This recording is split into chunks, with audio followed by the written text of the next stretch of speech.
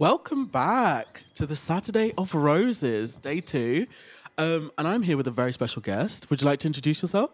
Yeah, I'm Matt Will Perkins, ex Roses Live, current doing other things in the media world. Yes, yes. Yeah, You, I good to be think, back. of all of the guests that, we have at these kind of events, you have one of the longest credential type situations. That just makes me sound old. Longest credential type situations. Come on. I just mean You that can say you've done old. a lot in a very Yeah, short yeah. amount of time. You do humours. I do student media awards for York. Yeah. This is Roses number 4. Okay. Roses number 4. Yeah. Of in person and then Yeah. unlocked, so 5. Okay.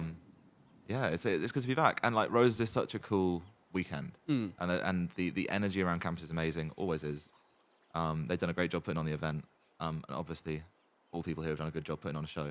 Yeah, yeah. So yeah, it's good to be here. Good. It's lovely to have you. Now, the reason we got you is because you are, like you mentioned, 4 roses now, or 4.5, maybe 5. This is 4. Come on, not Yeah. out. Yeah. Well, yeah, yeah. Okay, but yeah, we're there's saying the- unlocked. Yeah, sorry, yeah. Exactly, exactly. And you're a little bit of a roses expert. You're like you're the student media like quasi historian Yeah. sort of going on here. Still making me sound old. You're actually not that much older than me, from what I I'm not, remember. basically. No, we're like basically the same age. Yeah. But it's the good Jokers alumni. Yeah. Of course, of course. So, my first question to you is: of the roses you've done, which one was your favourite and why? Ooh.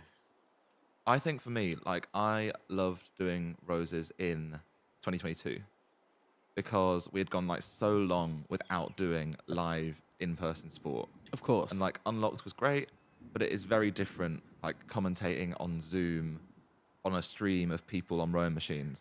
Like it was better than anything any other uni did Okay. during that COVID time, genuinely. Yeah.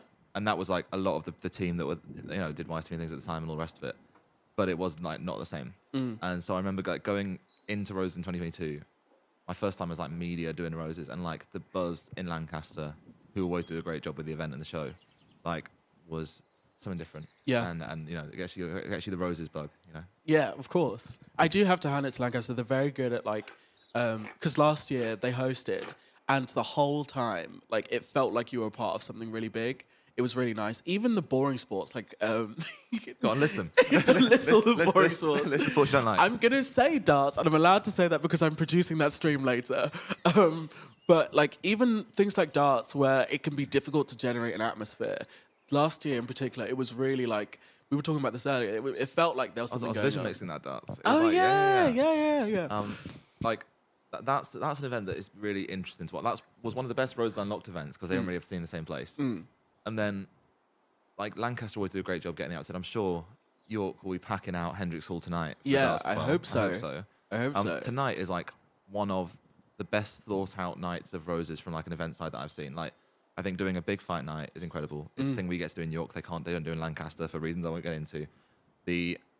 And also having the darts on at the same time. And there's some great sport going on in the afternoon. It's Netball Wednesday, which is always a massive event here at Roses. There's Of course.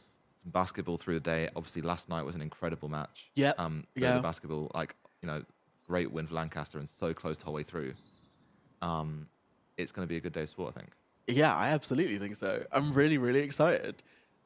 Right, so because it's the morning of, Yeah. we're going to have to do the usual explaining how roses work, the little introduction. So you can correct me if I'm wrong, because you should know this all off the top of your head, obviously. But essentially, the way that roses works is each fixture holds an amount of points, and whoever wins the fixture gets those points added to the university's total. So the first side to reach 172.5 points is declared the winner. And this could happen at any point this weekend, so stay tuned. Stay tuned. Stay tuned. I'm looking at every camera just in I'm case. staying tuned. Yeah, please Okay. do, yeah. So here on Channel 1, we will be showcasing all of the best fixtures, all of the best fixtures that we can get our hands on at the right time. But yeah, we'll be showcasing key fixtures, giving you interviews like this one, yeah, some games. If you were tuned in last night, the games got a bit heated. It did, yeah. At one point, I was arm wrestling Francis, another one of our presenters, who I hadn't met until yesterday. And you're straight into the arm wrestling. Yeah, of course. Yeah. We also shared a meal earlier, so I'm getting very intimate with with my co-presenters at this point. There you are. I mean, Nothing wrong with that. guess. But yeah, we'll be doing some games, some interviews, some roaming reports as well. We did that yesterday too. I was very tired. But that's the joy of Roses, isn't it? You're not allowed to sleep properly at Roses. No, Come of on. course Yeah, not. yeah. No. So yeah, reports, highlights, interviews, games. What else have we got? I think that's everything. And lots of sport. Yeah, and lots of sport. We've got all of the Roses all the of the time. So this is the best place to get coverage of the entire tournament. So stay tuned. Don't go anywhere. Yeah, that's I mean, what we want. and it's a close competition. There's a lot. Today is like the big day for sport. Yeah, Like absolutely. the score that we can see at the moment could change massively by the end of the day. Yeah, And yeah. there are a lot of fixtures still to play for, aren't there? There are. So these are the scores on the doors currently. We've got a handy little TV graphic here. So York is at 51 points, and Lancaster is at 87, which is way better than we started on yesterday. Yesterday it was like basically nothing had been done yet, so there was still loads of points to play for. And I guess there still are, to be honest. Like this is Super Saturday at Roses. Yeah. This is a proper big day of sport at Roses. Yeah, exactly. I feel like I'm commenting on the like Premier League. I feel important. This is important. Yeah, This is I Roses. mean, Important. you're right. You're right. Yeah. This is the largest No, go on. You've got to say it now. largest inter-university varsity tournament in Europe. Yeah. Take a drink. Yeah. Yeah. We're gonna say that every 10 minutes on this channel. Oh, there you are. Yeah. Stay tuned for that. Yeah. Okay, so I should also say that the Roses coverage that we are so proud to be a part of is brought to you by the student media of York and Lancaster. It's a little coalition, but instead of unlike the government, this one works. And we have Wires TV and LA1 TV, as well as Bellrig FM and URY on radio. Noose and Scan providing live updates on the Roses live website. Yeah, it's a big day for us in particular. And I know I went on a bit about that a little bit yesterday as well, but like it's really a big day for student media too. I've been running around with like cables and things this morning. So now I'm mainly just here to escape. But like it's a massive day of coverage, and obviously it's all on roseslive.co.uk. Yes, and, of course. Like, the amount I work in a media job now. We would not do like 7 simultaneous OBs. So the fact that you can catch that all on Roses Live, all the live sport, all the time, is massive. And like you can watch here and you get all the best bits. You can find your own way through the Roses world on roseslive.co.uk. There is nowhere else to be. It's crazy. It is crazy. I think one of the joys of being at uni is getting to be part of something like this, where the limit is purely health and safety, and also how much you're willing to like put into making it happen. Yeah, some health and safety. Yeah, some health and safety. You know, we're a little bit flexible with some of those rules. Yeah. Just don't tell Jeff. He'll be fine. Hi, Jeff. Hi, Jeff. So also today is Women in Sport Highlight Day. So we picked the biggest day of Roses, and we're also spending today like highlighting what it means to be a woman in sport, and in particular some of the women-led sports in like that are competing today. So we'll be showing all of the key fixtures today. Obviously, we mentioned netball already, but it's not just that. We've got a handball coming up very, very soon.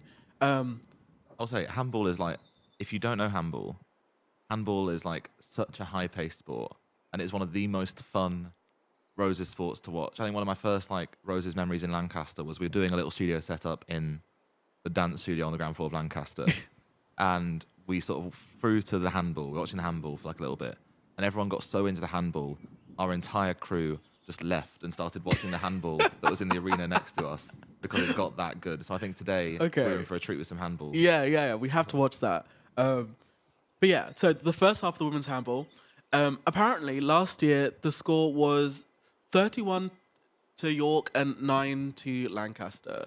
So maybe it'll be another York win. Maybe there'll be a Lancaster upset. Who knows? Like the form goes out the window in these types of games. You know, like it is. You play a full season, and like I don't know, like people who've had the chance to go to Bucks games, and like there is an intensity to it, but nothing compares to like having a crowd that is as loud as like, especially for some of these sports that will not normally get this type of coverage and this type of crowd. Yeah. And people who are just going around looking for something to watch and are getting very into the sport. Like for those players in handball, there is nothing that compares to like a Roses match. Yeah. And so you see like teams that should not be competing where they are, if the right team can take advantage of that or someone else gets nervous, literally anything happens in these games. Yeah, you're absolutely right. Like yesterday with table tennis, the big one that they were really proud of is the fact that they'd won their first like fixture in a very long time. I think it was the seconds. The York Seconds had won their first fixture in a very long time. And one of the things that the interview we had on yesterday, it was Francis interviewing him, so I don't know too much. But as he left, he said, maybe we'll get some more attention on table tennis now.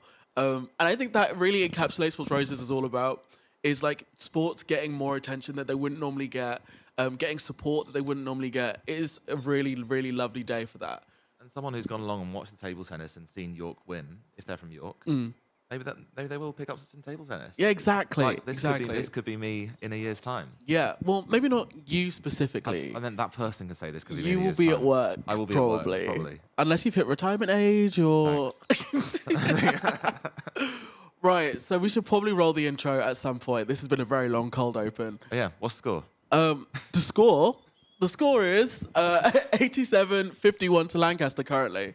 But and you're watching Roses live. You are watching Roses live. Ooh.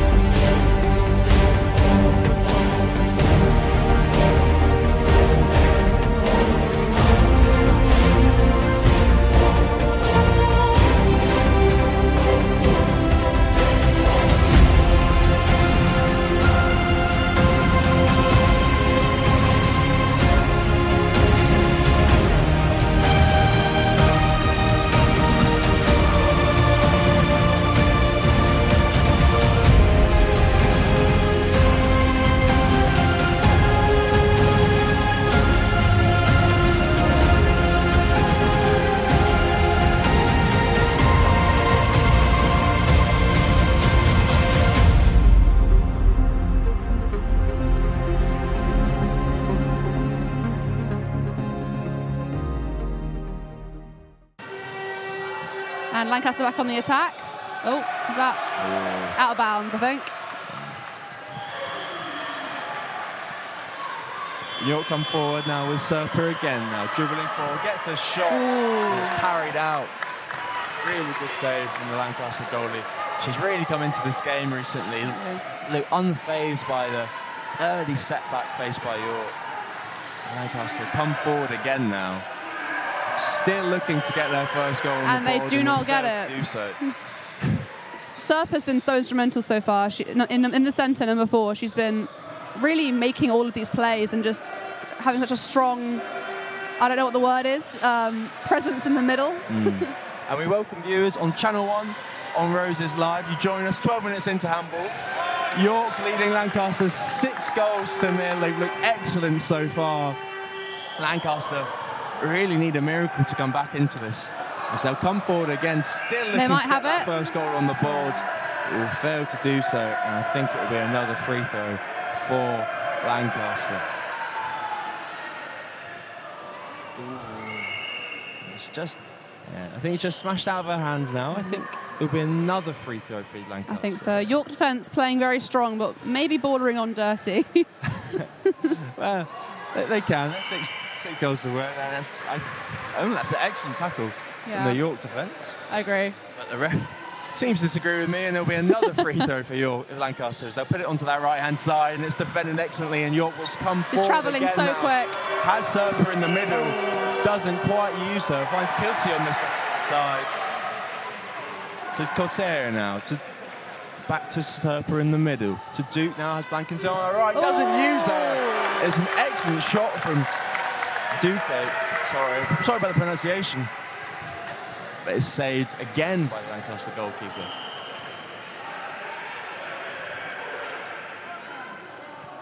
So they'll come forward again, favouring this left-hand side now, Lancaster, and they will gain another free throw. Quite a few free throws for Lancaster so far.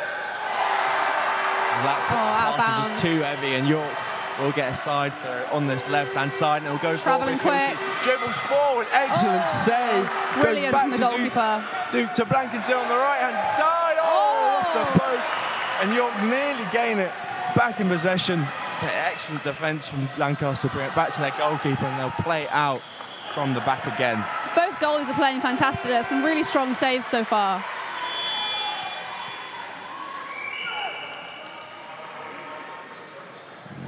Lancaster will take it from the right-hand side now. Another York foul. Common theme, that and York scoring. 15 minutes in here. Oh, saved by York Lancaster again.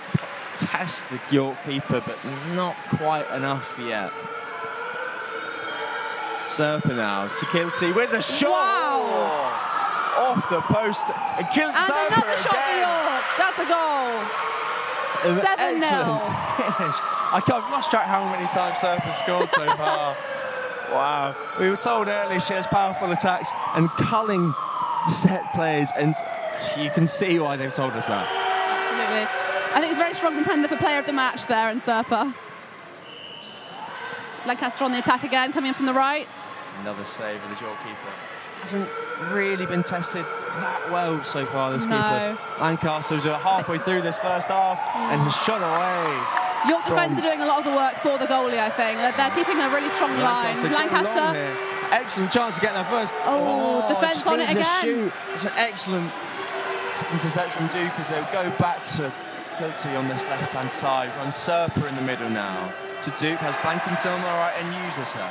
Back to Duke to Kilty now. Serpa on this left-hand side. Defender. Another goal for Serpa. Another goal for Eleanor Kilty. 8-0 to York now. And I think York have taken it, Lancaster have taken a timeout. And I can see why. They'll need to regroup here. As it's been a dominant first half. First half of the first half. Yeah. York defence are just absolutely pummeling the Lancaster attack. There's been barely a real save for our goalies so far. The defence have been so strong. But the Lancaster goalies are doing great. Oh, yeah. Lancaster goalies made some brilliant saves too. There's been some unlucky ones as well, bouncing off the post. But it is still 8-0 at the quarter mark. If you're in this Lancaster huddle, what are you saying to this team now? They'll be down an 8-goal deficit here, but I think you've got to say just Mark Serpa. Mark Serpa and Kitty. Yes. Keep them away from the goal. Yeah, Lancaster do have a big crowd here. They just a bit quiet so far, dare I say. Great support for Lancaster out here. Really good. And back into it. Here we go. Everyone's get back on the pitch. Now, the scoreboard hasn't been updated yet. I'm pretty sure it's 8-0. But the scoreboard we're looking at. We've said it now, but... We've said it now. I believe we get I believe it, yeah. Maybe one of them's discounted. I'm not sure. Who knows? I didn't see the call, but... And it looks like York have made a few subs, and the Kilty brought off. As Lancaster will be very happy, I'd imagine, with that substitution. Really dominating. Lancaster start on the attack, heading up towards the goal. 96 to 10. Coming in strong from the right. And it's a goal for Lancaster. And Lancaster get their first goal. The Lancaster stands have gone wild. There's so much support here for the red team. Maybe they were listening to you, Phoebe, in that team talk. What was said could have come back beyond. On this left-hand side now. Serpa on the left-hand side.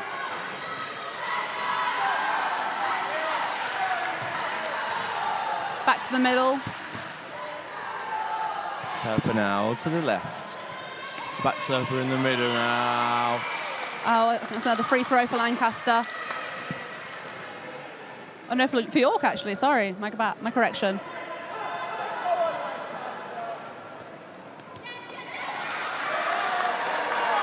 Lancaster move up on the attack again, moving quickly down the field. 96 goes for a shot.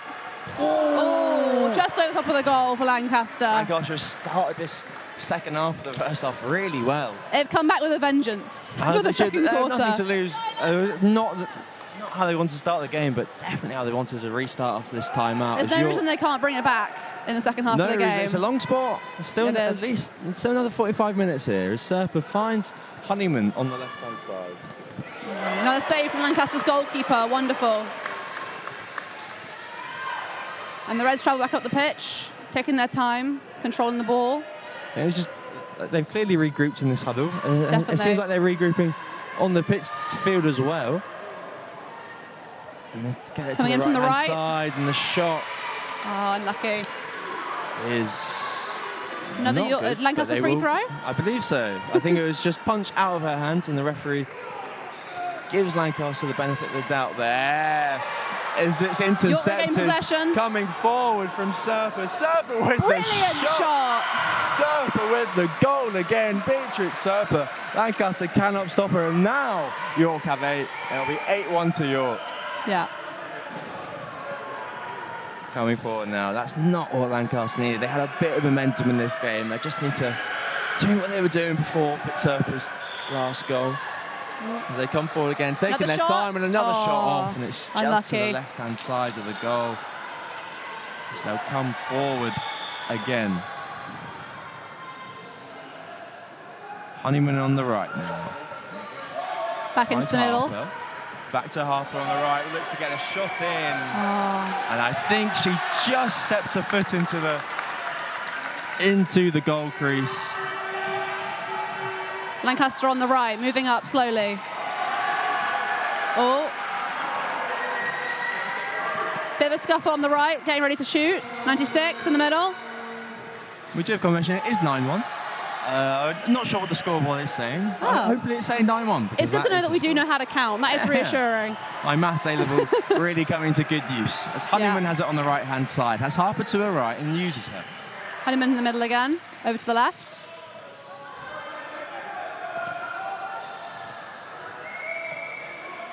And it looks like Eleanor Kilty brought on here for Beatrix Serpa. It seems a like-for-like substitution, especially in quality.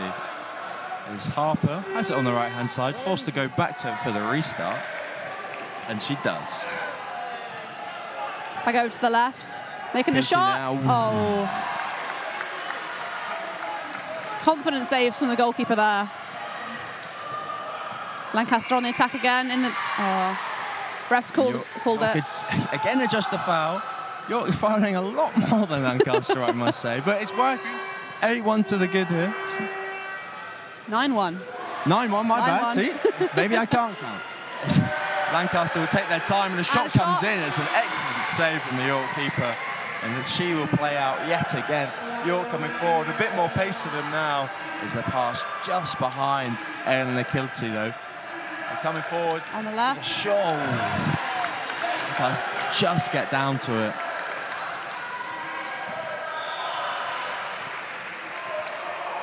Lancaster on the attack again. Oh, just wide on the left. Quick recovery time for York. They're heading up the pitch almost straight away from the goalie. Well, they're trying to use that momentum that they have since their last goal. Lancaster did start after the timeout the better side, but they've just faded away a little bit. As Honeyman tries to find Harper, doesn't quite get that pass to go, and that is holding on to Honeyman. As York will come forward again on this left-hand side, and they'll get the shot off. Oh. And it'll be a Just hit the goalkeeper outside of goal. the net. Really good save. It's an unfortunate angle that to shoot from. Lancaster going again. Another free throw for York, Lancaster, it looks like.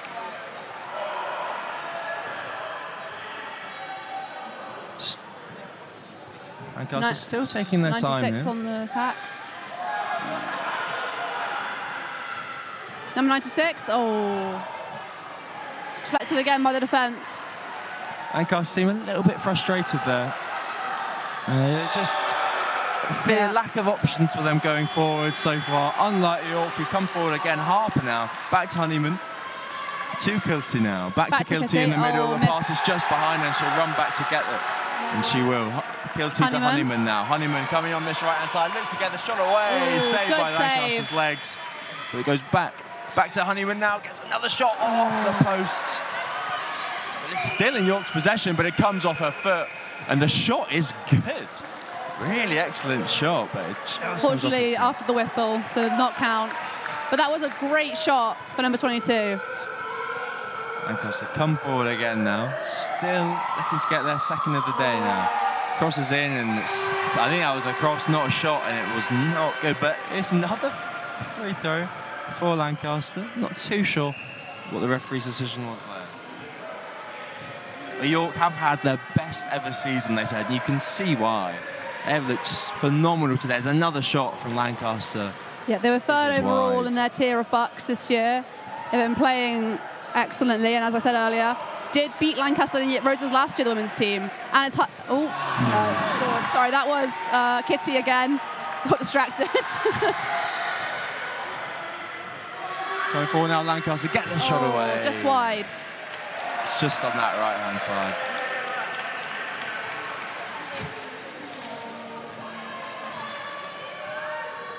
York coming forward again now. Kitty in the middle to Honeyman.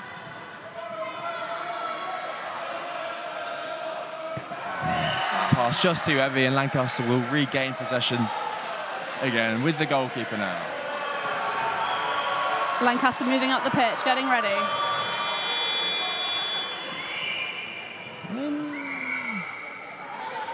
A few more Lancaster fans fading in here. Mildly blocking our view, but I'm sure we'll get onto it as Kilty comes forward again. Another shot.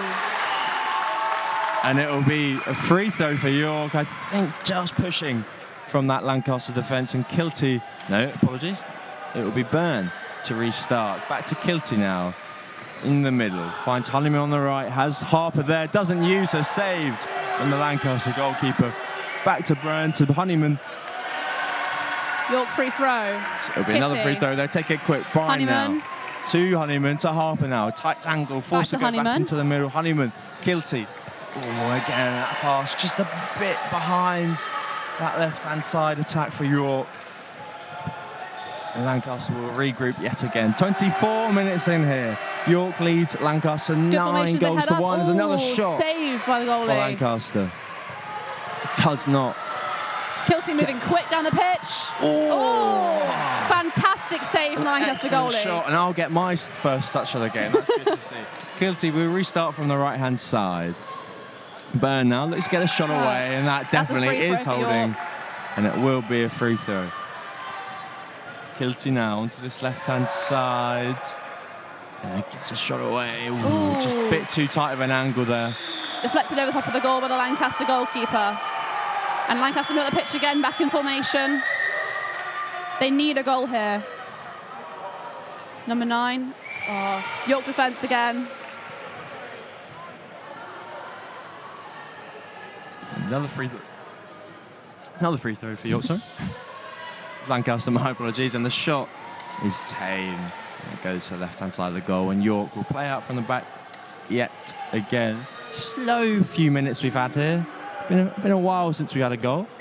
As travel from York, and it looks like Serpa replaces Kilty yet again. I don't think Serpa was expecting to come on there, but she is. They've rotated them out pretty quickly there. And they're both doing the same job. They're both doing some great, quick, powerful plays up through the centre, creating opportunities for other players as well, which is really impressive. I'm unsure what's going on here. York timeout? Lancaster remain on the pitch now. Okay. As it looks like both Serpa and Kilty are now off the pitch. A bit of confusion there. Anyway, Lancaster will hope to utilise 2 excellent players for York. I mean, this whole team for York's been excellent so far today. Yeah, they're absolutely dominating the pitch right now. And there's some really ooh, that was weird.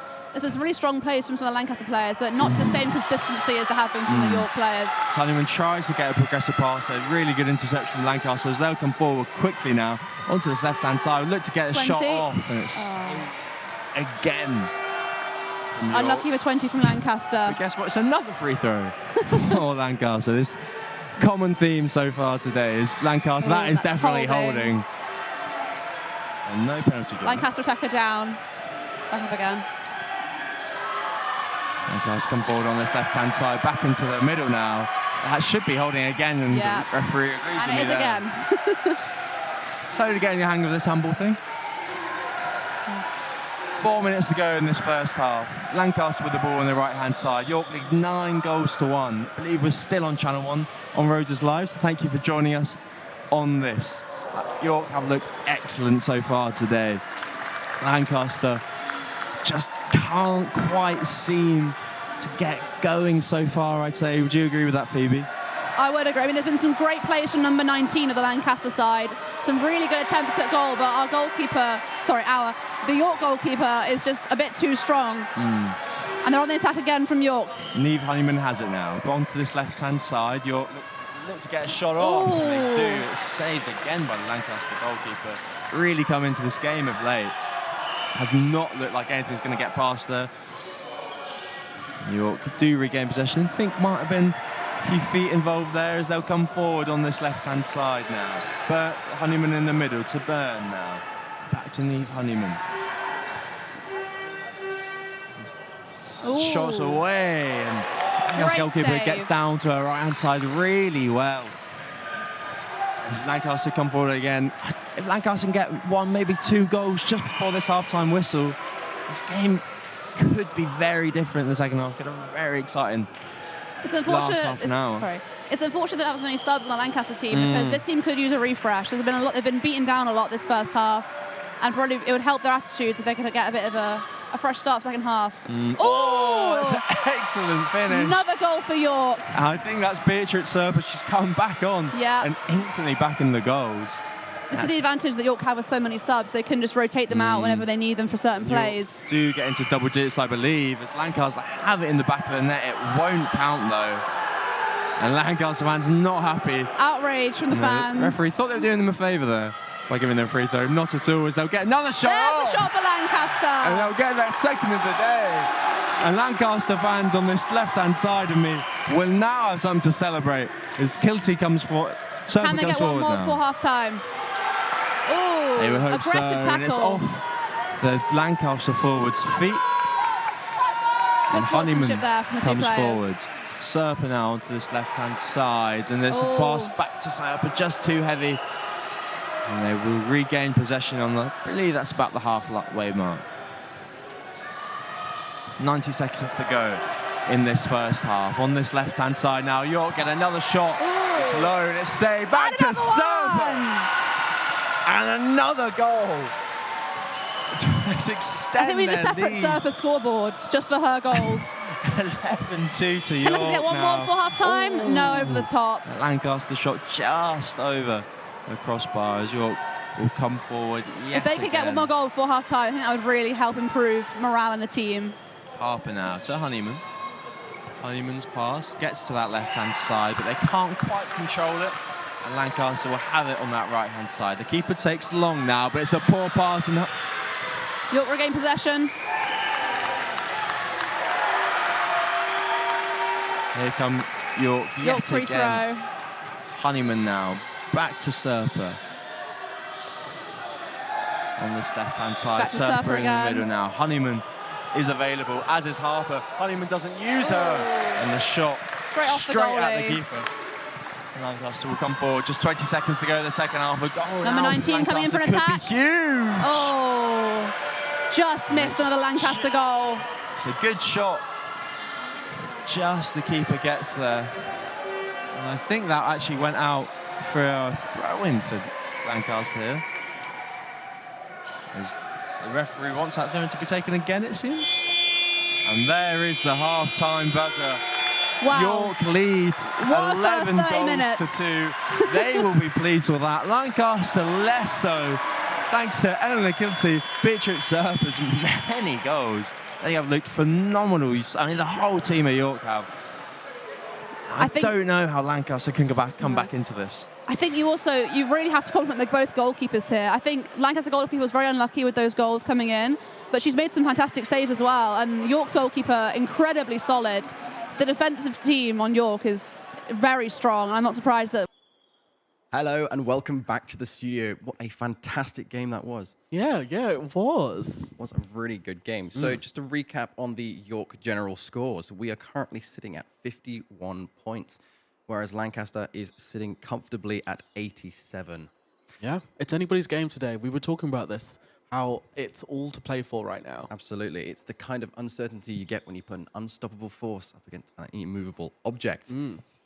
So what we have coming up later on, we have a little bit more handball.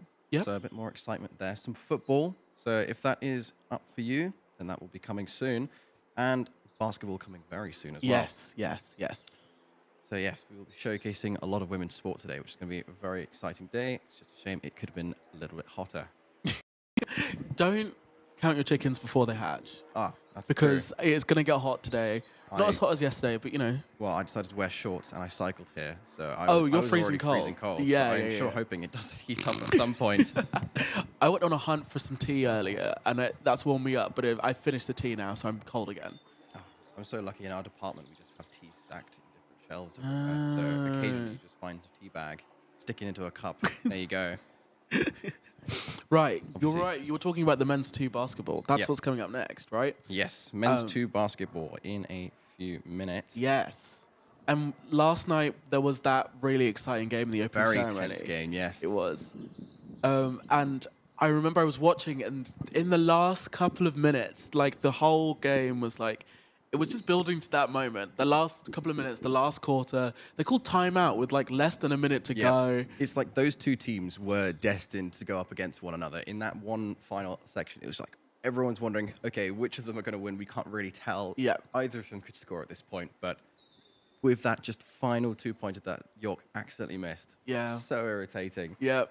I feel for them, but I think there's something to be said about like enjoying a match where you're very evenly matched, because it feels like you left it all out on the court, you know? No, I can definitely understand that. And I'm sure the basketball team are furious with the score or the outcome, and so they will definitely be looking to get that back. Yeah, of course. Well, like we said, it's all to play for, and the men's seconds is coming up very, very shortly. So stay tuned for that. Yeah. Unlucky. Yeah, that's the end of the first half. Okay. So, updated score. The scores on the doors. 36 to Lancaster, 19 to York. Currently, Lancaster are winning this game, but of course there is a whole other half to play. We do not know what's going to happen. Yeah, it's a big score difference. We're going to need a serious comeback in the second half.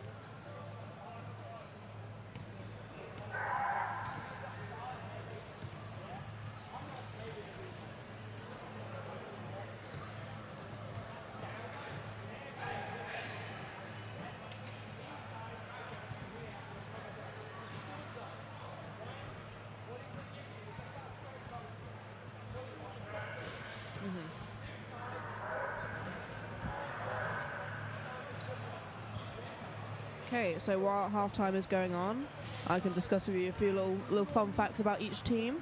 I'll start with Lancaster when my phone works, because that's where my information is. There we are, lovely stuff. Right, okay. Lancaster. Okay, so the captain is Finn van Breugel. That's a very cool name. He is shirt number 96, and he plays shooting guard. He is 20. He is in his 3rd year of study, and he has been unbeaten the last 2 years at Roses. And he studies environmental something. It doesn't say, it just says environmental S. Environmental studies, I'm assuming? Or environmental science, maybe? I guess we'll never know. Of course, we have other players. Player 88, Damian Phillips. He's had the ball quite a lot of the time.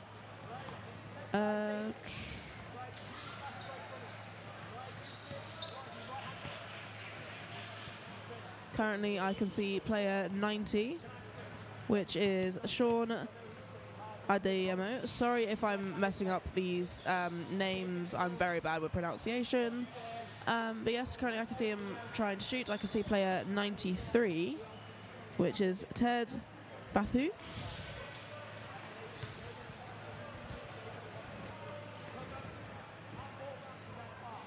There are 3 Lancaster players in their first year, so I'm assuming it will be their first Roses. Yes, first time playing. There are 3 second years playing, and they would have been unbeaten the last 2 years because, of course, Roses have won the last 3 years of Roses. No, sorry, Lancaster have won the last 3 years of Roses. That is what I said. Sorry. I do have a very bad habit of messing up my words. I do apologise for that. And then we have 6 third-year players. This will assumingly be their last Roses, assuming that they will graduate and not do a Masters at Lancaster. But if Lancaster is to win this year's Roses, all of the third years here would have won every single Roses that they've been to, which is quite impressive, I will say.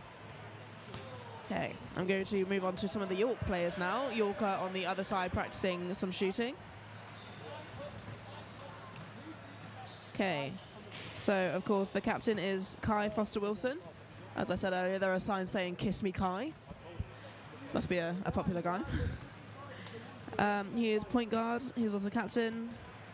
He is in his second year of study. He studies law. He has 6 years of experience of basketball outside university. And he grew up in Australia and Singapore before moving to the UK. Very interesting. I would really like to go to Australia, actually. We also have other players, like, for example, player 18 has been very on the ball.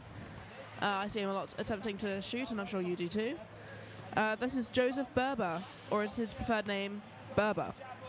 He plays centre. He is the youngest player at age 18. He is Turkish. He's in his first year of study, studying computer science. He has had 8 years of experience outside university for basketball, and he met Julian Casablanca, who I'm assuming is a basketball player of some sort. I don't know who Julian Casablanca is. I'm very sorry. Currently, the teams are practicing some shooting and doing some sort of drills.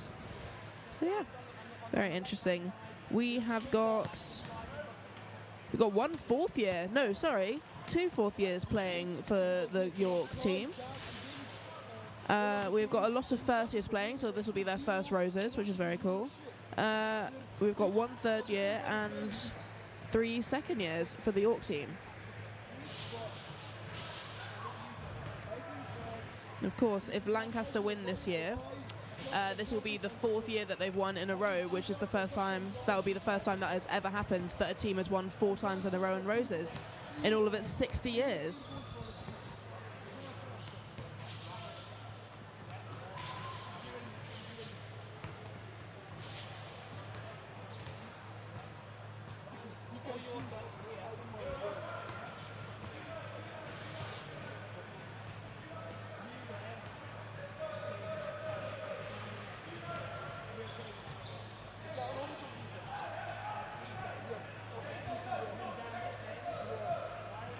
Just to give a current update on the overall Roses score, Lancaster are winning overall with 87 points to 51. I don't actually think that's changed since yesterday. Of course, York has had some brilliant wins. They won the women's threes football game 8-1, which is very impressive. I do believe that is a record. And then the women's twos football won 2-1. So there are some games where York are having very good wins, but there are also other games where Lancaster are having very good wins. Of course, yesterday it was the men's 1 basketball game where I believe there was only a 2-point difference. It was very close, but Lancaster just pipped it.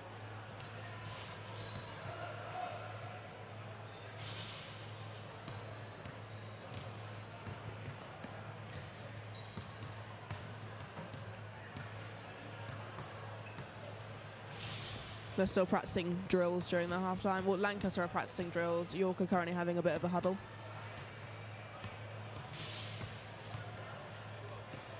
They do make it look very easy, I will say.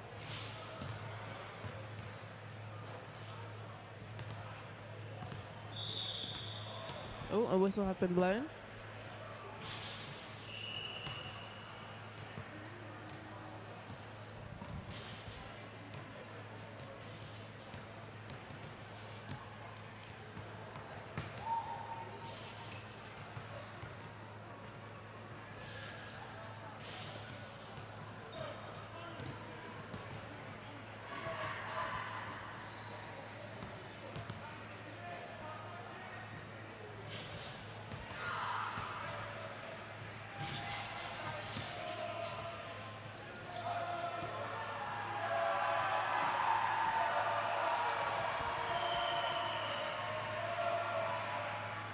Something has happened on the other side of the arena.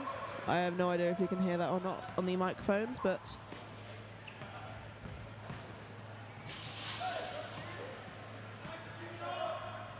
I believe it is handball that is being played on the other side of the arena. I believe, I could be wrong. But all I know is that on the scoreboard it says home 10, guest 2. So I'm assuming that means York is winning whatever game that is, assuming it is handball.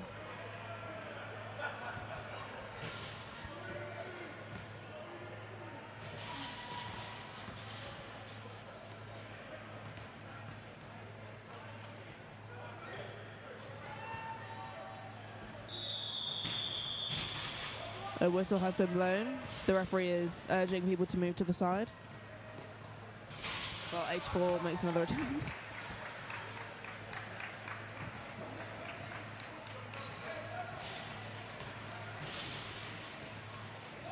Oh, a basketball has been stuck by player 93. Oh, he managed to get it unstuck, it's fine.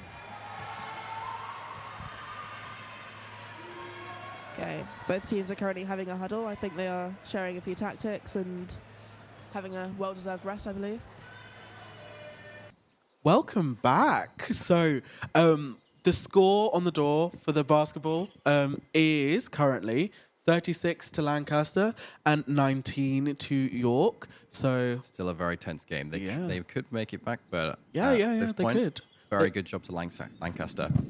And then also, to let you know some of the other things that are going on today, we have ballroom and Latin dancing in Vanbrugh Dining. So if you're around on campus, listen up. Maybe this is the place you're going to end up. Yeah, maybe if you're looking for it. Yeah. And I also think that the Vanbrugh Arms is open currently, so you might be Oh, able to yeah, get a pint also. If it's not too packed in there already for Yeah, everyone yeah. watching Roses. Of course. And then, so we've also got the darts and the VC darts later in Hendricks Hall. So I'm producing that, so you absolutely have to come along. Producing that. I am producing that. Okay. Yeah, Very I hope interesting. it's going to be good. Yeah, it'd be awesome. Generally, darts takes a while. You know, it starts at 2:30. That's when we'll start live streaming it. It's the Vice Chancellor's fixture first, I believe. But it is so exciting. Right. If everyone buys into it. That's one of the things. Yeah, I can imagine if you have everyone's just like, ooh, the whole tension builds as this Yeah. one person's just about to throw that last dart. I can imagine that'd be pretty cool. Exactly.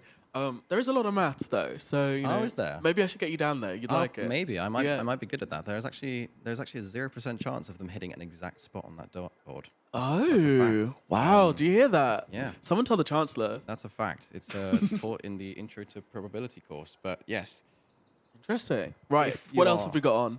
we have a few things going on today. Yeah, go on. If you are looking around on the Roses Live website, we also have women's rugby on pitch 12, 13, and on 22 acres. 22 acres and loads of field hockey over on the JLD. JLD. So if you're looking around on the Roses website, you're on channel 1 right now. We'll signpost you to whatever you're looking for. And yes, of course, later on we have some fencing and badminton, which I hear Ben is a big fan of, going on in the main hall. So if you're looking for some of those sports, you know where they will be. Fencing is always really cool to watch because you imagine it's just sort of sword fighting. Yeah. And then like you find a little bit more about it, you know the rules. So then you're like, It's more like a dance really that you have to perform well with each one another. You can't really Exactly. slash at them. You have to just it's a sharing kind of sport. Yeah. I think it's because the blades aren't sharp on the sides, only at the tip. Yeah. Which feels like an unnecessary Yeah, handicap. it feels unintuitive, but it does go for a very fancy looking sport. Yeah. Okay, so we are going to be going into the women's handball for the second half.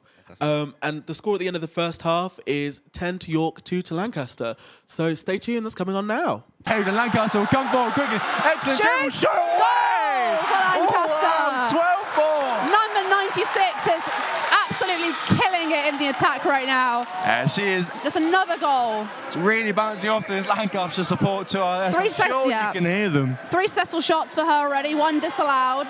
But that's another 2 goals for Lancaster's total score. Lancaster started the second half Pass really and well, Serpa. but as have York on this back right-hand side to Blankinson now. Blankinson Back to has Serpa Serpa. and uses her. Serpa will look to get a Oh. shot away and does! Oh! 13-4. And those Lancaster fans have got a little bit quieter now. 13 goals to 4 for York. Really quick start in the second half. Already about This 5 half might be goals. more intense than the first half. I and didn't that's think that saying was possible, something. but somehow it is. Lancaster managed to keep it on this right-hand 96 side. again, here she comes. Back again. Shoots. Oh, it's really York good block and defence. save. Manages to just keep it in her hands, and Serpa will bring it forward slowly. Oh, that's definitely holding from 96 on Haas. York defence deflecting very strongly. Saved some brilliant shots from number 96. And we welcome viewers again on Channel 1 on Roses Live. York leading Lancaster 13 goals to 4. About 5 minutes into the second half now. Really good game, fast game, and especially in the second half, both teams really going at And hammers and Blanks on the tongs. right. Saved by the Lancaster goalkeeper. That was Straight great to take into a her shot from there, hands. but Lancaster will come forward now. Back to 96. holding. Getting really Yeah, that's holding. running past Haas. She's desperate for a goal, and Haas does bring Free it throw down. for Lancaster, it looks like. Be another free throw. And the Vuvuzela goes again.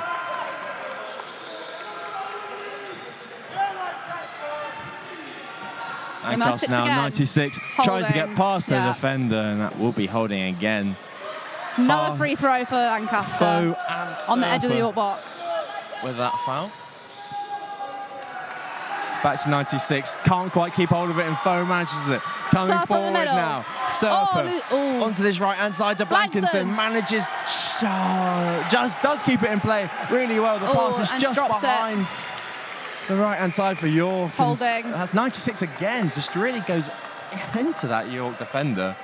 It's quite unsportsmanlike as Foe just falls out of her hands, and it goes back into Lancaster's possession, and they'll come forward again now. So taking it slow up the pitch, taking their time. Again, that's holding from Foe. There'll be yet another free throw for Lancaster. 96 puts it to this left-hand side now. Tries to fight 96 Ooh. again and does keep it. And another free throw for Lancaster. My, oh my. Number 20. Saved by York again. Yeah, it's a really good save from the keeper. She's coming forward. She brings it forward now. Serpa to this left-hand side. That's Foe, the Frenchman to her left. Frenchwoman, I should say, to her left. My Serpa apologies. again in the middle. Oh, tackled by Lancaster. Oh no, back to York. Saved by York Just for kept Lancaster out. again. But York will win a foul there. Yeah. Again. This Vuvuzela isn't that for the basketball anymore. This is now. For Yeah, the there's a very loud trumpet right next to us. I'm Oh, very it's a sorry. penalty to York. My apologies. Oh, wow. Serpa stands over it. It's very intense. Come on. And Goal scores! for Serpa. 14-4 for York Handball Women's. In just the 7th minute of the second half. I didn't see any yellow card be brandished from that referee there. So, of course, with handball, 1 yellow card, just a warning. Your second and third yellow cards, you will get a timeout, and the fourth a complete ejection. As York make a sub now. Haas back on, it seems. And a shot. Oh, it looks like Foe's Injury just to been number winded 20. there a little bit. Number 96 for Lancaster did go quite strongly into her. Lancaster still keep the ball now. Oh, Blankinson managed to keep it well, just not managed to Well go into that defended goal there. crease. And they'll come forward Up now. goes Serpa. Ooh, was that in the face? To the laugh at Serpers. Pass straight into number 5's face for York. And Lancaster come forward. Excellent dribble from number 96 Oh, again. 96. What a second half she's having. 14-5. Into the bottom right-hand corner. The Vuvuzela goes again. Something's happened in that half time. Atlantic's come out with a vengeance. She is powerful, she is quick, she is taking every shot she gets. And she's making most of them. Still a mountain to climb for Lancaster. Yes. Mountains are there to be climbed. Blankinson on the right-hand side now. Finds number 5, recovering from her injury. And that manages to get past the keeper somehow. I didn't even see that go in. Wow. I thought it hit the side netting. Clearly not. York moved to 15-5. Oh, do they? Well, it is Disallowed, it looks like. I don't know. I think, again, that's... Controversial, we'll see. Again, I'm pretty sure it's 15-5. Who knows? York defend well, and Lancaster forced to go out Pass to to the another back free again. throw. 96 going Goal in. for Lancaster. And it's another shot that won't count. Oh, no. Lancaster really not happy. This referee maybe a bit too trick happy. Apologies for any unsavory language you may have heard. On this left-hand side now, shot comes in. Saved by York. Gets her right hand to it. The shot comes back in And straight. again, straight to the goalie's into her hands. palms. Serpa comes forward now. So the official score still reads 14-5. We're not sure about that. There's been a few controversial goal calls, but we'll see. Blankinson on this right-hand side. Puts into the middle to Serpa. Serpa Now. Holding. Once, and I think holding there will regain the Free ball. throw to York again. Serpa a bit deeper now to Haas on this left-hand side. Foul on the left, doesn't use her. Back to Serpa. Now tries to find unlucky. Foe. Pass is just a little bit too heavy, and Lancaster will regain possession nearly 10 minutes into the second half now. It's been excellent. Really, both teams really at their best now. Oh. Serpa's deflected. Makes up the pitch. Oh, Blankson just misses. Blankinson Keeps manages it to in. keep it in possession now. Gets a Oh. shot. Oh, yes! Beautiful. Now York. it's 15-5. Now Lancaster York lead by 10. She almost dove to throw that. That was very intense. And Great Haas shot, leaves the York. field for Kilty. Kilty and Serpa back on. It's gone from bad to worse for Lancaster, it seems. They are slowly coming back, though. Every are. goal counts. 10-goal 19 to 20 deficit in the there. middle. Coming forward Free throw now for with Lancaster. another foul. Apologies for the buzzer you can hear. That's not... Oh, no, Oh, that buzzer timeout. was from our game. It'll be a timeout. Unsure who called it. A timeout nonetheless. About 10 minutes into this second half. It's been excellent. Really, really What good an from both intense sides. game. We thought this first half was good. It's had with nowhere near Only as much on gotten the second better. half. I've never seen a game quite as fast-paced and intense as this. They're just I'm going back tired. and forth, goal to goal. I'm tired even watching this. Yeah. Wow. Number 96 is, I don't want to say carrying her team, but she is. She's come out a new really- woman. Yeah. She's looked absolutely excellent for Lancaster so far. Yes. I think that Lancaster coach might just be moaning towards the referees there. There were some very unfortunate disallowed goals there. I mean, And obviously it's not our call, but it's not our call. There were a this few is that both I'm of our not first sure time about. watching handball. It does seem unfair towards Lancaster. 3 times number 96 had it in the back of the net, beating Say. Have not counted, but she has scored she has scored 3 a good times number the of second times. half. Already got her hat trick. Must have been a great talk in half time because she has come out It was that fan, on clearly. a warpath. Everyone's coming back on now after the timeout. And it looks like she's came off. It does. Number 96 for Lancaster. Interesting move. Well, that's a surprise. Unsure why. She's ran into the stands, it seems. An interesting decision from Lancaster as they'll get a free throw now. And they will Here we go again. start us off with 19 10 in the minutes middle. in. This right-hand side Oh, pass is just missed it. behind Lancaster. Keep possession though. Holding, I think. Yeah. Quite a lot of holding from York. Yeah. Very strong defence. Oh, The goal shot saved. comes in, easy save, and Serpa will come Oh. forward. And just manages to be kept on. Back to Serpa in the middle. Serpa a bit frustrated there. Finds Kilty on this left-hand side. Serpa now back to the right to Blackson. Blankinson. Serpa will look for a shot. Won't. Guilty. Saved. Goal throw. Lancaster moving up the pitch again, slowly taking their time and getting organised in position. Well, Lancaster have already scored more than last time these two teams faced in Bucks, where it's 16-3. York just one goal behind. I think it's been a better game, not that I was there. But already see, I don't know how any game can be better than this one. It's a shot, stings the palm of saying Blankinson will come forward. They look a lot more well matched than they did in the first half. First half, York were definitely dominant, and now it seems a fairly even skill level, which is really interesting to see. I wonder if that's the break. Lancaster, of course. Well, now they just seem to have that one sub with 96 running into the stands.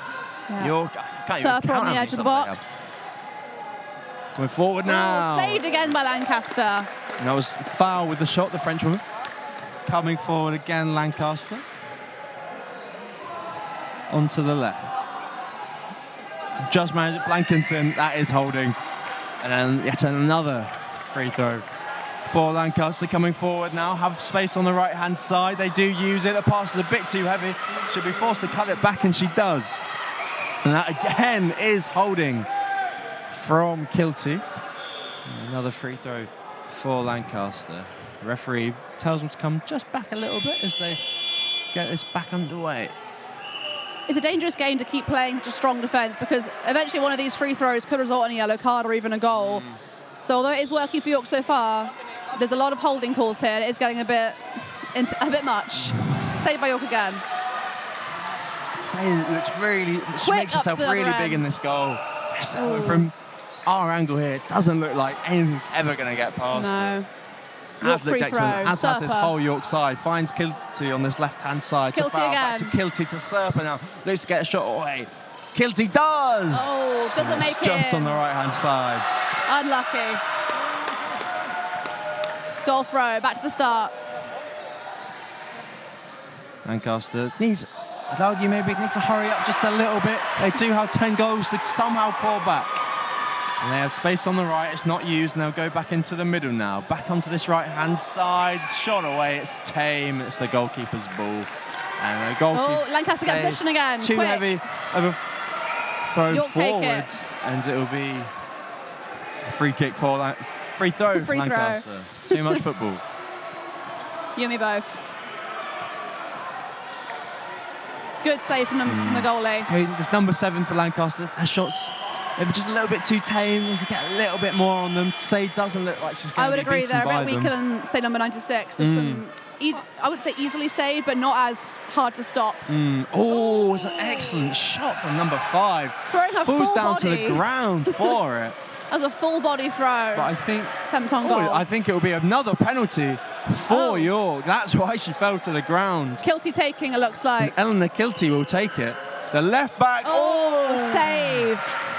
Excellent Good save. save. Just gets her fingertips to it, the Lancaster keeper, to put it onto this left. And Lancaster approach again come on the forward attack. again now. Onto the right, number 7. There, and that will be holding on from foul again. Got a much better angle of it now. Definitely. Much better angle of this Conceal the holding. fouls. I've lost track of how many times York have held.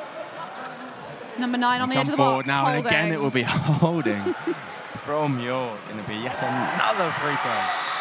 So take it quickly, back onto the space on this right-hand side. Not using it, it's There it is holding. again. Yet again. I like a holding counter as well as this. It's a Serper goal counter and a holding count. Yeah, it's 2 stats I'd love to see. Where's Opta when you need? Another free throw for Lancaster on the edge of the York box. Over to the right, This number right-hand 20. side. Back into 19. Holding. Holding again. We're getting the hang of this now. We can tell when it is and when it's not. Excellent spot, I must say, as York regain possession. Makes the attack to Serper Kilty. finds Kilty on this left-hand side, dribbles He's on her own. forward, and that should onto be a the foul. ground. And it will be, and York will have a free throw for themselves. Kilty And they to will take it Sherpa. slowly. About 15 minutes to go in this to second Kilty. half. 10-goal deficit remains. Sherpa again. As Kilty, Serper, sorry. Another goal. Not a surprise at all. I'd see what's more. Who's got more, Serper goals or York holding? I mean, Serper and Kilty are such a powerful pair. Once they get a good pass streak going, they're pretty much unbeatable. Oh, saved by York. And York look to come forward quickly on this right-hand side now. Finds Blackinson now. Blackington. Over to Serpa. Oh, That's another excellent. one for Serpa. Brilliant jump and throw there. She was miles in the air over the top of the defenders. Into that bottom left-hand corner. And Beautiful. the scoreboard says 16-5. I question whether it should be 17, maybe more. There's been a few questionable decisions, few questions. but we'll see. We'll see. We're not experts. Frankly, maybe it doesn't hugely matter.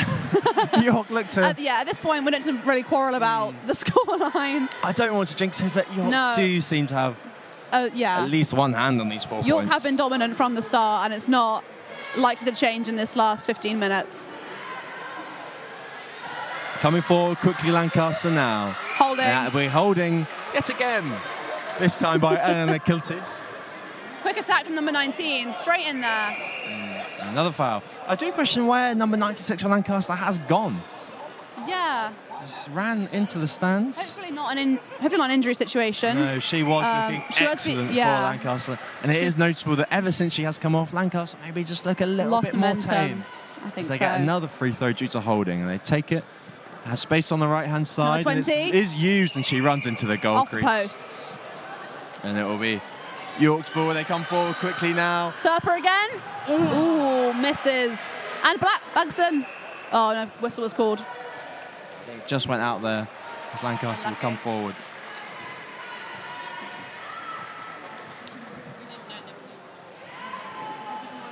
Still with Lancaster onto this right-hand side. Number 7 now. Excellent interception from Kilty.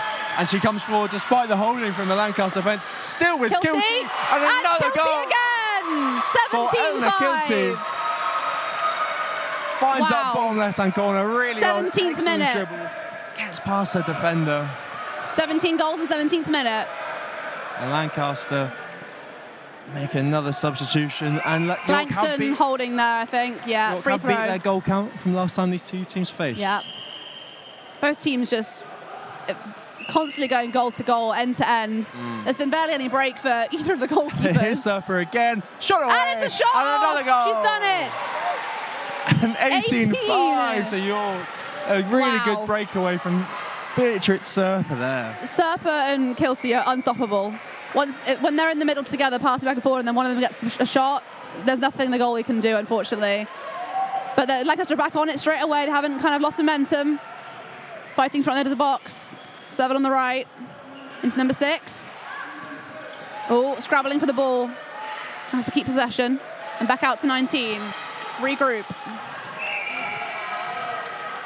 Beatrice Surfer and Eleanor Oh, Kilty. no, goal throw. Ooh, there we go. And it'll be a timeout. Quarter time. There we go. And Wow. I've just had a look. Beatrice Surfer and Eleanor Kilty. I'd argue, unsurprisingly, York's captains here. Yeah, that makes sense. Beatrice Surfer from Brazil. Long commute for her today. Eleanor Kilty, I don't think so. French. And now I'm sure she's come all the way Definitely. from Brazil just for this game. And boy, was it worth it? She's looked excellent. And about, I'd say, just over 10 minutes to go in this game. Just about. Can you see any way of Lancaster coming back into this one?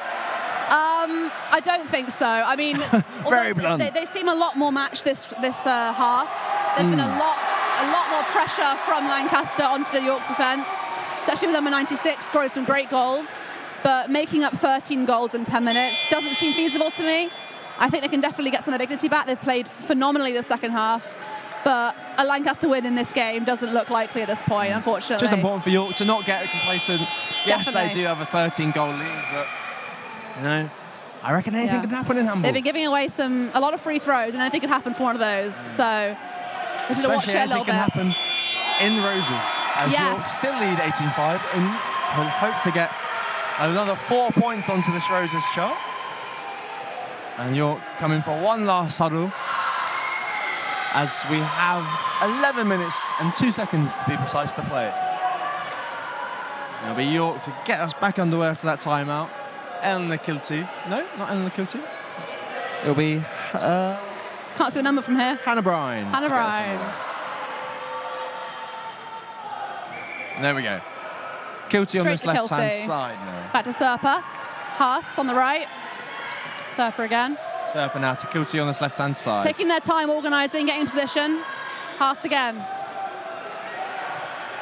Oh, Kilty! It's another one for Kilty Kilty. again. 19-5. Straight off of the kickoff. The co-captain for York doing wonders out here today. York, Lancaster come forward. Sevens move to this left-hand side. Blankenson falls to the floor, gets back up as the shot is again tame. But they will get a free throw, unsurprisingly. And they take it, space on the right-hand side, and it's used now. Almost taken by Serpa, but 19 tries to keeps intercept it. And if she stayed where she was, she could have had a 1-on-1 with the goalkeeper. Just comes back to defence. Number 90 for Lancaster, over to 10. Shot. Oh, saved. Coming forward now, Blankenson now on this right-hand side. Looks to get a shot off. And it's just tipped out over the bar from the Lancaster goalkeeper. It's unfortunate. She's been playing so consistently all game. She's had some really great plays. Hasn't quite been lucky enough with the actual shots on goal. So hoping she gets her go before the end of the match. You feel for Lancaster goalkeeper. Yes. I wouldn't say she's put a foot wrong. No, she's very unlucky. It's more a case that York has just been too good, I feel. She's had some brilliant saves, same as York. And sadly, it's the same for the whole of this Lancaster side. I don't think they're a bad team as another shot comes in, save by say. They're not a bad team, of course. Both teams incredibly strong. Just luck and Serpa. Take on third in Bucks this year. Yes. If you're just joining us now, we're in the 20th minute of the second half, nearing 9 minutes to go. The score is 19-5 to York. Just another goal saved there by the York goalkeeper. And please go listen to us on Channel 1, URY, and Roses Live on YouTube. I believe the Lancaster men's handball players coming in now. I think that's the game after us as Serpa gets another shot away. One. Is it? Yeah, it's 20-5. 20, and you there we won't go. be surprised to hear that shot, of course, went in. Just beat Lancaster goalkeeper to her left. I think Lancaster heads in there just dropped here. They started the second half well with number 96, but for one reason or another, she stands now. Holding. Again, Another holding. free throw for Lancaster. From York, Mary Justice on this left-hand side, just come on now. It's really impressive the way Lancaster are still playing so intensely and with such vigour. When you're this low, when you're this down on a scoreline, it's really easy to just give up. But they're still playing just as hard as they were in the first 5 minutes. Goal for 19! Lancaster number 19 scores from the outside the box. That's more proof they're still trying as hard as they were at the start of this game. Exactly. Excellent finish in the top left-hand corner. As I was saying earlier, still fighting for the win. Zoe say it didn't look like she was going to be beaten. She had nothing, could do nothing about that one. Serpa on the edge, over to Kilty. Haas on the right, shoots. Straight to the goalie's hands, unfortunately. Heading back out onto the attack, Lancaster. Number 19's been a great driver of play. She's been really controlling the positions and where where they're playing from. And Lancaster try to get a Create some great opportunities. Haas seems to have just held her a bit too tight there. And there'll be another free throw for Lancaster, which they failed to do anything from. And Kilty will get this attack started. Serpa and Kilty head up. Kilty now on this left-hand side. Serpa. Score for Serpa again. Serpa again. Oh my word. I hope we're interviewing after this. I want to ask how many goals she scored. I think we have to. We really ought to. And it's 21-6 for York here. 7 minutes to go. Maybe this is just a fate. Over the top. Just goes over. Unlucky shot for Lancaster. The case of Lancaster just saving some face maybe a little bit. Don't want to, bit too embarrassing. It's always tough coming to an away Roses, of course. Absolutely. Especially when York are as good as they are. And the atmosphere is so intense here. There's been some great support from both sides. It's honestly been a really fantastic game to come and watch. So I'm glad I was, assigned to this game. And Mary New fan of the sport. Mary just had it on the left-hand side, looked to get the shot in. I think her foot just went into the goal crease. And that'll be holding from Mary Justice again. Lancaster free throw again. Over on the right side of the pitch. Holding again on number 19. Over to the left-hand side of the pitch, number 7, making an attack. You're taking photos to remember this special occasion here. I mean, as was I. I'm going to get a photo of the scoreboard, I think, just to put my story later and say roses are white. Apparently roses are pink. No, roses are pink right now. Not for York women's handball. They're white later. Certainly white. No, over here it's very much a intense rivalry on the stands over here. You'll come forward again, Hannah Bryan. And they lose it. It'll be another free throw for Lancaster. Yep. Just pan to have a look at the score for the basketball behind us. Lancaster are winning there. So at least they have something Yes. to write home I think the points of these 2 games are probably going to cancel out. That's a poor pass from Is Lancaster. that Serper again? And Serper will come forwards. Just missed. To the left-hand side. Unlike Serper and unlike Kilty there with the shot. 2 unfortunate shots there. 2 shots, just a bit wayward. You can't blame them. Just under an hour we've had here. About 5 minutes to go. Despite how near the end of the game we are, the intensity has not died down. There's still some really strong fighting happening here on the pitch. And we will have another minute-long timeout here. I don't blame them. No, they'll be knackered. I was going to say, I'm not sure why, but I'd imagine it's mainly just a bit of water rather than tactics. I think this game, dare I say, dead and buried with about 5 minutes to go. Yeah, unfortunately for Lancaster, I think we can call it here and say that roses are white in the case of women's handball. 21-6 isn't something you can really come back from in the last 5 minutes. But Lancaster have played really well. I think they can definitely keep their dignity because they haven't stopped fighting the whole game, especially some of the central players, 19, 96. Really, really strong plays. Hello and welcome back to the studio. That was a fantastic game. Score 4. We have 21 to York and 6 to Lancaster. But right now in the studio, we have a treat for you. We have Lorenzo's here with us. Hello, Lorenzo. How are you doing? Yeah, I'm all good. How are you? Fantastic. Hello. Hi. That is so scary. Yeah, so we're going to be having a quick interview with Lorenzo and talking about just a few things. So if we'll kick off, how are you enjoying your weekend so far? I'm really enjoying my weekend so far. I only have watched tennis so far because I had seminars all of yesterday. But I'm gonna watch basketball like after this, and I'm producing rugby this afternoon and tomorrow afternoon. So there's a lot of good sport lined up, and I'm really excited. Yeah, I'm very jealous of you getting to produce the rugby. That sounds like it's going to be good, especially because the women's teams in particular, they have a very, very good win record, right? Yeah, I think they won last year, but I think they've had a rough season.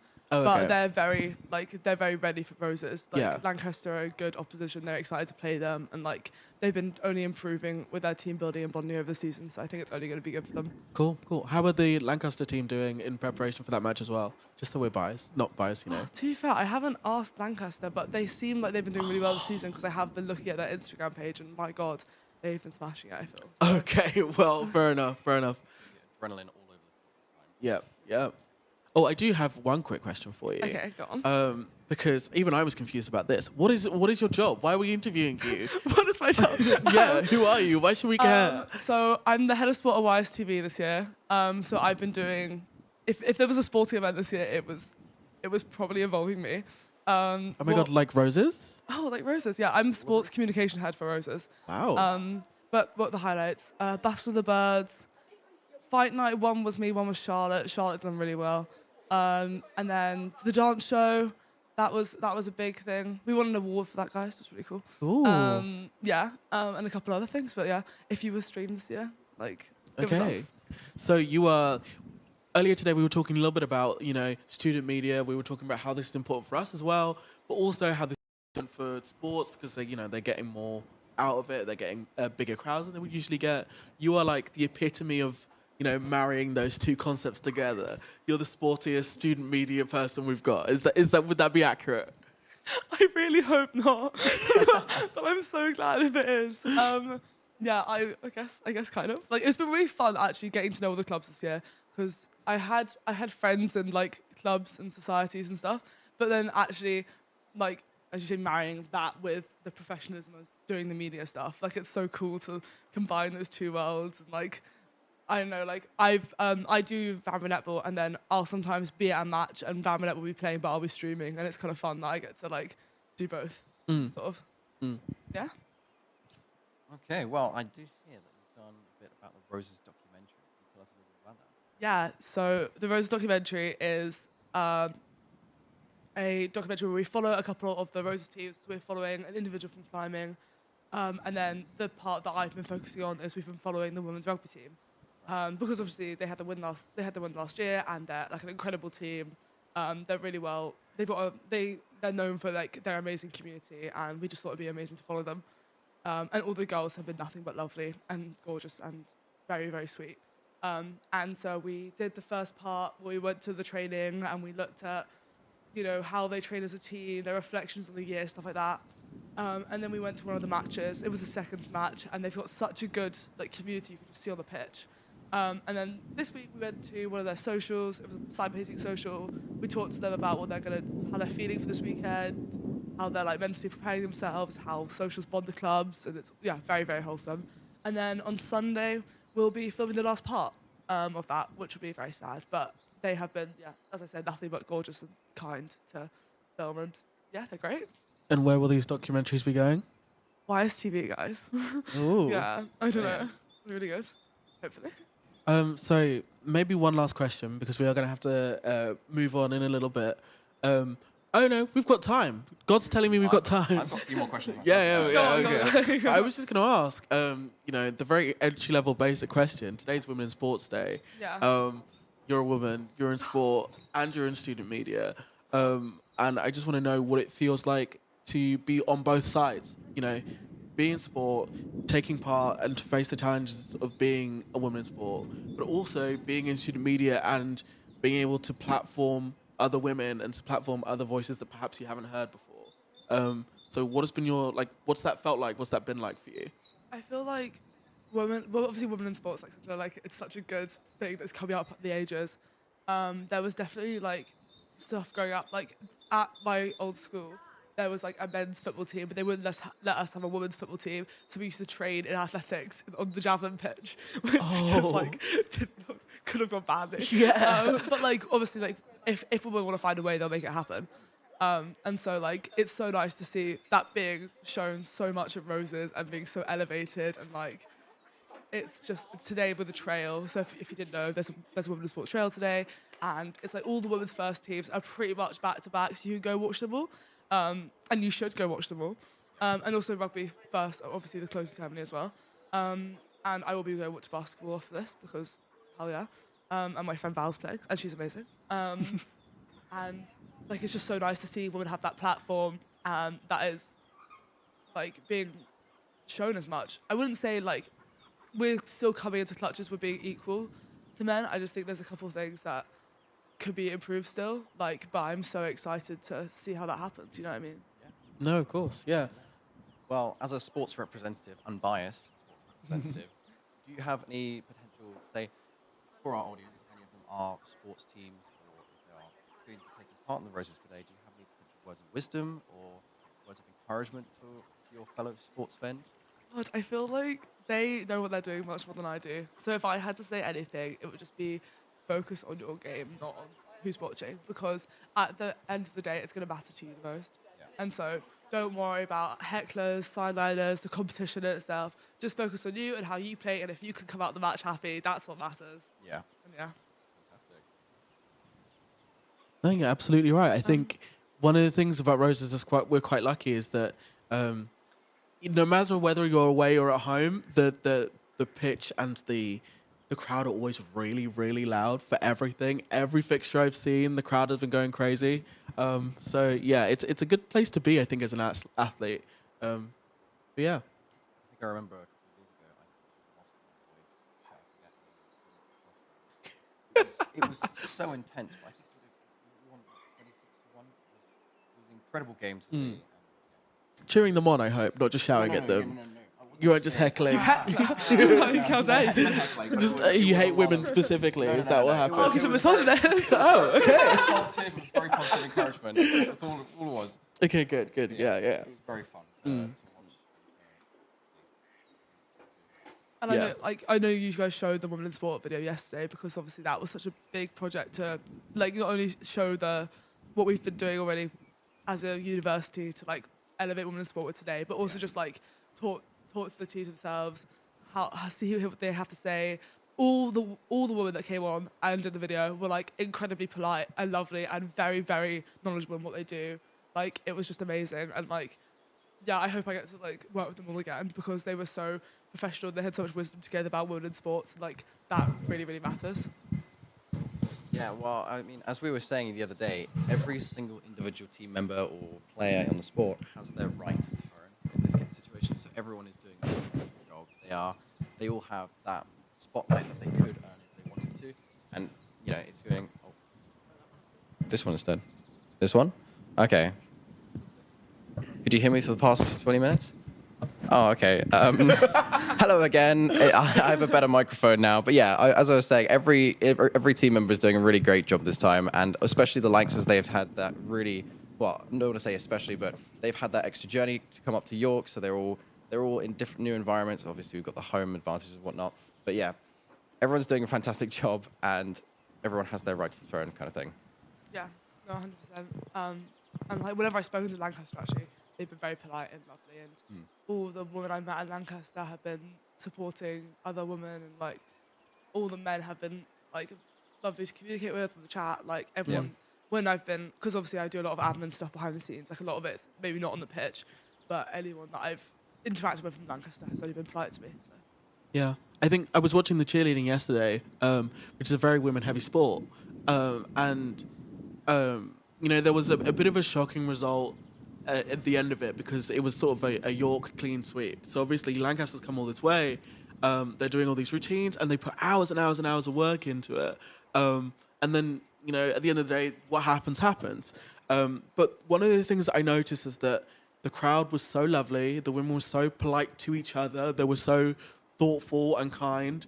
And, you know, they were all taking pictures together afterwards. Like, I think, you know, one of the things you find especially is like someone who is not often showcased or respected in your sport is like you come together quite a lot. And I think, have you noticed that as well? Because you were with the women's rugby team for a long time. Have you noticed how they've come together so much? Yeah, they all really bond, and like everyone who like you'll see the college rugby players go on to the uni rugby players in the women's sports as well.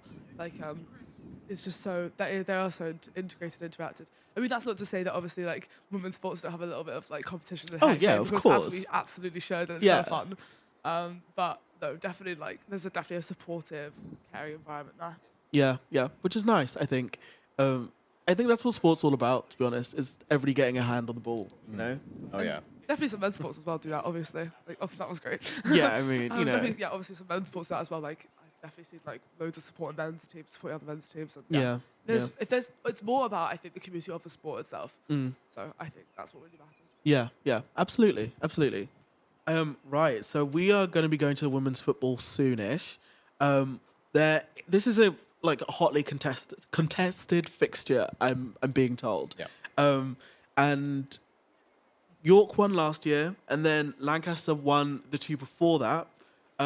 So all three of York's women's football teams have also won at Roses before as well. So it truly could be anyone's game.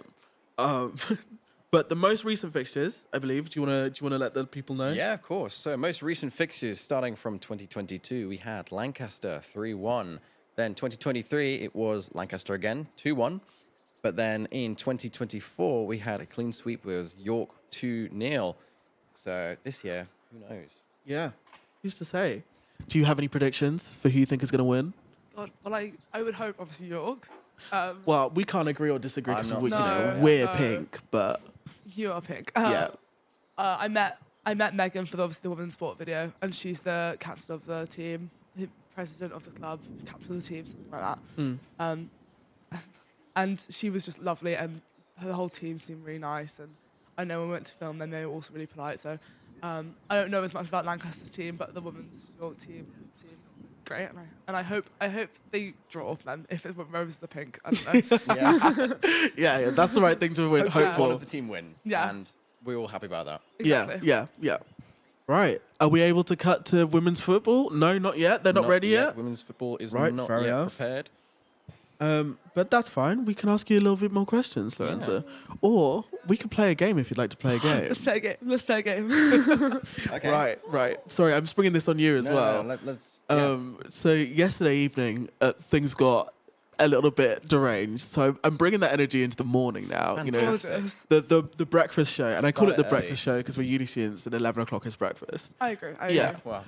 So the one thing that we did do. Oh, there's cables all over the So floor. sorry. Health and safety. Where's Jeff? Anyway, so I think we should play charades. That's what we did yesterday. It was a great game. Hey. We did not clear the table out, so you're just gonna have to make do. Don't stand amazing. on the table, but I think we Don't should. stand on the Oh, table. hold on. Our little helper. The tech, Yeah. tech crew is coming. Whoa. Guys, it was magic. The table's work. completely It was gone for magic. years Now no one has any idea where that's gone. Whoa. Okay, Lorenzo, we're gonna play charades. Oh, okay. Amazing. I think, not to suggest a game and then make you go first, but I think you should go first because you're the guest. Open the game, yeah. Yeah. Oh, So you pick a amazing. you pick a sport. It has to be a Rosa sport, and you would know those better than anybody else. Okay. And then you do a little charade of it, and we try and guess. Oh, I'm trying to think what's the least embarrassing sport. to, like, Yesterday I did gymnastics. No, was it gymnastics? No, it was cheerleading. I did cheerleading. Yeah. Yeah. I was like, my initial instinct was octopus, but I actually think I don't want to mime that. Like, I just think I. Well, you can't now because you've told us what I know, it is. no, it's just my secret plan all Yeah. along. Okay. Oh God. Preferably a sport that a woman can do and has done at Roses. Well, women can do all sports. Oh, so you're so right. how dare you? Yeah, I should be listening and learning in this moment, I think. Right. Oh, do I take the mic? No, I don't take the mic with me. Okay. Okay. Sprinting. Oh, right. Okay. Oh, that's darts. Let's go with darts, right? Yeah, I Alright. think so. Well, Darts, I go mean, on. Yeah. we've got time. We can go to football now, I believe. So we did just Wait, make so you just made me do yeah, that we one? did just make you do That what? was a really good explanation of darts. Thank well you, done. That Thank was you. I fantastic. really thought it We've was. actually got the darts board just right here as well. Yeah, so yeah. I will be throwing at your head after making me just do it first. So- Fantastic. Anything can happen. And now we're going to cut to football, I Yeah, believe. let's hear to football.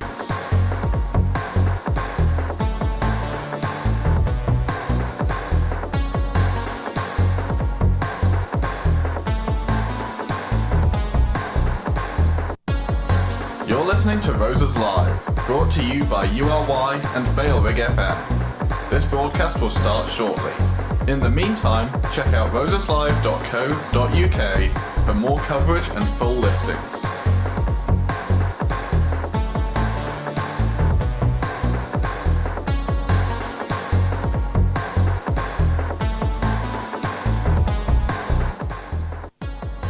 You're listening to Roses Live, brought to you by URY and Bailwig FM. This broadcast will start shortly. In the meantime, check out roseslive.co.uk. York won last year, 2-0. 2023, Lancaster won 2-1. They won again in 2022.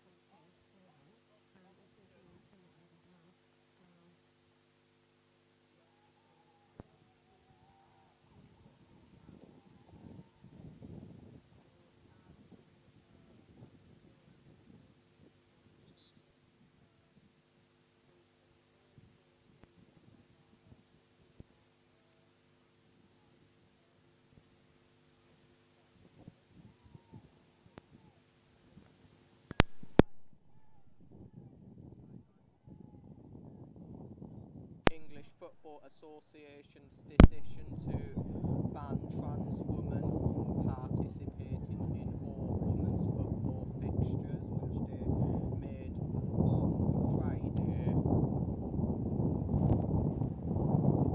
So we can see York and Lancaster both in a huddle. We can see number 92, Darcy Tennant, who's the captain for Lancaster and the central defence midfielder. She's out in the middle.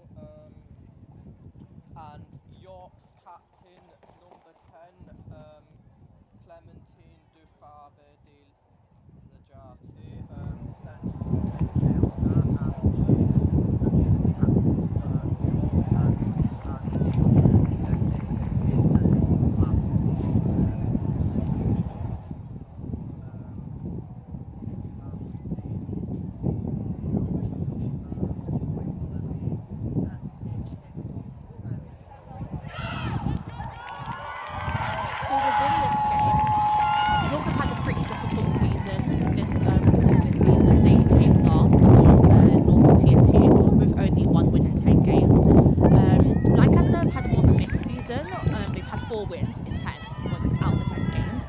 Division 4th this season. So hopefully it's going to be tight to see whether York can bring back a win.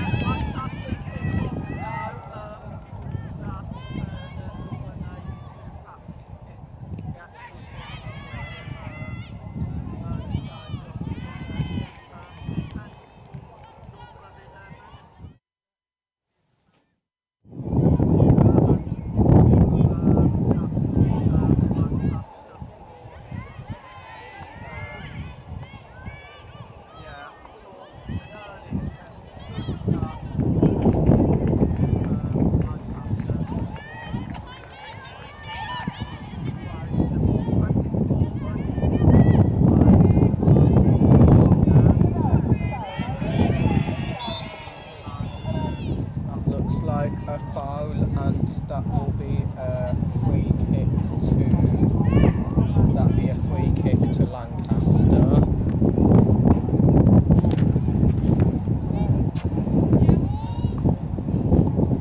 Sorry, my bad. Free kick to York. It's been obstructed.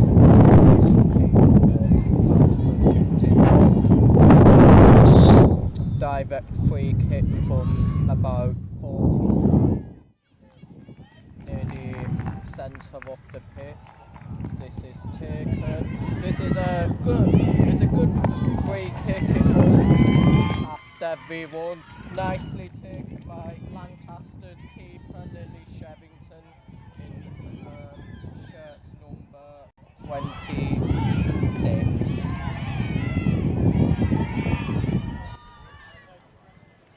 And we can see York they were trying to break that defence. Oh, York's nicely. Oh, good defence from Lancaster.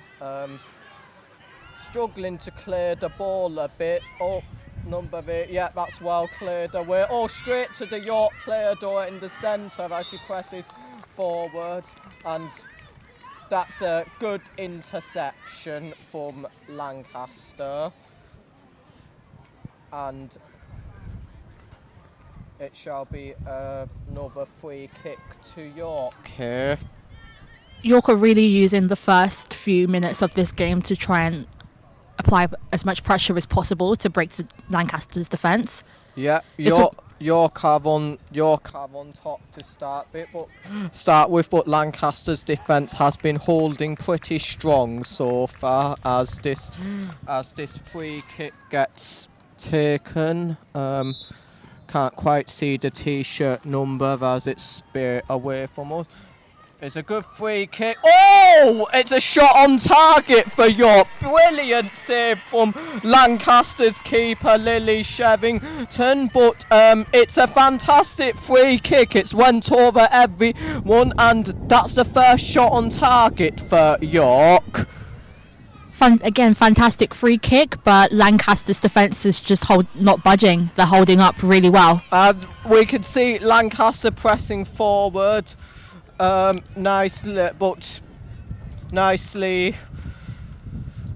Nicely pushing the ball forward, but that's nicely cleared away by York's keeper Ward, who is in shirt number 1 at the further away from us in the purple shirt. Here is a Lancaster throw-in then, and that's gone straight back out. That'd be a York throw-in now. Longer throw-in. York press forward now. Keeper's got some work here. That's a nice take from Shevington, Lancaster keeper, and that's kicked away.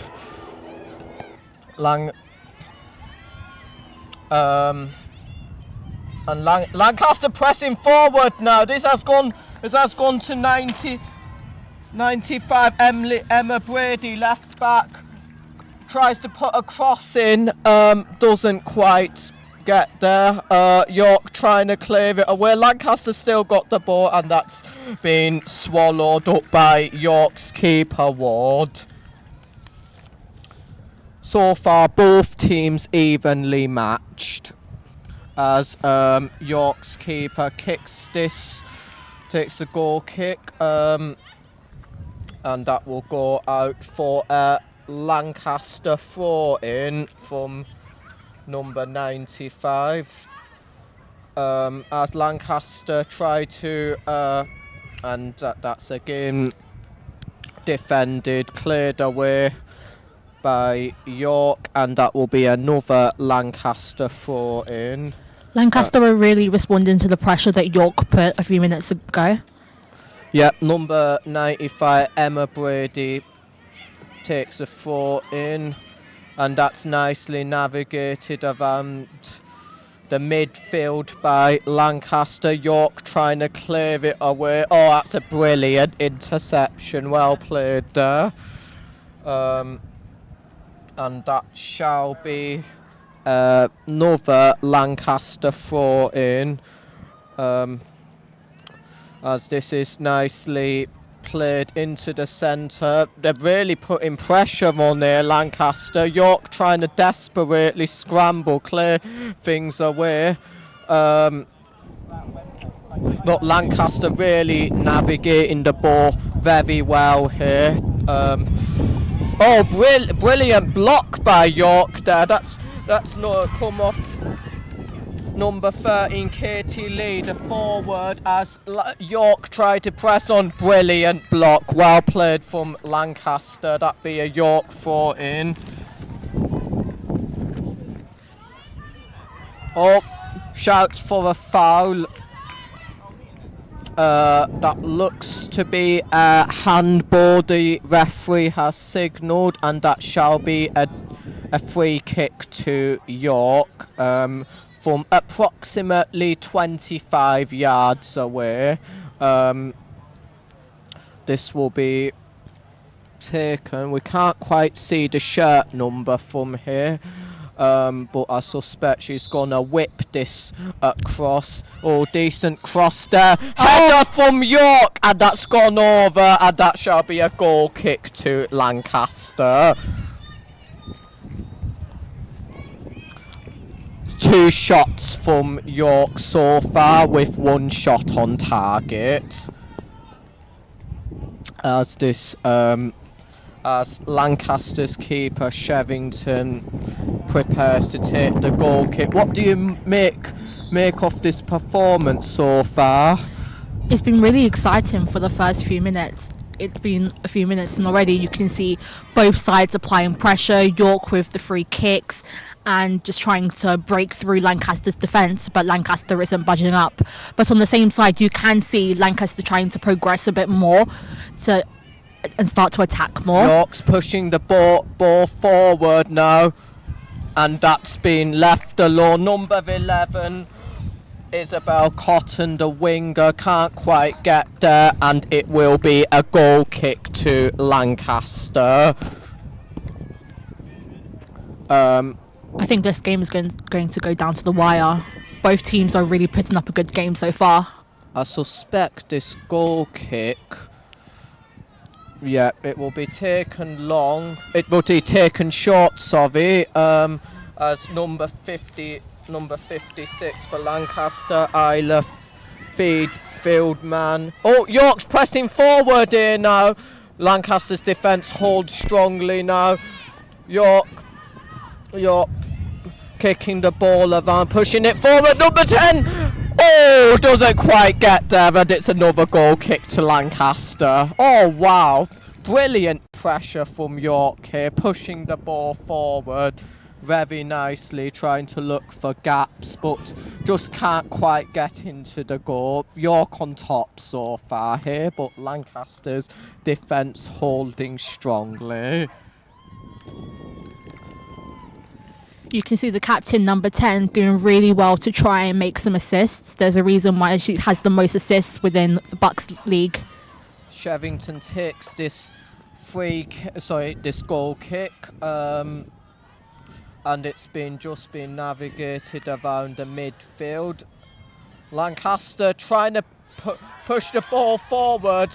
some cheers from the away supporters, the Lancaster supporters, and they tried to push the ball forward. 74, and and York just managed to clear it away, pass it to the keeper with some cheers from York. Oh, Lancaster were very close to scoring there. As this goal kick is taken into gets to the centre, number 76 Lancaster, they're trying to press forward. Good interception from York's number 4 Katie Mallet. Sorry, not that one. Katie Starr, left back. Good interception from York, and it'd be a Lancaster throw in from the right. And York managed to snatch the ball away from there, and they start pressing for a good interception. Lancaster win the ball back. Some passing around the midfield as they try to put pressure, try to keep possession. York clear it away though. Good header from Lancaster, and the ball goes out from York. And some fantastic defensive work from York. It'd be a Lancaster throw-in door. Yeah, York have really seen how close that Lancaster goal was, so they're trying to make sure that the defence is on top and make sure that doesn't happen, that opportunity isn't created again. Long throw-in from Lancaster's number 4, Katie Mallet, as they try to press forward. Oh, beautiful pass there. Oh. Might have been a bit of a chance, but York have managed to wrestle the ball away, clear it away. They're pressing forward now, and it is intercepted by Lancaster's keeper. But York have won the ball back, and Lancaster managed to snatch it away. Oh, very evenly matched so far between both teams. Here comes Lancaster, they're coming forward now. Some good passing in the midfield. Number 74, oh, beautiful interception. Oh, that's very well played from York's number 7, Rafi Briggs, winger, blocks it, and it will be a Lancaster throw-in. Fantastic interception from York there. Great communication between the players from York and the defence. Yeah. Making sure that it's difficult for Lancaster to create any opportunities. 95 throws this in. Lancaster keeping possession in the midfield here. They're happy to pass it around. York's defence is putting oh! They have won the ball back now. Number 13 and Lancaster win the ball back again in the midfield. That's cleared away by York. That's coming towards us actually. It's onto the athletics track, and that's nicely cleared away, and it will be a Lancaster throw-in from the midfield. 56 collects the ball. That's Isla Fieldman, centre back. She's gonna throw this in as Lancaster try to clear this away, but York keeping the ball in the Lancaster half here, trying to press forward, but some good footwork from Lancaster as they clear it away. 74 trying to tackle, trying to get the ball off, and that's a good interception. That's just gone out, and it will be a Lancaster throw-in. Fantastic interception there. Oh, not a throw-in. It's a free kick. It looks like there's been a foul at the right of the midfield. So there'll be a free kick taken from approximately 40 yards out. This is being taken by Lancaster's number 78, puts the ball in the box, header! Oh, and that's fantastic defensive work from York. I think this will be a Lancaster corner though, as York had the last touch as it went out, so it's the first corner of the game then to Lancaster. This will be taken by number 76, that looks like, Annabelle Medley, central midfielder. She'll take this free kick. York will be trying to look to clear this away. Lancaster will be looking to get the ball in the box and take advantage of this set piece.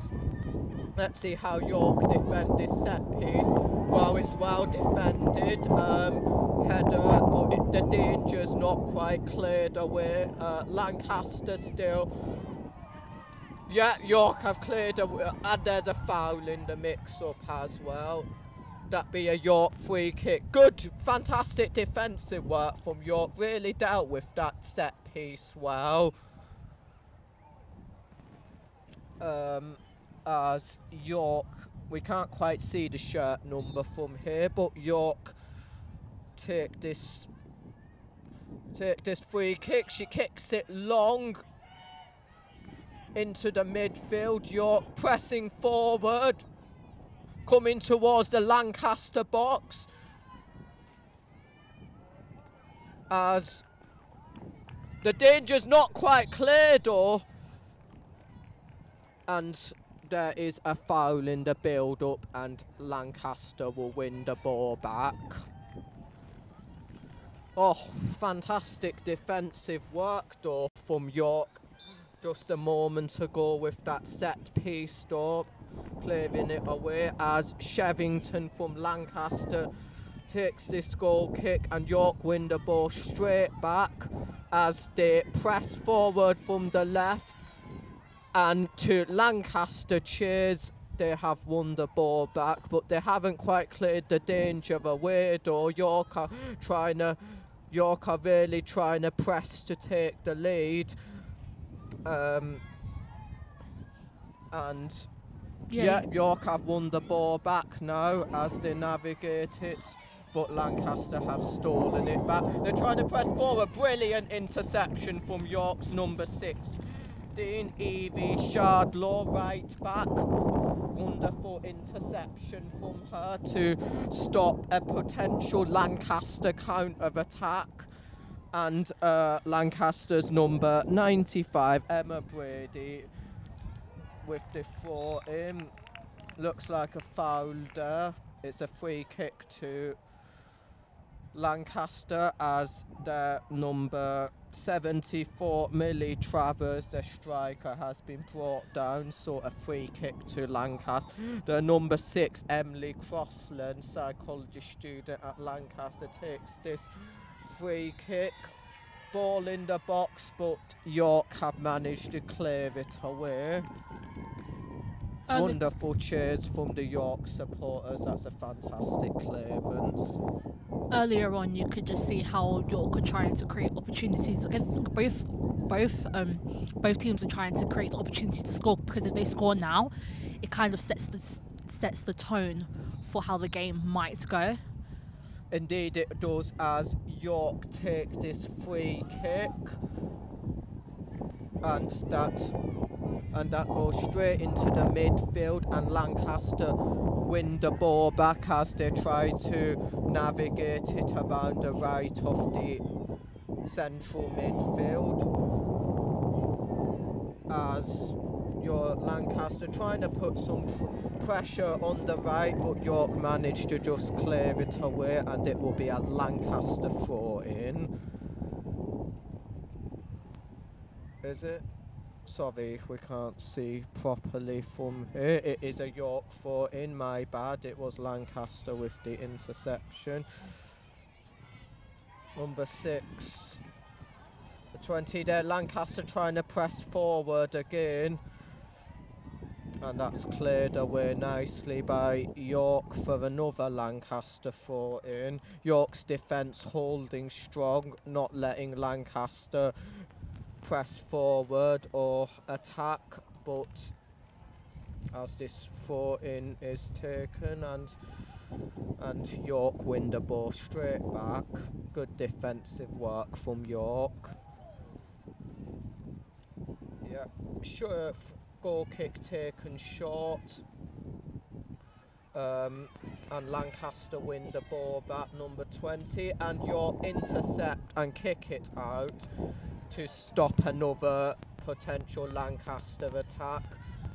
Throw in quickly taken in, and York clear it again once again, and York's defence is holding really strong and fantastically, and it be another Lancaster throw in. Number 6 has been really good with clearing the ball. Yeah, 56 Isabel Fieldman, centre back, will hold the ball to 95. Emma Brady, left back, who throws it in, and York managed to nicely clear it away, but not far enough though.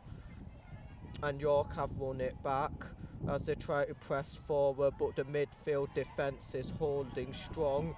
Lancaster not allowing York to press forward, but they have done now. Couple of gaps in the defence from and that the weight on that ball from York is just too much for their number 7 Baffy Briggs winger to be able to bring it back in, and it will be a throw into Lancaster. And in fact, the ball has gone towards the tennis pitches, so a bit of a run behind us, so a bit of a run to get it back, but it'd be number 95 Emma Brady with the throw in.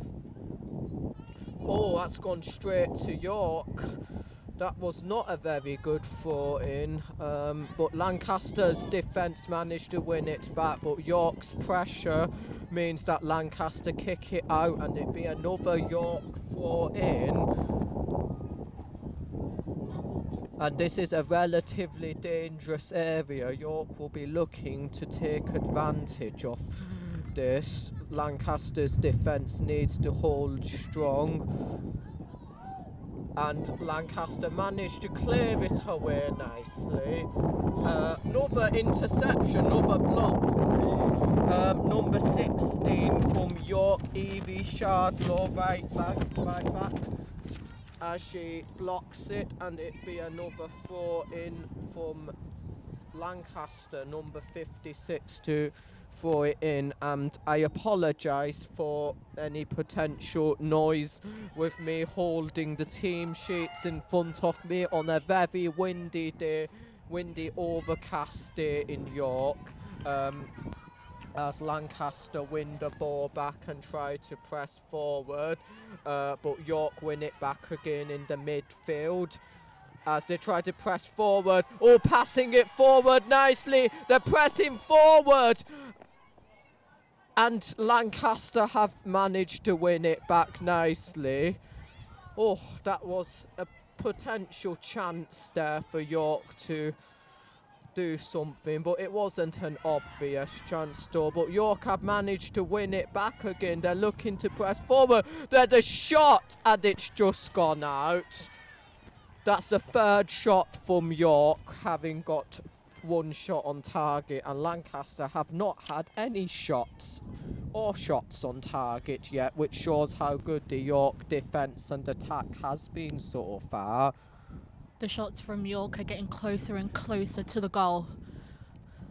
Yeah, the Lancaster keeper has managed to retrieve the ball, which has gone behind the little hammer for netting, as this is both an athletics track and a football pitch. Did you know that this pitch is the home of the York City FC women's team?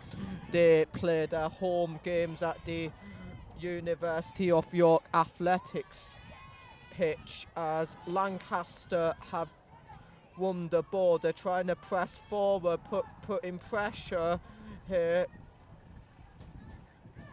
Lancaster, that's a good ball forward, but York managed to head it, and The danger's not quite gone well. Now it is as York try to press forward now. That's a brilliant cross. York come onto it, and that's a good take from the Lancaster keeper. Number 26, Lily Shevington.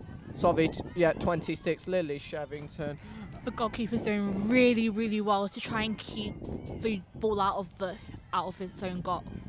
Lancaster have managed to win the ball back again after a brief attempt of a York attack, as then passed the ball around the midfield.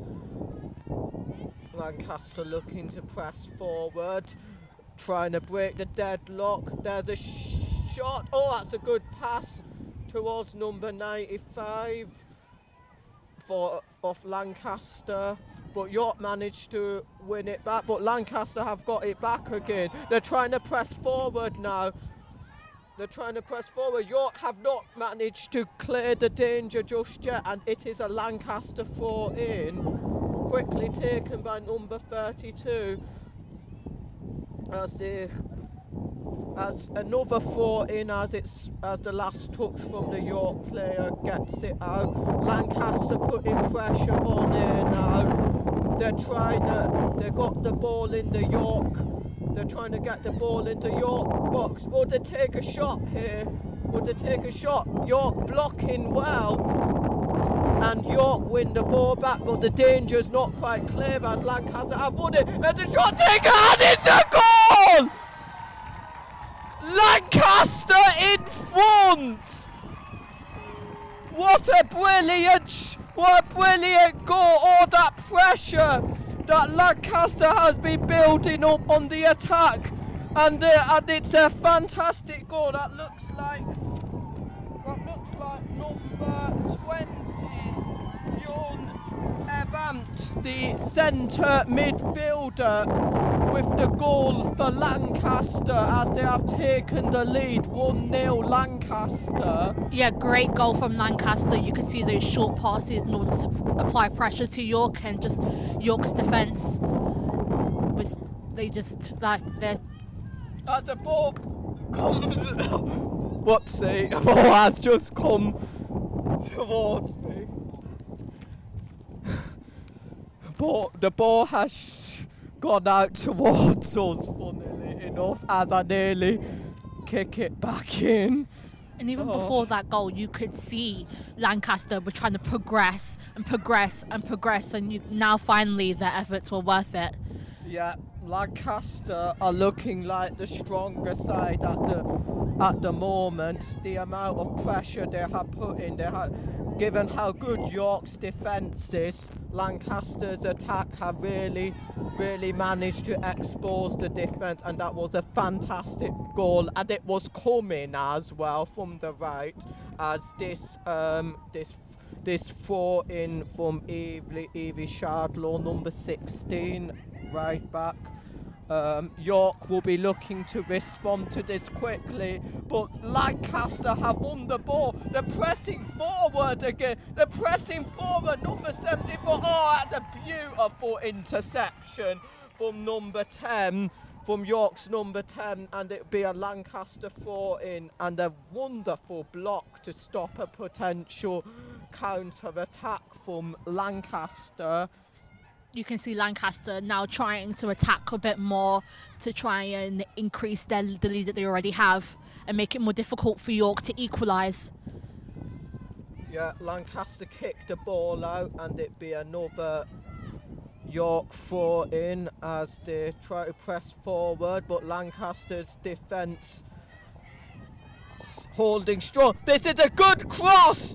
Oh, and it's a fantastic clearance from Lancaster. That was a chance for York. That was a delicious cross put by the York player, as York try again to press forward, but they're not able to get past this Lancaster defence. They're looking more confident, Lancaster, growing into the game after having taken a 1-0 lead.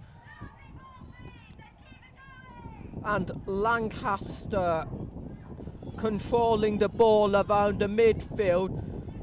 They try to kick it forward, but York win the ball back again as York try to navigate the ball around the midfield as they try to press forward.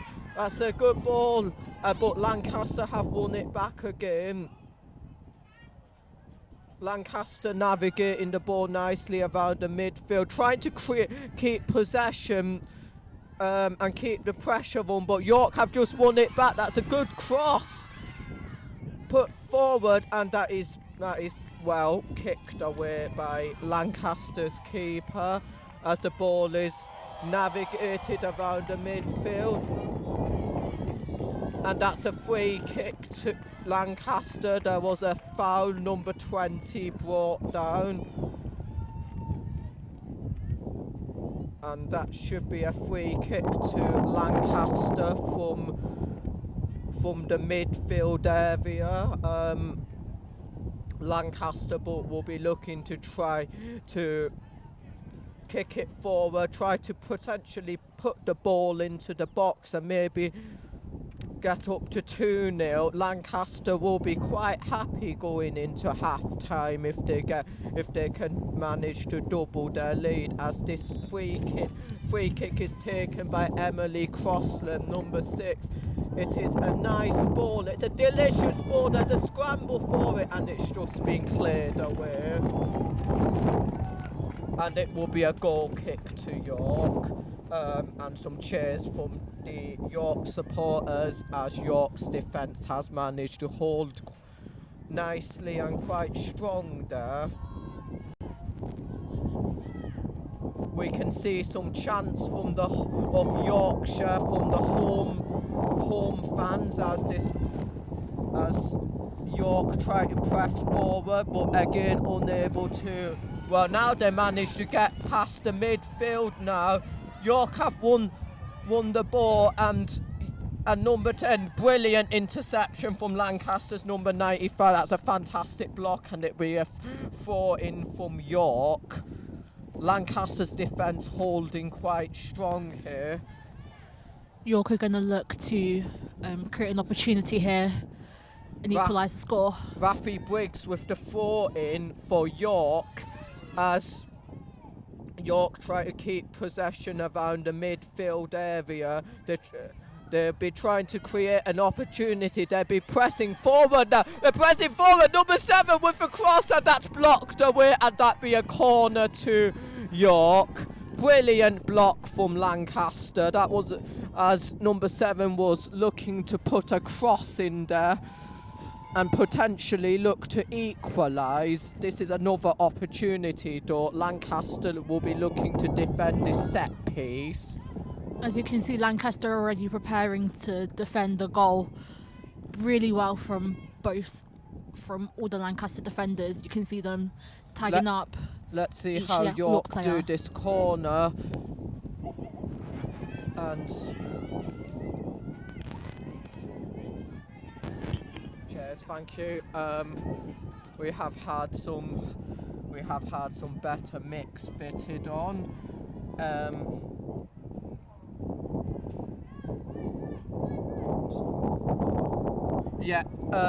Just a quick update on the current Roses score. Lancaster 89 and York 56 is the latest update of the Roses 2025 score. You can see Lancaster creating short passes between them to try and make sure that York don't have as much time to react as possible. Yeah, as Lancaster try to press forward from the midfield, but it's blocked away by York. Lancaster have managed to win the ball back though, but again York's defence holds strong. And there's a foul in the build-up. This looks like it's gonna be, will it be a York free kick here? As number 11 was brought down near to the edge of the midfield, as we're just it is a free kick to York. it will be taken from about 50 yards away. Let's see what York make of this. As the ball is put forward, Lancaster clear it away nicely. And Lancaster looking to press forward now. York's defence holding strongly though. York, as the home fans cheer, York trying to press forward now, but they're unable to get through Lancaster's defences. York again trying to create as many opportunities as they can. Yeah. But the Lancaster defence is just not budging. Yeah, York are pressing forward now. Oh. York are pressing forward. It's number 10, ball in the box, brilliant cross. This is an opportunity for York, and it's cleared away by Lancaster. That was a chance for York though, wasn't it? Clem again with the amazing side shot, trying to create again as many opportunities as she can.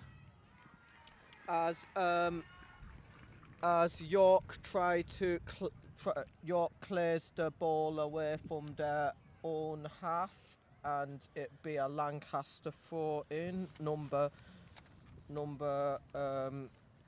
95, Emma Brady with the throw in. Despite the windy weather, there's been so many people from both universities who have come out to support their own teams. Yeah, the turnout for this fixture has been absolutely fantastic. We can see both sets of supporters really cheering on their team. Just a reminder to all our listeners on radio, the current score is Lancaster 1 after a fantastic goal, which was really coming. It was a nice strike from the right, from about 15-20 yards out. As the ball is kicked out, it comes towards us commentators and it rolls away to the tennis pitches, and this looks like this is going to be a Lancaster throw in.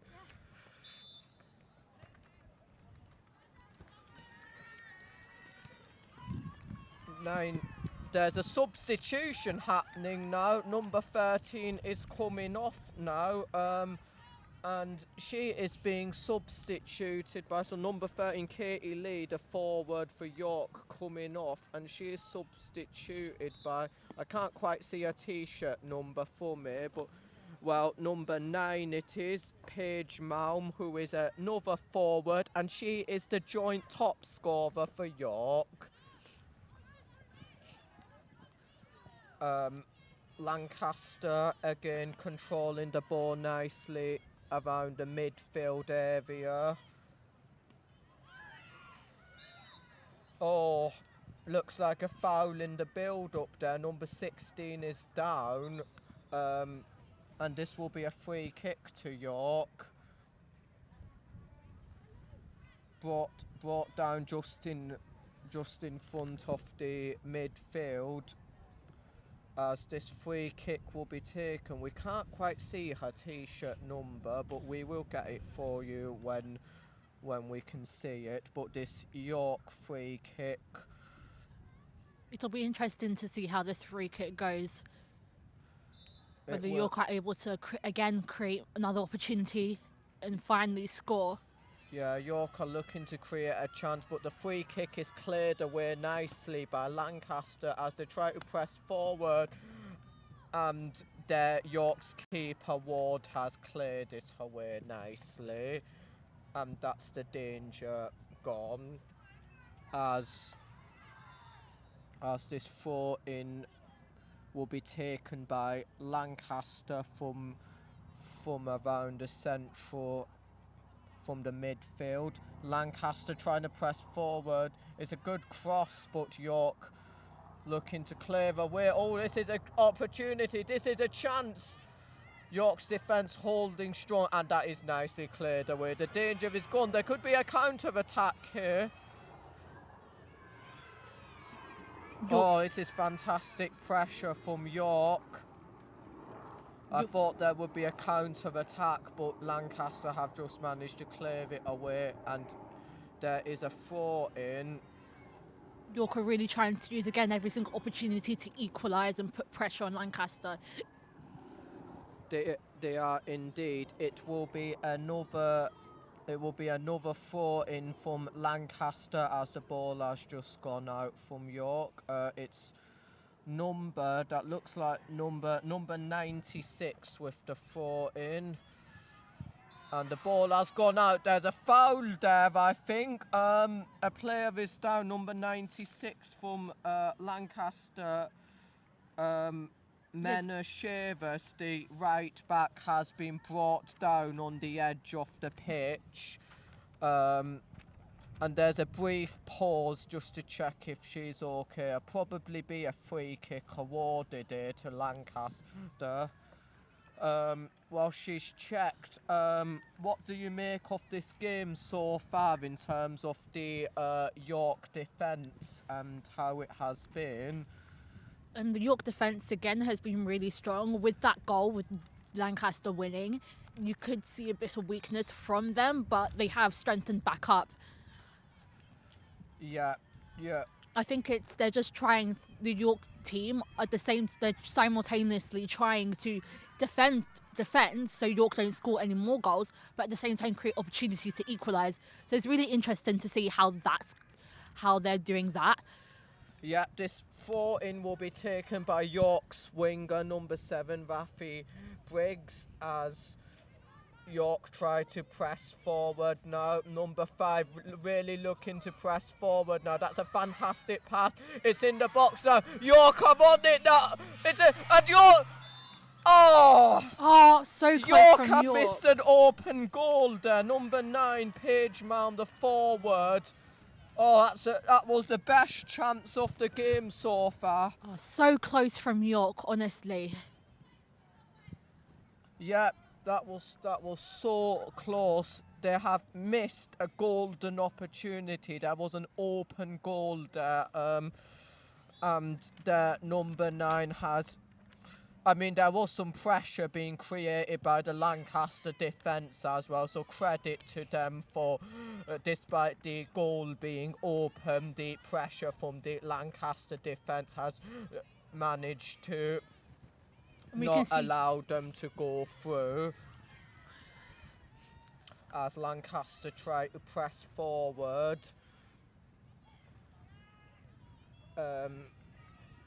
There's a bit of a tussle in the midfield, but Lancaster still got the possession. They're just knocking it about in the midfield, just trying to keep possession, keep the pressure on York. But York Another managed opportunity to from break York. through. York have managed to break through. Number 11 trying to put a cross in. Brilliant defensive work from Lancaster. I think that might be a corner to York. Or... It was fantastic defensive work, but it looks like the ball has just gone out of play there, so it's not quite a corner. It'd be a goal kick taken short. As number 4, Katie Mallet kicks it forward into the midfield, but it's gone straight back to York as they try to put pressure, but the pass is too heavy, it misses everyone, and be another goal kick. Goal kick to be taken by Lancaster's keeper, number 26, Lily Shevington. As this goal kick is taken, and it goes straight back to York. Lancaster tried to head it away, but York have managed to win the ball back as they try to press forward now. They're really pressing forward. It's a good interception though from Lancaster's number 56, Izzy Feldman, centre back.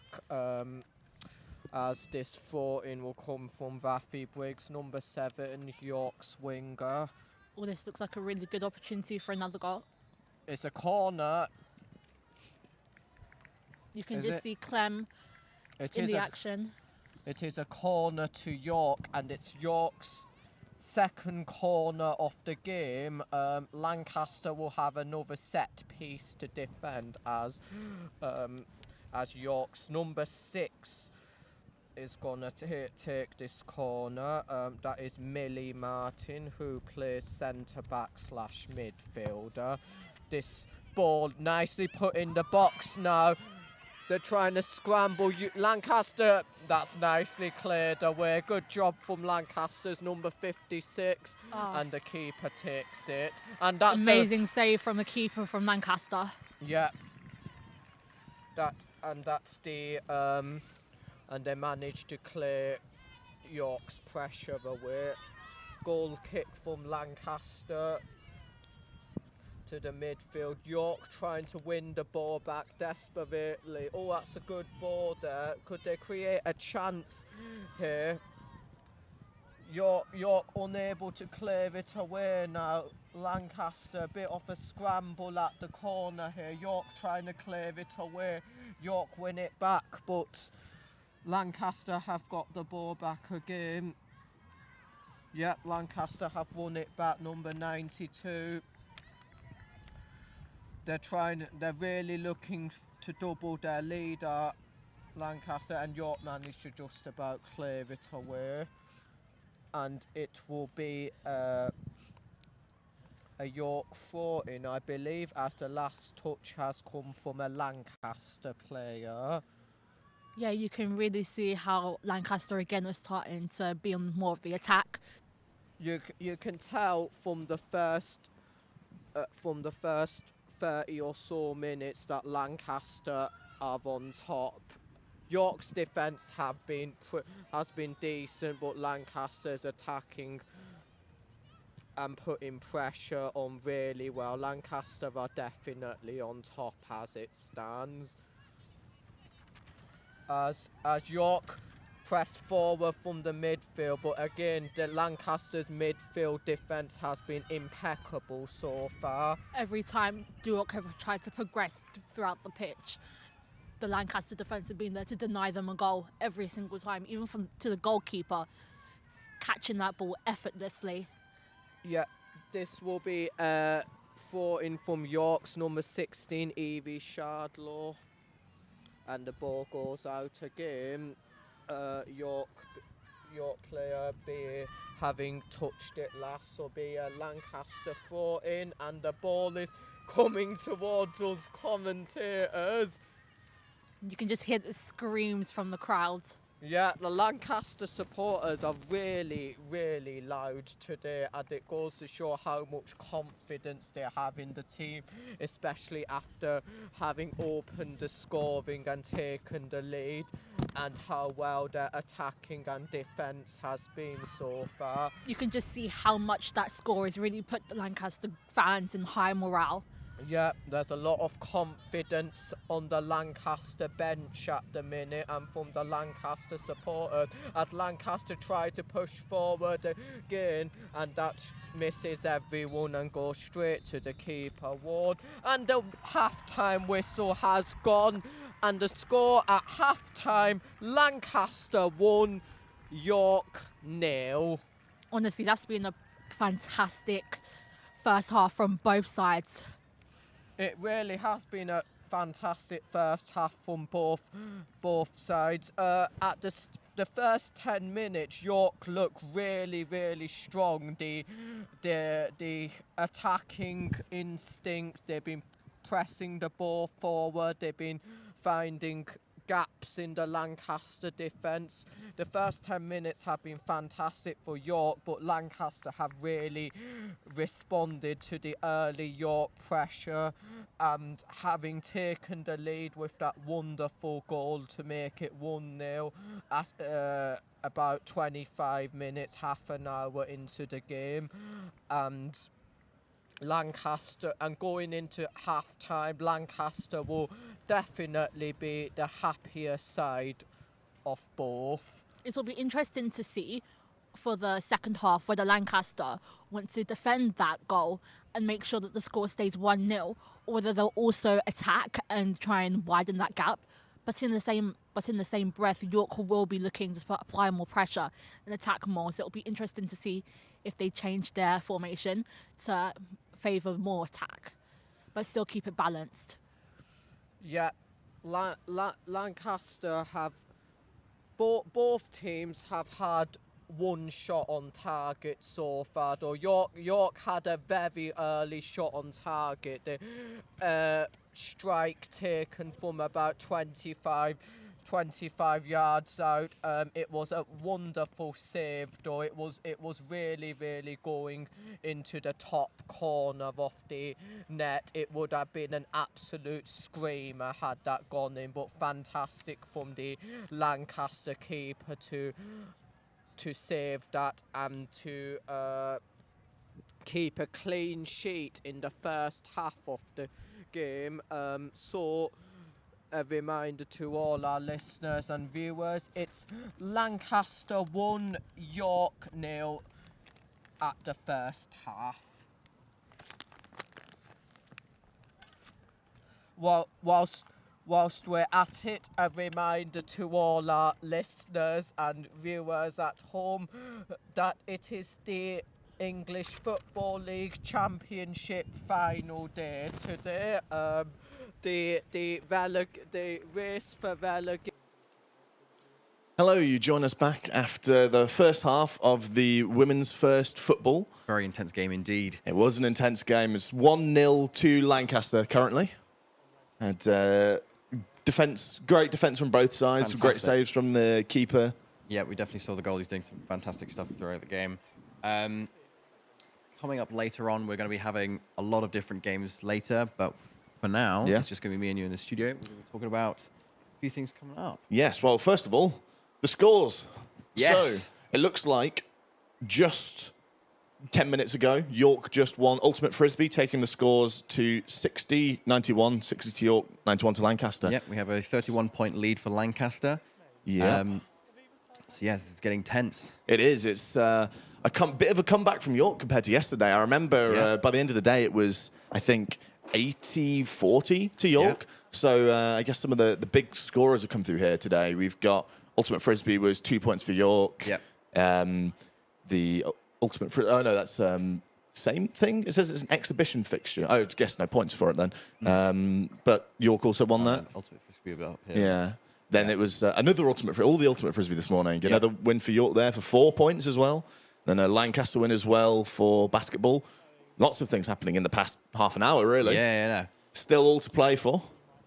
How do you think it's going then? Who do you think will cross the 172.5 first? Well, I don't want to be biased, but yeah. I am thinking that there could be a turnaround coming up. I have heard that there are a lot of heavy-hitting games coming soon. So a lot of games that have a lot of point weight to it. Yeah. So I feel like those will definitely be the deciding factor. It could still be to anyone at this point. Yeah. Obviously now Lancaster has been doing fantastically.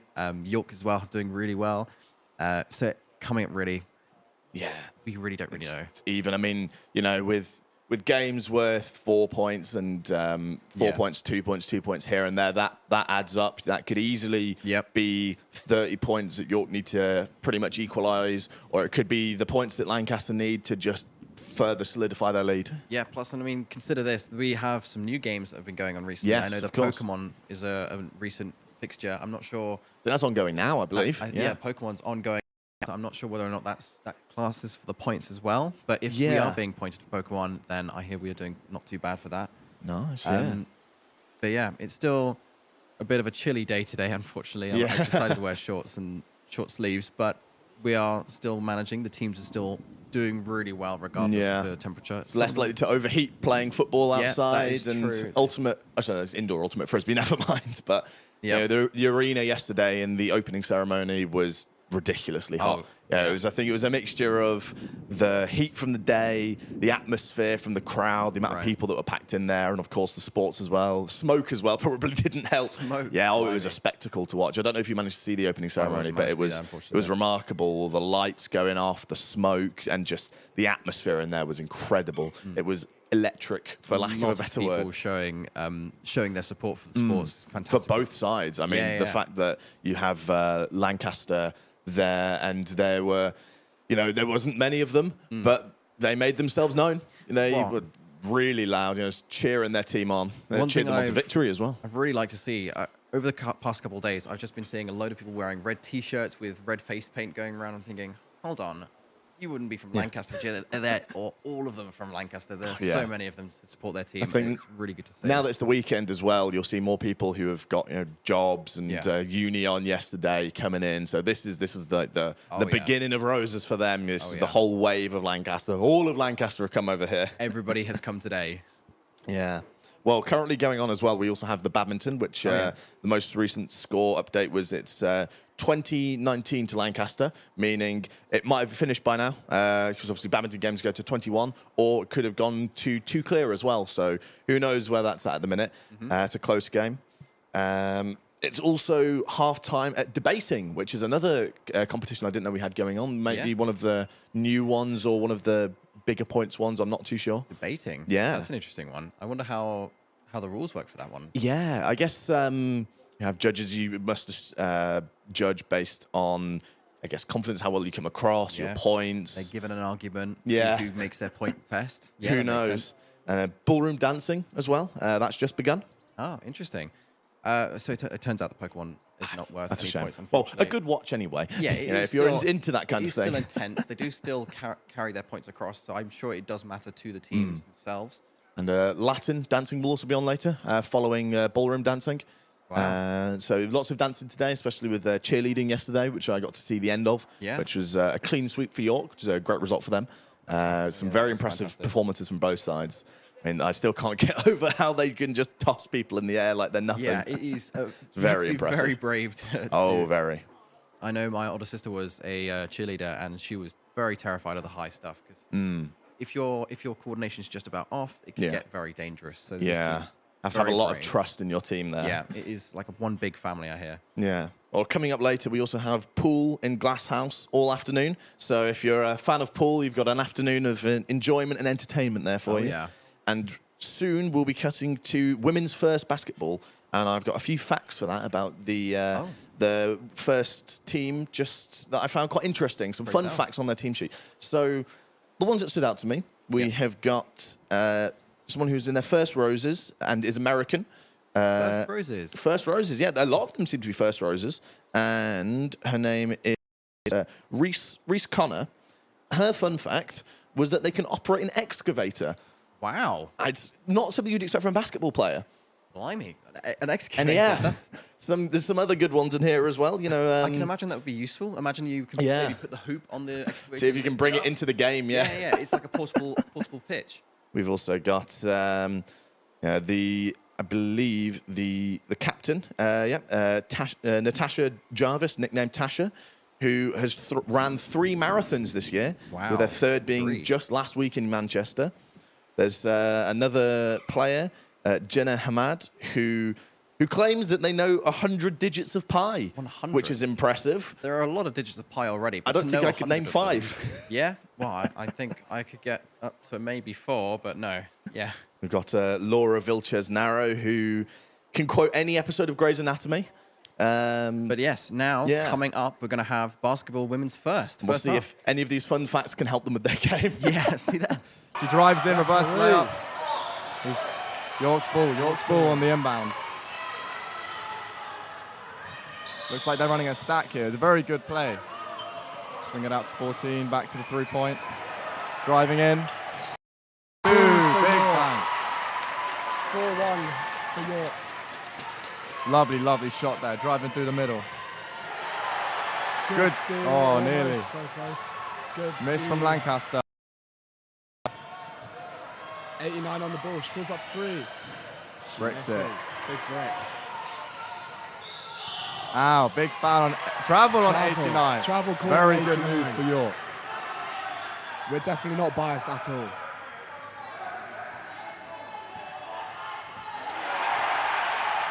So bringing the ball down now. Just passing and cutting. Oh, she got through. Lovely drive. Unfortunately misses the shot. Lancaster rebound. 93 bringing the ball up. Passing out to the wing, no shot. Back to 89. Oh, good. Oh, good steal by 4. That's a foul. What's that? Who's it on? Foul on Lancaster. York ball. York ball. Oh, York starting off very strong here, leading 4-1. Still a very early game though, Oscar. It is. Still 8 minutes left. Oh, wait, hold on. Good steal by Lancaster. Foot's on the line, unfortunately. York That's ball. York baseline ball. Running the stack again. Only issue is it gets a bit predictable if they keep doing it. Yeah. Still York's ball again. Good defense by Lancaster though.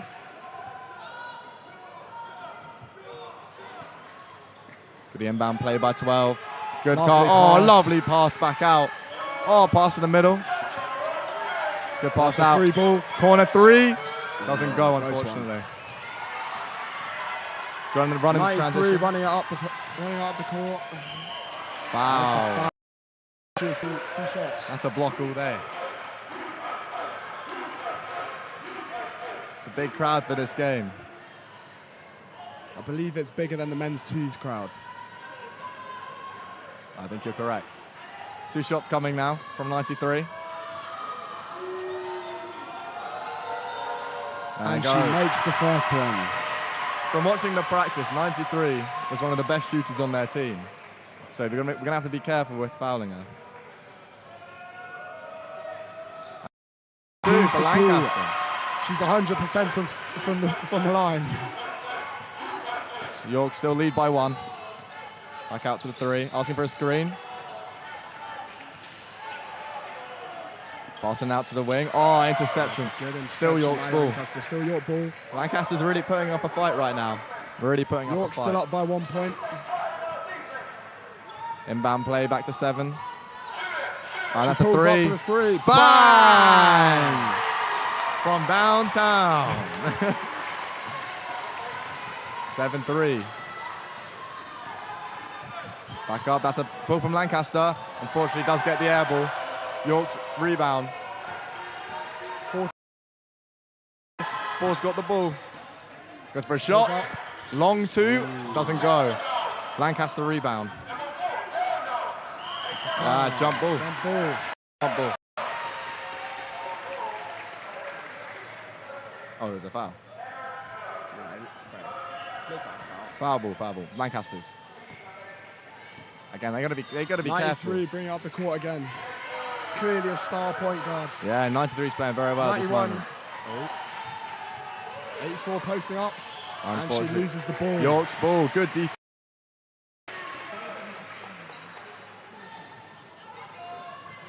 York's got the ball, bringing it down. Lancaster running a 1-3-1 zone. Passing it out on the 3. Drive baseline again. There are people standing in front of the commentators right now. It's blocking our vision.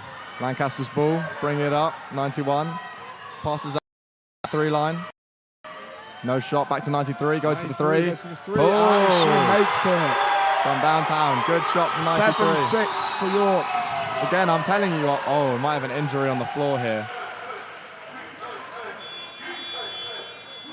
Oh, that's tough. Yeah, that's tough. That's an injury Lancaster, right there. number 90, limping off the court. And that might be one of their tallest players.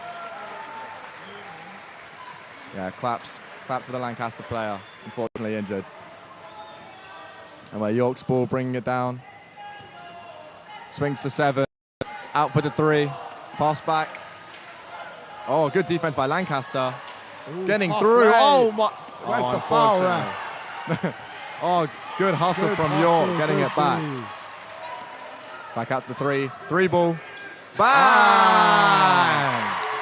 That's 10-6.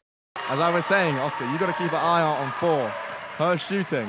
I'd also just like to shout out all the York players with the white bows in their hair. Very coordinated.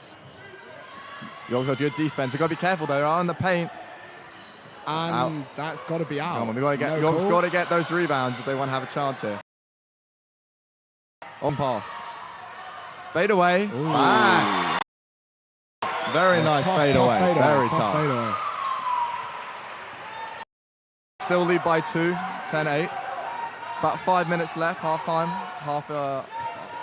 In this first quarter here. Whole lot of yak, buddy. Another 3 from 4, unfortunately does not hit. Rebound by Lancaster. Lancaster bringing up the ball here. Unfortunately loses it, managed to get it back. There's a lot of people in the paint. And it's going to be York's ball. The refs don't seem to be running the 3-second rule. Bit of a miscommunication there from Lancaster. Timeout has been called.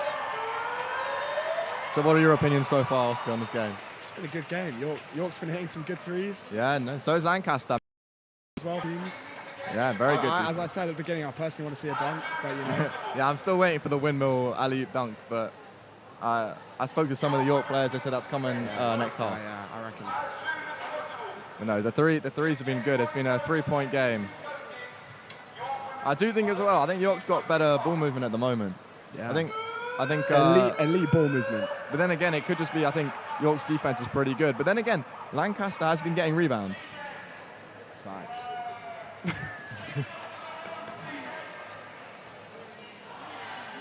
This is good. Looks like we're going back. 5 more minutes in this first quarter here. York leads. That is the end of the timeout. Let's see. York strategizing here on the bench.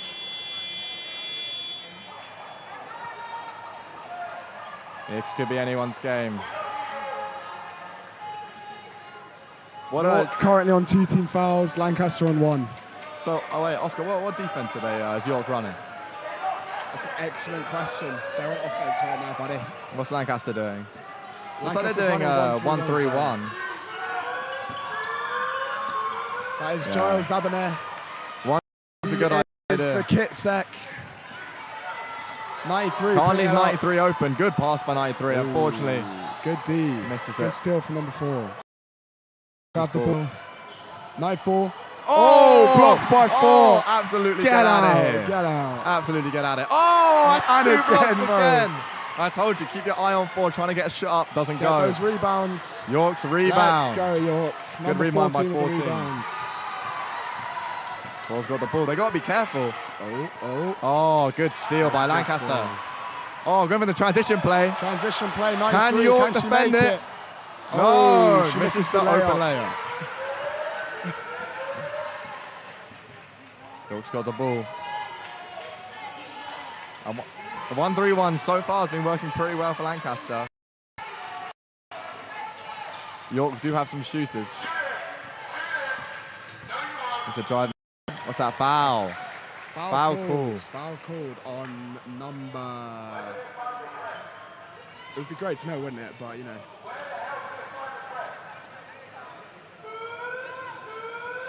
Inbound play. York are running stack again. Oh, that's York's ball. Yeah, well done, ref. No way. Oh, yeah, York's ball. It's not, it's Lancaster ball. Lancaster's ball. Don't know how it's Lancaster ball. Yeah, Ref made a really bad call. Who paid these refs, disgraceful, bro. Who paid them? 93, I'm telling you. Good press by 11. Good interception. Pineapple in his head. Unfortunately, out. Very good defense, though. That's good, dude. Very good defense. Lancaster's ball. Puts on the line, York. Silly mistake. Silly mistake. That is York ball again. That's going to cost Lancaster a possession right there. And mentally as well. If you make a silly mistake like that. Brilliant. Passes out. Interception by Lancaster. Going to call, what's that? Going to call foul call? Foul call. Lancaster's ball.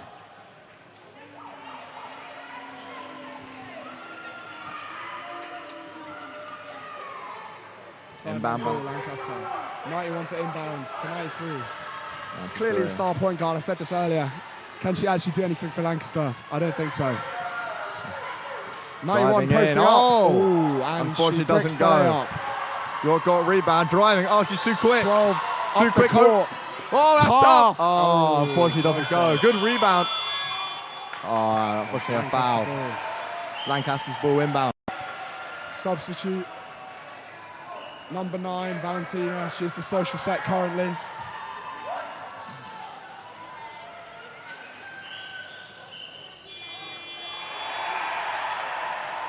Again, for 89.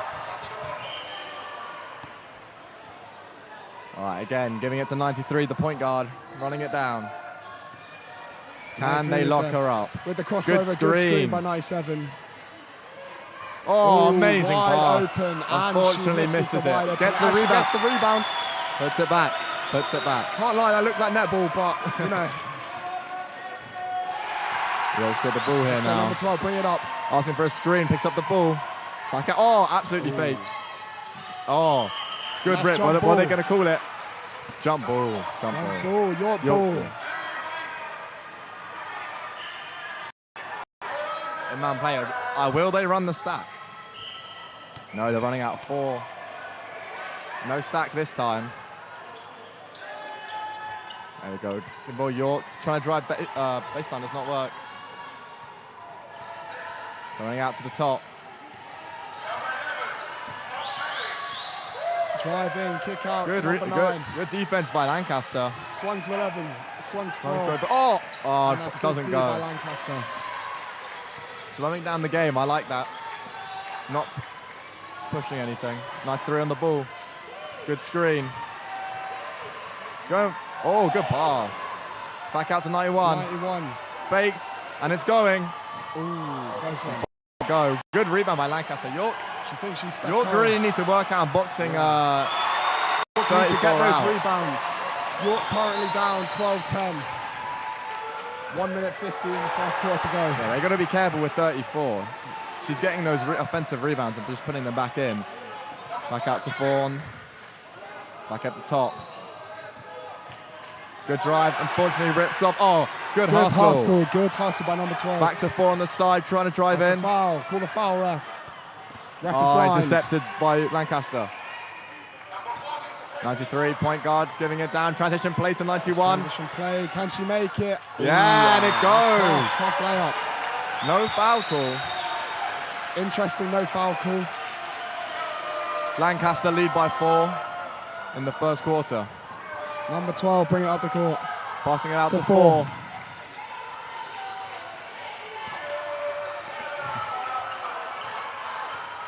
Back out.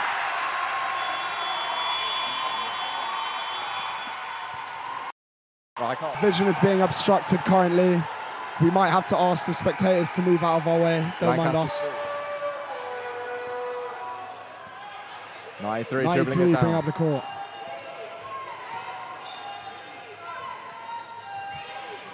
Pull by 93, long 3. And she airballs it. Nothing but net. Nothing but net. The crowd's loving it, shouting airball. Hopefully that doesn't get into her head. Back out 27. Good. Again, York need to work on their passing. I'm telling you. Lancaster have been... Oh, she was out. Good call, ref. Good call, referee. Good call. York's ball. Lancaster still lead by 4. 37 seconds left on the clock. In the crowd, I believe I see the men's ones from yesterday. That was a very good game. Yeah, good to see that coming out to support the women's team. Personally, I think York should have won. It was a close one. Yeah, it was But, rigged. I lost my voice a bit yesterday as well. Unfortunate pass. Again. That's good hustle by 91. 97, bring out the court. 97. Her foot's on the line. Foot's on the line again. Ref. Good call, ref. Good call. 2 times in a row. She's got to watch out for that foot. Again, I know, if you're a point guard, you want to be going middle. You don't want to be going to the side. The sideline's another defender. Like out 9 is open. Interesting Dribbling screen it out. by 27. Again, that's nearly another turnover by York. And that's York's That ball. comes Good off, call, York ref. ball. Good call. 10 seconds left on the clock. Lancaster lead by 4. Inbound player. I think they're going to go for a stack. They're running a stack play, York. No, they're not. They're not. They're running a staggered.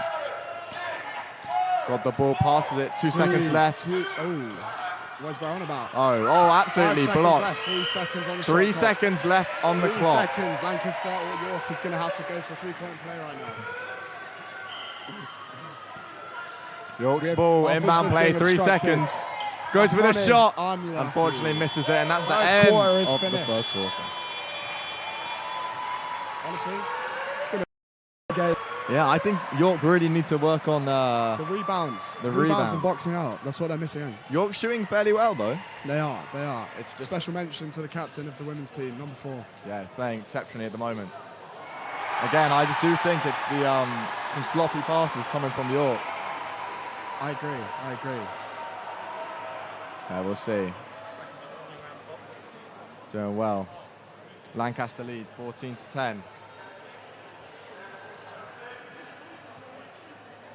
The crowd is going wild. I can see number 80 with the horrendous haircut from yesterday on the ones team. He's standing on the sidelines. Absolutely violated. Unbelievable. I can see the captain of the men's 2 in the crowd as well. Good to see men's 2s coming out here to support. Men's 2s and men's 1s captain both in the crowd. Lovely to see. Lancaster's got quite a big crowd as well. Lots of signs. All around just good vibes. It's good vibes. Good vibes. Saturday morning. A lot more to come today in York. Close game already. I mean, 4 points, that's absolutely nothing. You know, York can really turn this around. And of course, the fouls reset as well, which is going to be in York's favour. It is, that's very true. Looks like we're going to come start the... There's currently a little gremlin obstructing my view. His name's Dexter. He's normally on the scoring table. Shout out. Yeah, shout out Dexter. Man. Shout out Dexter. Lancaster's ball, 91 inbounding.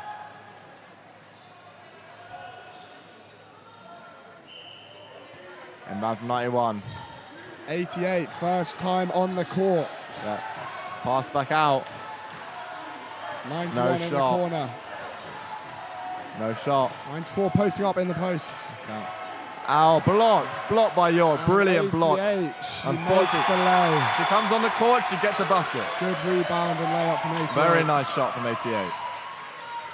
York trail by 6. York really needs to find their flow if they're going to start coming back.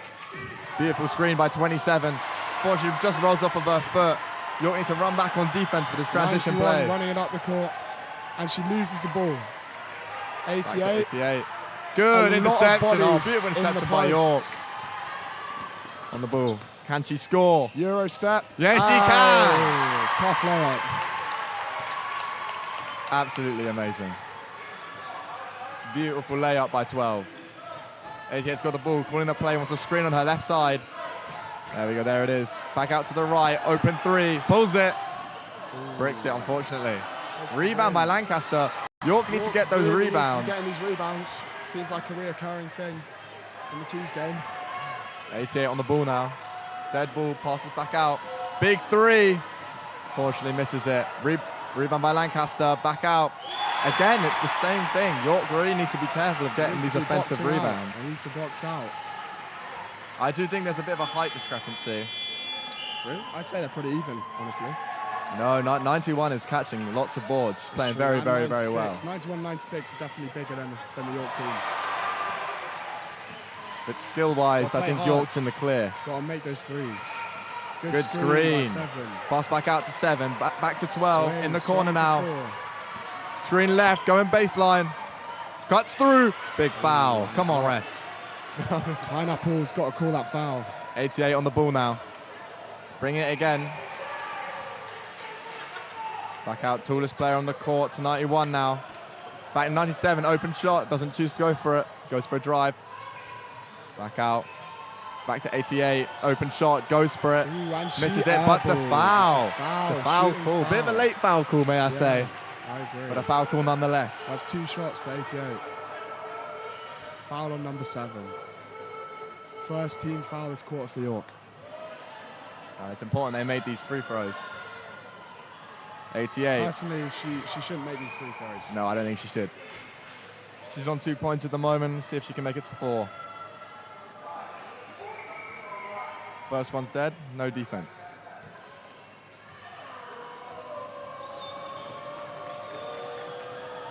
Can she make it?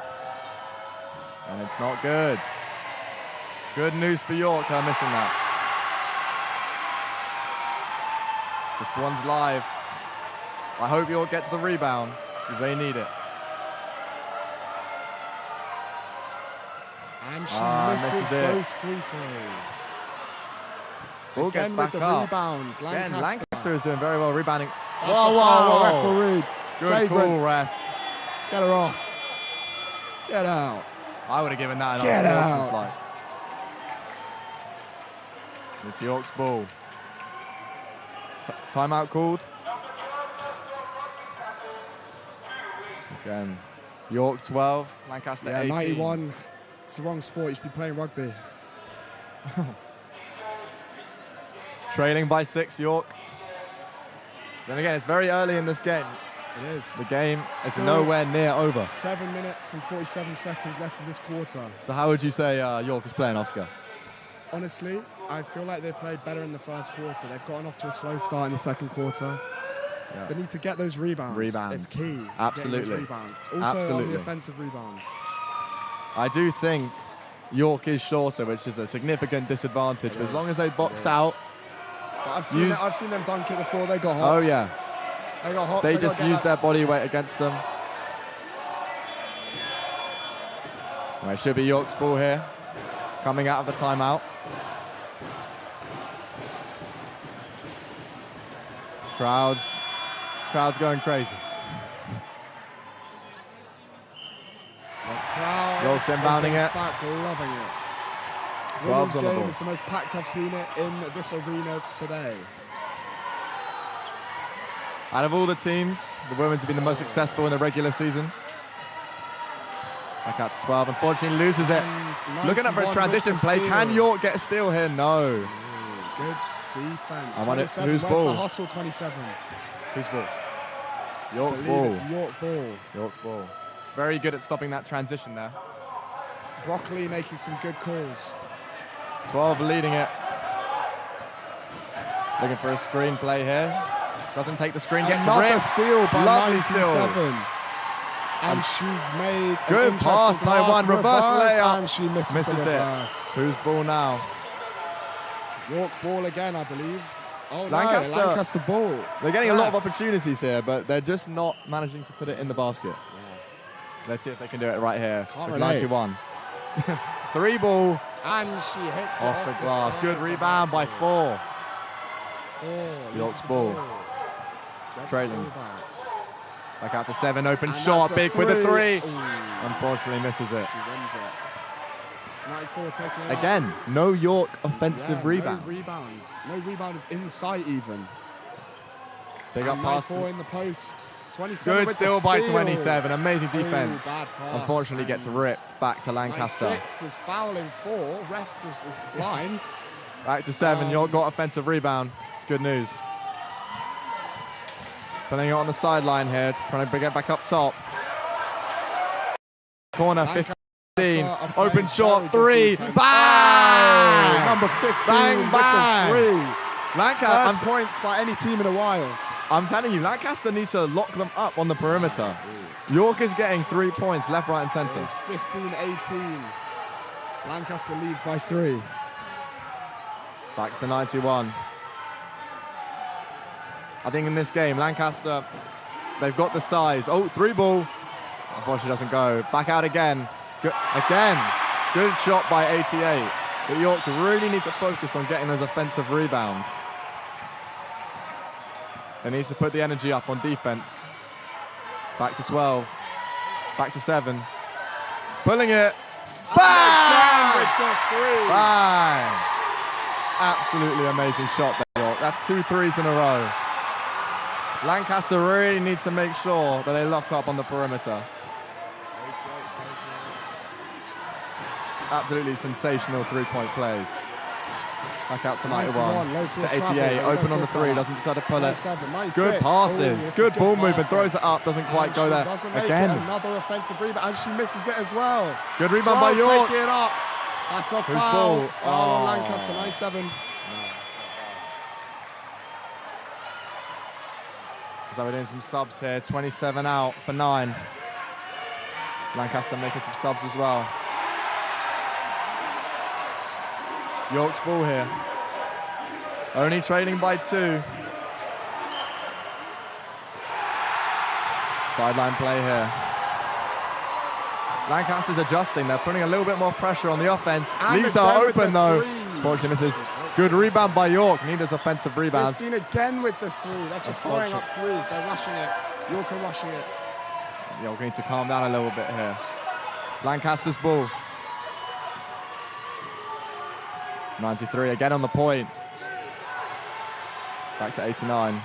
94, 93. 93, jab step. Goes down the middle, lay, and the foul. That's two shots for 93.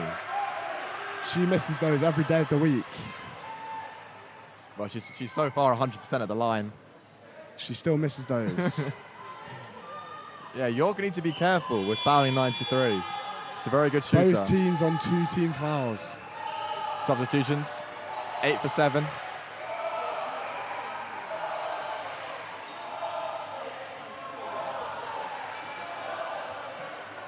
York trailing behind by 2. Will she make the free throw? Hell no, that's off on the side. Unfortunately misses the shot.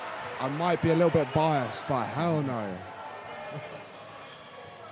Going for the second one here. York need to get the rebound. And again with the miss. Lancaster rebound She's again. 50% now from 3. That's a 2.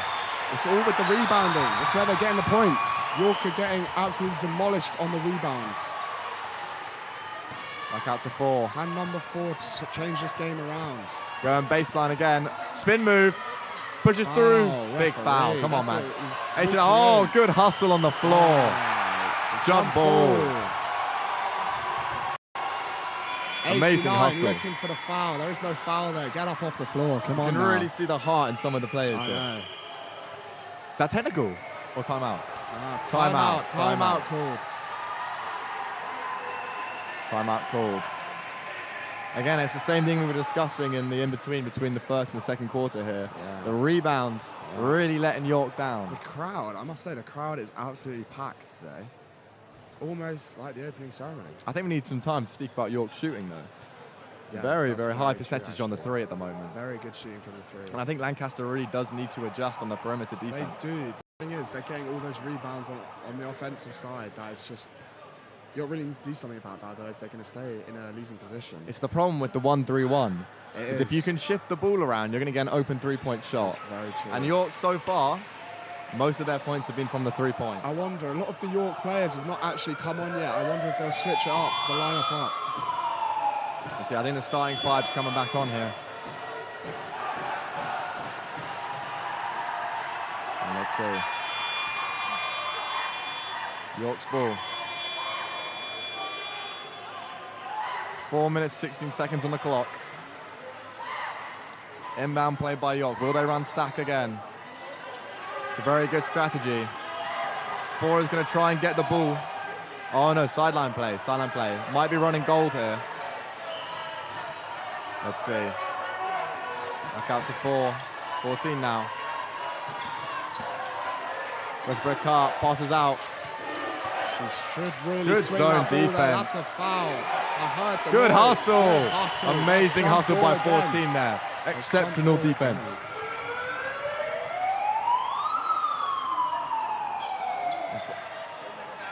Jump ball here. Her foot was on the line. That's actually our ball. Ref didn't see it. Back out to 91. Back in the paint. Hook shot. Oh! Is that Kareem Abdul-Jabbar with the sky hook? Yes. York trail by 6. Passes out to 4. Back out to 7. 7 a good 3-point shooter. To 12. No drive. 14 gets the fake. Goes for the drive. Ooh, big foul. Good call. Good call, ref. Flipped all across the court. It's 2 shots for number 14. 14 is going to the line. 14 is going to the line, and she makes this. She's 100% from free throw because she hasn't taken any yet. Don't think that's how maths works, mate. Thank goodness he does not do maths. 14 at the line here. Get this guy with the siren out here. With the siren needs to, honestly, First needs one to get is out. not good. Needs to get out of her. Let's see. 0 for 1. York have some very good shooters. That's splash right there. This is it again. Lancaster. Lancaster again with the rebounds. Yeah. York need to get these rebounds. 4 is wide open. Passes it out to 4. Shoots it. Bang. Deep 2 there. 91 trying to hype up the crowd. The energy is ecstatic. 12 driving middle. Turnover and pushing. Oh, good. Oh, foul. Currently down. Foul on 12. 8 points. Foul on Lancaster 12. do have 3 team fouls though. 2 more and it will go to the line after a further other foul. 3 seconds. No, 3 minutes, sorry, left on the clock. Lancaster's getting very rowdy at the moment. York crowd is currently quiet. There is no chanting. Oh, absolutely. And the rejection. Absolutely out Number of 7 here. takes it up. Absolute swat. 14 on the ball. Get out. She Big shoots deep that. 3, deep 3. Ooh, Oh. and that is not the shot. Good hustle by realistically. 12, trying to get the rebound. And jump ball that's York's again. A ball. lot of jump balls. Can I just say, the hustle and the diving. Yeah, I must say exceptional. the defense by and offensive side by York is York the is hustle is seriously increased. York's head up, not looking down, ignoring the scoreboard, just playing. Facts. And that's how you play. They haven't had a basket in about 4 minutes though, York. 12 on the ball here. They need something to turn this around. That's Looking a to try foul. big foul. Yeah. Good call, ref. Lancaster needs to stop fouling. They're going to be on 5 team fouls very soon. Very soon. 91 looks very confused. I don't know why. Gee, that was clearly a foul. 91, I believe, is on 3 individual fouls, maybe 4. Looks like inbound play by York. Running a stack again. 14's going to go to the corner. Nope. And 12. Back to 12. Oh, Ooh. absolutely baited. And she pulls Oh, up, step back 3. and Unfortunately, does yeah, miss it. Remember, second quarter, warming up still. It's fine, it's fine. Warming up, warming up. 93, back on the point. Stopping the ball here. Substitutes for Looking like Lancaster. they're doing for 96. I would say big man, but a big girl coming back on. Lancaster's ball. 26-18 in Lancaster's favour. 93, taking it up. Pass it to Pass 4. it to the corner. No Short shot. corner, no shot. 93's going nowhere. 93, wide open for the 3 that's a ball. splash. Bang! That is a splash. From down. 93 is a shooter. 14 with the ball, dead ball, back up to 4. Currently, Loses York it is again. down Good by hustle. 11. Oh, let's go. Oh, can we Amazing just speak hustle about again by 12's hustle 12. at the moment? Amazing hustle. That's 3 times she's 3 dived for the times. ball. Absolutely amazing. Sensational. It seems a bit like a one-man show currently, though. The rest of York need to put in a shift. Agreed. 2 minutes left. Back of up to this 4. half. No shot. Back to 93. Pass it to 94. Takes it up and she Misses it. the That's open our ball. layup. It's our ball, ain't it? That's our ball, ain't it? That's our Yeah, ball. York's ball. York's ball. LeBron reference. Yeah, if you know, you know. Hey, you're the goat. He's the goat. Guess Come I on, don't come know. on now. 14's Michael on the Jordan's not the goat, like realistically. MJ is the GOAT. Don't listen to this guy. LeBron's 40, bro. Oh, hits off the knee. 93 on the transition. Passes it up. Can she get the layup? 94. Fakes the shot. That's blocked. a foul, That's a travel. surely, and a travel. Passes up the 4. Interesting Open calls by the shot. ref. Shoots it. And that's a Bang! splash. Splash by 4. That's That 2 is- points. That's That 2 is now points. twice in a row. York are down by 13. York need to be careful. That's twice in a row. Paul's got that deep 2. People need to pay attention. Have you been watching the playoffs, David? Players. The NBA playoffs? NBA playoffs, yeah. Lakers suck. But again, Wolves in exception. 5. York are trying to fight for it, fouling. just can't get it. I genuinely think they should call a timeout. Ooh, Misses and it she from misses the Lancaster. lay. 96. Rebound. Big gun. She's back at it. Again, it's the height, Oscar, I'm telling you. It's the height. It's that height. York York crowd is looking very quiet. York can try and box them out, but it's just a pure strength of 96. They got to push 96 under the basket so she can't get the reads. And that's a foul What's again. that? Foul again. Unfortunately, it's a sideline ball. It's not. No, really no. Team fouls made. Team fouls. fouls. Team No, fou- no. Yeah, team fouls. 2 shots to the line. 40 seconds left. And York are going to go to the line. The scoreboard slightly interesting. For you the at home. The 5 kind of looks a bit like a 3. For you at home there. The reason York's getting 2 free throws is because the team That's fouls. money right there. And it's Oh, good. Yeah. Oh, yeah, tough. Lancaster So has tough. fouled 5 times, which means that the next foul, regardless of whatever type foul it is, Whole lot of they yak, will be buddy. shooting. Whole lot of yak. Now, I'm telling the people at home. Well, let's see. She's 1 for 3 at the She moment. makes- Unfortunately, misses it. Doesn't Lancaster make rebound. That's off. wow. York's ball. Surely. Ref, make the call. Yeah, Make the York's call, ball. Good call, York ref. ball. Good call. Good call. Night 4. York's ball. Give Night 4 a text. She keeps chatting. Yeah, can we get some text in here? Stack play again. Stack play. play again. Interesting. 14 to the Hasn't corner. worked for York yet. Oh, Baseline foul. cut. Oh, Bit of foul call. That's a foul. Shooting foul, I believe. This will now be her 6th free throw attempt. These shots are absolutely crucial. LeBron James. Get this guy out of here. 2 shots to the line here. First one, This guy with unfortunately the siren, I'm going to go over and smack him. Yeah, let's not do that. Final He's doing it free again. throw. And it's Oh, good. She makes it. She's 2 for 6 from the line. 93, bring it up again. Absolutely lethal point guard. Back out to 88. It's no good. Rebound by Lancaster again. York finally get a rebound. It's been a while. Going on the transition here. Going up for the layup. Oh, step Euro. Oh. 27 with the offensive rebound. First time in a long time. 12 nearly She's got that stuck Euro on the step. baseline. Throws it out. Oh, and that's the shot clock. And that's gay. That's shot clock. York currently down by 13. Yeah. Down by 13, 33. 10-minute half. 20. How are you finding the game so far, David? Honestly, it's great. I love, especially from 12 on York's side. The absolute diving for the defense is what you want to see. Word on the street is that people from all around the world are watching this. Well, Yeah. if the streets say it, then the streets Word say on the it. street. I know of an Australian watching this. Yeah, right oh, wow. now. Yeah. That's aura. Yeah, it is. No, I think Lancaster's doing exceptionally well on the defensive end. They are. They're getting all the rebounds as well as on the offensive end. Up by 13 points. Can I Honestly, just say, they're just playing very good basketball. can I just say, the shooting percentage has actually been very high this game. It's true. That's very true. From the three, No, both both. teams have got high 3-point percentage. Not even just on the 3. I mean, you got number 4 getting on the Lancaster side, getting 4 points just off of deep 2s. People leaving, obviously going to see other games.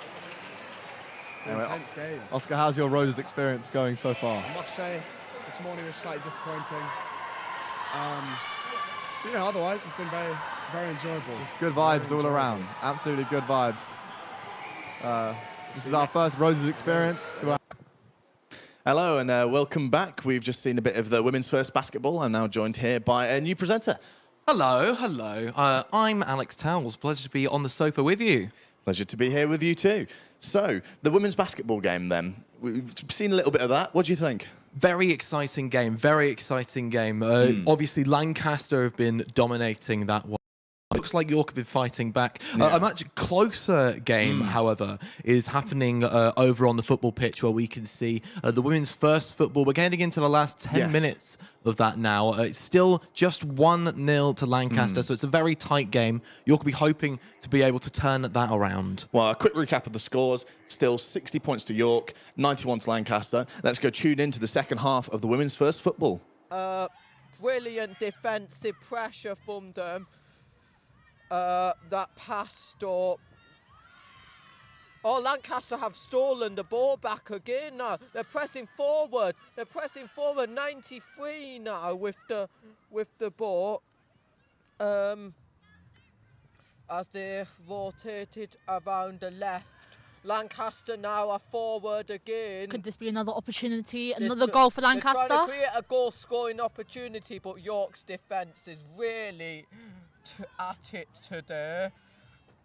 York's defence has been incredible this game, apart from the 1 goal conceded and the open goal opportunity in the first half, which Lancaster didn't manage to take. apart from that, it has been incredible defensive work from York. Sorry, the open goal opportunity in the second half. Apart from those two, it's been incredible defensive work from the York side. York trying so hard to score and simultaneously stop Lancaster from scoring. Yeah, Lancaster player seems to have come down.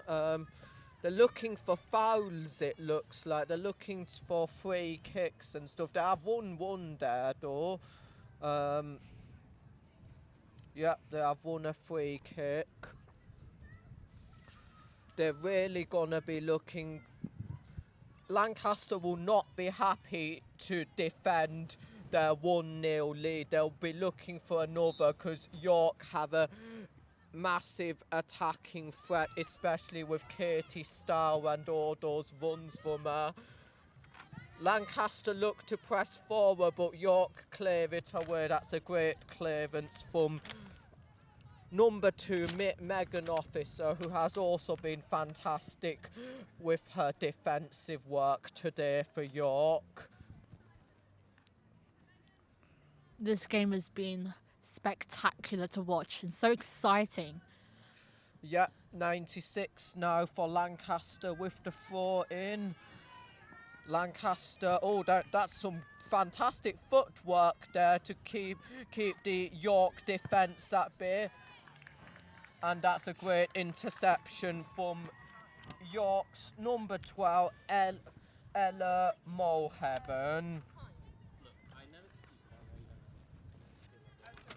who plays as central midfielder as the ball is retrieved from the bushes towards the other end of the athletics track. You can see York again getting ready for their strong defence. Yeah, York will have to defend another set piece here as Lancaster have won another corner. Lancaster will be looking to try to double their lead here. Let's see how York deal with this set piece.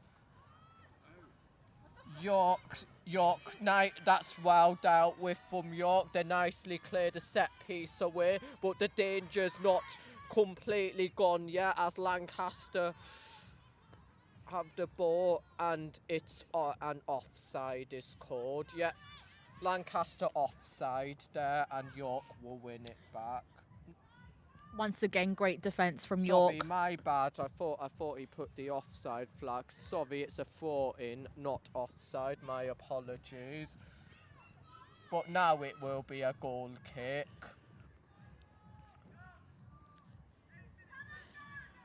A goal kick to York. Someone from the crowds just screamed 8 minutes left, which means time is ticking for York to equalise. Yeah, time is running out for York. York will be really looking to equalise here. A reminder that a draw means that the points will be shared 2-2 to both teams. As I can see that the sun has come out now and is beating down nicely on us commentators. Oh, someone from York players down. Yeah, it looks like Lancaster tackle there has brought her down. But it doesn't look like it was a legal tackle, hence the free kick to York. Number 6, Millie Martin with the free kick for York, but Lancaster have come away with it. They try to press forward, but York have managed to win it back, and that's cleared out. That shall be a Lancaster throw in. Will they press forward? There's no Lancaster. Lancaster goes there ready to attack in the York box. Hence York managed to easily clear it away. York are pressing forward now, but it doesn't look like there are any York players there in the Lancaster box ready to take it. Hence I think they're all Lancaster starting cleared to it away. migrate to the Lancaster box for attack. Yes. As York pass it around in the midfield, they'll be looking to press forward. This is a bit of a midfield scramble here, we're seeing, as Lancaster try to come away with it, but they can't quite do it. York's defence again at it. York with the throw in. Again, it's gone out. It will be another throw into York. You can hear the crowds chanting. Yeah, the Lancaster support is really in full voice at the minute as York look to press forward. They're looking desperately for this equaliser. Well, Lancaster have come away with it. They press forward, offside. So York get the ball back. You can see, I think Lancaster again are trying. I think they're going back to attacking. Yeah. But York is just denying them that goal. Yes, so York again will be looking to put the ball forward now. Could they create a goal-scoring opportunity? They have had quite a few chances, did York. They just haven't managed to take them throughout this Wonderful long game. shot. York pressing forward. This is a chance. This is a chance for York. Oh, that's a great save. Wonderful save from the Lancaster goalkeeper. Yep. Lancaster's goalkeeper Lily Shevington to it again, and that is kept out, and it's kicked away again. Lancaster will be looking to come forward, but wonderful progression across the pitch from York for that potential goal. There have been indeed, yes. There's a scramble in the midfield. There's a scramble. Lancaster have won it back. But no, it was a free kick. Sorry, I got put off by all those cheers. I thought there was a bit of a scramble there. I think it was a free kick to the free cheers for like the interception. Yeah, it was an interception. My bad. I got put off by the cheers there. As York with the free kick, Lancaster cleared it away nicely. Time is running out though for York to be able to equalise. York will be looking desperately for this whitewash, having won the other two women's football fixtures. I think Lancaster know that, again, time is running out, so they're now focusing their efforts on just defending that one goal instead of attacking. Yeah. And then attacking if they can. Big cheers from the York supporters as they look to progress. Lancaster have won it back though, but the pass is a bit too heavy. I think that is going out. Not quite. They're still scrambling from it.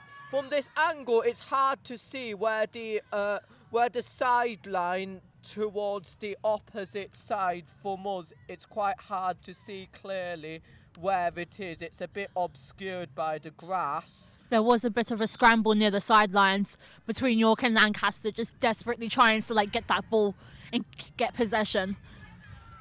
Yes. But York were able to, again, intercept. This will be another throw in for York. They'll be looking to press forward now. Big cheers from the York home supporters as they're trying to desperately find this equaliser.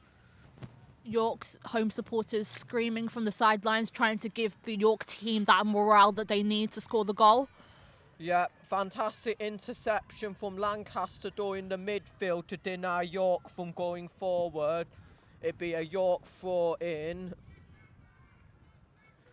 Honestly, it's been a battle from both sides. Yeah, another York throw-in. I wonder if the amount of throw-ins York are racking up are trying to put pressure on Lancaster as they look to hunt for this equaliser. They're forward again.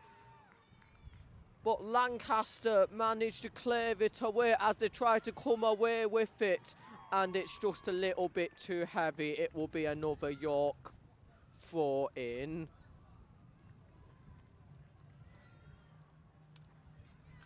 As York look to come out, Lancaster look to come away with it. There's an interception there, a bit of a scramble in the midfield, and it shall be another throw into Lancaster, and that's headed out. Another throw in. I wonder if heading it out is a new strategy from Lancaster to run down the clock with all those throw-ins. It probably is, and I honestly would not blame them. Again, they're trying to defend their lead as much as possible. Yeah, they are really trying to push on with the defence. Lancaster, they want to protect this 1-0 lead like a pot of gold right now. They've done so well within the first half, just scoring that goal and just attacking. And I think now they're just trying to lay back and just lean more into defending. Lancaster are defending resolutely, though. They really are. They're keeping it strong. They headed it out again. I wonder if Lancaster are looking to run down the clock by constantly heading it out. And it's full time! And that is it! And it's 4 points to Lancaster. And Lancaster once again restart their winning streak. 1-0 to Lancaster. Yes, what a fantastic game of football that has been, and I reckon I have been proven right with my suspicion that Lancaster have been trying to keep heading it out and all those throw-ins to run down the clock, but that doesn't matter. That is not a bad strategy, because guess what? It has got them over the line towards the end, and it is a 1-0 win to Lancaster. But honestly, I think from both sides did play amazingly. So York might have lost today, but they should be proud of themselves regardless. However, it was just Lancaster's attack, and then defence was just too indestructible for York after that 1-0. Yes, what an incredible game of football we have been treated to today, as the Lancaster supporters run onto the pitch to celebrate, and the Columbia flag is back out again, which probably suggests that one of the Lancaster players comes from Columbia. You can just see Lancaster jumping for joy. They're really happy about that win. Yep, they really are. It is another fantastic 4 points to Lancaster as they look to take strides to win the Roses title today itself. And not only that, deny York the whitewash.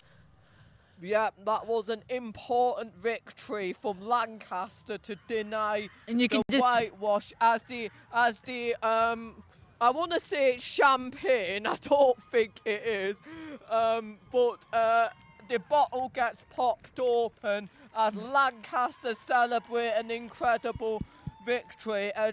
Another reminder to. Welcome back to Rose's studio here on Channel 1. We've just had the end of the highlight fixture, York vs Lancaster women's first, with Lancaster winning 1-0. It was a great game to watch. And we've currently got so much live sport you can watch on roseslive.co.uk. We've got 11 fixtures live right now. Well, lots to choose 10 from now that the football's finished. Yeah. We've got the Rugby Union's thirds, men's and women's games going on. Their exhibition matches worth 0 points, as is the Pokemon, which is on right now, and the Ballroom Beginners. But we also have the Ballroom Non-Beginners, which is 4 points. Hockey women's seconds worth 2 points. Basketball women's first worth 4 points. Handball men's worth 4 points. Badminton mixed 1 point. Football women's first is 4 points. And darts women's first, which is 4 points as well. So lots of streams to watch and lots of points to be won as well. Speaking of points, shall we get an update on the current scores? Scores on the doors? I don't have all of the scores, unfortunately. Those scores. I do have those. Seems like it's not been updated quite yet, but with the win from Lancaster in the women's first football, I would anticipate that it's 95-60 now for York. Yes. Oh, yes, because that's from earlier, yeah.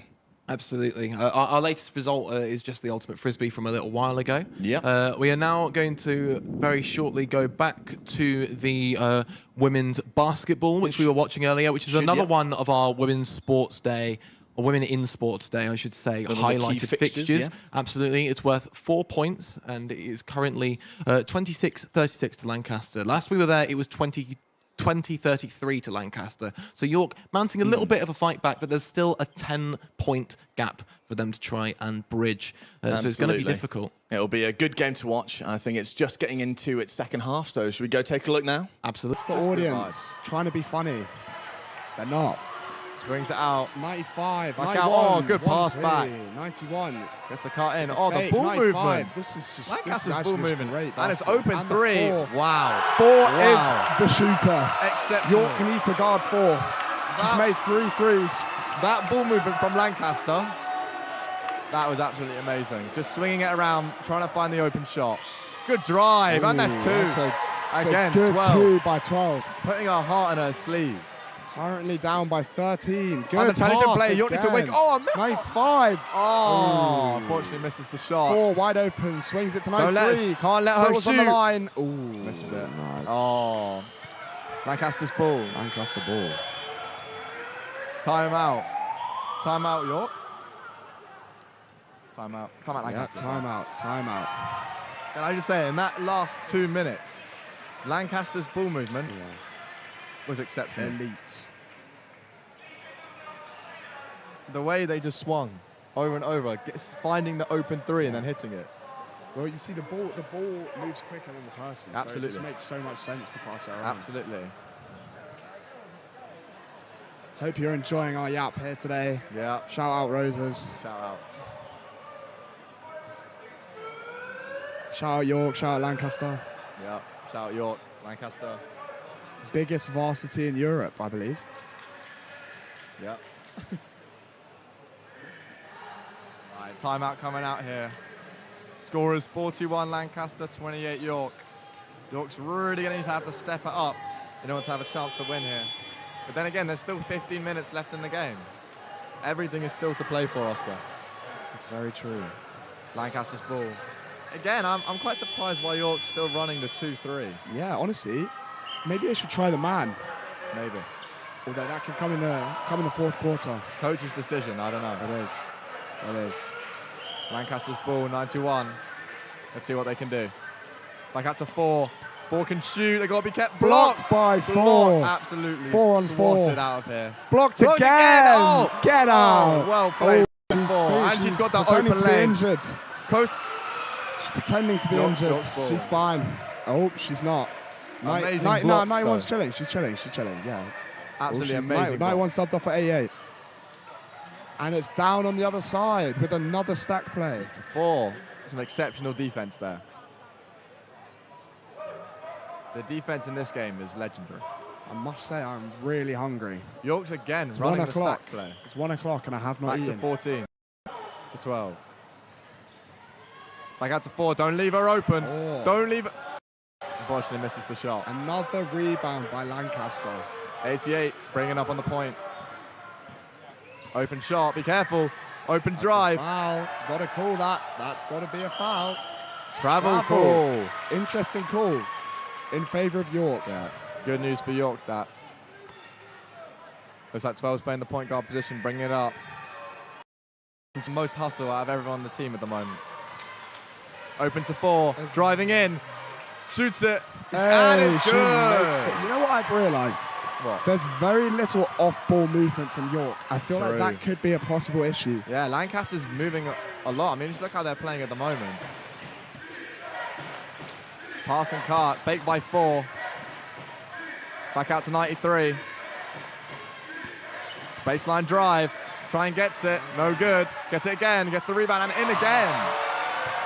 No, but Oscar. 93 and 91, I believe, or he's on 4 fouls. Those two. You're absolutely right. The off-ball movement in York is so stagnant. not as great. Oh, Euro Euro. step! Tough late. 12 is putting the team on their back right now. Absolutely. 12 is having an exceptional game at the moment. But will it be enough? Trailing by 11. Open shot by 95. No good. Rebound by York. Unfortunate. Rebound by York. 14, take it up. 14. Does she see the open person? Swings it to 12. Again. Let's see what she can do. The ball. She keeps it to Back 4. out Swings to 4. it to 4. Open. No good. Rebound Lancaster. 4. Take it up. Lancaster 4. Bringing it down here. Crossover. Leaving her open. And That's a too floater. easy. You can't leave her easy. open. Caitlin Clark. Well played by 4. Can I just say though, 4 saw the space. She took advantage of it. And that's exactly what you got to do when you drive. 4 is a shooter. 4's playing well on both sides. Deep 3, unfortunately, does not hit. Good rebound by York. Going for the post play, doesn't work. York have not had a substitute in quite a while. I feel like their team is getting slightly sluggish. 4 again, don't leave her open. Euro step a little bit, does not work. Does not make Rebound it. by 90, no good. She misses it. 88 with the rebound. And it's good. Where is the box out? There's no boxing out by York. Let's see what York can do here now. They've got the possession. York down by 15 currently. They're going to have to start hitting threes. Back out to boxing 14. out to bring it It's back. open on the 3. Doesn't go. Good rebound by 12. Open shot with 4 on the 3. It's no good again. They need to not force it. They need to not force the play. Yeah, take but their time. When they have the open shot, I think they should take it. I mean, we saw how they were playing in the first quarter. It's very true. York were playing very well with the 3-point in the first quarter. I don't blame them. Lancaster are just a good team. They are. They're playing very, very well. 93 again, bringing it down. 34 with the ball. Passes, swings it out. Open 88, shot. Can she make it? Close one. Doesn't quite go. Rebound York. Sideline ball. Play. 7's inbounding it. Okay, let's see what she can do now. 12 has been the corner piece of this team. Handoff. To 7. Back to 12. Hits her with the jab, drives in, saves it. She's good. That's fine. 4 drives in again. Hit the baseline. Ripped by Lancaster. That's a foul by Lancaster. Oh, foul. Foul. The York's ball now. Sideline play.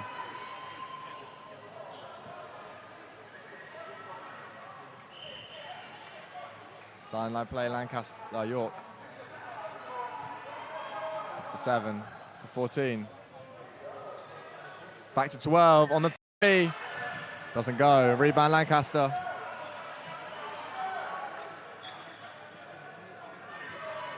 Bring it down now. Good ball movement. Oh, good drive. Oh, good part. Oh, good movement. It's a good baseline. Doesn't rebound. No good. Good rebound by York. Good hustle. That's the ball. Nothing's happening. They're on the floor. Lancaster, 2 people down, and it's good. Good shot by 4. 13 points down. Still with a quarter and a minute to go in this Must-see TV. Driving in. Oh, and a foul call. Shoot foul. That's two shots. Let's see how she is. It's timeout. Timeout. Those last few possessions have actually been very, very good basketball. They have. The way that they're swinging the ball, finding the open person, finding the open shot. I mean, that is basketball 101. Your coach having a word with the ref. I wonder what he's saying. Again, I just do think that Lancaster's rebounding is really what is giving them a huge advantage in this game. It's very true. They've gotten so many putbacks. Yeah. Around 1 minute left in this third quarter. Lancaster crowd playing Pop Smoke. Interesting choice of song in the big 2025 Pop Smoke. R.I.P.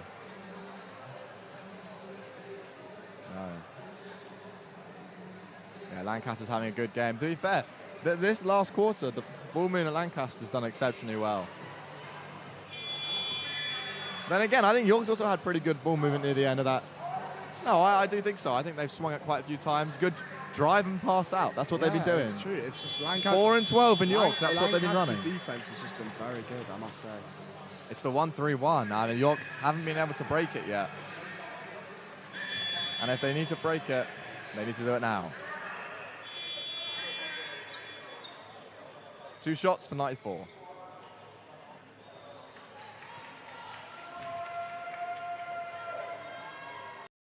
Let's see if she can make these. Some discussion with the table. Substitution. 92 for 95. 92's first time on the court. She's been taken off again. And she's coming back on. Bit of miscommunication.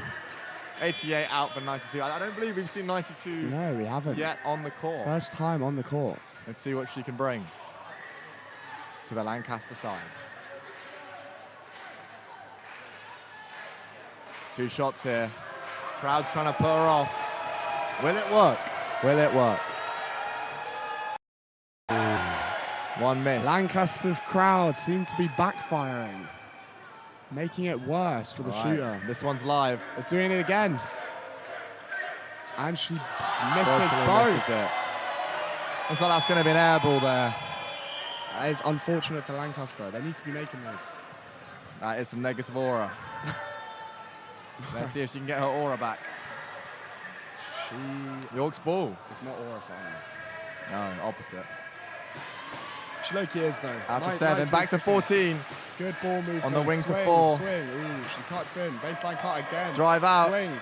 12 again with the ball. Gets stripped. Ooh. Hustle again from 12. Jump ball. A lot of jump balls this game. And shows the level of hustle. It really does. It really does. Of hustle. York are not giving up. They are really fighting for every single possession.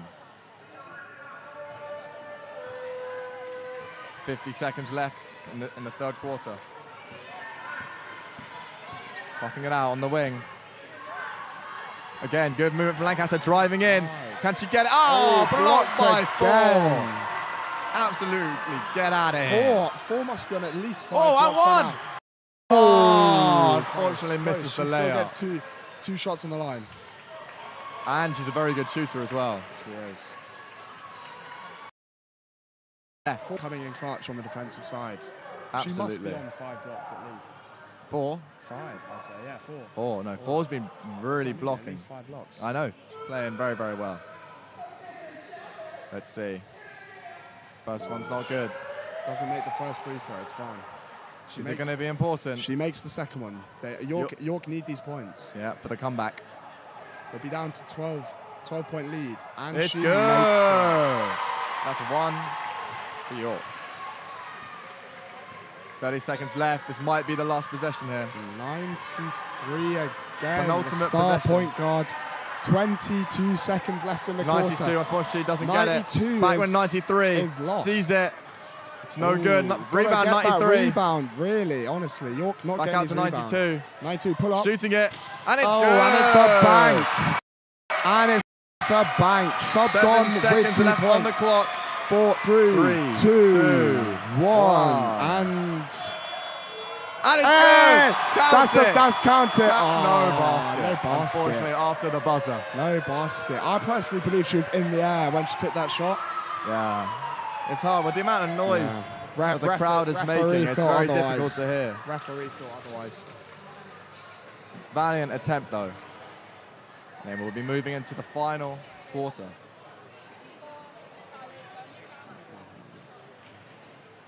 Lancaster 49, York 35. Now, David, what trailing other sports will you be watching? I'll be watching the men's cricket. We watched the handball. To be fair, I'm just there for the basketball. This is some good basketball at the moment. It is. It is. I must say, it's very, very enjoyable. Last night and today. Must see TV. Questionable. Tell me if you know that reference. Of course I do, bro. Who do you think I am? All right. Fourth and final quarter. York's really going to need to step up the pace. if they want a chance of winning this game. Lancaster, they keep what they're doing. I think victory's in the bag for them. Invasion. Let's see how this goes. Trailing by 14. That is quite a substantial lead that Lancaster has at the moment. I think it's going to be a bit of an upset if York manage to come through in this fourth York quarter. losing all 3 basketball games. Honestly, it doesn't reflect the York team at all, I feel. Well, we'll see. In the in-season, especially the York twos, had a pretty good season, I must say. It has been. York ones, although their season wasn't so good, they haven't. Absolutely. And let's see what the women's One's team can do here captain now. with the megaphone. On the ball here, on the 3 line. Good dribbles. Someone say Kyrie. 92, can't guard her. Oh, tough play. play. That is tough. It's what number 4 does best. Number 4 is playing exceptionally well here. See what Lancaster can do here. 93, Oh. tough. Oh, doesn't quite get it. Around the rim. They need to look up. York's That's a ball here. Got to get it over the halfway line. They've got 8 Number seconds 9. left. And that's an 8-second call. Lancaster Good ball. defense by Lancaster. It was good D. If you can get an 8-second call, you know you're playing well. Let's see what Lancaster can do here. Passing it out to the 3. No good. Driving in. Oh, amazing pass to. Oh, again, 96. I think MVP of Lancaster at the moment. Getting those rebounds, getting those putbacks, catching those passes. Exceptional. Back out. Don't leave her open. Driving in. Passes out. 3. And it's good! Unfortunately, only a 2 there. Deep 2, but amazing shot nonetheless. Down to a 12-point deficit. 96 on the ball, but got to be careful. 96 Good cut back from in. 97. Have to Open remember that shot. 96 fouls again. She will be out of and the it's game. not good. Rebound by York. Number 9 taking it up. To Open 4. for 13. Good. Oh, good ball movement. And she goes Lovely. in. And it's number good. 4. Bringing it Again, back. number 4. 10 points. York's really put it into first gear here. And the crowd is cheering. Oh, what's going on here? Not quite sure. Oh, coach cutting. Coach. Ref having words. Coach Don't might know have with stepped who. on the floor. Oh no, it's sub-school. Sub-school.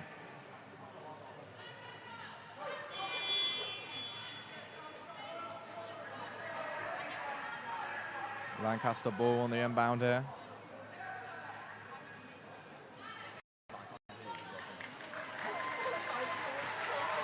York sub. First time 30's been on the court in Let's this see what game. she can do. Will she be the deciding factor? 91's on the ball now. Don't let 96 get it. Off. Good call, ref. York ball. Trailing by 10. 8 minutes left to go.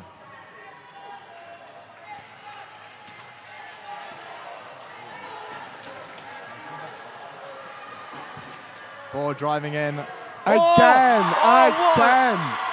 Again! What a hook. 4 has put the team on her Amazing back. hook shot. 7 minutes. Is that Kareem? 50. Is that Kareem? That is Kareem. Absolutely. 7 minutes, 45 Driving seconds in. left to go. And Just 93 misses it up. loses the ball. York ball. Crowd is Lancaster's hyped. really feeling the Crowd pressure. is hyped. Lancaster's looking very quiet. To be fair, Lancaster still has a very comfortable lead. It's true. 8 points. Let's see if they can keep that lead. Up to 4 now. 4 again on the ball. Back To first touch, number 9, and questionable pass. Not very good pass. Good steal by Transition plays 96. Lancaster. 93 taking it up.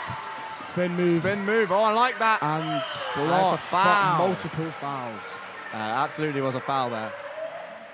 She will be going to the line. York are ball watching a little bit. A little bit. They're all going towards the ball. 93 again. Yeah, nice 3 to shoot 2. She made her first 2, but she hasn't made free throws since, I believe. Yeah, but let's see if she can widen the gap even further. 2 shots coming. Let's see. First shot. And she it's good. It's good.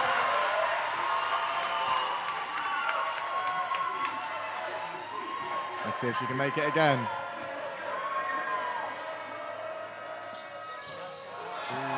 Rebound by York. No good on the last free throw there. York's really picking up the pace. Oh, no foul call, no foul called. Anyway, let's keep moving. Watch out for number 4. Number 4's wide open. Will she shoot it?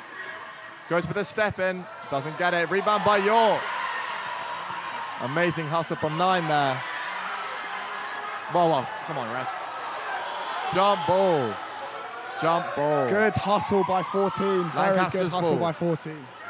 Lancaster's ball. I'd just like to shout out all the people with their signs as well. Really brings atmosphere to the crowd.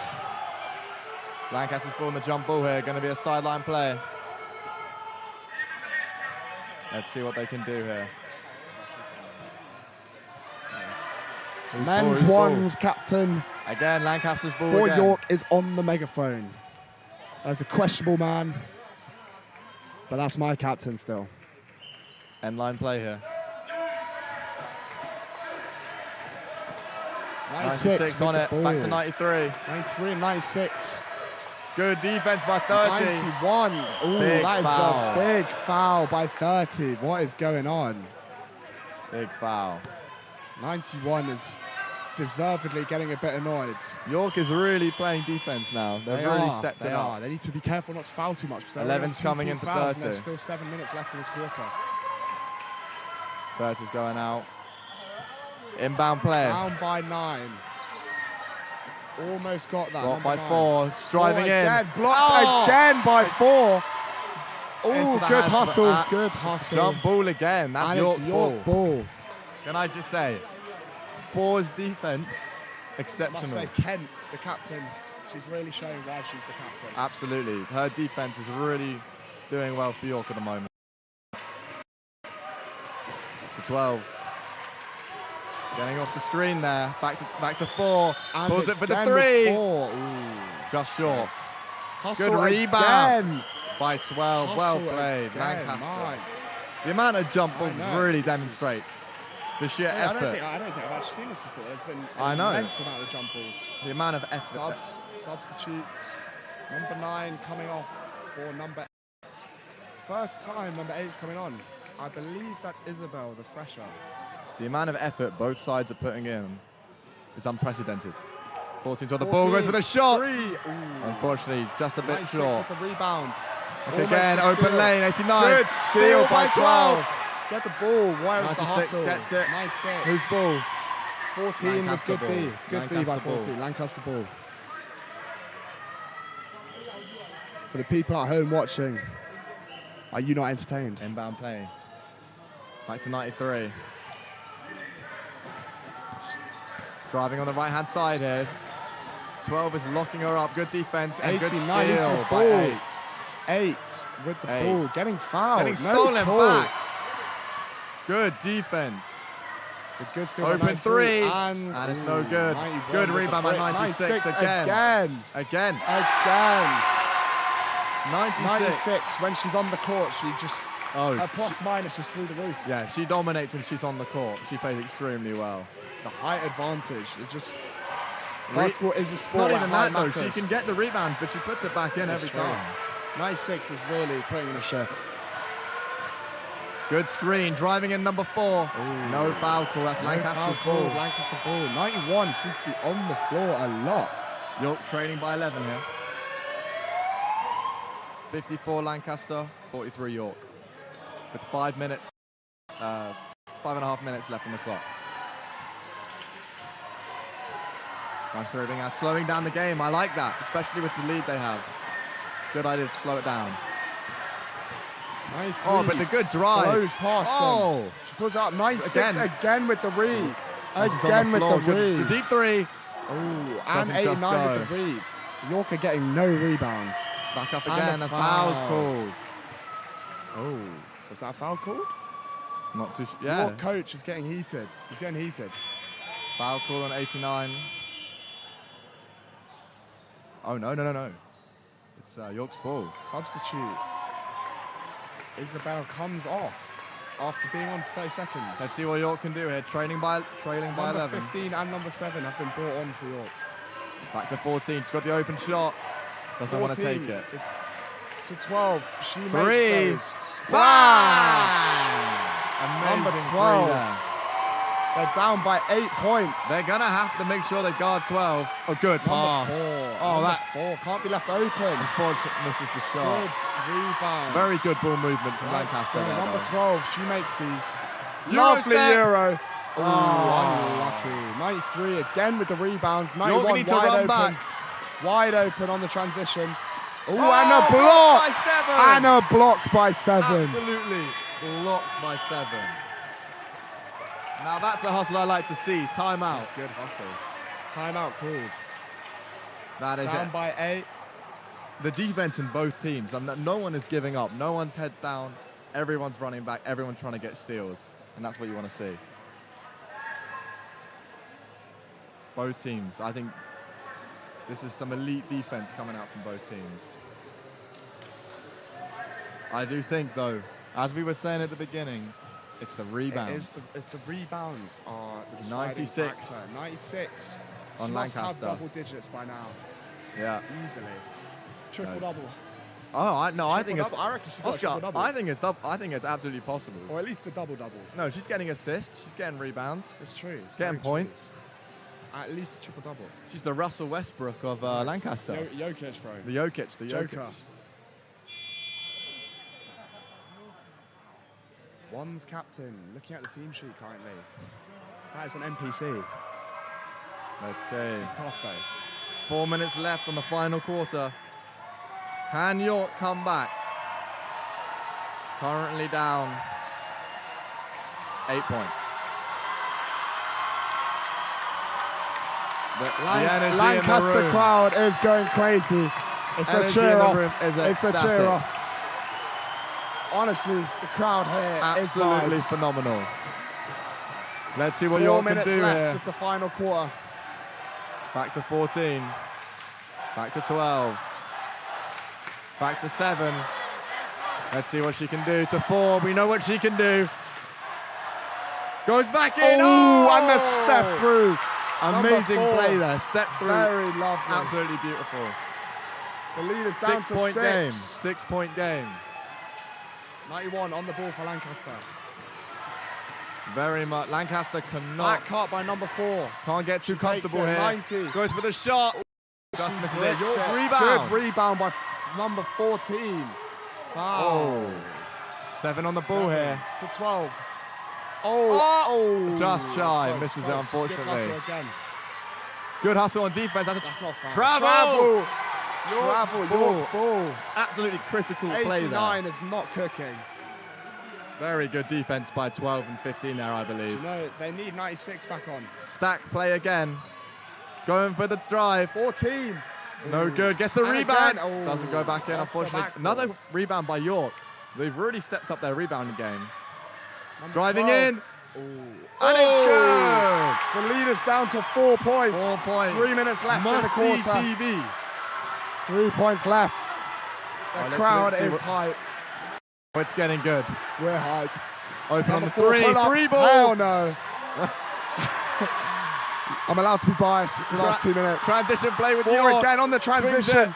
Back out to foot. Pull up. And Oh! it's The good. lead's down to 2 points. 2 point Number ball game 4, here. Kent, the captain. As I said before, Exceptional play. Lancaster got a bit too comfortable. Let's hope it's not their downfall. post pass. Good steal by steal. 7. 89. There's like to be a jump ball. Is Lancaster's wrestling ball. with the ball. Guys, it's not rugby. We don't have to jump. Lancaster's jump ball. ball every single play. It is anyone's game now. It really is. 2 minutes 30 left of the quarter. This comeback needs to be studied. I just want to remind them, the crowd, that they were down by at least 18, I think. Yeah. And she misses so it. close The by rebound. Lancaster. The hustle's A lot of unbelievable. fouls not being called. Deep 4 two. again. She can hit it. She can hit it. Number 4 cannot be both forwards cannot be left open. Number 4 shooting has honestly been one of the highlights of this game. On both sides. Can't be left open. Deep 3. Ooh, Doesn't go. Rushed it. No rushed rebound. It. We need that D Transition right now. play. We need that hustle. Ooh. Just manages to stay in here.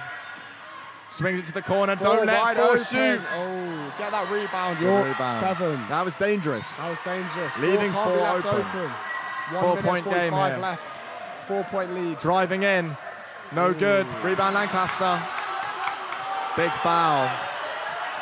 Foul Foul call. has been called against Good, 12. good foul by York though. Good foul. That was smart. Yeah. Good foul by York.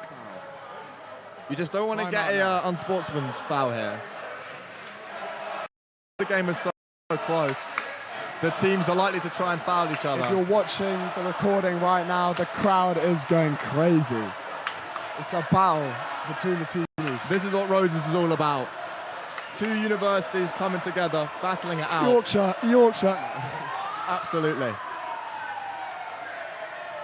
Absolutely amazing vibes. Now this is seriously the crunch time here. 1 minute and 37 seconds left. Now I must say both ones teams for the men and women have been great games. Oh, absolutely. Tight games. Close York game. has brought it back.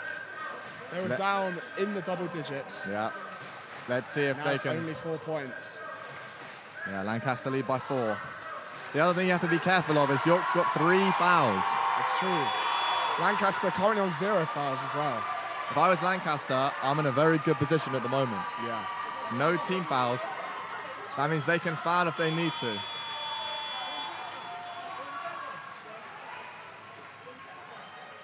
Let's see if York can pull through here.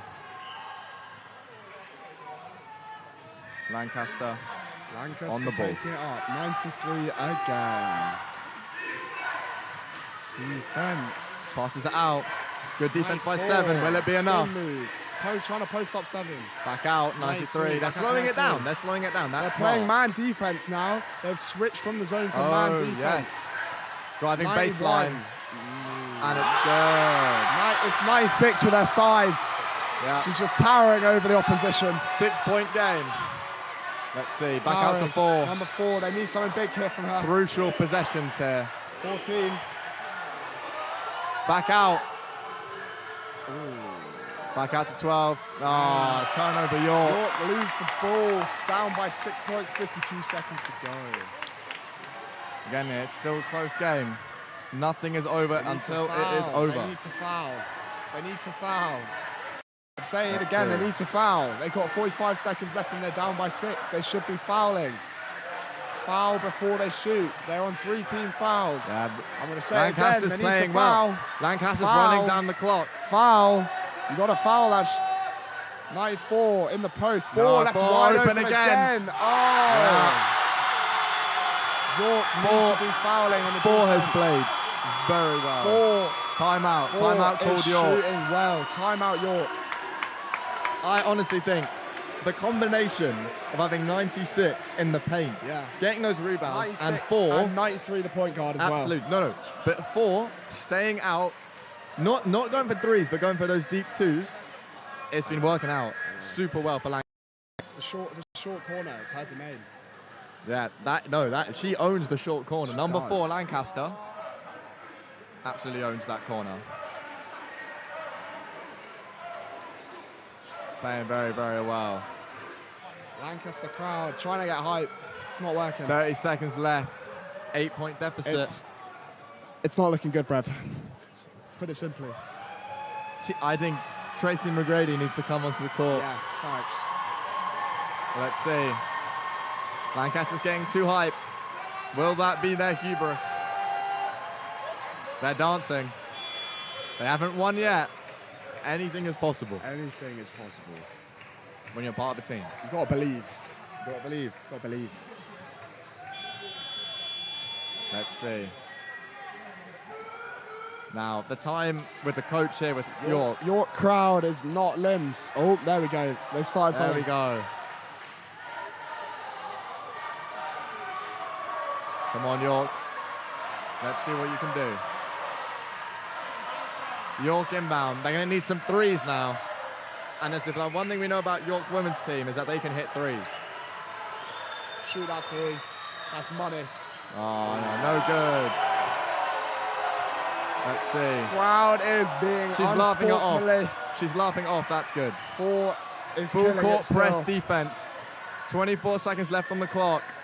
They're going to run it down. They're going to run the clock They down. need to foul. They need to foul. Foul. Yeah, Thank you. good call. Good foul. foul. Good foul. Good foul. Good foul from 12 there. Sideline play, easier to intercept. They are now on 4 foul. They can foul again. They need to foul again.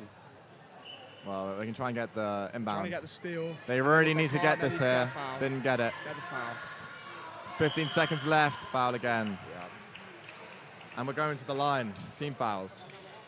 Lancaster shooting 2. Again, that's the only real thing York could do is foul. Yeah. That's what you have to It's do. unfortunate. They brought it back to 2 points. Again, it was just good ball movement, good rebounding. Lancaster, just a Good shooting. Good team, good shooting. Yeah. Good rebounding. Let's see if good they can make defense. this. And No she good. misses the first free throw. This It's is what I fine. like to call stat padding. She doesn't mind. This is stat padding. She's trying to get the She's triple trying to double. get that triple-double. Let's see if she can get it. Misses it again. And Lancaster. 10 seconds left. 10. Oh, not 8. 7. Going for it. 6. Good shot by York. You know what? Keep the pride up. Absolutely. It's pride. It's a good foul. Good That's all foul. they can do now. Shot Yeah. clock's down to 4 seconds.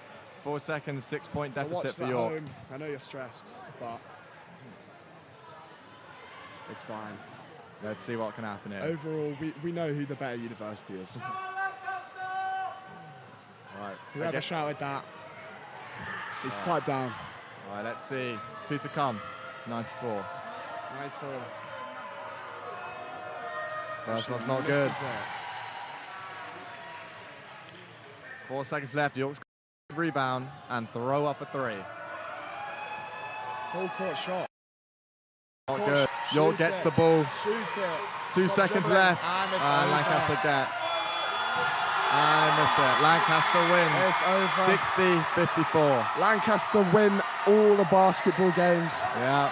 It's a crushing defeat for York, but it was a very good game. But can I just say, I think York did an absolutely splendid job. They did. They did. But They had the you have to hustle. give credit where it's due. You have to give credit where it's due. Lancaster coming in clutch, 60-54. Yeah, in favour of Lancaster. In favour of Lancaster. Amazing game. Very, very good game.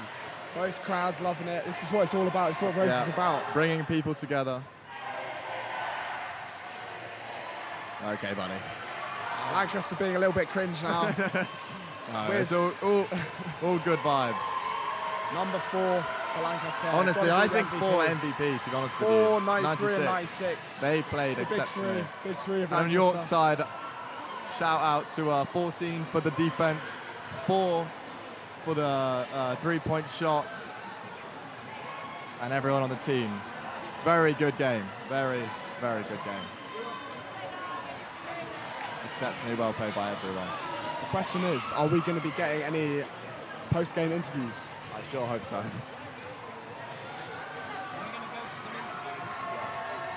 If you go...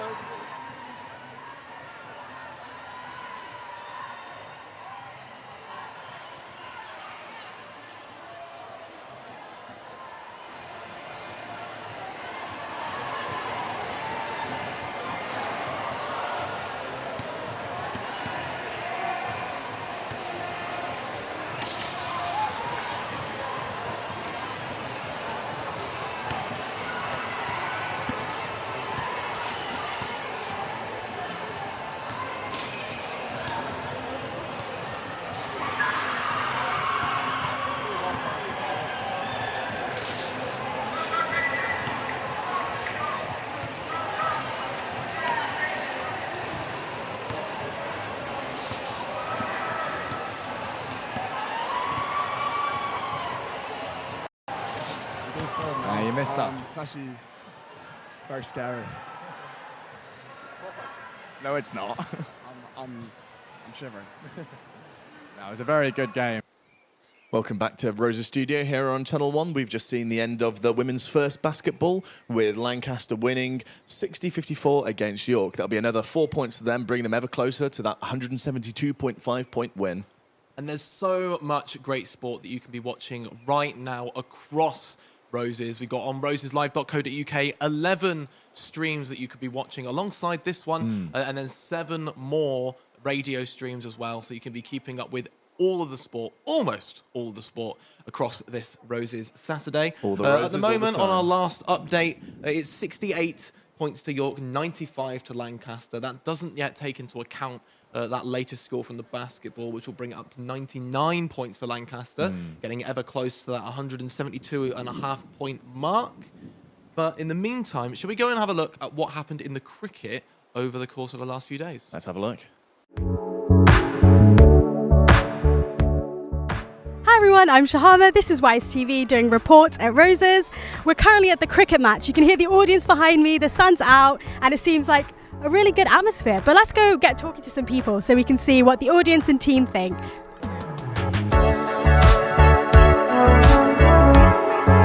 Okay, could you please introduce yourself? Hi, I'm Matt. I'm part of the University of York Men's Cricket. Happy to be here. And in the background here, you can obviously see it's midway through the women's match. And who are you supporting? Are you supporting anyone in particular or the whole team? Absolutely the whole team, the whole club. That's amazing. So you're part of the men's team, correct? And have you played much? Yeah. So this is my third year at the club. I've had 2 Roses, a couple of Bucks games. Captained the threes team last year. Didn't work out, unfortunately. But hoping for a big change this year and hopefully a whitewash. Nice. Okay, so you've had 3 Roses now. How's this one going? Does it look like it might be the best one yet? We've got a really, really strong team together. So midway through the women's, hoping they can come back, recover from a slight collapse. I hope they do. We've got 3 very, very strong men's team sides, full of a bunch of strong freshers. It might be our best intake yet in the past 10 years. So I do hope we have a better future ahead of us. Yeah, hopefully. Yeah, that sounds really good. And how about training-wise? Do you know how much they've been training? Yeah, everyone's been training really, really hard. I can't speak too much for the women's, but definitely for the men, training very hard. We've been looking at new techniques. We've ditched an old coach, and we've spent our money on new nets, new facilities, and we're hoping that will really show in the coming matches. Amazing. Lots of new changes. And do you feel like the cricket team definitely feels like a team, like a family, if you want to be cringy? Yeah, no, I think we're a very close-knit club. That helps from our socials, and we have a lot of welfare socials, barbecues together. A lot of that is down to our one's captain, Dylan Rendell. He's been very good at organising training, organising different social aspects outside of just Wednesdays, and I hope he can demonstrate his leadership on the field as well soon. So let's talk about the match in particular. Any highlights? I quite like the bowling from both sides.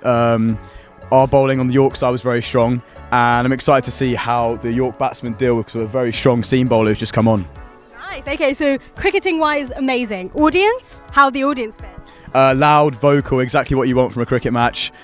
Strong shout from both sides, so a lot of Lancs people showing up midway through the match. So tensions are getting quite high, but thankfully we've got a megaphone, some trumpets in the background. Hopefully it'll just get louder. Amazing. So you've got the energy, you've got the sunshine. What's planned next for you? So definitely just have some more drinks in the sun, continue watching and supporting, and hopefully celebrate a big win for the entire cricket team. Amazing. And what colour are roses? White. Amazing. Thank you so much.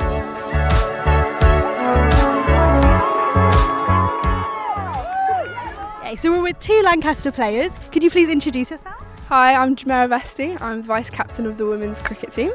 And I'm Freya Spall and I'm a fresher.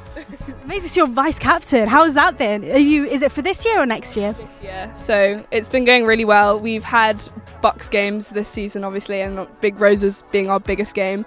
Yeah, it's been going really well. I'm so proud of the team and everyone's efforts, kind of thing, yeah. Yeah, what's the training been like for Roses? So we had 2 weeks of boot camp, a lot of net sessions, and then we've also had obviously the Bucks games, which has been really good for like gameplay practice. Yeah, intense but like good fun, I'd say. Yeah, definitely. It's been really good, yeah. And as a fresher, did you feel really welcomed by the club and things like that? Yeah, completely. Like they're the loveliest group of girls, and I just felt like at home as soon as I came. And yeah, boot camp was so much good, like so fun. Yeah, love it. So you just got off batting. Was it good? Yeah, so I batted number 2. I was very impressed with myself, but yeah, I got caught because I got a bit distracted, and yeah, I think I was just getting a bit ahead of myself. But yeah, I think we're doing well today. We've lost a few wickets, but it's going well, and I'm happy with how we're doing. And we've steadied it out a bit as well, which has been good. So remind me again, how long is the match? So we play 30 overs. Currently we're on 22, so we've got 8 overs left of our innings. Then we'll have a break, and then we go to field, and then York bat. So it's because cricket is quite a long match, isn't it? How do you guys stay motivated over such a long time? It's just the team spirit, like talking in the field, support, like everyone coming out to watch, and it's like that's how we get through. But yeah. Yeah, a lot of it, as you said, is team spirit and just like backing each other and like everyone wanting to be there as well. Yeah, that all plays into it. Are there any players we should look out for? Any emerging talent? Emerging talent? Or even like people who you know you're counting on. They always play well. Well, so obviously we're batting at the moment. Emily Renshaw, captain, she's doing really well, and Eve, they're really carrying the team at the moment. But in terms of bowling, we've got Lily. She's one of our opening bowlers. She's someone to look out. Spin bowler? Or? No, she's a pace bowler, but she's our wicket-taking player. And then Mia, who's a fresher, she's a spinner, and she's also quite good at taking wickets. So hopefully we're getting lots of wickets today. Nice. Are you more stronger on the batting side or bowling side? I would actually say this year we're still more bowling like last year, but our batting has improved so much compared to last year. Like this year we can actually score runs, whereas last year it was like a hit or miss kind of thing. Yeah, amazing. And just generally talking Roses, so it's obviously not your first time doing Roses, but is your first Roses. Are you excited? I'm so excited. I cannot wait. Yeah, so we're going out tonight. I think we've got a joint social with York Cricket, so that'll be so good. And then I'm performing in dance on Sunday, so I've got that to look forward to as well. An all-rounder. Yeah, multi-sad no. But yeah, so I'm so excited. It's like such a lovely atmosphere. The weather's lovely, and yeah, I'm just ready to watch some good games, get involved in all of it, and have the best time. Yeah. And you, how many Roses have you done? So this is my second Roses, so last year was my first, and that was at home, and that was the first time we won in 9 years, so that was a pretty big Roses. But hopefully we can win again today, because if we win again today, it's the first time Lancaster have won, the women's cricket have won away in like 40 years, I think it was. 40 years? Yeah, Wow. so we've not won away in 40 years, so if we could win today, that would be pretty cool. Potentially a historic match. Ooh, interesting. And how was the trek up to York? Well, you drove. Yeah, we got the car. There was a bit of traffic, but it was all right. It was bright and early this morning. We had the tunes going, so it was good. But yeah, I was on the coach. I had to be at the infirmary at 6:45 this morning. It was very early, but I did just sleep on the coach. I don't know why I'm I did. I was having my beauty sleep. Amazing. And I'm sure I don't have to ask you guys, but what colour are Roses? Red! Amazing. Thank you so much. That was a brilliant interview. So would you like to introduce yourself? I'm Grace. I'm the Press and Pub Committee for the URWCC. Hi, I'm Millie and I'm the Social Sec for the URWCC. So amazing, we've got 2 York team members now. So tell us a bit about your training and what sort of stuff the team have what sort of training you've done to prepare for this. So we've been training 2 times a week for 4 hours in total. We've been training since September for our indoor doing just nets. And then just recently since Easter we've been going outside. I think the Roses team have had, additional matches, just really trying to get in the zone to take on Lancaster today. Yeah, so we've already had a Bucks match away against Edinburgh, and how did that go? It was pretty tight. We lost only by a couple of runs, but it was an incredible match, and I think we're really prepared for this. And I think, yeah, we do a lot of training, both indoor. We played indoor and did really well in our indoor tournament that we had January through March, and then this year, yeah, we're really excited, and the sun has come out for us. It didn't do that last year. Speaking of sun and indoor, I mean, what is it like playing an exclusively summer sport, basically? Because a lot of sports you can play in any weather, but cricket is so summery. Yeah, if there's like a drop of water, cricket's like, get out of here, everyone escape, evacuate, like we can't play in the rain. But which is a quite nice thing that there's an indoor version of the game, and that means that we also get to train and bring the tactics. It's a different game tactically when we're indoor, but I think it's an incredible opportunity just to keep bat on ball, keep going, and keep the ball in. Yeah, it's It's fun when the sun comes out, though. There's something nice about it, like being sunny and just knowing that you can play cricket. Yeah, of course. I mean, it's quite hot today, and you guys are out here for a very long time. How do you keep up team morale? I mean, we've got the megaphone. I don't know if you've seen everyone doing laps around the boundary. I think that's definitely. I think also just we did our sign making social, courtesy of Millie, on Wednesday, and I just think as a team, like the UIWCC, no matter whether it's like Roses, Bucks, all kind of matches, it's a very united team. Yeah. We're not a huge team. We're not like hockey or cheer. We've got about 35 members at the moment. How many play normally in a match? Well, we have 11, each side. For Roses, we have our 12th person, which is Beth. But yeah, we have 11 people. But to be honest, it's a 35-person team. We're all together. We're all supporting each other. There's no one that's not turning up, not being loud. And I just think that's what the spirit of Roses is. I love the team spirit. It's been brilliant seeing the camaraderie of the cricket teams, and it seems to be quite a tight match. So far, as we're leaving it now, Lancaster are winning, but according to the York team, they do have a chance of coming back. So we'll have to see how it goes. But it's been really lovely speaking to everyone, and the audience here are so cheery, and the sun's out, and it's just perfect weather for cricket and a brilliant atmosphere. Thank you so much for watching.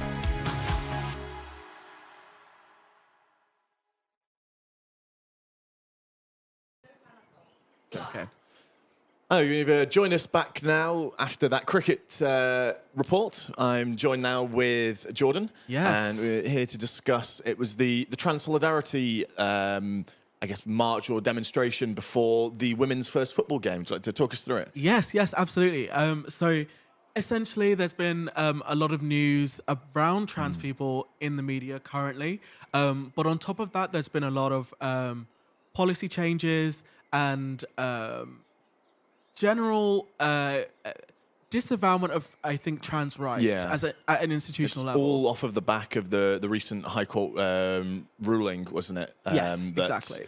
That trans people it's different to biological sex, was it not? So what they specifically said, from my memory, is that they ruled that trans women are different to biological women in their terms. Yeah. The correct terms, I think that we would use trans women and cis women. Yeah. Because the term biological tends to stray into vague territory. Yeah.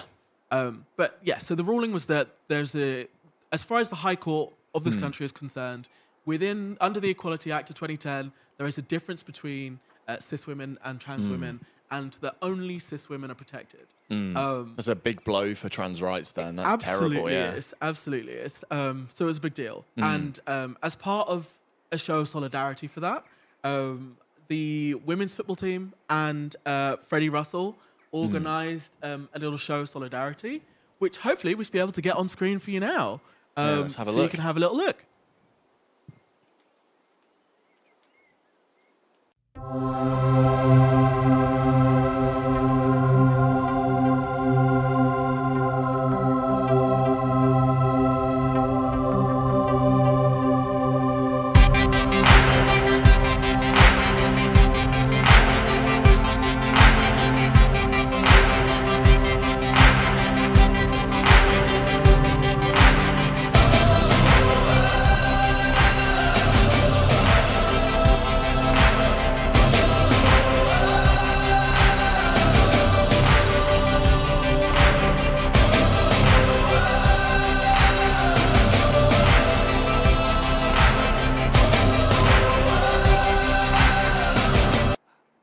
Hello. So yes, we're back. You've had a little look at the trans rights demonstration that was at the beginning of the football match. It was nice to show solidarity as well with everything going on with the FA recently as well. Yes, I think this is what it was inspired, or not inspired by. This is what inspired the demonstration, wasn't it? Yes. So recently, the FA, that is the Football Association of the United Kingdom, who are sort of the regulatory body for all things football in this country, they recently said that trans women would be excluded from competing in women's football. Yeah.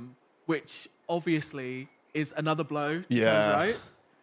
But more than that, I think that women's football historically has been undermined. Yeah. There's a significant pay gap. despite the fact that women's football historically has been more successful in this country than men's football. Look at the World Cup or FA Cup, wasn't it? The Lionesses winning, where the men couldn't. Yep, exactly. So, as we saw in the video, the football players, the women's football players at York and Lancaster, held up a trans flag. Yes. Which looks just like this. That's the one. So yeah, and from what we can gather, it was fairly spontaneous. We are not sure that any of the players knew about it beforehand. We knew that it was revealed to us that Freddie, he had plans to bring the flag along. Yeah. And then, we cut to it and we suddenly see all these players sort of standing together. It was really, really lovely. I can imagine it's moving to see. Yeah, exactly. Especially it's nice to bring people together, especially after how divisive the new rulings have been. They've tried to split up people, but if anything, it's improved community spirit, I would say. Yeah, absolutely. And I think at times like this, it's important to be very clear about your standpoint with regards to issues. And I think, student media, from a student media perspective, myself and some of the other members of my team have been working on a documentary regarding trans healthcare in the UK.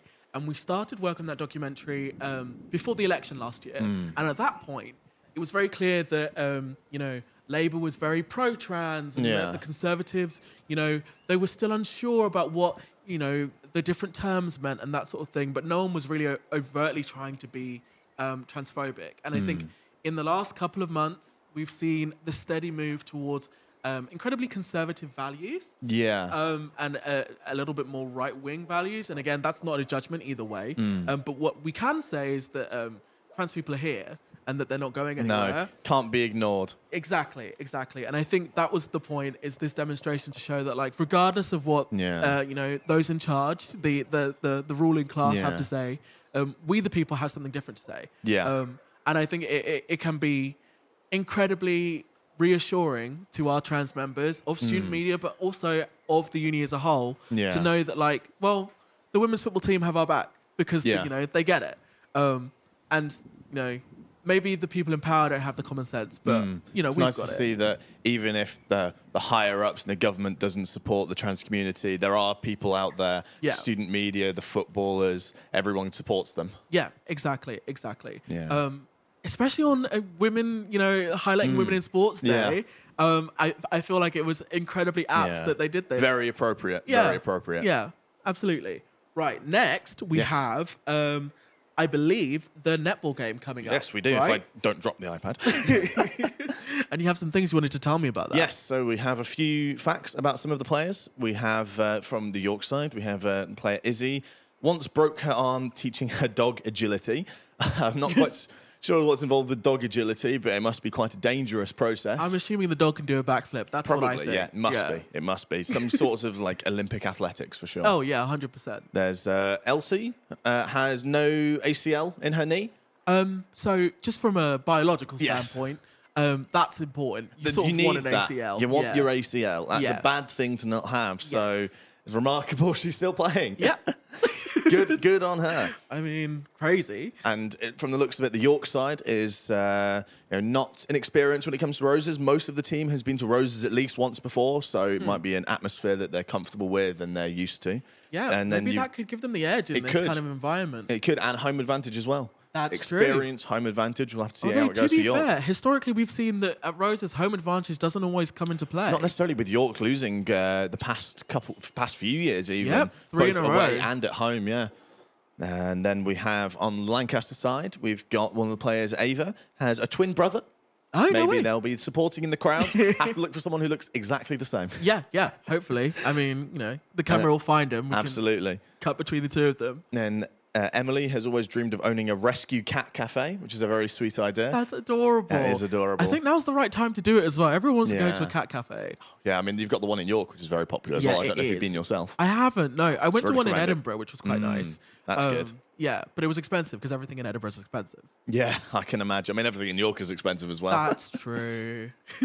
And for the Lancaster side, it looks like a lot of them are at their first Roses this time for the Lancaster netball team. Well, welcome, Lancaster netball team. Welcome. I hope you enjoy your first Roses. It's an interesting kind of switch from yesterday because covering the opening ceremony, we saw that we had the York men's basketball, and they were all pretty much freshers and new to Roses. They hadn't had much experience at it before, trying to get their team composition together, compared to Lancaster, who had been, they'd been playing together for years before. Most of them were second, third years experienced at playing Roses, good sort of team composition.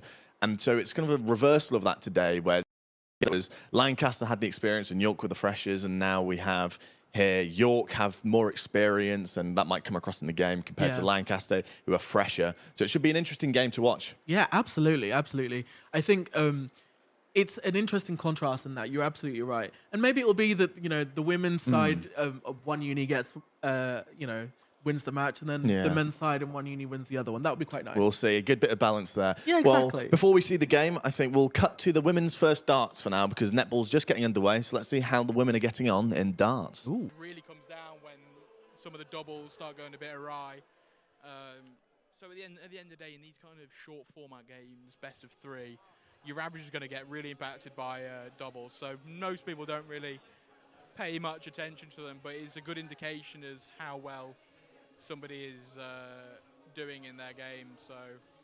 So now looking at game 6-1 now. 6-1, yeah. We're looking at game 8. We've got Eve Perring and Anna Tompkins for Lancaster still to go, and for York, I believe. Who do we have left? I believe we have Hannah Green left. And I believe we have Lexi as well. No, we've had Lexi. Dorothy. So we've got Dorothy and Hannah left for York, and we've got Anna and Eve left for Lancaster. It's currently 6-1 to Lancaster here, with Ariana winning the game two games ago to secure the early victory for Lancaster.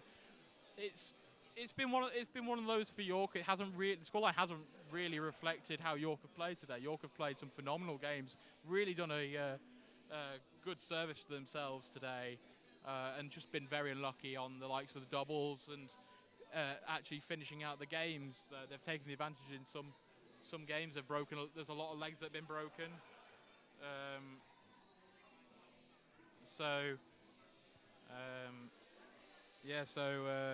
Some more scores coming in for the overall points. Lancaster winning the women's seconds hockey, gaining another 2 points, putting the overall to 97 to Lancaster to 68 York.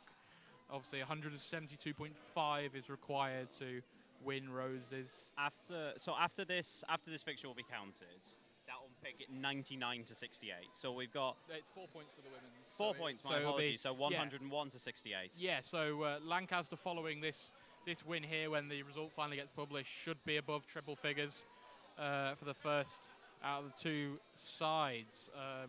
It's looking a little closer this time than it was last year. York really trying to prevent the win happening on the Saturday, wanting to take it to the Sunday. And there's been some hefty comebacks before, so who knows? Who knows? All it takes is for a few results. We've still got the open twos and the open ones still for the darts tonight. And there are still obviously fixtures going on all around the uni. Yeah. We have there's some hockey going on right now, netball, tennis.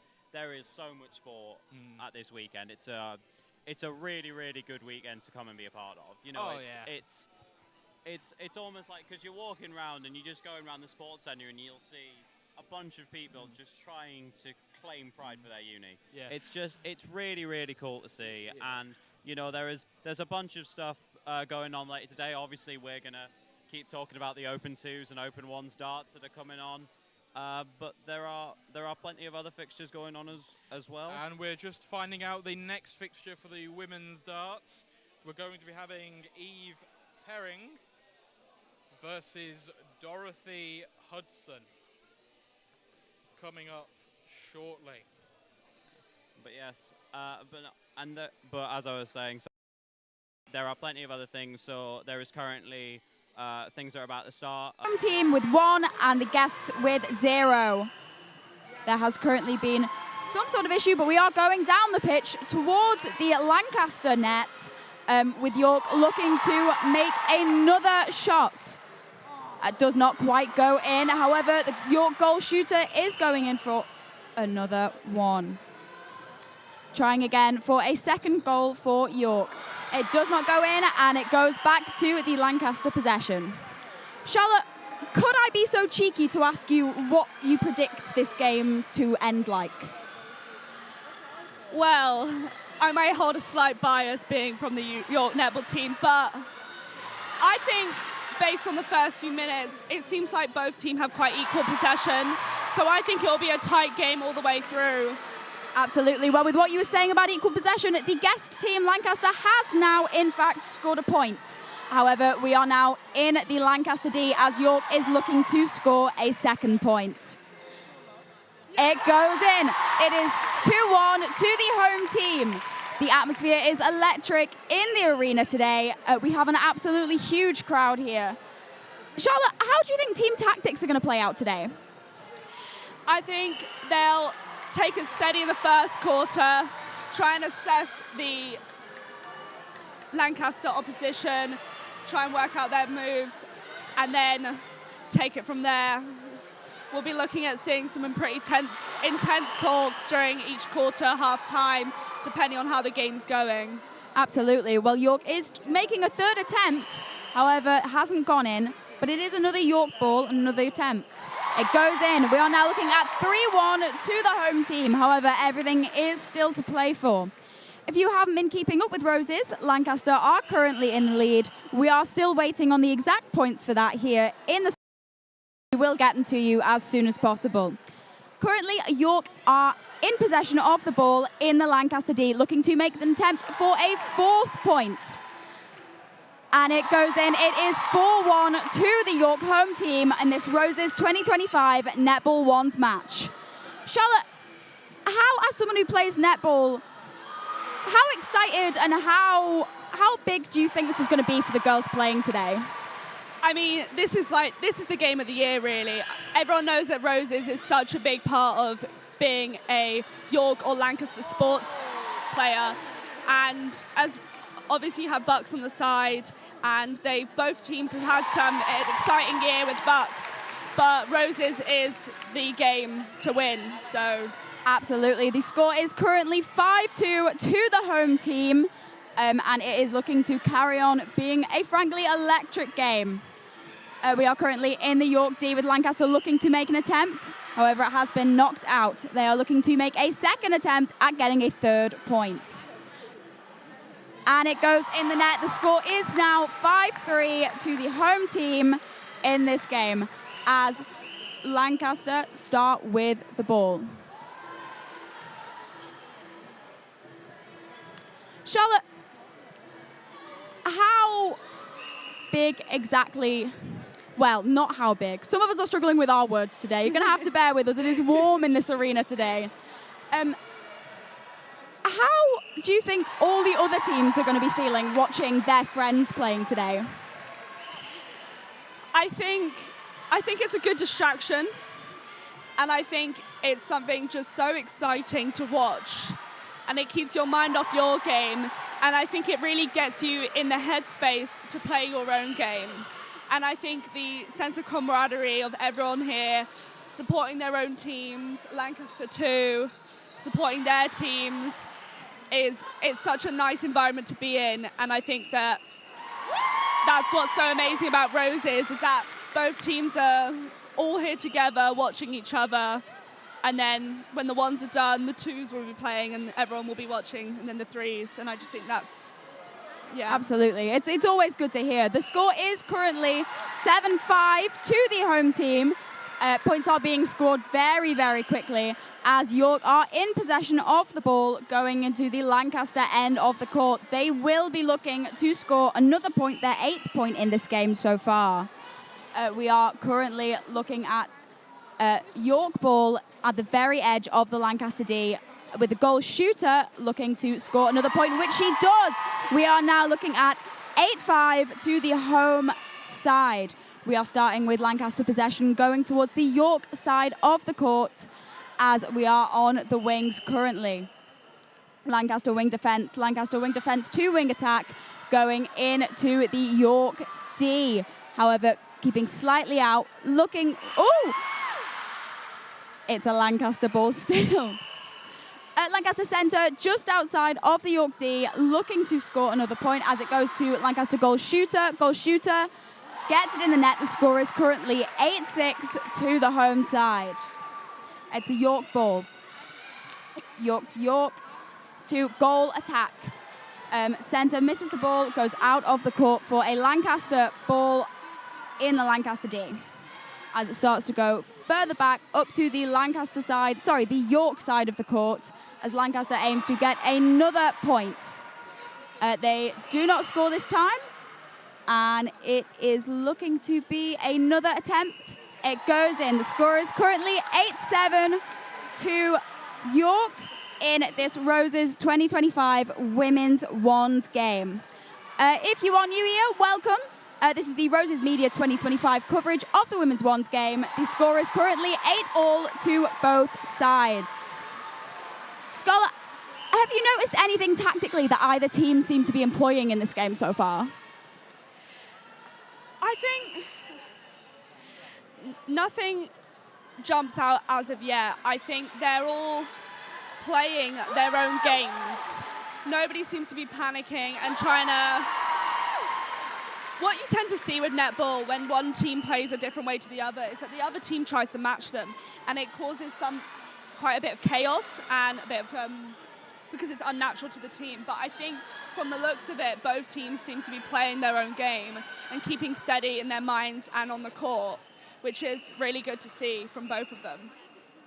Absolutely. Well, it seems to be a very back and forward game as Lancaster are currently equalising 9-all, having just scored a point in the York net.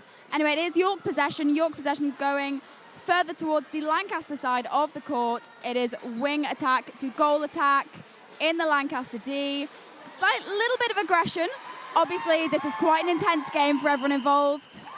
With another York point, it is 10-9 to the home team. Charlotte, do you think this kind of ebb and flow, like very much constant changing of possession of the ball, do you think is that fairly normal in netball games? Is that something we want to see? I think so, yeah. When it's a tight game, I think it adds so much more excitement.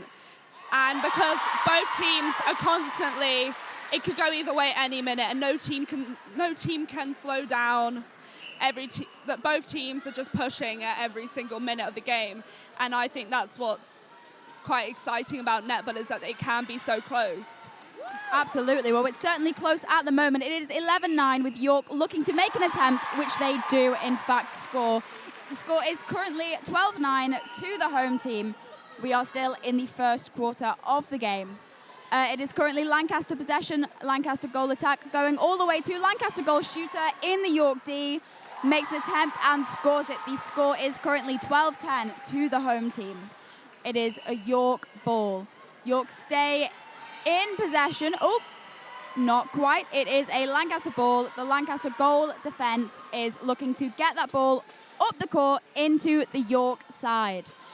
Goal attack, Lancaster goal attack to wing attack to goal attack, to goal defense, sorry, to goal attack. There we go.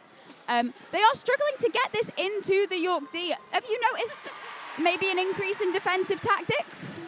I think that the York defense are double marking the goal shooter quite a bit, knowing she is that bit taller than them, and that the goal attack is having to play it around the outside of the D much, and it seems like they're struggling to get the ball into the D a lot more than when you've seen it down the York end.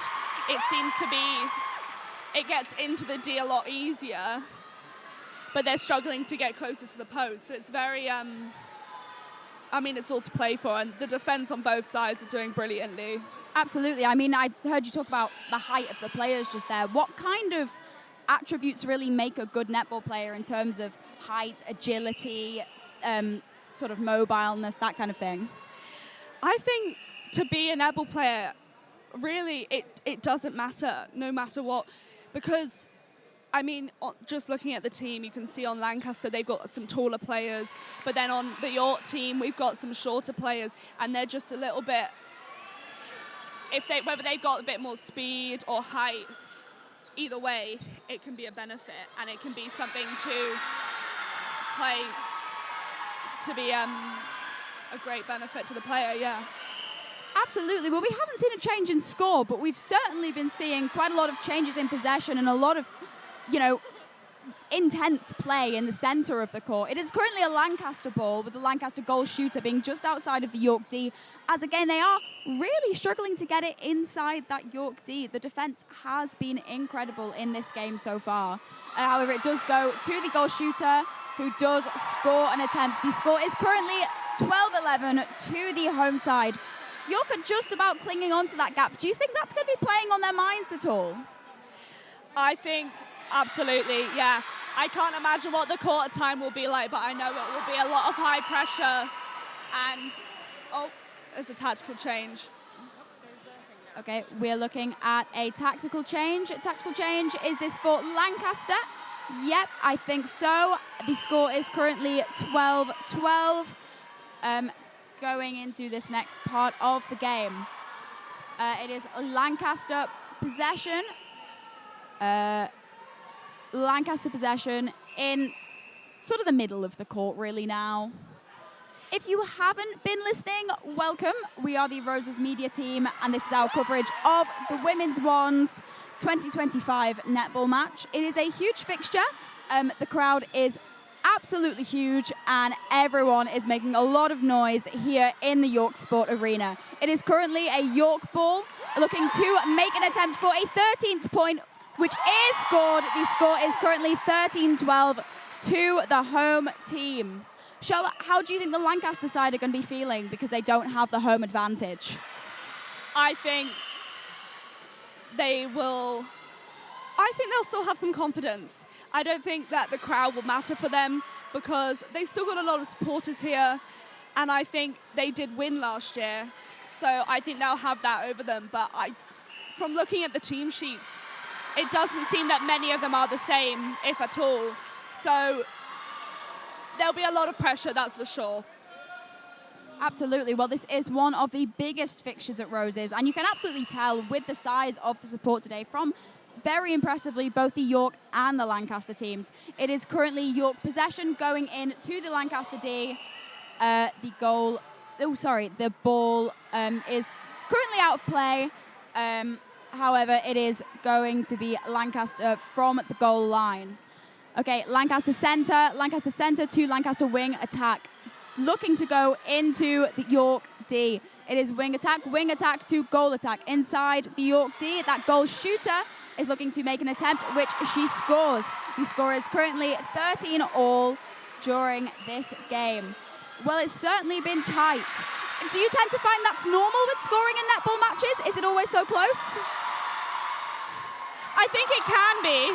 It's very loud in here. That's okay. The score is currently 13-14 to the guest side, just so the audience knows.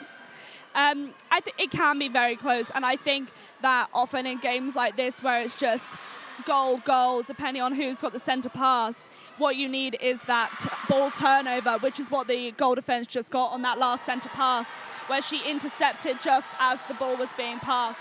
And that is really what can make a game when you've got tight competition like this, is those turnovers and interceptions, which is what the whole team can do, not just defence.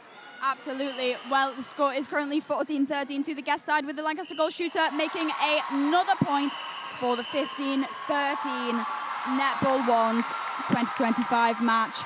It is, I believe, the end of the first quarter. Yes. Yes, the end of the first quarter. How tired do you think the players will be feeling right now? Probably quite tired, but I mean, they're all used to playing full-hour games throughout the whole of the year. The York Uni and Lancaster, they've all been doing lots of training, lots of fitness in the run-up to Roses. I know that Lancaster has a boot camp type thing, and York, they have Roses training. So the fitness will absolutely be there, and all they've got to do is just push for it, which they both equally can do. Absolutely. It's certainly something that maybe doesn't get talked about enough in Roses, is just how rigorously people train to be the very, very best that they can be. Again, I think that all really shows just how serious and how seriously people take this competition. I do believe it is one of the biggest, if not the biggest, in Northern Europe. So if you are listening, please know that you are listening to something that is very important today. Also, again, very interesting to hear about people's, even so far as nutrition, training regimes, lifestyle, running up to Roses, knowing what they're going to be getting up to, and it all really comes down to a 1 hour game, something so, a small amount of time that really means this much. Absolutely. It's such a huge moment for all of these girls, and they put in all this effort, and it does come down to this, so it can be, it's an incredibly emotional game, and no matter the result, I expect we'll see some tears either way. Absolutely.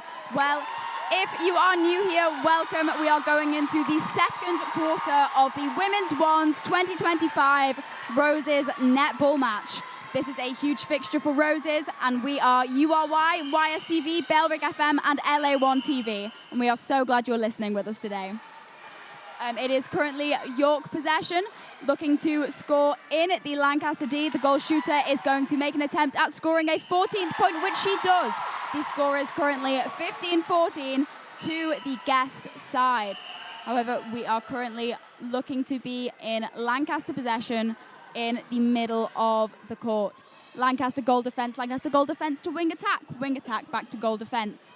Again, Lancaster centre looking to get it into the York D. It's caught by the goal shooter who looks to score a 16th point, goes in.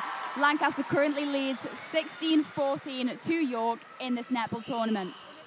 It is currently York possession, pass backwards to York to wing defence, back to centre, looking to get down the pitch into the Lancaster side of the court. It is bounced into Lancaster possession. However, I think it is back to a York ball. Charlotte, what happened there? So it looked like I'm not sure if it was the goal attack or wing attack, intercepted the ball. However, as they caught it, they did footwork, so they were running with it, which is difficult when you intercept because it was kind of bouncing off her body, so she didn't really have full possession. But unfortunately, it wasn't footwork. I see. Okay, the score is currently 16-15 to the guest side, as they are in the York D looking to score another attempt. It is goal shooter looking to score another point, which she does. The score is currently 17-16. Lancaster is leading so far. However, it is York possession in the second quarter currently, in the middle of the pitch, looking to go towards the Lancaster D, trying to get in that goal zone. Again, there are Lancaster players everywhere. This defense, is this defense good? This defense must be good, surely. This defense is good, yeah.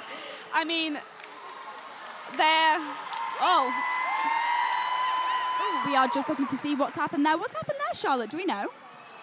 So it looked like, you know what, I'm not quite sure. That was very confusing. I think what happened was it looked like contact against the wing defense, and I don't know if she took it and then did footwork or replay ball, but I'm not quite sure what happened there.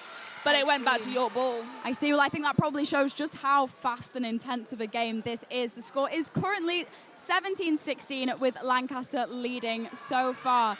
It is Lancaster possession looking to get into the York D. However, intercepted by the York goal attack. It is currently in York's possession so far, looking to get further down onto the Lancaster side of the court. Charlotte, how are you feeling about this game so far? I think this has been a brilliant game. I think Lancaster were losing at the start. They brought it back. Now they're ahead. And I think that York... Lancaster didn't make any changes in for the second quarter, I don't think. York's made one, putting on the goal attack and moving goal attack to goal shoot. And I think this is a very exciting game for everyone. And it always seems to be at Roses for the ones. It always seems to be very close. And I think that that's just such a wonderful part of it. Well, you're exactly right. This is making for a thrilling watch as York scores another point for a current score of 18-17 to the guest team. The guest team are currently in possession. It is a Lancaster ball. However, it has been given to the Lancaster wing attack, caught by the Lancaster goal shooter, who will be looking to score another point, which goes in, leading to the score being 19-17 to Lancaster currently, as York is in possession of the ball, trying to get down into the Lancaster half of the court. Charlotte, this is a very fast game. Do you think the speed will change later on in the match as the players begin to get more tired? Absolutely, yeah. I mean, playing a whole hour of this at this speed is very, very tiring. So I expect at halftime we'll start to see some substitutions. Maybe in the third and fourth quarter, we'll see some tactical changes, bringing on partway through. Both teams might equally take someone off and bring them back on later, so that to give them a bit of a rest. But this is fast paced. It's heavy on the legs, heavy on the arms. They will be tired by the third quarter. It will be taking a toll. I am absolutely sure that they will be. The score is currently 19-18 to Lancaster, who are currently in possession of the ball, rocketing down the court, into the York half. However, that seemed like a footwork there from the wing defence. Fantastic. Okay, it is York possession. York goal defence, two wing defence, two wing attack, looking to travel down the court. What happened there, Charlotte? That was a contact from the Lancaster centre against the York centre. So it was just a penalty pass for York. Absolutely. Do these? I don't want to say fouls. I'm not sure what that's what they're called, but penalties. Penalties. Yeah. There we go. How much do these penalties affect play? I mean, if it's more in the centre court, then it might not affect it too much. But in the D, if someone's shooting and they obstructing, if they're too close, then they can be put aside. The shooter can move closer, so they're closer then to the... Okay, we are just trying to find out what's happened just there. Charlotte, do we have any idea? I think it seems to be there was maybe a slight score confusion, and they weren't sure whose centre pass it was. But it's a York one now. It's a York. Yeah, York are currently in possession of the ball. The score is 19-19. York have equalised, and the York goal attack has just made another point. The score is now 20-19 to the home side. Charlotte, whoever's had the lead has kind of been constantly changing in this match. Is that common in netball? I mean, I think definitely in the first half of netball it tends to be quite close, and then depending on depending on changes that occur, who has the better fitness, you tend to see it pull apart a bit towards the end of a game, especially in the last quarter. Absolutely. Well into the second quarter now, and York have really clawed back their lead, even though it is in Lancaster possession right now, with the Lancaster goal shooter looking to equalise once again. The score is 21-21. If you are just tuning in, welcome. This is the Roses Media 2025 broadcast of the Women's Netball Wands game. It is an absolutely huge fixture as York goes into the lead 22-21 to the York side. Well, the atmosphere is electric in here. Charlotte, how do you think this will be affecting the players? Do you think they'll be particularly bothered by the crowd? Do you think they'll be enjoying it? What do you think's going on? I think it'll vary player to player. Some players will be incredibly nervous and it might throw them off, but then I think that some might push people on even more, especially hearing such loud crowds from both teams. And I do think, the York team, and I'm sure Lancaster does this too, the shooters, they do heckling training where the other shooters will shout at them and wave in their face to try and distract them to practice for games like this. Well, it is clearly so much more than just the sport. There seems to be so much more that you have to consider. The score is currently 23-21 to the home team. York seem to have picked up a little bit more momentum. Do you reckon, Charlotte? Yeah, I think so. I think what you notice in netball is that after a few turnovers, it really pushes you on. And I think what can be quite interesting about netball is how much a simple mistake or one turnover can make a huge difference in people's mental attitude. And we've seen, I think it was one interception, and York's turned it around again because they've just got that momentum going on. Absolutely. Well, the score is currently 24-21 to the home side in the game so far. What are we looking at now, Charlotte? What's happening here? I think that was...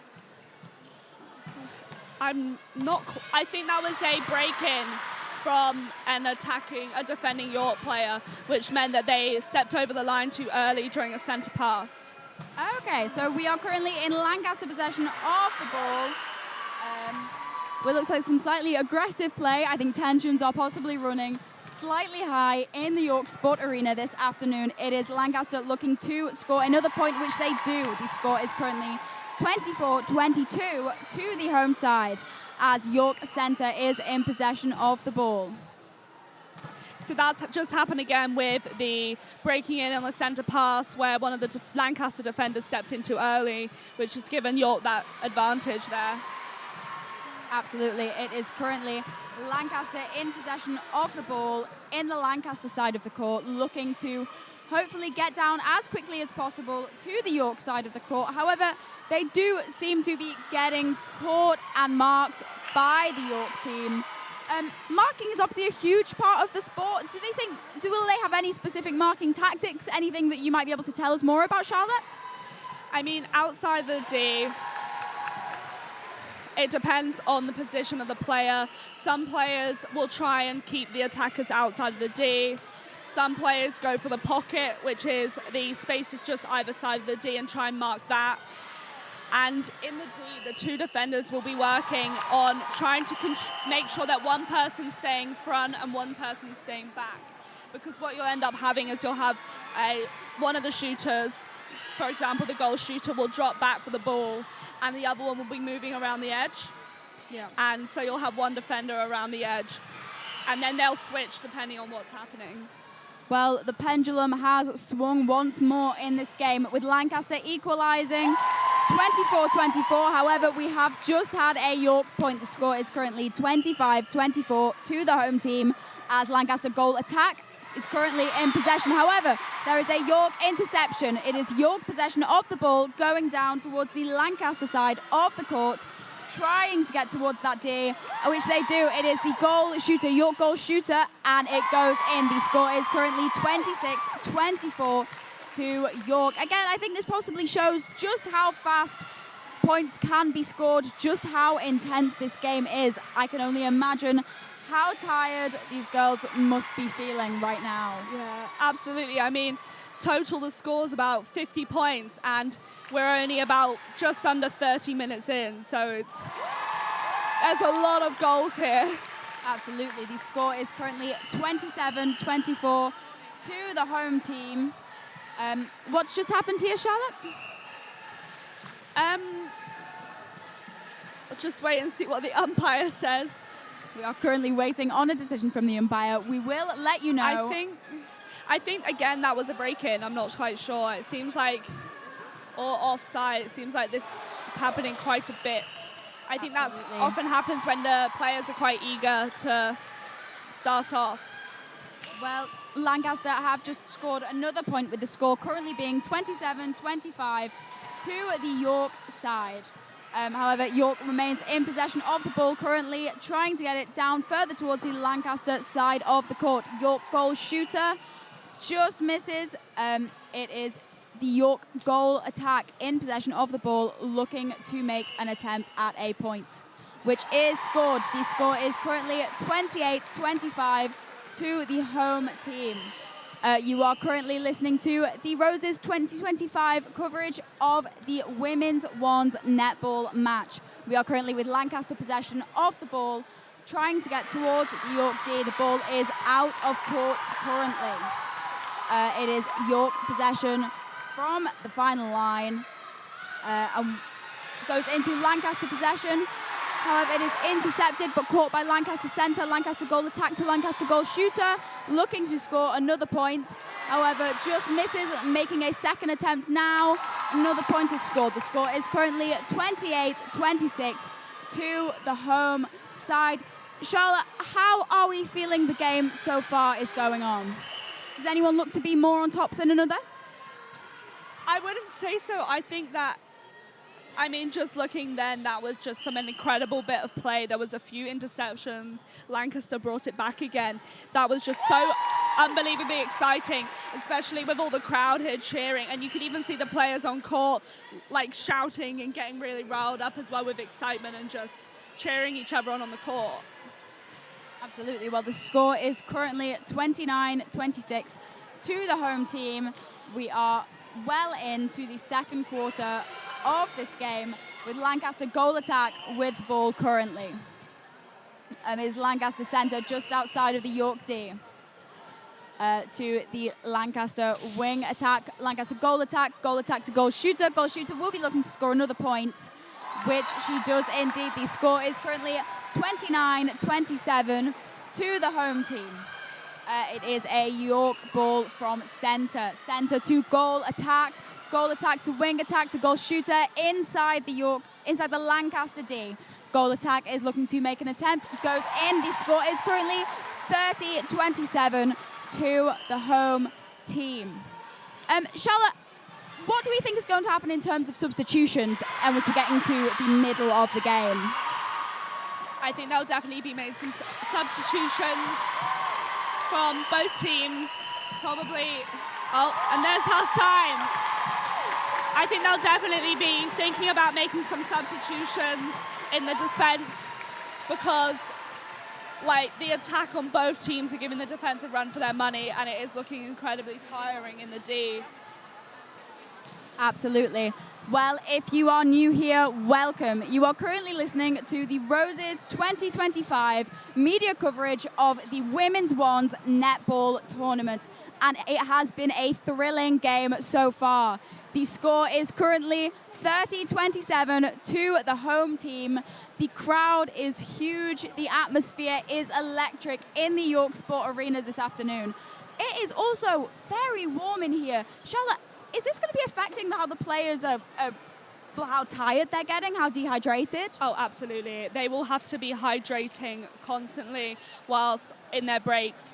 And it can also be very difficult because I think it tends to distract a little bit when you're getting overheated, not just from the actual sport because they will be hot from playing this game, but also just from the environment itself. Absolutely. What sort of thing in terms of nutrition are the players going to be looking at doing in terms of refueling in this middle break of the game? I think other than water,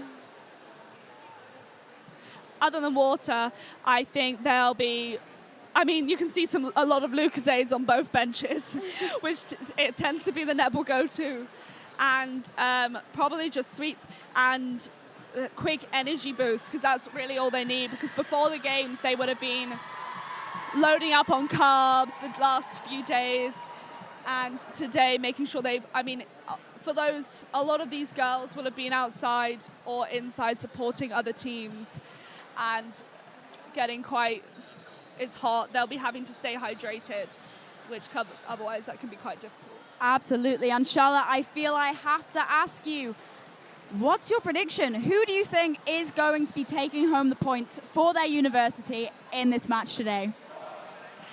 I'll start off unbiased. I think that both teams could either team could win it. It's going back and forth a lot, but from the start, York have been having the advantage, even though we did see Lancaster in the middle at the start of that second quarter, pushing ahead a little bit. York has brought it back, and I think that they will be going into that second half with some fresh legs if they've done any changes and hope to continue it. But it can be very difficult when you're winning after halfway because it's hard to try not to get carried away with that win and keep pushing because you've still got a whole other half and anything can happen. No, that's exactly true. That's so right. Another thing I was going to ask you, you've sort of slightly touched upon it there. How much of this game is going to be played in in the players' heads? I mean, this will have been in their heads for months, of course, for both teams. And I think today, especially, there will be a lot of thoughts going through their head, and I think that they will be under a lot of pressure, not just because of the big crowds, but for themselves. They will, I think anyone on both these teams will be putting a lot of pressure on themselves, because not only does it mean a lot to themselves, but also a lot to other people. Absolutely. If you are just tuning in, you will be able to watch this stream back, whether it be on YouTube, on YSTV or LA1 TV, or on the radio, on University Radio York or Bellrig FM. These are the media groups that will be doing this live coverage in the York Sport Arena today. Well, I must say, it has been a scintillating game so far. There is always changes in possession, goals being scored, points being scored all of the time, as we are currently about to start the third quarter of this game. This is, I believe, where the game is really about to pick up. We are starting with York possession from the centre line. The game has begun. It is York centre to wing defence, to goal defence, to centre, goal attack, looking to get inside the Lancaster D. What happened there, Charlotte? Can you tell us? I think that was a contact or obstruction against the wing defence on the wing attack York. Well, there was an attempt made by the York goal attack going into a second. It is a point for the home team. The score is currently 31-27 to the home team. It is Lancaster possession of the ball towards the York half of the court, although I believe it now to be a York ball.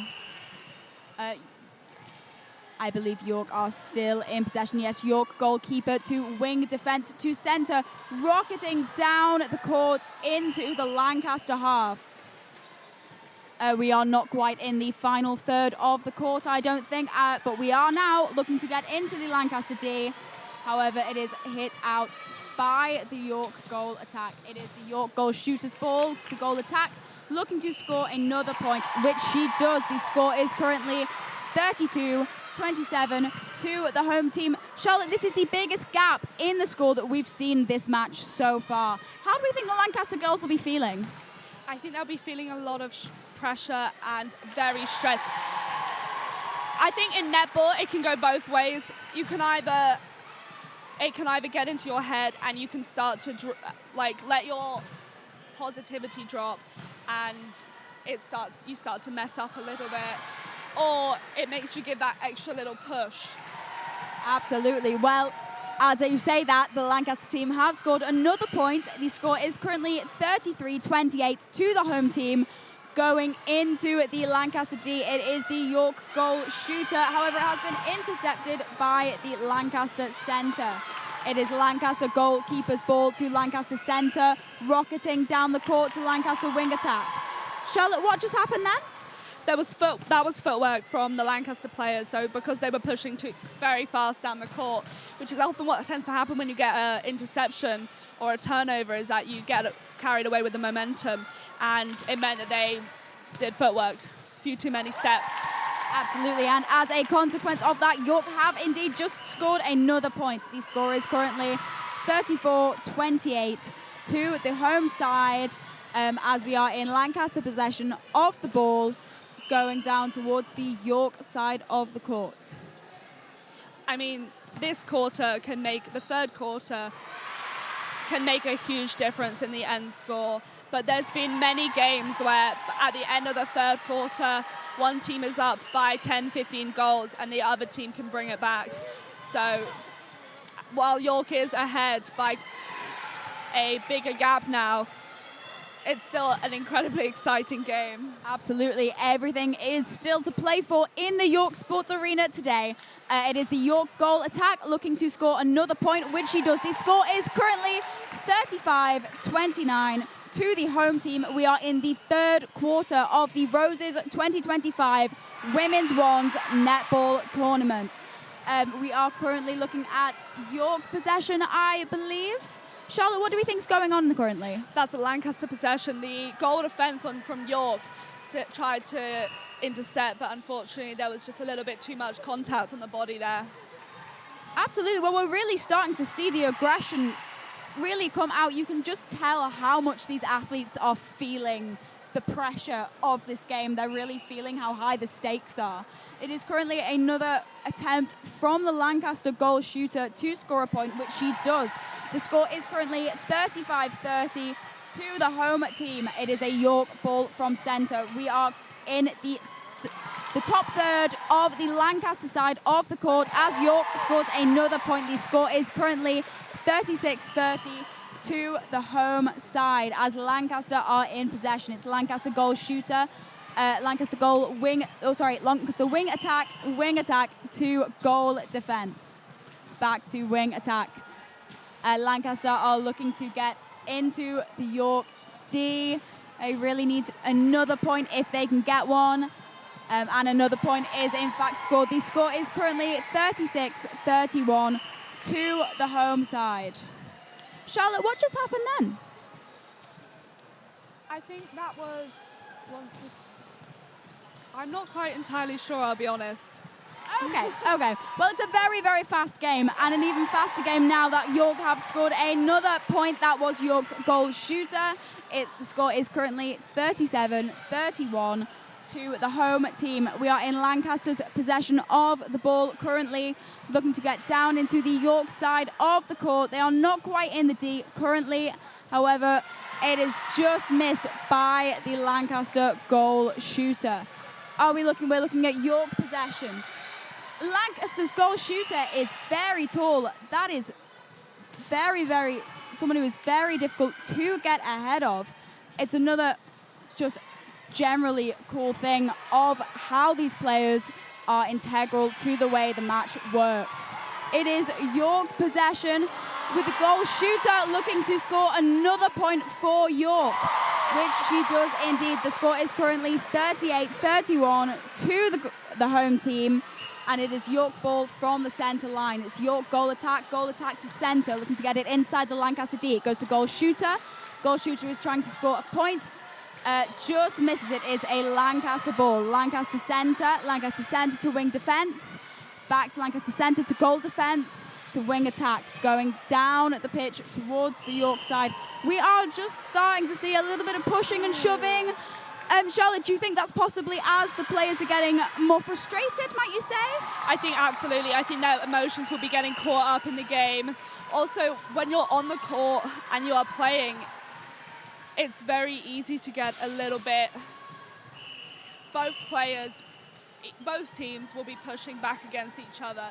And I think as the score changes, emotions get more intense and people tend to get a little bit more pushy. And I think we will start to be seeing that, especially with the stakes so high.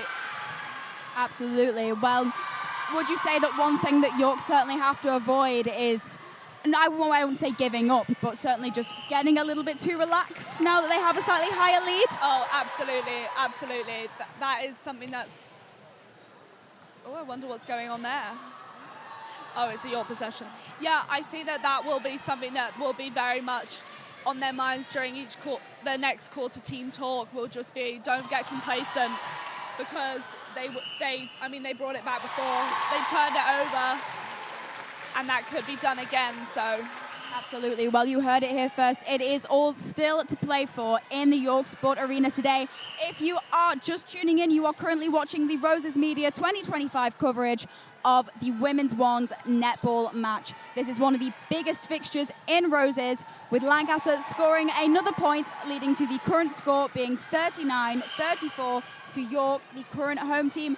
Charlotte, perhaps an even bigger factor for these players is just how big of a competition this Roses is shaping up to be. If Lancaster win this Roses, it will be the 4th year in a row they have won Roses, making this the first time that has happened in the history of the competition so far. Do you think that'll be on the players' mind at all? Oh, absolutely. I think there is a huge... It's such a privileged to be part of such a competition like this, but also I think quite terrifying. I mean, last year this one's team, their game was unfortunately, or fortunately, well, Lancaster won last year and York did not, and that was the game that had the points to push Lancaster over for the whole of the Roses win. And I think that memory will be all on their minds. Exactly. Well, this is the Roses media team, which is YSTV, LA1 TV, URY, and Bellrig FM. We are on most social media sites. If you would like to reach out and let us know, do you believe roses are red, roses are white, or are you like the media team and firmly believe that roses are pink? If you are able to let us know, do get involved, as we would love to know your thoughts. We are in the York D with Lancaster scoring another point. The score is currently 40-37 to the home team. Charlotte, we are starting to see this gap close slightly. Absolutely, yeah. I mean, you look away from the scoreboard for 1 minute and suddenly it has got a lot closer, only 3 goals in it. Absolutely. Well, I think suddenly is probably quite a good descriptor of this game in general. It seems to be constantly changing this way and that way, almost like a pendulum swinging. Absolutely. This is one of those games that you just can't really look away. You can't go for a little break because something is happening every single second, and there's turnovers and goals scored. Definitely a game of FOMO, I think. Absolutely, Definitely a game of FOMO. You don't want to miss this one. Well, it is Lancaster possession of the ball currently. We are very deep into the top third of the York side of the court. And Lancaster have scored another point. The score is currently 41-38 to the home team, and it is York from the centre line. With an interception from Lancaster. What happened there, Charlotte?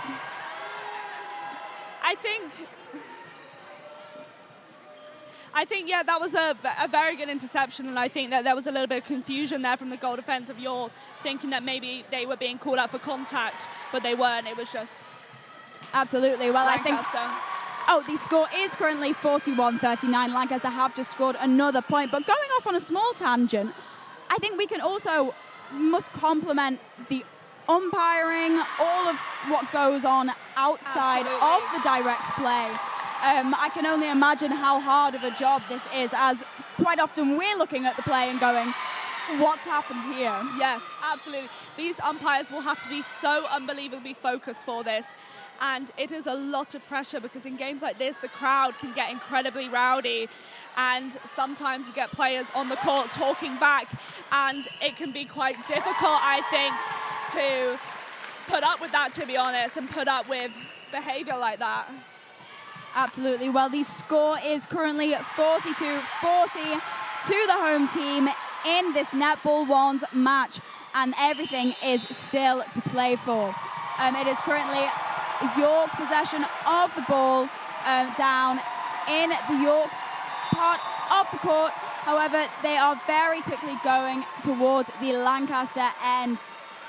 They will desperately be trying to maintain that lead, as it has been closing quite quickly now that we are well into the third quarter of the game. Charlotte, do we think this will be taking a toll on these players now? Absolutely, absolutely. And with 2 points in it, this will just be... I mean, they will be physically and mentally exhausted. I think it's quite tough to push that far ahead, 8 points lead or something, and then for it to get that much closer and to have to do it another whole quarter can be incredibly draining, to be honest.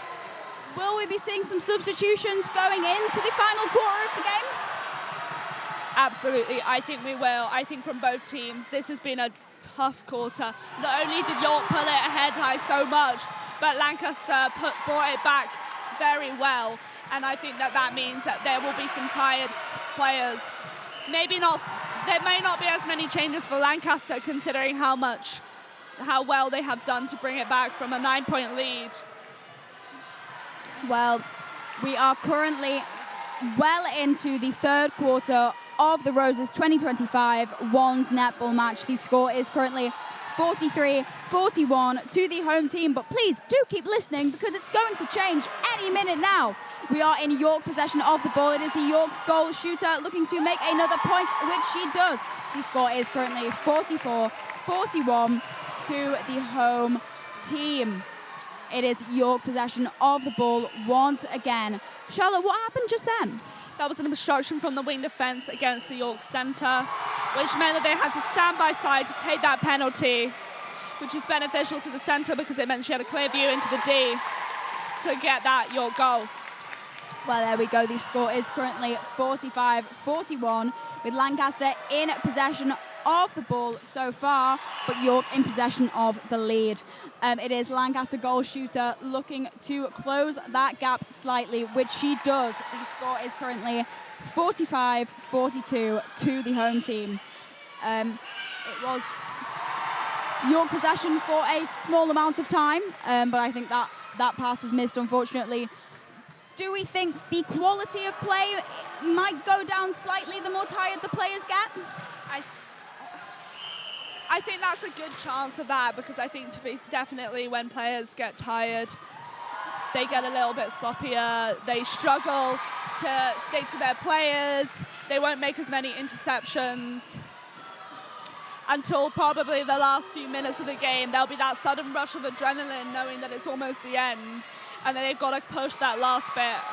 But I think what's difficult about this game is that usually the players will have a clock on the wall saying how many minutes they've got left, but they don't have that now today. So it's difficult to know. There's the end of the quarter and it's hard to know when it will be. So, well, going into the final quarter of the game, I think it can only be said that this will be a match of mental resilience.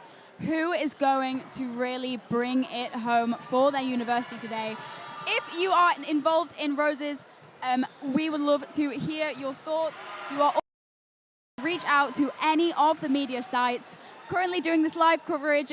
We are LA1 TV, URY, Bellrig FM, and YSTV. Please let us know, are roses red, are roses white, or like our media teams, are roses indeed pink? Charlotte, it has been a frankly exhilarating game. How have you found it so far? Oh, this has been one of the best things I've watched all weekend, I'll be honest. This has just been, it's been so exciting. The crowd is just so huge. The players, they just seem so passionate on court, and they're just so zoned in on the game. No noise is distracting them. We've got volleyball next door, and volleyball makes a huge amount of noise, and nothing is phasing these players. All that they're doing, they're just playing their game, and it's just so wonderful to see. Absolutely. Well, there is a lot of focus involved in this game so far. Everyone seems to be, I don't want to say locked in. I think that might be a little bit, that's a bit too modern, yeah. Isn't it? But no, I know certainly the two of us have been absolutely enthralled so far. Yeah. If you are keeping up with Roses, please know that there will be so many more fixtures on throughout this weekend. There is still the rest of today and Sunday as the teams come in for the final quarter of the game. Charlotte, everything is to play for right now. This is the final moment. This is what counts. We can see some smiles on court from the York players. Win defence, that's Anna, the president of York Uni. I expect she's feeling nothing but pride for all of these girls cheering the whole team on. And Lancaster, I expect they've got such a massive amount of support here, especially considering it's a away game. It's just such a wonderful environment and just brilliant for women in sport, absolutely. Absolutely. Well, the crowd is electric today. We have so much support, like you said, from both teams. There is chanting. People are holding up signs. The atmosphere is it's a privilege to be here commentating on this match, I think, today. We are currently with York possession of the ball. York goal attack, scoring a point. The score is currently 46-44 at the beginning of the final quarter of the Women's Wands Netball for Roses 2025. It is looking to be Lancaster possession from the centre line. They will really be wanting to claw back that gap. It is so small, 46-44 to the home team. Everything is still to play for. Charlotte, this is the final time. I've asked you so many times, but really, how are we feeling? How are the players feeling? The crowd? What's going on? Well, I think the crowd are feeling tense, and I'm not quite sure what's going on court right now, but it seems there's something seems a bit wrong, but it seems all fine now, but something seemed to be wrong with the goal attack, I'm not sure, and that the captains and the umpires had to have a little discussion there, which isn't very helpful at the start of a game, start of a quarter. It kind of throws the players' minds off a bit, because when you're so focused in on a game, to be then taken out of it can be quite throwing, but I think all of these players will just they're going to feel tired, but I don't think they'll even be thinking about that now. I think they'll have so much adrenaline running through them that exhaustion isn't even a concept anymore. Absolutely. Well, there was a long throw into the Lancaster net from the York goal attack. The score is currently 47-45 to the home team. York's currently maintaining that gap. They're maintaining that lead. Do you think they're going to hold on to it in the fourth quarter? I think they're well capable of it. They have been doing since in the first quarter we saw Lancaster taking the lead, and then York brought that back, and since then Lancaster haven't quite managed to go over that score, but they have brought it back. So, we are 1 point in it as of right now. So it could be Lancaster can do it. They're equally as capable, but York seem to have been having that point advantage lead throughout the game. You can definitely see that right now. The score is currently 48-46 to the home team. It is York possession from the centre line going down into the Lancaster side of the court. It is York goal shooter looking to score another point. The score is now 49-46 to the York team. If you are just tuning in, this is the Roses 2025 media coverage of the Women's Wands netball match. This is one of the biggest fixtures in Roses. Please do stay tuned. York is currently aiming to score another point, which they do. The score is currently 50-46 to the home team. Charlotte, do we think the Lancaster players are starting to get a little bit more tired? Absolutely. I think both teams will be tired, but I think what's worse when you're tired is when you're losing as well, because it does add on that extra. It just really weighs you down quite a bit, and that does mess up your mind, and it will distract you from the game. Well, Lancaster. And it also seems to be, making them a little bit, the players getting less clean, and the Lancaster are making mistakes. Well, Lancaster do seem to be on the back foot, and York extends that gap further with another goal from the York goal shooter. The score is currently 51-46 to the York side as we are in the Lancaster D once again. York are in possession near the Lancaster D. It is York goal shooter, York goal attack looking to make another point. York goal attack. It goes in. The score is currently 52-46 to the home team. It is Lancaster possession from the centre line. Lancaster wing attack. Lancaster wing attack to goal defence. Charlotte, what happened there? That was an obstruction from the centre, York centre, against the Lancaster wing defence, giving her a clear pass through. It is a Lancaster point from the goal shooter. The score is currently at 52-47 to the home team. In professional netball, there's been a few changes and new rules introduced this year. And one of those is that teams in professional netball leagues, they can call a sort of timeout. And this is a kind of a rule that you'll see in basketball. They'll call timeout. And it can really, when a team is getting some adrenaline and getting a lot of momentum and turning over balls and getting a lot more goals scored, they will pause time so that they can have a little team chat, and it stops the opposition getting that momentum. And that's not something we'll see here, but I think that's something that would definitely be used by either team in a game like this. That's definitely an interesting strategy. I don't want to say mean, but wow, I'd certainly feel hard It's a bit done cheeky. to. Absolutely. It is currently Lancaster in possession of the ball with goal shooter looking to score another point. Failed on the first attempt, however, the second attempt does in fact go in. The score is currently 53-48 to the York side. York is currently in possession of the ball. It is York goal attack to wing attack, back to York centre, to York goal shooter, York centre, York goal shooter in the Lancaster D. It goes in. The score is currently 54-48 to the York team as we are well into the final quarter of the game.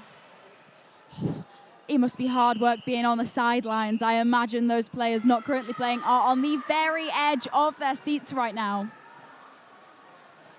Do we know what just happened there?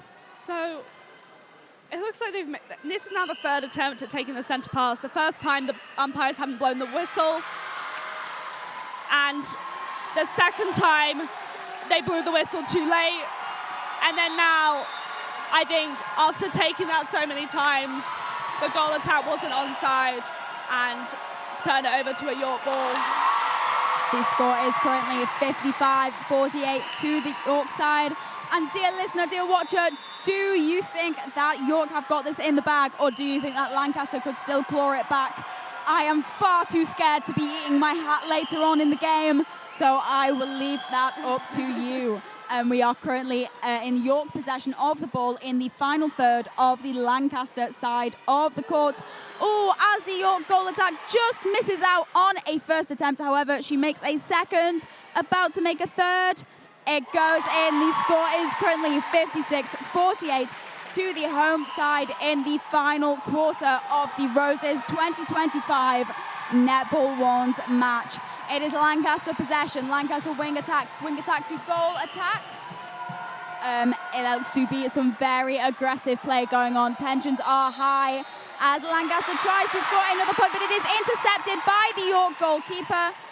We are on York possession going into this next bout of play.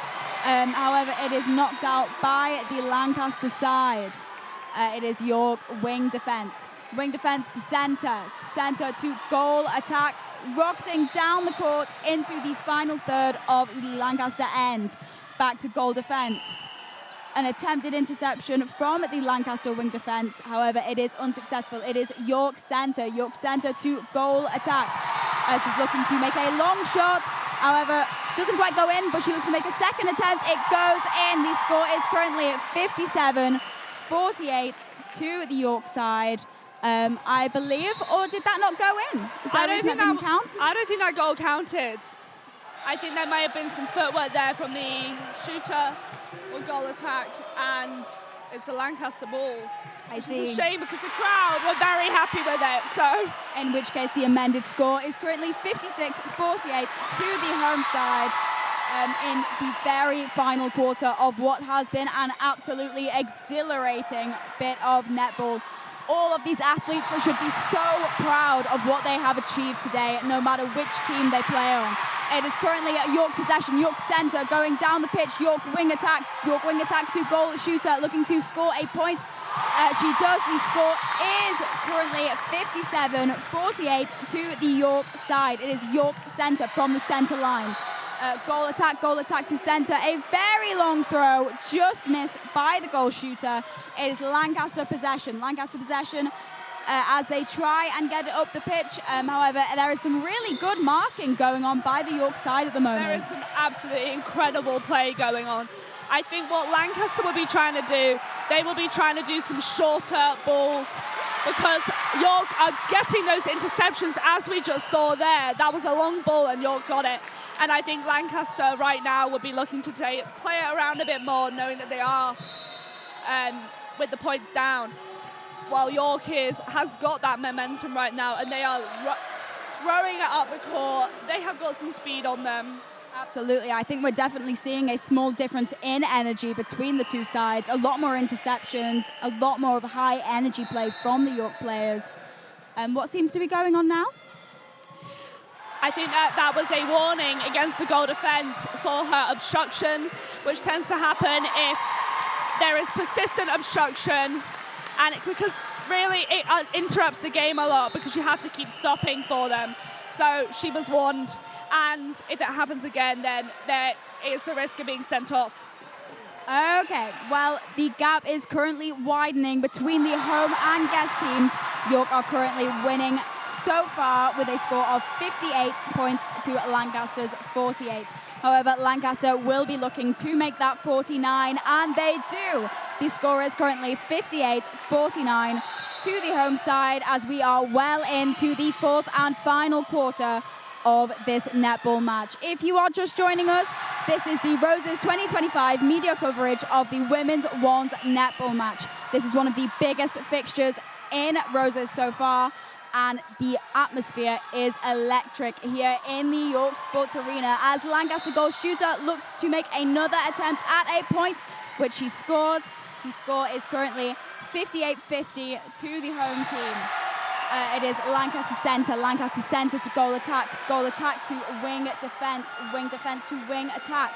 Charlotte, what have you noticed about the different throws they've used, and how might that affect play? So there's that ball into the D there. That was an overhead ball, and something like that is important when you've got tall defenders, because a simple chest pass would really, it would easily be intercepted. And I think what the ones have on both teams is such strong passes, and they seem to make, a lot of them are making most of their passes from over the head because it can give them more control and it gets that height, as we saw there. Absolutely. Well, it is, I believe, Lancaster possession of the ball as the goal shooter scores another point. The gap is closing slightly. The score is 59-52 to York. What's just happened there? I think that was a break-in or an obstruction from the wing attack. I'm not entirely sure. This is just such a high-paced game, and we could have, without the clock, there could be minutes left in it. It's so intense. Absolutely. Well, the score is currently 60-52 to the home side as Lancaster is currently in possession of the ball.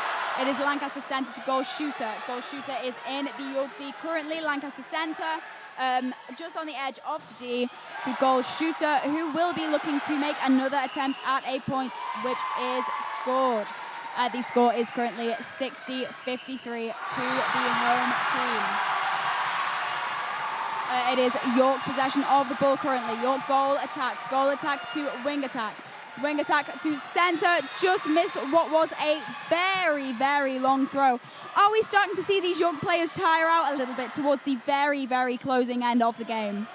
I think, yes, there's definitely a little bit of tiredness, but I think also what we're seeing is they know that there's only a few minutes left in the game and there's 7 goals between them.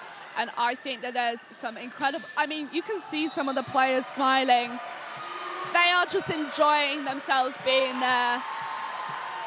But Absolutely. They can't get complacent because 6 goals isn't that much. We've seen that change very quickly, haven't we? So, well, that is 6 goals down from what was 10. So that gap is closing.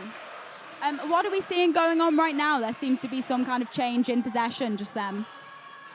I think that's a Lancaster ball. It was a penalty of some sort, and they thought it was they thought they'd already taken it, but he wanted them to take it officially. Because sometimes when you play, you can they'll let it be an advantage. You can continue playing, but sometimes the umpire will stop you and make you set it properly. Well, it is a York ball, I believe, from the sidelines, going to go into the Lancaster side of the court. York goal shooter, pass back to centre to goal attack, who will be looking to score another point for York. The score is currently 61-55 to the home team.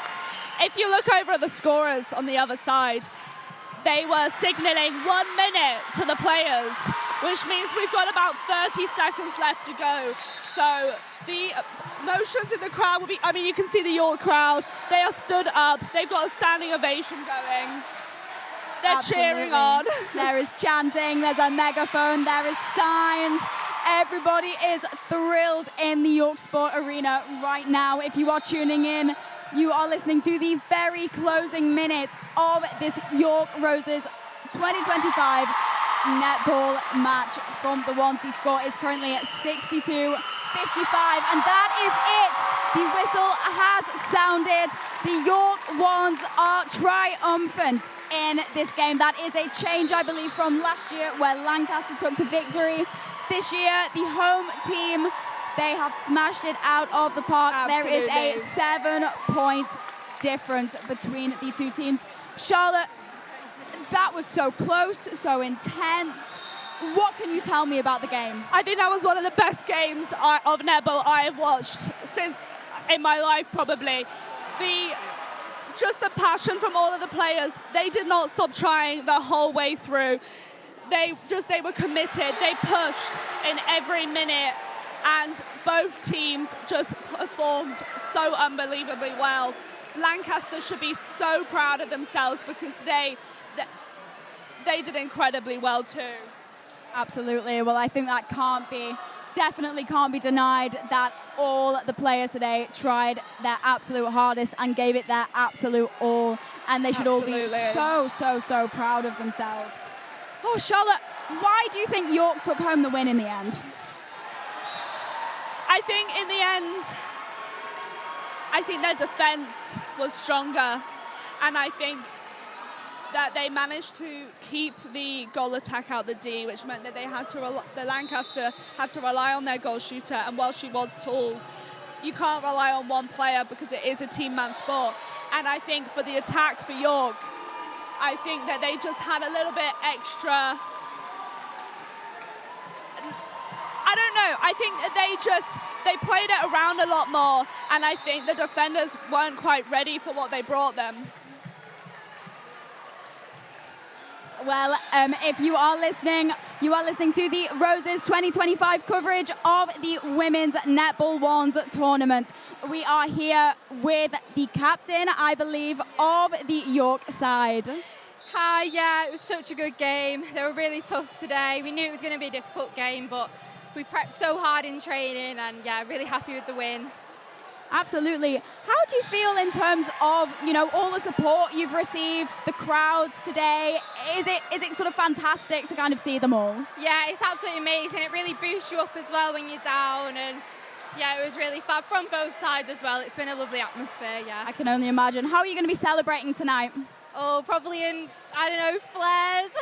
Nice. Going out tonight. Drinking bans lifted after this.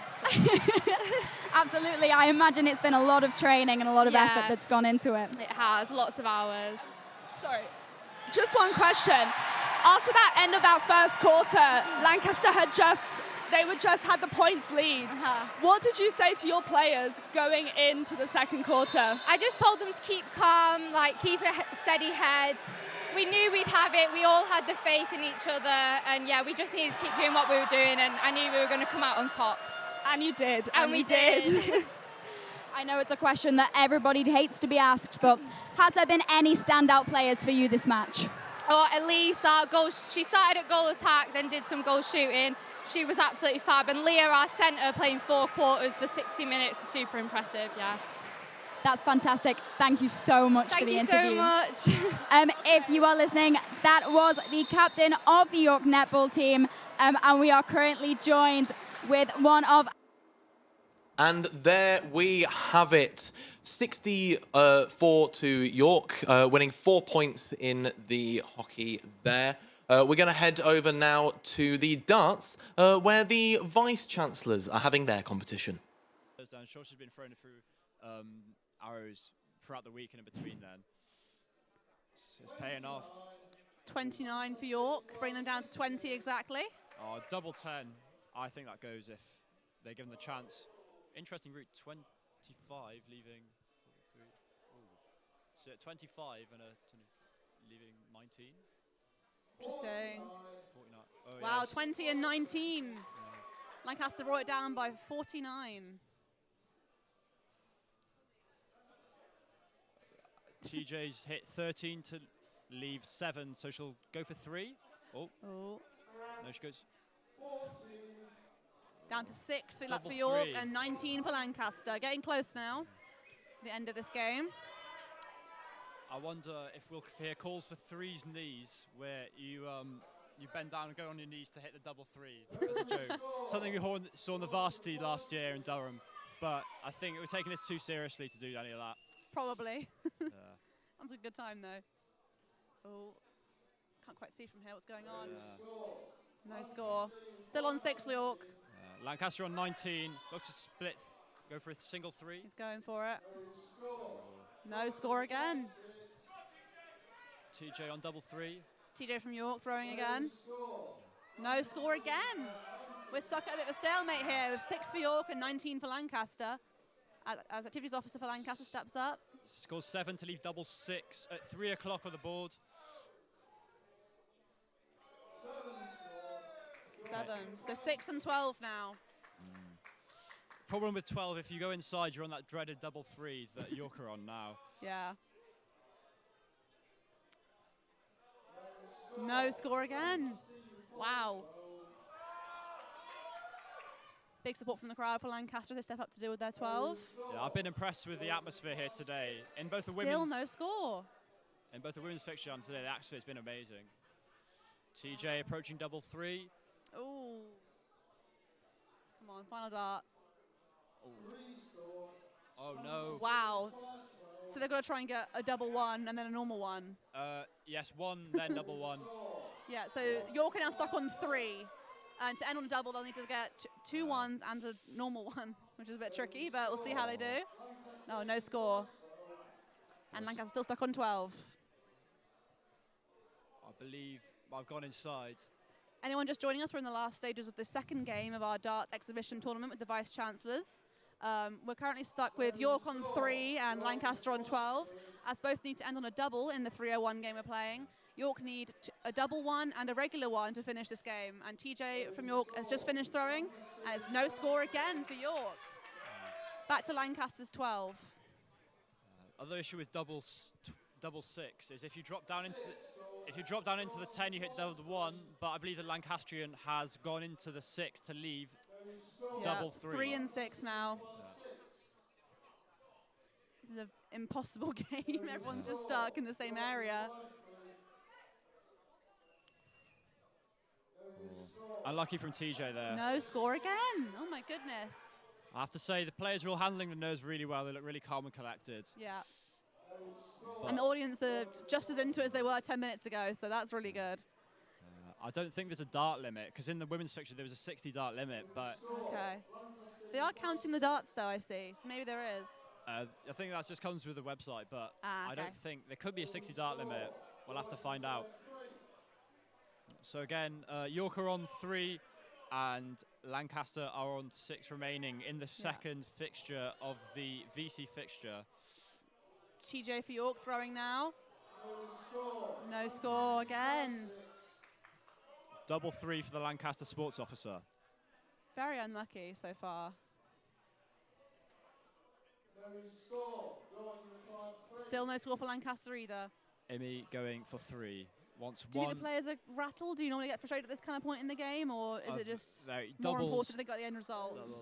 I think the only weak point in our club is just doubles. It's pretty normal thing to struggle with. You either some days you either hit them or they don't. I believe in one of our fixtures against, I believe it was Sheffield, either Sheffield Hallam or University of Sheffield. We had a actually, I think it was Leeds. We had a double one-off where both teams were on double one, and the end leg ended up being 121 darts. You see, we're on 63 now. It was long. Yeah. So recap again: where York is on 3 still, Lancaster on 6, and we are on the 63rd dart. As York captain steps back up to the plate again. Amy still looks calm and collected as she hit the. Oh. Unfortunate, no score again.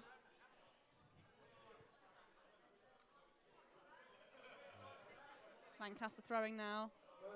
No score. This can get frustrating if you keep hitting the doubles, and as well not hitting the big numbers. Yeah. With such small numbers as well, there's a tiny margin for I error believe here. double one for TJ.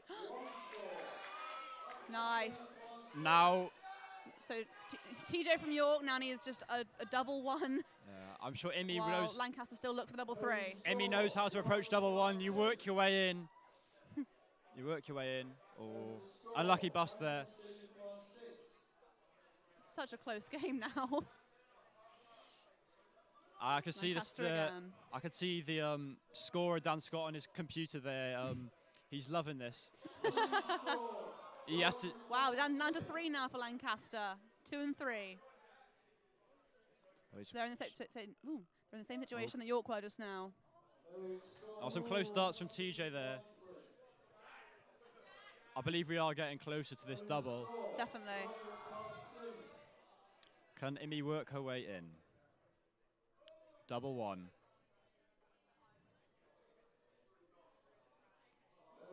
Unlucky. No score again. Just inside the 20 from Imi McFun. York and Lancaster stuck in a very big impasse of 2 and 3, respectively.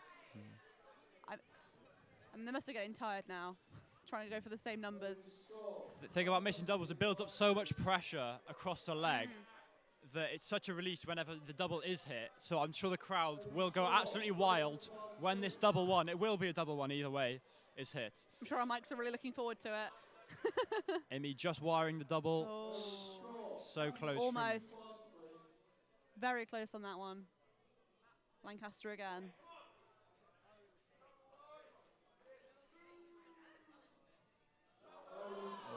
No score for Lancaster. Lancastrians bust score again, still leaving them on 3. Same here with TJ scores York. 20. No score again.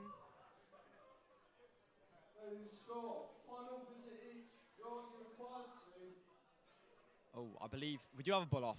It is going to be a 90 dart bull dart limit. So we're having 3 darts at bullseye now, I believe. Wow. Oh, okay. You're right. So they get 1 dart each at the bullseye to decide who wins this fixture. Wow. Penalty shootout of darts. TJ gets 1 dart. Very intensive here at the fixture. Ooh. It's 1 dart. Very close for TJ. Not quite, though. It's 1. Oh, is it in? I believe there's a confusion of whether a bull off can be 1 dart. Sometimes it's 1 dart, sometimes 3 darts. It can I happen. see. But luckily, the first dart was the closest.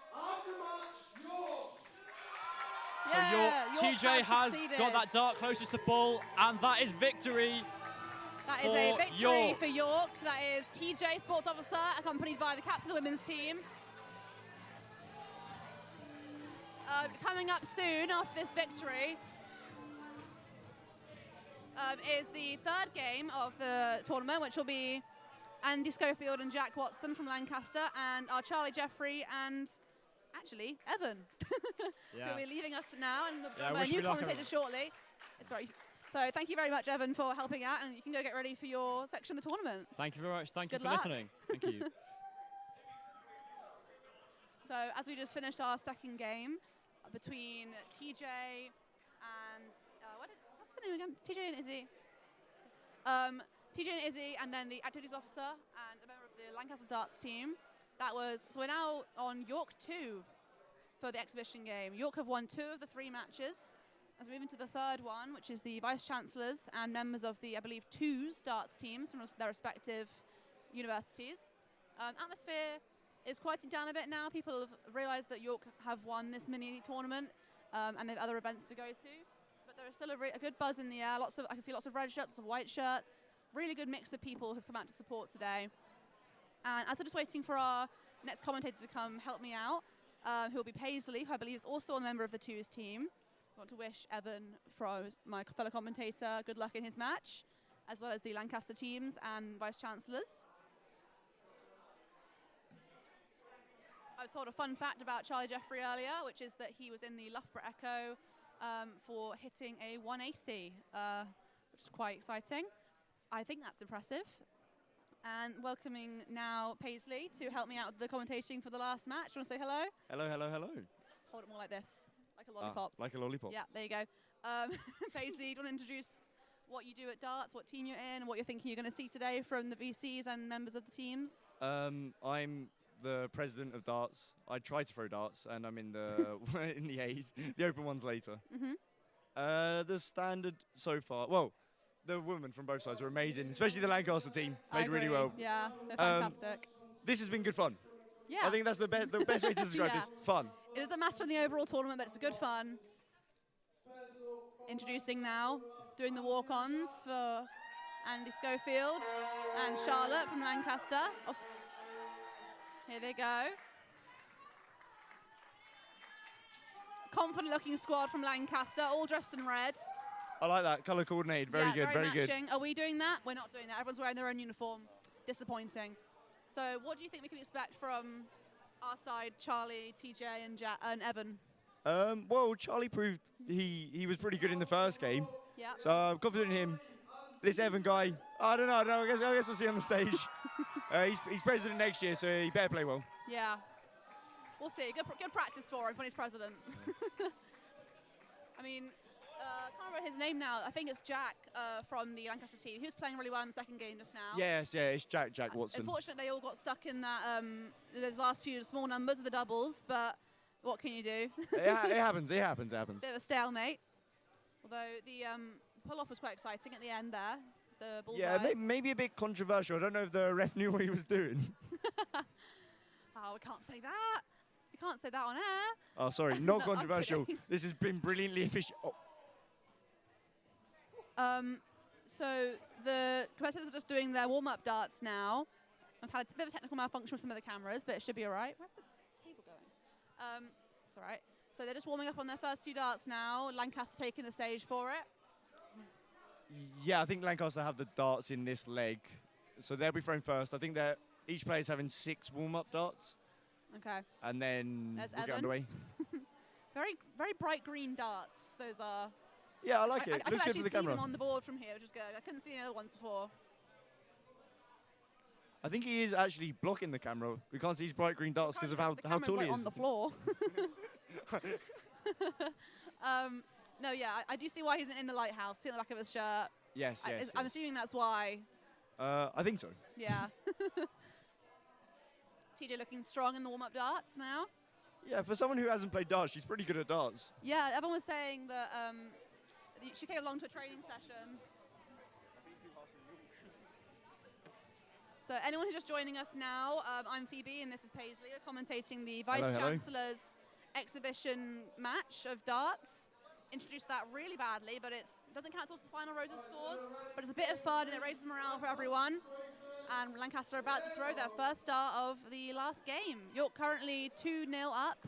They'll see if they can bring it back a little bit in this final game. Here we go. Andy Schofield, Vice Chancellor, throwing now.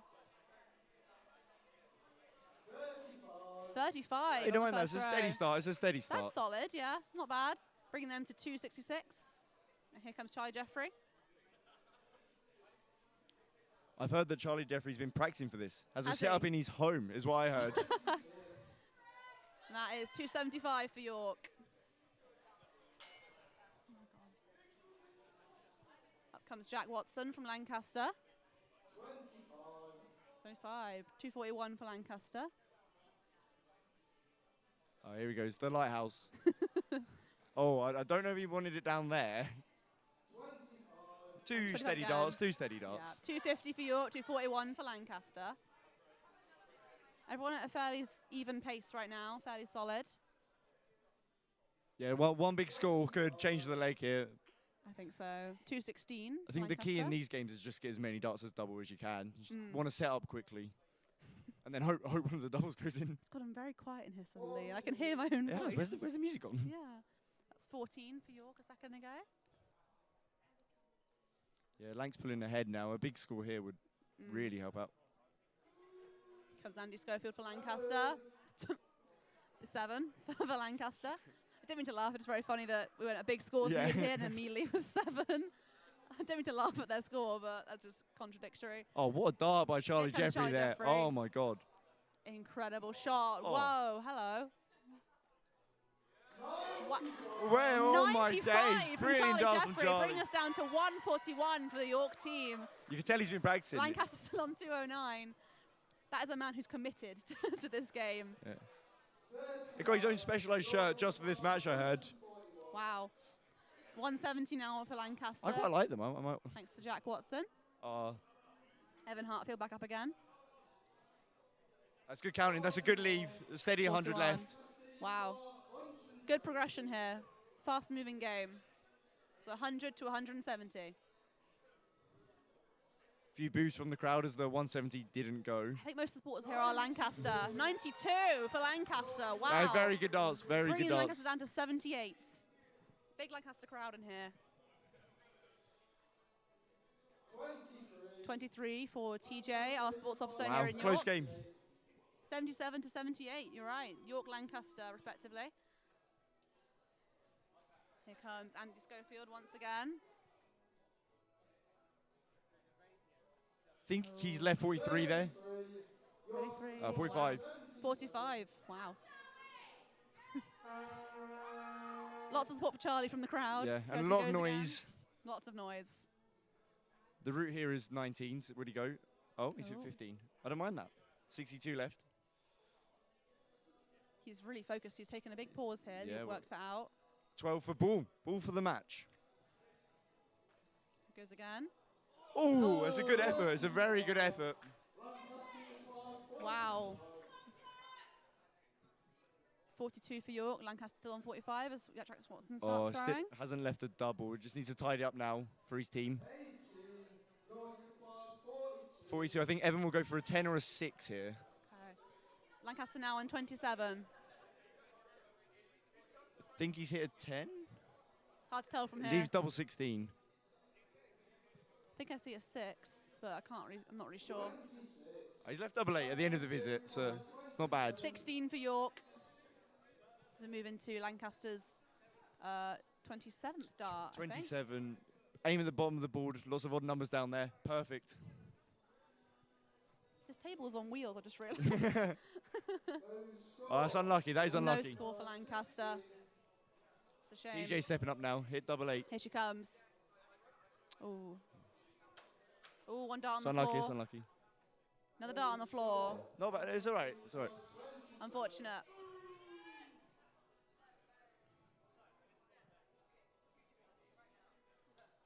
I think he's at 11 for double 8 as well. Looks like it. Andy Schofield stepping up Oh. for Lancaster again. Lancaster down to 16, same as York. Both teams on double 8. It's just whoever can hit it first. Charlie Jeffrey getting lots of cheers from the crowd. He steps up again. Everyone seems to really like Charlie Jeffrey today. Oh my God, he's done it! He's done it! For good reason, he's done it. That's another victory for York. That's 3 victories in this Vice Chancellor's exhibition. Wow. Wow, what a double again from Charlie Jeffrey. Absolutely dominated by York there. Unfortunately, there's no points online there, but maybe that'll lift the mood for later. Absolutely. I think that's really going to help the environment for the rest of the tournament. So, yeah, anyone who wants to recap, we've played 3 games today. Every single one of them won by York over Lancaster. Very exciting stuff. Second game, very close. A bit of a stalemate towards the end. But that last game felt decisively York's, I think. That was A very good game. well played by everyone involved. Especially Charlie. Really stepped up. Some great throws. Got some he looks a steady player. Some big totals in for him. Yeah, I believe. When's the other darts games on later? You want to promote? So the open 2s are on at 4, and the open 1s are on at 8. I might replace myself with Charlie based off those darts. Hopefully he can. Now on the other side, cheering and. Chancellor's darts competition, and we've got a special guest with us to give us some insight on this. Longboy, what do you think of the Vice Chancellor's competition where Lancaster are currently winning? And what do you think of Vice Chancellor Charlie Jeffrey's performance in this competition? Do you think York have the chance to win against Lancaster and stop the four-peat from happening? Thank you very much. Incredible insight. I think it's now time for us to head to the lacrosse, where it is currently 1-0 to Lancaster. Yeah. Dub from the looks of things. the centre draw straight to goal. And Lancaster have done the same. So some fresh legs have come on for both teams after 3 goals have been scored, 1 to Lancaster and 2.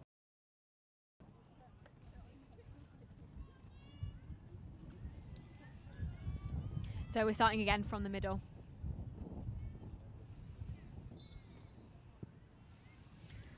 Loose ball, looks like now making a break down the right. Unfortunately just a bit too high there, but so that's also a note on checking. The stick can't be anywhere near the player's head. Again, it's never purposeful from each team.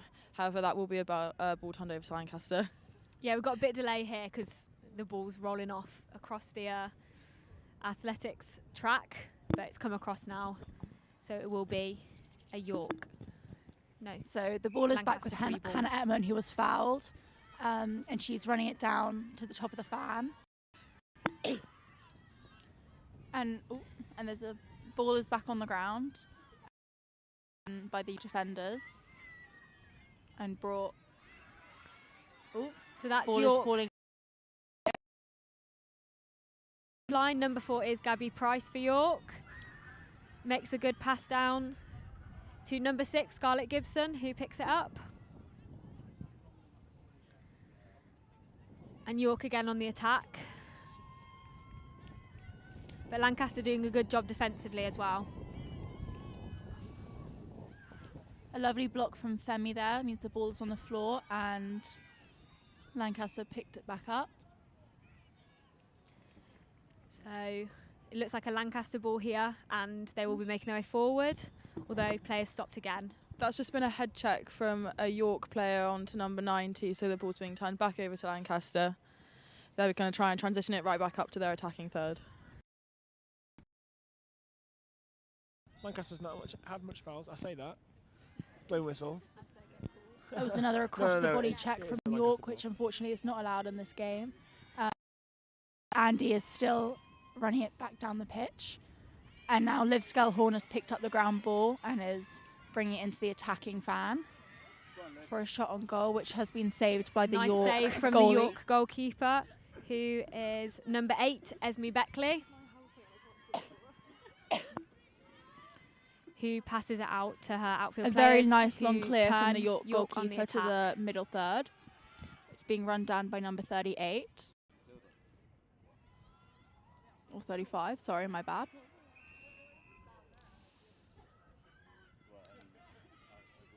And so the ball seems to be taken The back. whistle has gone, and I believe that is a shooting space by Lancaster, which just means the defenders didn't get their body in front of. Got their body in front of the ball before the stick, which. So that is another point just scored by York. So the score is now 3-1 to York. But Lancaster putting in a good shift as well, and they've had some opportunities that hopefully they'll be able to convert some going forwards. So Liv Skellhorn's just come off for Lancaster, and Hannah Khan has come on to take the draw. I think for Lancaster, they just need to settle it in attack. I think Lancaster is going far too quickly when moving up the ball. Just try and settle that play, slow it down a little bit. I think Lancaster should be okay. Yeah, it's looking like a decently even game so far, in terms of possession at least.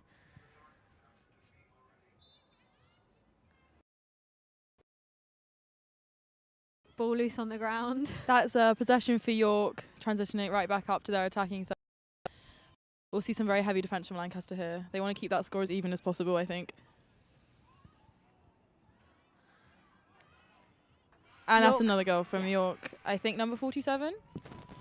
Yeah, I saw number 47 as well. Number 47, who is Matilda Birch, who this is her second Roses, but played throughout school. And her fun fact is that she can do a backflip. So I wonder whether we'll see that as a celebration at some point.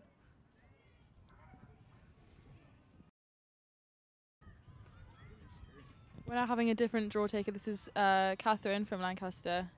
I think it's really good to keep the draws as unpredictable as possible from both teams. So I will see many different players taking them. And York have got possession straight away. And Catherine is in her third year at Lancaster, and This is also her third roses as well.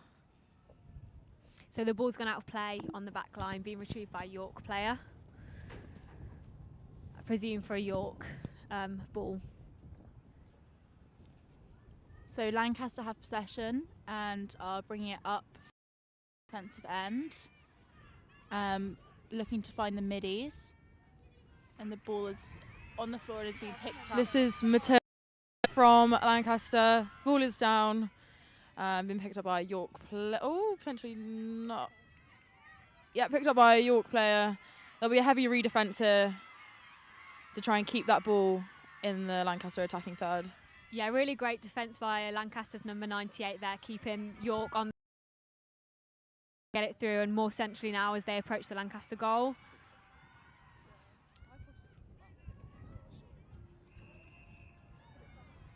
But the whistle has gone before there is a chance for a proper shot on goal from York.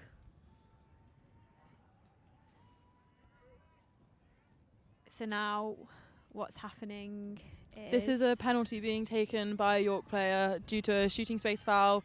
It's quite a difficult... that was a really nice save from Anna, the Lancaster goalie. Yeah, I think we'll see lots of penalties from that. Another really and great save by from Lancaster Anna, the goalie there on a second shot.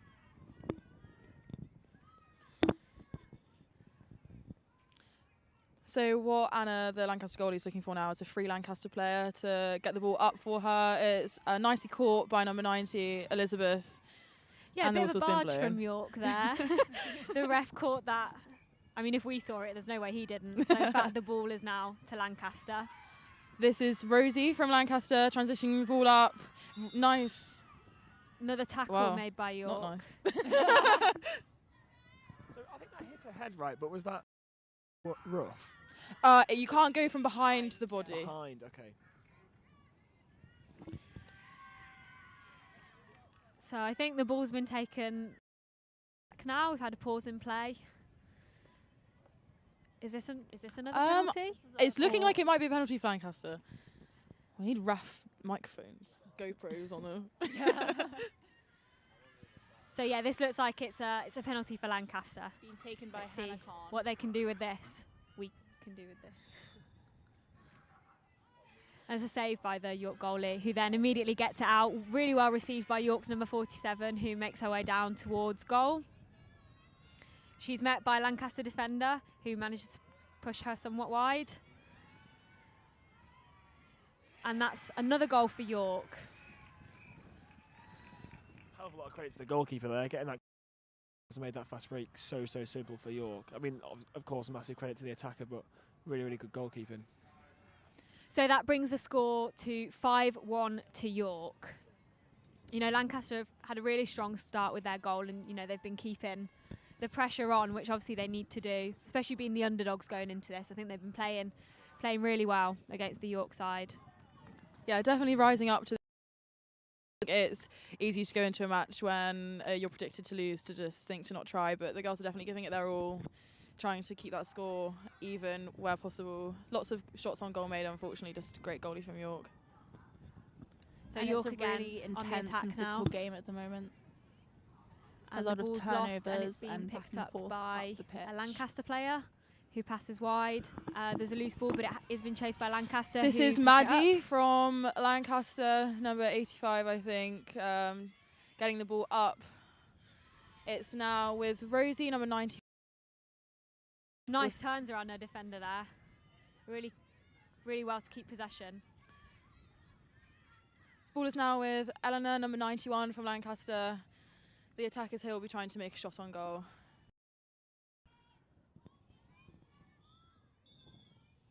And the whistle has gone for quarter time, I believe. Yes. So the team will have 2 minutes, chat about what's happened in that quarter, see if they can come back even stronger the next one. So for anyone joining us at the end of the first quarter, the score is 5 to York and 1 to Lancaster. So what are people's thoughts on how the game is going so far? I think Lancaster are putting up definitely a good fight. They've trained really hard for this, quite an intense boot camp. All the girls want a win really badly, but also I think more importantly they just want to play as best they can. For some of them it's their last roses, they've played for 3 years. For some it's their first, they want to make a good lasting impression. I think they're doing a good job of that. And York, I think, are doing a good job of playing a clean game. The rules of women's lacrosse are very technical, lots of space for fouls to be given, but it seems like a very nice match for them. Yeah, and we've got a bit of blue sky, a bit of sunshine here and there, so I'm sure the weather helps keep people's spirits up, and lots of support have come out for both sides, so I'm sure that's really nice for the girls to have that. We've got the lacrosse men's vice captain here. What do you think the main difference is for men's and women's? What are you finding most interesting about this match? Many interesting things, because I have no idea what's going on. But I think one of the things that York's capitalise on is the fast break. So Lancaster's really, really well set up in the 6-on-6 defence, where it's settled and the ball's being spun round. You'll see that there's a lot of York attackers going for multiple players and then not coming up with anything, or the ball's being turned over, which is really, really good from Lancaster. But York's fast break is just really, really good. So they turn it over from where the goalkeeper is, and get that ball at the pitch so quickly, which is so difficult to defend because you're, inevitably outnumbered. So it's really, really good. And York are having an immense game, to be honest. There's a really good turnout as well from the crowd. Like, we can see the hill and there's just a sea of red and white. People here with their megaphones, signs and banners. It's really, really great to see such enthusiasm from both sides. Yeah, I think it's been a good game. I mean, not having experienced much or any lacrosse in my life, it's an interesting one to watch. I think very high intensity, fun. Yeah, lots going on. 100%. I think the ball being so back and forth as well, although it's really tiring for these girls. They're doing a really good job, both York and Lancaster. They look great while they're doing it. Not a single bit of sweat on them, I think. I think they did a lot of hard fitness training at boot camp. I'm sure both teams did. I saw a lot of the ones players doing 100 press-ups every day, and a lot of runs. So credit to Vice Captain Flora for putting them through all of that pain. I'm sure they'll find it was worth it today on the pitch. So I think we've got both teams coming back on now after that break from the first quarter, where the score stands at 5-1 to York. The teams are the goalies are swapping sides, so we'll see a little bit of a different perspective from where we are when they start in a couple of minutes.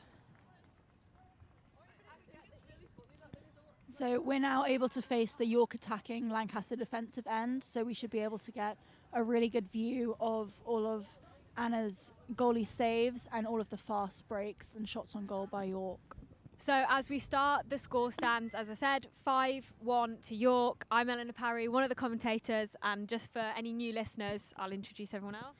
Hello, I'm Harrison. I'm a member of the Lancaster Men's Lacrosse Club. I'm Mia. I'm the Women's Lacrosse 2's captain. And I'm Daisy, one of the Women's 2's players. Starting off again, beginning of the second quarter, and York come away with possession from making their way towards the goal. It's a nice intercept from Hannah Ettman from Lancaster, and the whistle's been blown. Yeah, good defence from Lancaster there. The curse to the settled defence of Lancaster, but again, that sort of proves my point that we're really, really breaking down that settled attack. So hopefully we just switch on for the fast breaks a little bit more and have a good game. We're seeing a nice redefence here from Eleanor, number 91 from Lancaster, trying to slow down that fast break that York are scoring so many goals from. So the attack are just slowing things down now to be able to find as much space, and so the whistle has gone blown, here? and that is because I'm assuming a shooting space violation from one of the. Oh no, it's turnover to Lancaster. Potentially a crease violation, so that circle around the goal, only the goalie and the defenders can step foot in there. It is really hard, even if an elbow goes in from an attacker, that's a turnover. So I can imagine both teams would be quite frustrated by the end if the refs keep picking up on all these technical fouls. And again, the game is very back and forth at the moment, so the ball has been turned back over to York. And they're making... You're looking dangerous here with number 16. An attempt to get to goal, but the Lancaster defence are looking really strong. And good save from Anna. It is picked up right again by a York player who scores number 47, Mathilde. Number 47, yes, correct. As we said, the backflip goal. Yet to see a backflip, but a couple of goals in there, so I suppose that will do for the York side. So that brings a score up to 6-1 to York. And that will met be with great Liv cheers from the sidelines. And from Lancaster, and the number 47 who just scored from York, taking the draw again now. The game off, and the possession has fallen to, it looks like it could be a redraw. So the possession is going to Lancaster here, making their way towards the York goal. Passing behind the goal and then moving forwards again. Lancaster met with some really good pressure from York here. Yeah. Neither side want to allow a goal in. Maybe that was the backflip attempt from 47.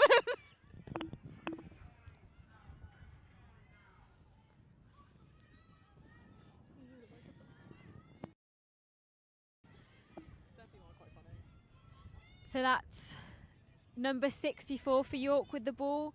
That is Alex Lawman, who was on the England lacrosse pathway and played for women's ones in both 2023 and 2024. So this will be her third Roses, or is her third Roses, I should say. And her shot on goal was saved by Anna Joyce. The ball's with number 82 from Lancaster, Femi. This is her second Roses. She played for the Twos last year. Has played with the Ones all Bucks season, and I think is doing a really great job at demonstrating how far she's come since last year. Really great ball from number 82. Great carry and great ball for Lancaster. Looking pretty threatening to York at this moment.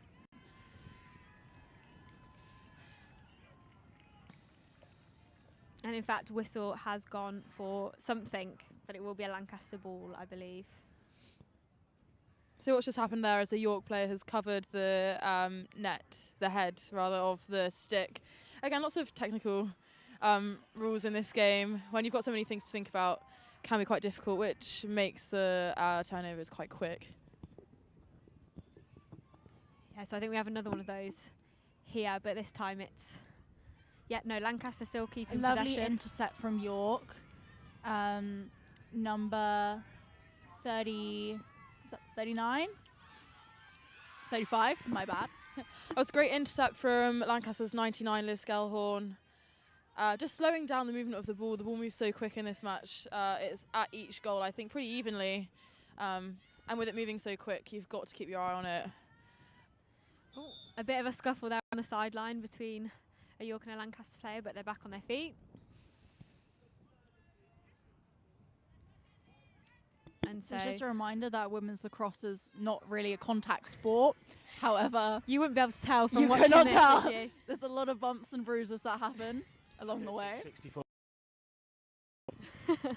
Potentially not. And another big hit, which we like to say is not purposeful by either team. I think when you're both just looking at that ball, which is very small and moving very quickly, I don't think you're kind of looking to who's on the left or right of you. You're just trying to get the ball, I think.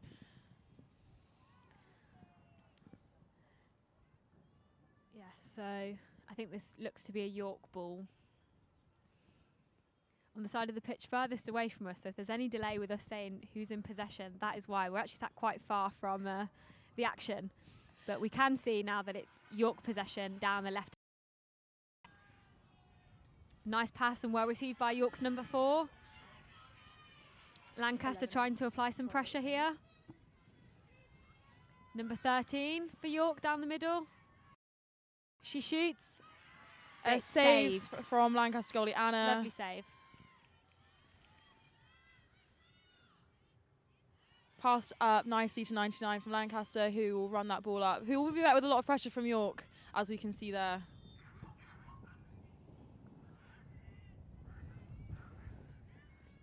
Do weather conditions make much difference to playing? Because it's quite windy. Does can that compared change to a game? yesterday when it was very, very hot, where the men's and women's twos, I blame the heat for the loss, I think. Yeah, I think it just also depends on the pitch. Depends how the bounces. If it is super windy, the ball might go in different directions. It's an unpredictable game. So although Lancaster were coming in predicted to lose, and although the score may lead, actually I think it's playful for these girls. Every time I say something like that, they score. I'm gonna not talk. That's another point for York, which I think brings us up to 7. But yeah, Lancaster have been doing some really strong defending. I think the scoreline doesn't necessarily show kind of how well they've done and kind of the chances that they've had. And provided Mia stops talking, I think Lancaster could really get back into it. Yeah, a bit of a coincidence there. There's a lot of substitutions to being made reset currently here. I think from maybe a few substitutions have been made, teams. or is this little the team huddles going end on? of the second quarter? Just probably I talking think to this each is other, the end of the second saying quarter. to No, calm down, not just take your time with the ball, because as long as you've got the ball in your possession. I think instead of the end of a quarter, this is a timeout, which is something I think maybe called by Lancaster. You have to be in possession of the ball to call a timeout. It's just 2 minutes if the captains have seen something that they want to change. Just adapting to the situation that's on the pitch, really. It's really good to see both teams.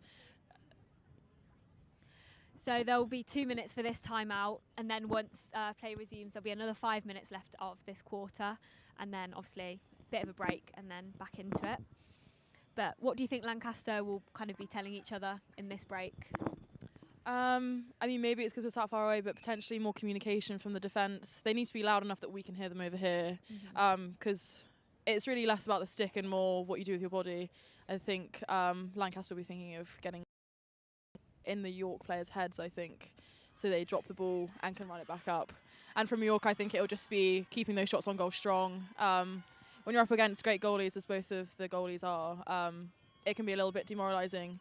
But I think if they can just keep their confidence in their shots, I'm sure they'll score more. Yeah, of course. More shots on goal, higher likelihood of getting one in. So we're looking to reset now, restart for the last 5 minutes of this quarter after Lancaster have just called a timeout. So York pick up the ball there, but a bit of a misplaced pass, which is picked up by Lancaster.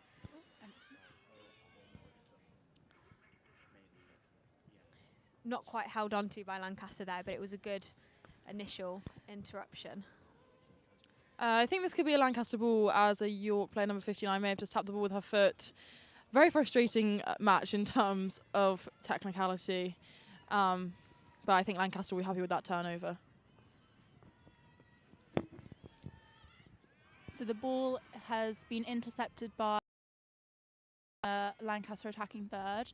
They've done a lovely long pass to the straight attacks down in the third quarter, and lovely defence from Lancaster, lovely goal. doubling up. However, a beautiful shot by York. That was all from York's number 35, who is Katie Hewitt's son, who I think it's her third roses. So she really nice there, took the ball in the middle, ran it down and was able to score on her own.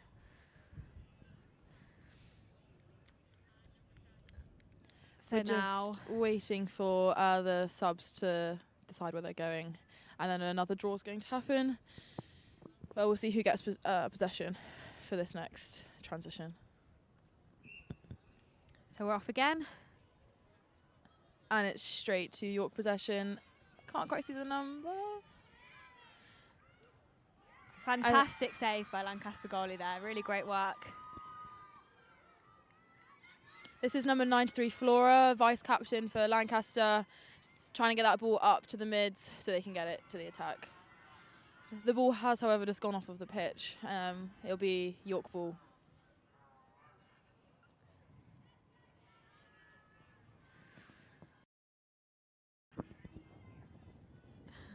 So number 11 from York will be and trying to run it down as close as she can to the goal. And it's been picked up by number 4 on the floor, 47. Okay, so a shot was made across goal but didn't quite go in by York. I think the ball's gone out of play. So what I think will happen there is it's a shot made by York, and York were the closest to it. It'll be their ball when they come back on. For heavy defence to either get them back off the pitch or prevent a goal. So in the York still in cross, it's possession. often the person closest to where the ball's gone off gets it after a shot. So you'll see a lot of people running with their sticks out, trying to get as close as to the restraining line as possible. I think that may have been a cover or an empty stick check from York. So the ball goes to number 85 from Lancaster, Maddie. He's met with a bit of force from 59 from York. She managed to hold on to it though. Really does really well there. And not only is she a great lacrosse player, she's also great at netball. She's a strong member of the first bowler netball team, one of our colleges at Lancaster.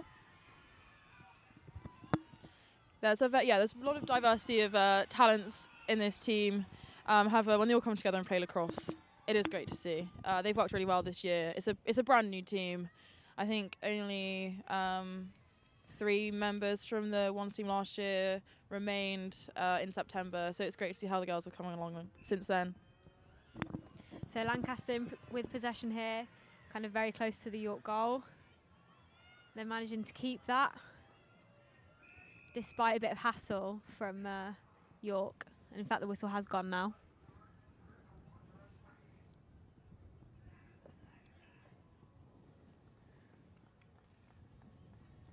So as it was the ball was on the ground, we're just deciding who's getting the ball, and it looks like number 98, which Mathilde for Lancaster. Oh, and her Interception pass by has been York intercepted by So York now and making they their are way running it up the pitch on very an beautifully attack. at very high speeds for a fast break on goal. A pass not quite received there. And it has gone out, so it will be a Lancaster ball, I believe, because that was not a shot on goal. Picking it up. I'm getting there slowly. Eleanor, how do you feel as someone who's not maybe watched different it's to what great. you're expecting? Or? Yeah, I think it's much more, I don't know what I was expecting really, but I think it's much more kind of high energy and maybe a bit, I know we said it's non-contact, but even a bit more physical than maybe I was think expecting. the tagline they used is when we were looking around at Freshers Fair was it's the fastest sport on 2 legs. Yeah, Vice Captain Harrison nodding there. That pulled them in as well, which is great until you're the one who's having to do all the running. But the girls from York and Lancaster are both doing a great job. Say they've got proper pace on them. That was a lovely Mayor of Lancaster forcing the York player off the pitch who had the ball, so forcing a turnover to Lancaster. So Lancaster on the attack again now. Coming across. Just about picked up by a York defender in front of her goalie. But that was Lancaster had. Ball goes to number 35 from York, who gets through the Lancaster defence and will be looking for another shot on goal. She's met with quite a lot of pressure from the Lancaster defence here. Lancaster still applying that pressure defensively, and it looks like they did well at holding up there.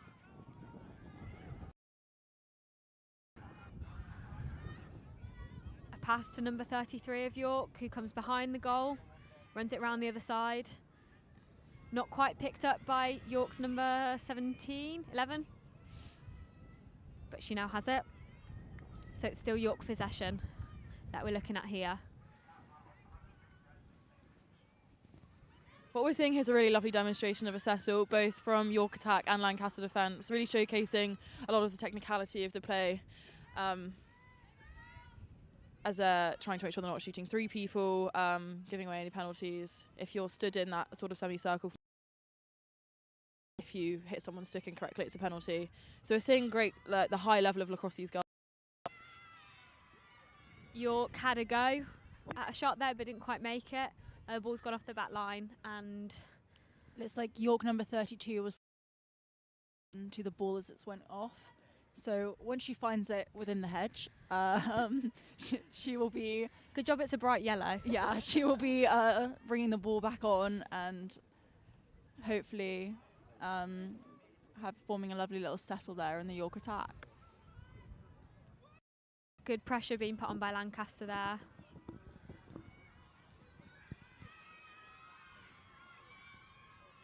But York coming again on the attack. But the whistle has gone for the end of the second quarter. So a short break before we're back. And we end the second quarter, I believe, 7-1 to York. But yeah, it's been a really exciting game. And I mean, this quarter has been much more kind of, well, since the timeout, really, it's been much more even than before. So whatever Lancaster was saying in those. So there we have it, 8-1 to York in the lacrosse. A comfortable win, but it's been an anything but comfortable day for York. They've been 30 points behind consistently. No. Well, welcome back to the studio. Welcome back to the sofa, Jordan. You've just been over at the darts, where big man Charlie Jeffrey has unfortunately been defeated in the Vice Chancellor's. Oh, you're not certain? I'm not certain. So, just a peek behind the curtain right. for our viewers. I was in charge of making sure that the live stream. Yeah. And I did do that. It did yes. happen. Now, I'm not certain I was paying close enough. Ah. I do remember Charlie Jeffrey cheering on. Okay. And he did something vaguely resembling a yeah, but that might just be because he threw a dart. Okay. I feel like he. So it's Schrodinger's darts competition. He neither won nor lost. Yeah, which is interesting because in Schrodinger's a cat, the cat stays in the box. Yeah. But I was in the box. I just wasn't paying attention. That's on me. Fair enough, fair enough. Well, if you want to pay attention to the sports that we have available to us, you can go to roseslive.co.uk and tune into a whole host of sports. Over here on Channel 1, we are going to swing over to the hockey, where the women's first teams are about to play their second half. Interception from number 4, Ava Jackson. Yeah. That being said, Lancaster have not let up the pressure at all. Their pressure has been the same the whole time. They're very quick to surround the York players. Oh. That was just missed by the York there. There was a lovely idea, but not quite able to be executed. So it then becomes a Lancaster 16.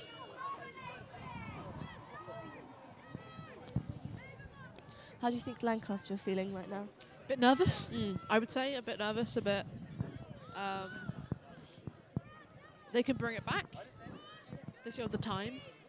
But the more time goes, the less and less likely it is they can score 3 points. Yeah. Which was what they would need to win the match at this point. They've had a long night in the York lecture halls that they've been sleeping in. So they haven't been able to have the same rest that York have. And that's another aerial from player number 13 from Lancaster, I apologise. That's excellent. They are so quick and so effective at getting the ball in the air. You cannot tackle them. Deception there from Lancaster, taking back possession.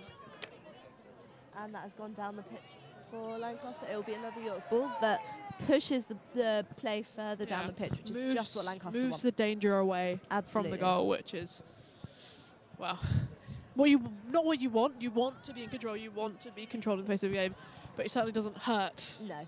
And for Lancaster, I'm sure that is their immediate concern, is getting it clear of the goal.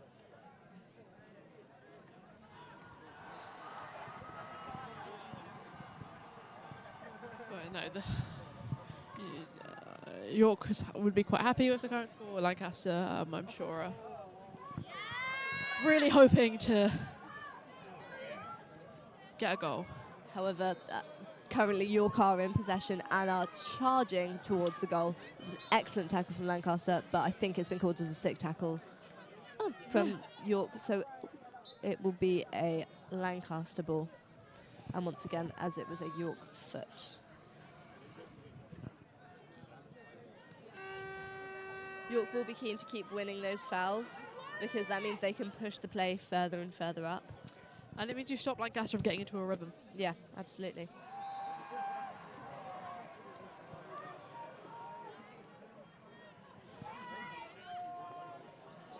That was an excellent ball in for York. But again, the Lancaster players are very quick, shutting it down. She's skilled them out. That's Tash again. And a shot from Fran Kent was saved by the keeper. That was a great save. She was very quick out again. York do seem very in control at this moment.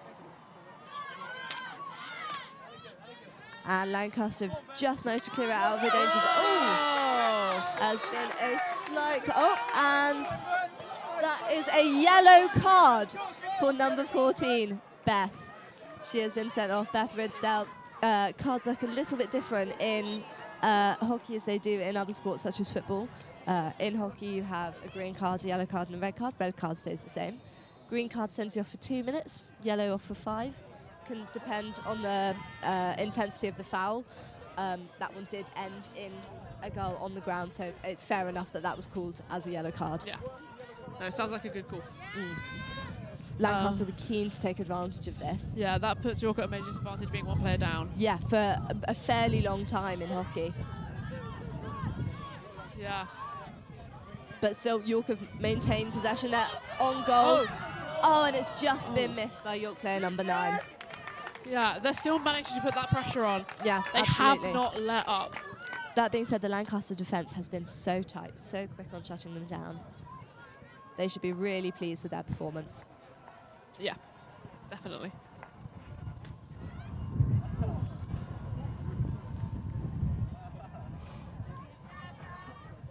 The York press has been set very close to try and keep the ball really in the last quarter of the pitch. And it just hasn't worked. Has been called as a Lancaster ball. Yeah, there have been 4 goals so far in this match, 2 in the first half, 1 apiece. But so far, York has been running the show in the second half. And as the sun comes out and they get a little bit more tired, they'll be keen to try and shut down any Lancaster attempt.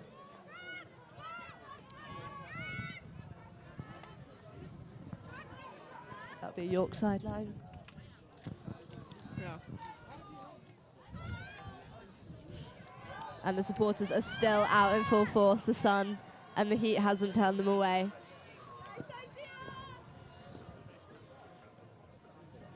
Yeah, it's been an incredibly warm Roses weekend, especially yesterday. Although that's been really lovely for the supporters as well. I wouldn't want to be watching games like this in the rain. Yes, the sunburn has been less than ideal. No better way to spend bank holiday weekend. Watching York play Lancaster at hockey.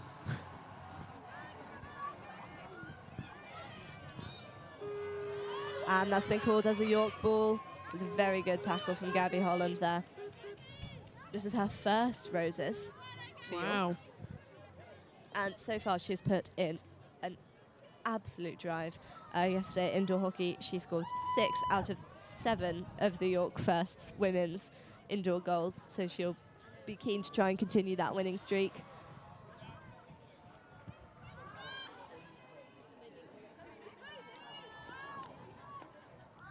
That being said, Lancaster haven't given up at all. They're still putting in a fight. They're still putting in the effort.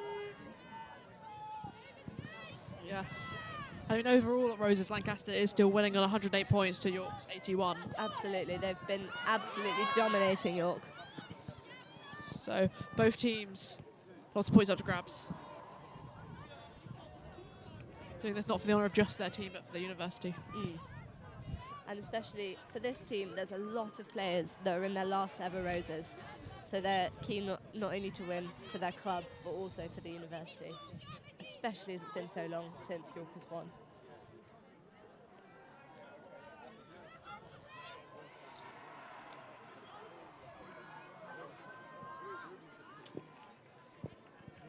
And again, the possession is starting to go very much back and forth between York and Lancaster. This can be a sign that the players are starting to get a little bit tired, which is completely fair. They have been up and down the pitch the whole time.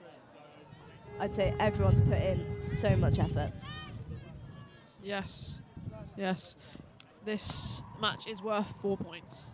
So it would be, York would want to try and win that as much as possible.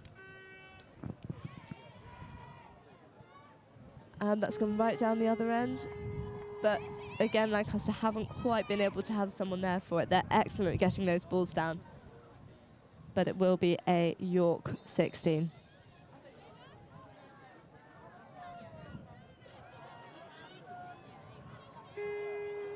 And York are hopefully just for them, their plan is to try and defend now as much as possible. They've got quite a comfortable lead. They'll be keen to try and maintain that as much as possible because, as we've seen, it can very quickly turn around.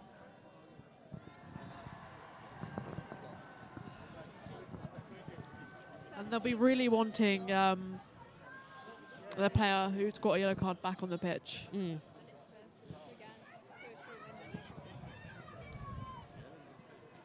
Puts them at a real disadvantage. And York have done what Lancaster have done a few times. They sent a lovely ball up, but no one was on the end of that. It was very comfortably picked up by the Lancaster defender there. But once again, York have regained possession. It is very much back and forth here.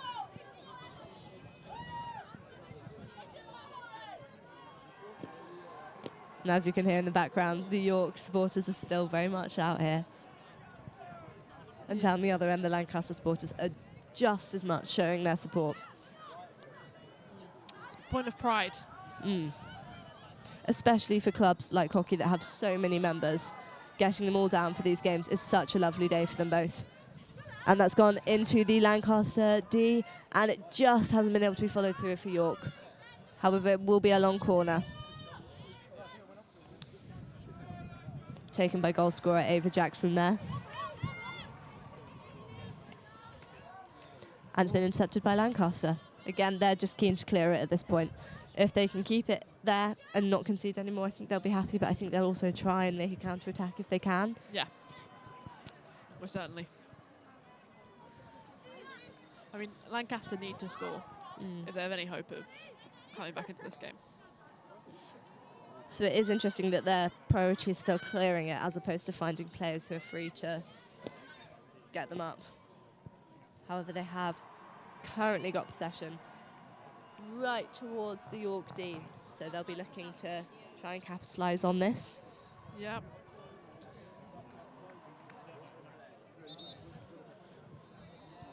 Lancaster ball again. They'll be really happy with this, getting further and further down as possible.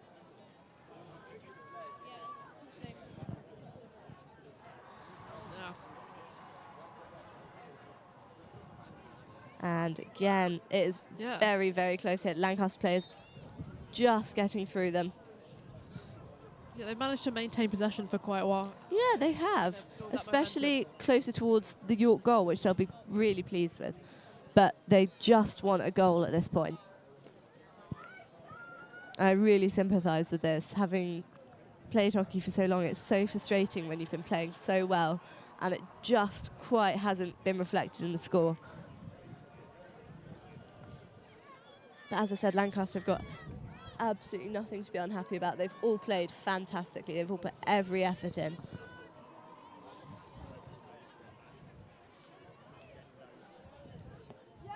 But York have just been a little bit more able to get it in the goal when it matters. And as I say that now, York are making a drive on goal. Gone down the back line, and that is a Lancaster ball because there was a stick tackle there from a York player.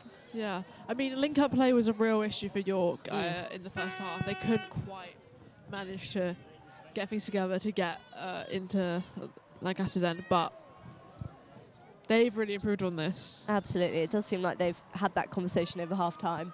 But Lancaster's are now kind of facing similar issues. Yeah, I would agree with that. I think that comes with the tiredness as well.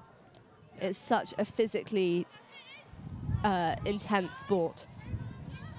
But you see how quickly these Lancaster players are collapsing in on the York attackers. They've at least got 2 players, maybe even 3, collapsing in on the player really quickly. Oh, it's mentally tiring as well. Definitely. Trying to keep track of everyone, positioning, and advantage was played, but it's been given for York. That's the York captain again, Darcy Graham. There's an excellent ball into the D. Can someone get it in? Oh, just not. Oh, it's an excellent save from the Lancaster keeper there. Yeah, very, very well done. I'm actually surprised that did not go in. That was so very close for York. But it's a long Really corner. Great. Ball by Darcy right into the middle of the D and then found by York player. Could have been was really dangerous for Lancaster, but they managed to neutralise it. That long corner unfortunately did not find anyone for York, so it's been converted to a 16 for Lancaster. Again, they'll be very glad that their saver made some fantastic saves there, keeping that out. Especially in those one-to-one situations where it's only an attacker and the goalie, can be quite scary almost, or daunting. But the keeper did such a good effort there to stay composed. And York are taking these balls so quickly. That's really the key, to make sure that Lancaster can't collapse in so quickly. Yeah. And this is a save again, and it's gone in. That is number 39, Natasha Hartley-Smith, once again. Her second goal today. Second goal. Her second Roses. That gives York a pretty convincing lead. Absolutely, they're at 4-1 now. 4-1. 3 of those goals have come in the second half. 2 of them came very close together at the beginning, in quick succession. It seems their halftime talk was very convincing. Yeah. And very helpful for them. And they're still dominating so well with one player off the pitch. She should have come on back by now, but they were very good at being able to keep possession when they didn't have as many people on the pitch as Lancaster did. Yeah, they managed to not concede. Absolutely. Stop Lancaster from gaining confidence. It'll be interesting to see what Lancaster's tactics are for now. But yeah, that's an absolutely thrilling game so far. It was so close, especially in the first half. Very, very 50-50. Lancaster scoring second off a penalty flick after York scored from a penalty corner. But as I say that now, Lancaster running down the pitch. They are in the York D, trying to take a shot on goal. And it's gone in for Lancaster. It's 4-2. That was an exceptional goal. However, York looked to be challenging it. They don't look happy with that at all. Not at all. But the umpire's doubled down and given it as a goal. I'm not quite sure what happened there.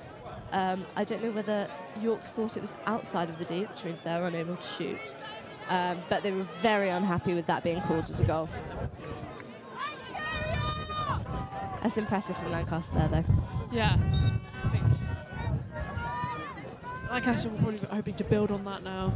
Try and use that to have a better frame of mind. Yeah, I think they'll feel slightly more in the game. Yeah. But York are quickly taking possession, and whoa! But it's been cleared by Lancaster. It is Ferocious. interesting. Yeah.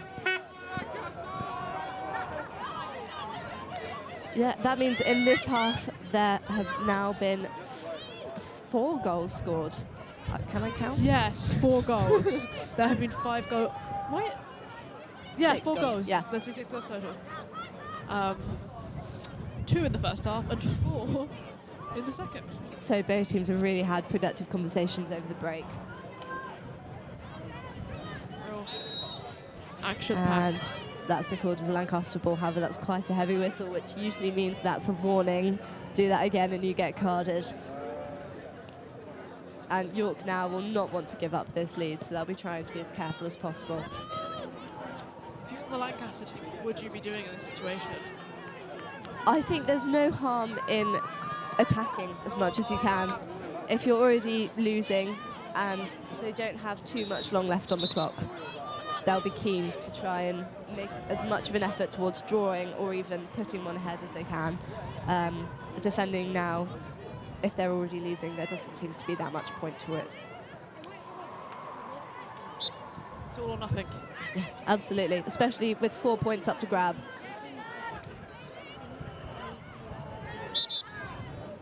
And again, there have been quite a few Lancaster balls back to back. York have been quite quick to try and tackle, but committing fouls in the process. And that's been taken straight in, and it was a save from saver Naomi McCarthy there. I think that was outside of the D. And it's a York ball once again on the sideline. And it looks to be going down the left side of the pitch. York are very good at doing these long passes around the back, trying to figure out how to get around the Lancaster press best. Yes, I think they've been doing throughout the game is taking their time, figuring out what they want to do, how they want to attack. Absolutely.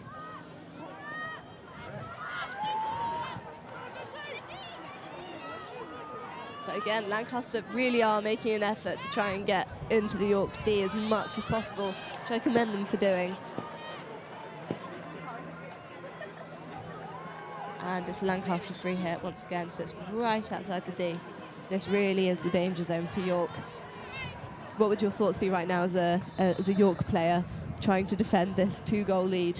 Trying to keep cool and calm, not take it. Oh, but as we say that, I'm sorry to interrupt. It was just saved by keeper named McCarthy there. Yeah, York saved that? Yeah, just. Yeah, no, if I were York, I'd try and keep calm, keep it cool, not take it for granted, but also not panic. Absolutely. Not easier to say. No, it's opposite sides, isn't it? But you are completely right. We've seen how quickly this game can go back and forth. And so York will be trying to keep as calm as possible, but becoming too calm and too relaxed means they can get off the ball. Which they are doing really well. They've regained possession once again.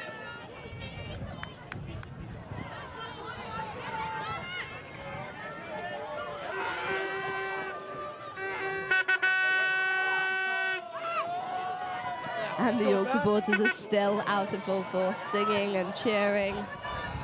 And down the other end of the pitch, the Lancaster supporters are still here. They've got signs and horns you can hear in the background. And it's a shot on from Natasha. She's already scored 2. Yeah, just going out. So it'll be a York ball once again.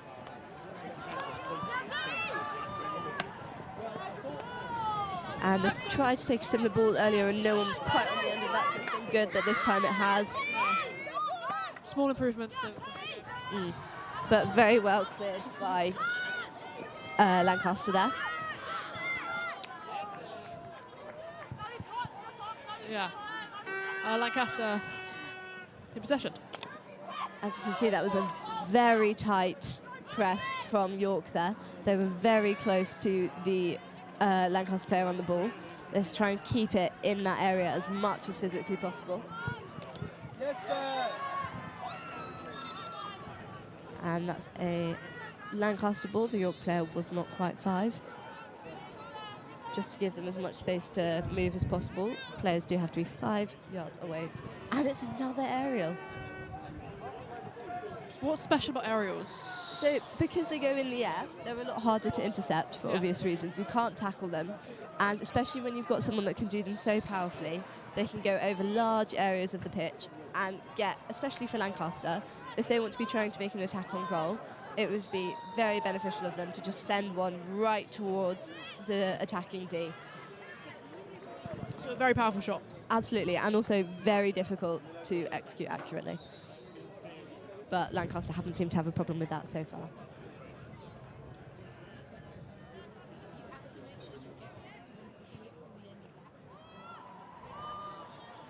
Lancaster have kept possession. Intercepted by York, which was a lovely long ball from York there, but was fantastically intercepted by Lancaster player number 15 there. Their captain. Their captain. She's done fantastically so far. She's been one of their key players in clearing the ball away from this danger zone.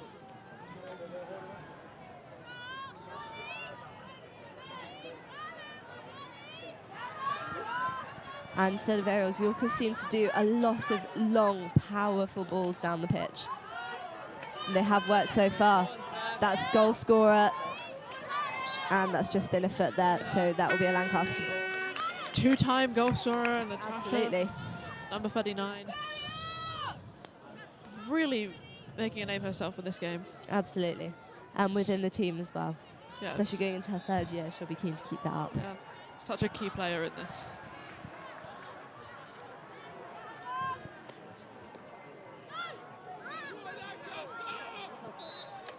Has been a Lancaster ball, called for a foot from goal scorer number 5, Ems Robson.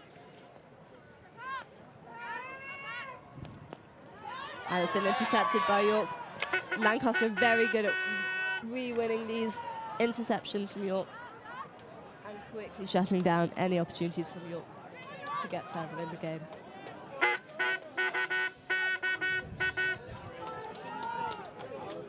And just going back towards the York D. Players are running down the baseline. But it wasn't quite found someone on the other end of that, so it will be York 16.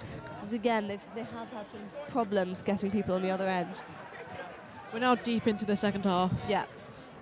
York still leading with 4 points to Lancaster's 2. They do have quite a commanding lead, a presence in this game.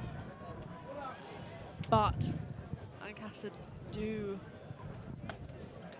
currently have possession. And you can tell they haven't given up at all. No. They're still very much in this. This is Roses. They gave up. Be a tragedy.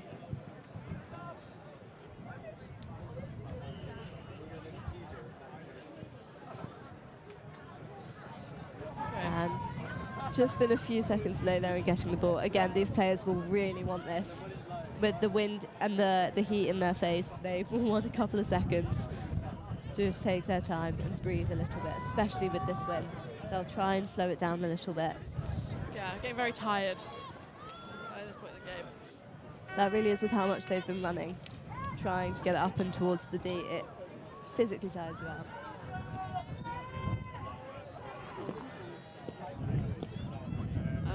York. And that's a York ball. Yeah. Yeah. Two-time goal scorer running down the wing there.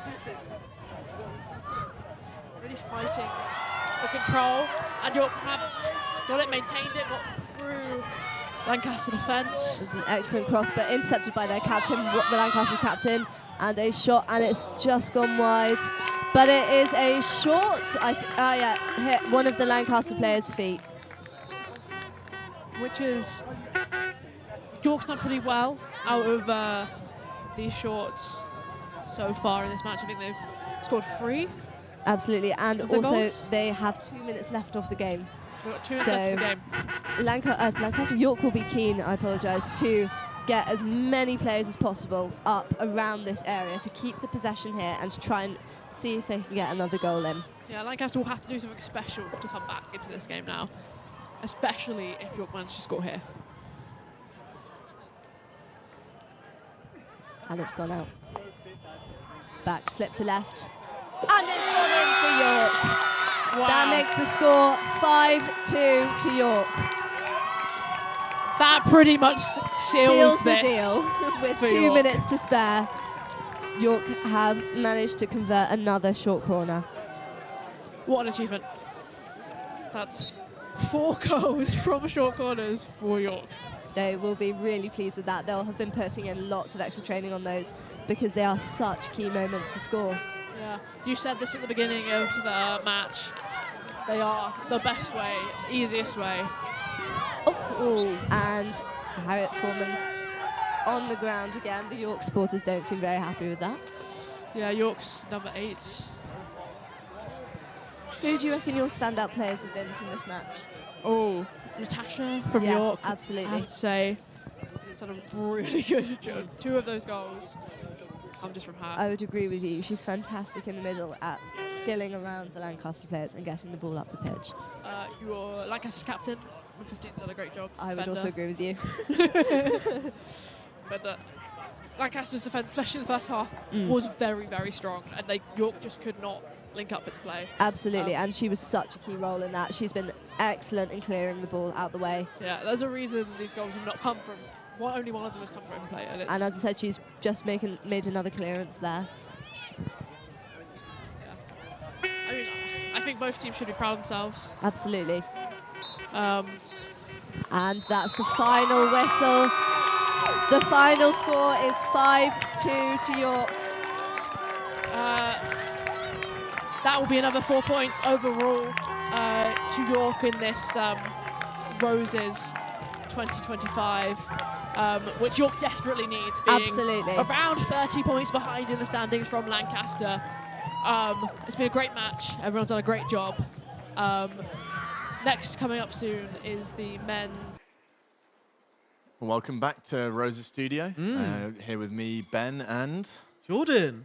So we've just seen some of the hockey women's first. I think they're about to go into half-time.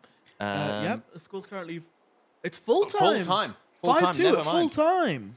5-2 to York. Yeah. Yes, so York have won the hockey women's first. Good for them. And everybody else involved. And everyone else involved. Good match. Yeah. Well, I think we'll have a little look at bouldering now. I believe we have a little clip to show you explaining bouldering and also YSTV giving it a go.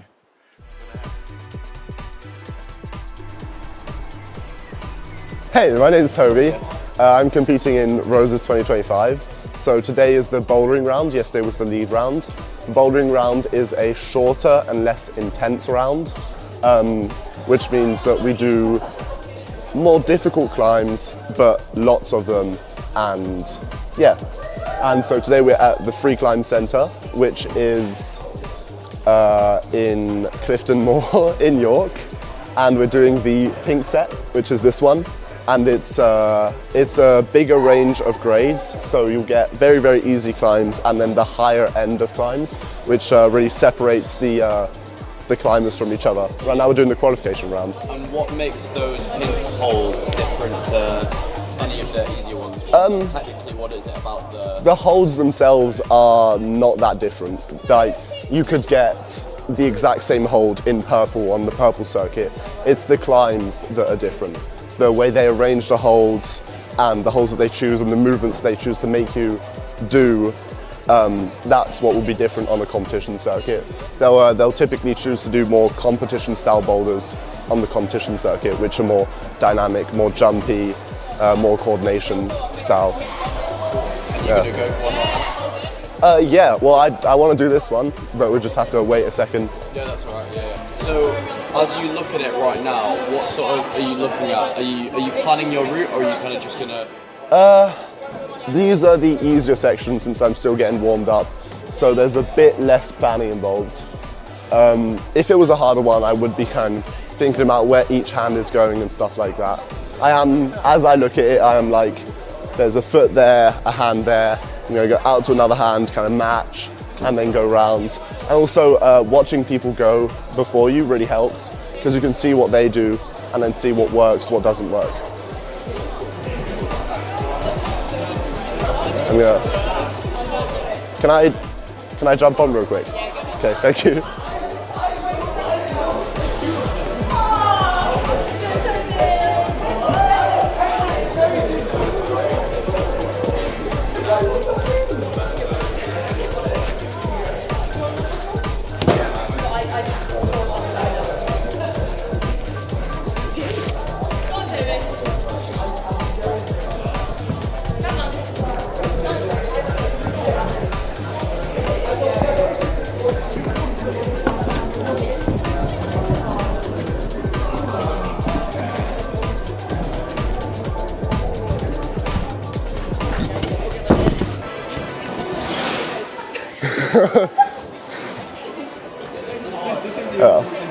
Cool. And how was that? How are you feeling? Is it? I'm feeling all right. When you say you're warming up right now, is it? How would you get this? Yeah. So what sort of is the warming up process? Is it in the grips or is it in the muscles? It's all of it. There's climbing is a very movement specific sport, so it's getting back into the movement, getting used to moving your hips the right way, pushing on your feet correctly, and then obviously it's really muscle intense, so like making sure that you have all of the fingers warmed up, all of the different muscles warmed up before you go on to the ones with smaller holds like this and more dynamic and intense movements to not injure yourself and be able to do them properly.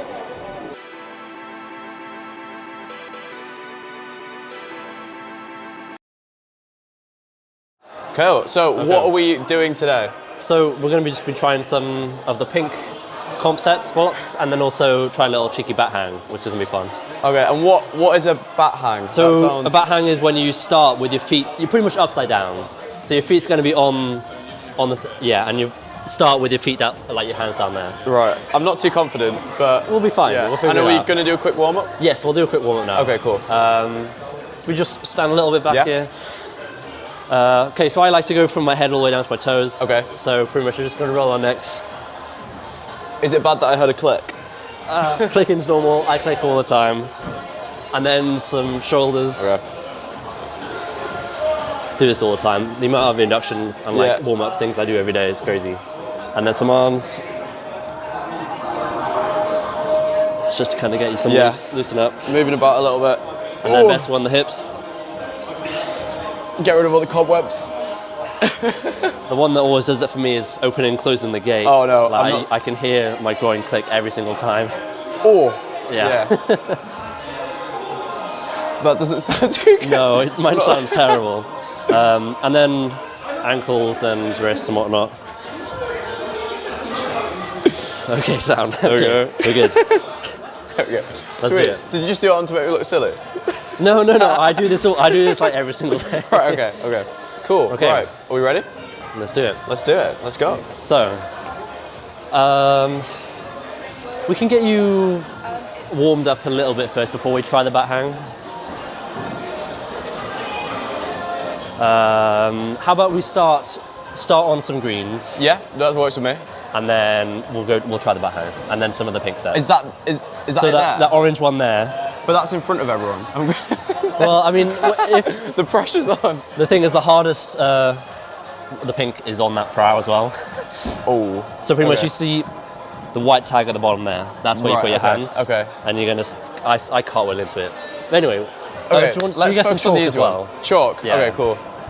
I'm not looking forward to this. Yeah. Prepare to see me fall over.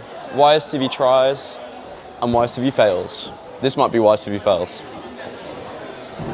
Right. Okay, just put your hand in that. Just put it in. You don't need too much. It probably feels not ideal, but hey ho. Yeah, just like that? Yeah, it's all good. Okay, cool. Oh, it's under my fingernails. Right, okay. Okay, the way the climbs work in our gym, tag and a bolt, that's where you put your hands. Okay. And then 2 hands on the last hold to finish. Finishes up there. That one up there? Yeah. This is not too high, so this should be fine. Is it not? I'm scared of heights. Do you want to go first? Well, no, shall I watch you do it first? Okay. Yeah. So, 2 feet on the wall first, and then make your move. Let's go all the way up. And then you just have to touch it? Yeah, 2 hands on the top. Okay, yeah. And then climb back down. That's easy enough? Yeah, you can climb down using any colours you want, but don't jump. I just said that's easy enough. Hey, you can do it. You can do it. Okay, so 2 feet on. How you've already? I've already broken the rules. Hands on hands on there. Hands on the bottom of the tag. Oh my god. Ooh. And then I have to have 2 hands on that. Yeah. Get your feet up. There we go.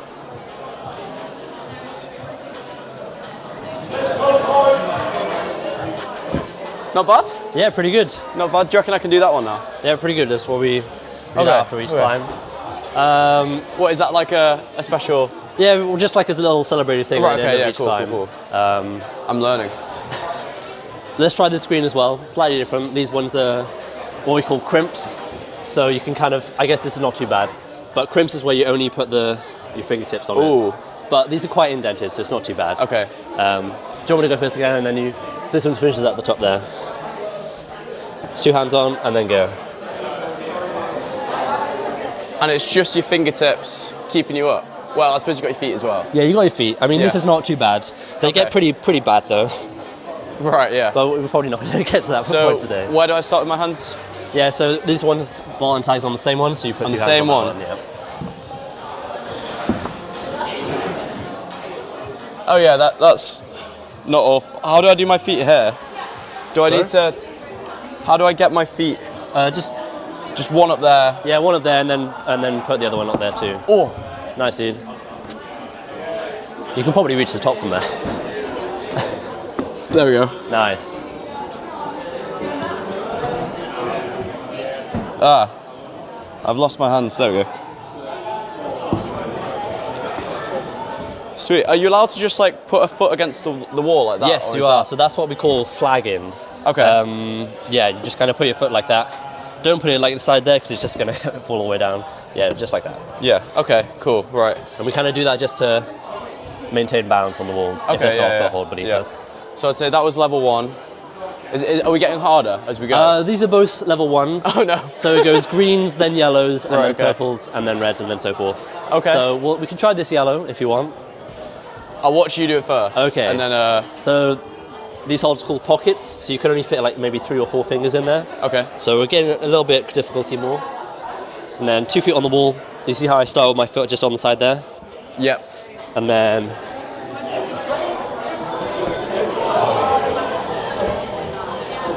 Oh, you're allowed to use this volume, that's okay.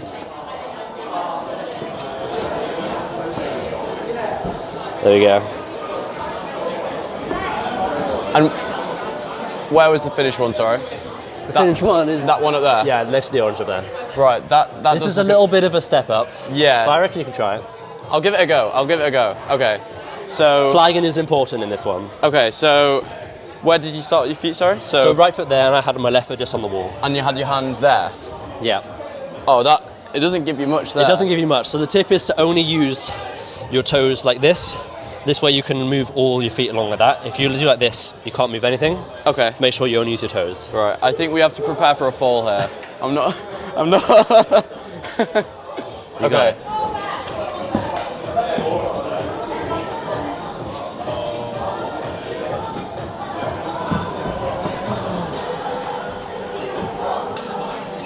I'm stuck. You got it.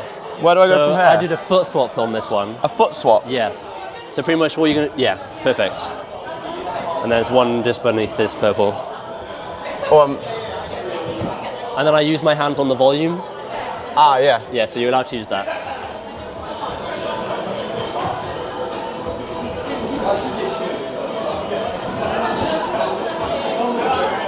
Do I need to get my left hand on that one? So I put my left foot here and kind of step through.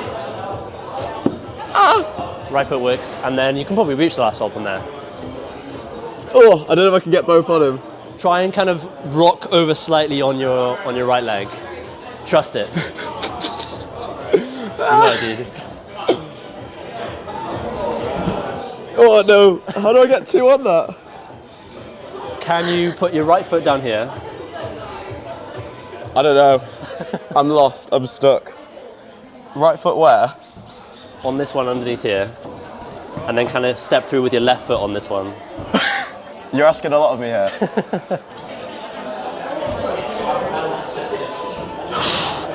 Trust yourself. I might have to reevaluate. That's okay, jump down. Yeah. Save your strength. Right. We're going again. This might have to be the last try, but it's going to get harder than this. Do you want me to show you one more time what I do? Yeah, let me watch once more. So I start flag, and then my left hand up. Left foot, like this. So the foot swap I could do. So then what I did, I put my left foot here, leant back into this, and then crossed over like that. Wow. But there's many different ways to try and do it. So you could probably do this. And then it's about trusting the foot there and leaning over. Even though these foot swaps, these feet holds are small, they will definitely hold your weight. I just need to get a hand on that top one. It's pretty good. Yeah, it's and then what's that called, the black thing? That's called a volume. The volume. The volume didn't give me as much as I thought it would. So what you've got to do in the volume is lean right back into it so your arm's kind of straight. Yeah, okay. Right, perpendicular from the edge. Let's do it. Is there a way of like hyping yourself up, or do you just have to? Some people kind of scream as they do some of the moves, but we'll probably not do that. For the mic's sake, I probably won't do that. Scream. Okay. No. The way I like to do it when I go to a climb, I take a couple deep breaths just to like kind of zen myself. Okay.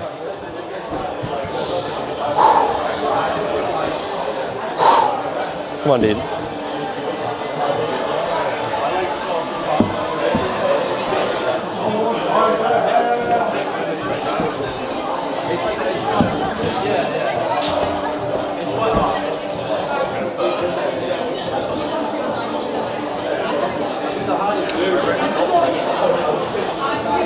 Filming.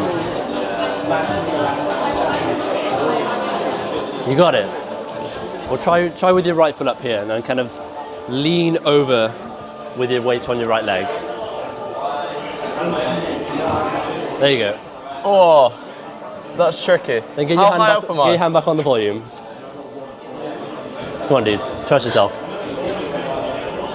There you go. There we go. Match. Oh!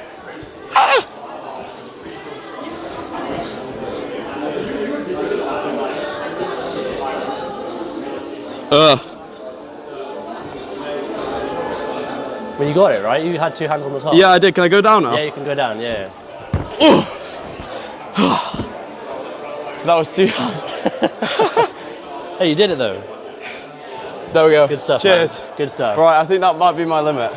Do you want to try the bat hang? Should we watch you do it? And then, Okay, well, I could try. Yeah. What do you reckon on terms of VT length? I mean, might as well. Should we just keep going? Yeah, yeah. Well, I'll watch you do it, Okay. and then probably have a stupid attempt of me doing it. Well, the issue is because this is the number 20 of the block. I'll tell you what we could do. We could try and show you some of the actual pink set of the comp today. So this is what they'll be doing today. You can record this guy doing it right here. So is he? Yeah. This is like one of the hardest climbs we have in the gym right now. Right. Okay. They do make it look so easy. They really do. Like when you were up there, I was like, that's fine. But it was that pushing through, and it's more, it's not the physical act of obviously physically it's hard. It's the belief that you're not just going to do it. Yeah. Holy moly. Come on.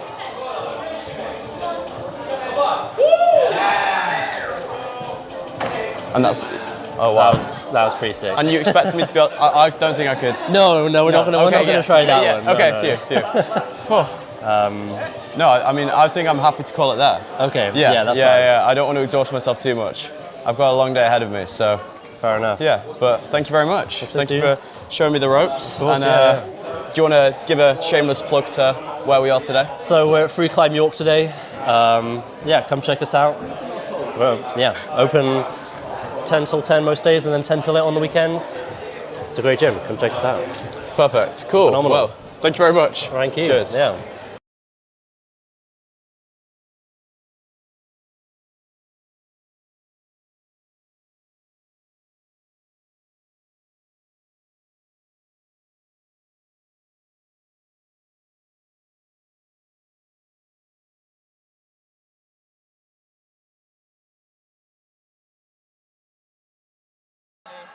Maybe don't ask that because that's a bit mad to ask straight after the game. How are they going to recover? What plan?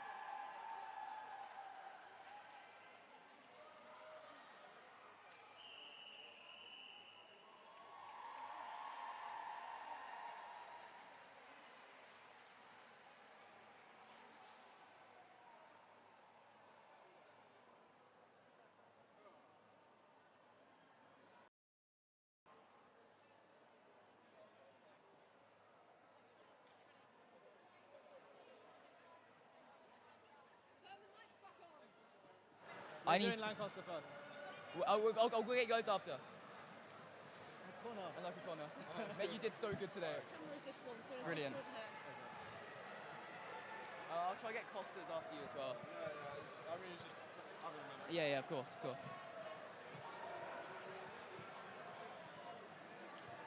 I go? Yeah, you go first.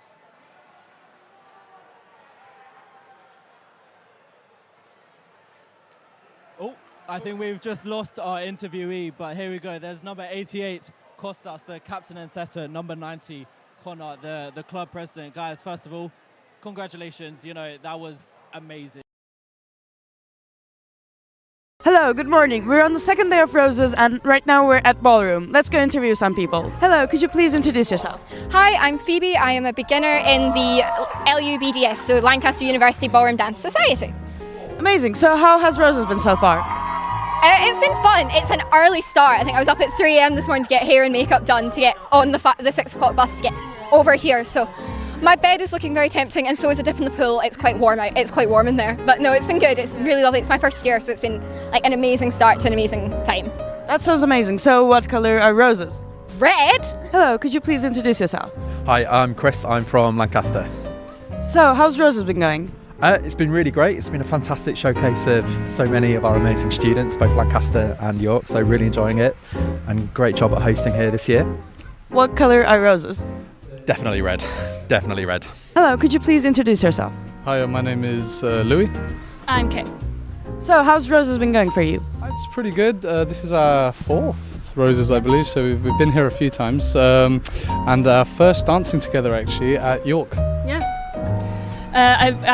We had different partners in other years, so this is actually, well, this is only my second time in York. This is your first time because of your placement year, but I mean, it's just nice to be next to the lake and everything, so.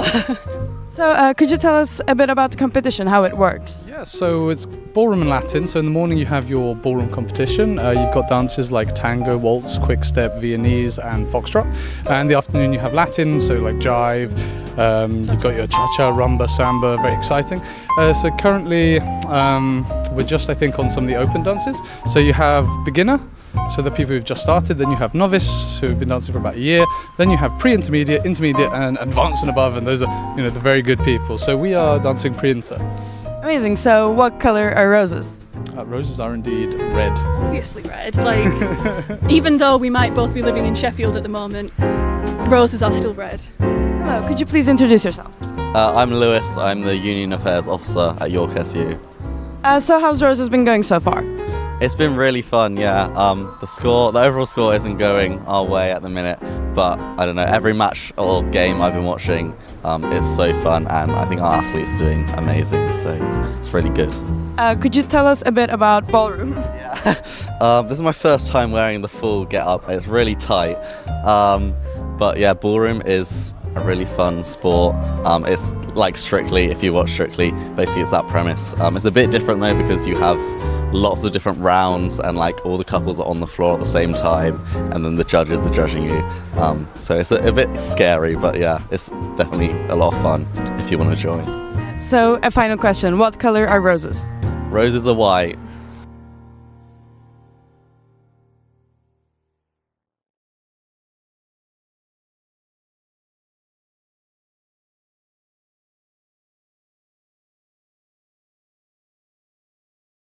Game, at least from us, like a lot of service errors which we're not used to, a lot of hitting errors which we're also not used to. We didn't get the middle involved as much as we would have wanted to, but I think in the scrappy moments we were really good, and I think we pulled through, and as a team we kind of came together, calmed down, and just focused on what we needed to focus on. Yeah, I agree. I think despite the scrappiness, you guys worked really hard to pull that back. I think both teams were scrappy, but both of you were really pushing for that win.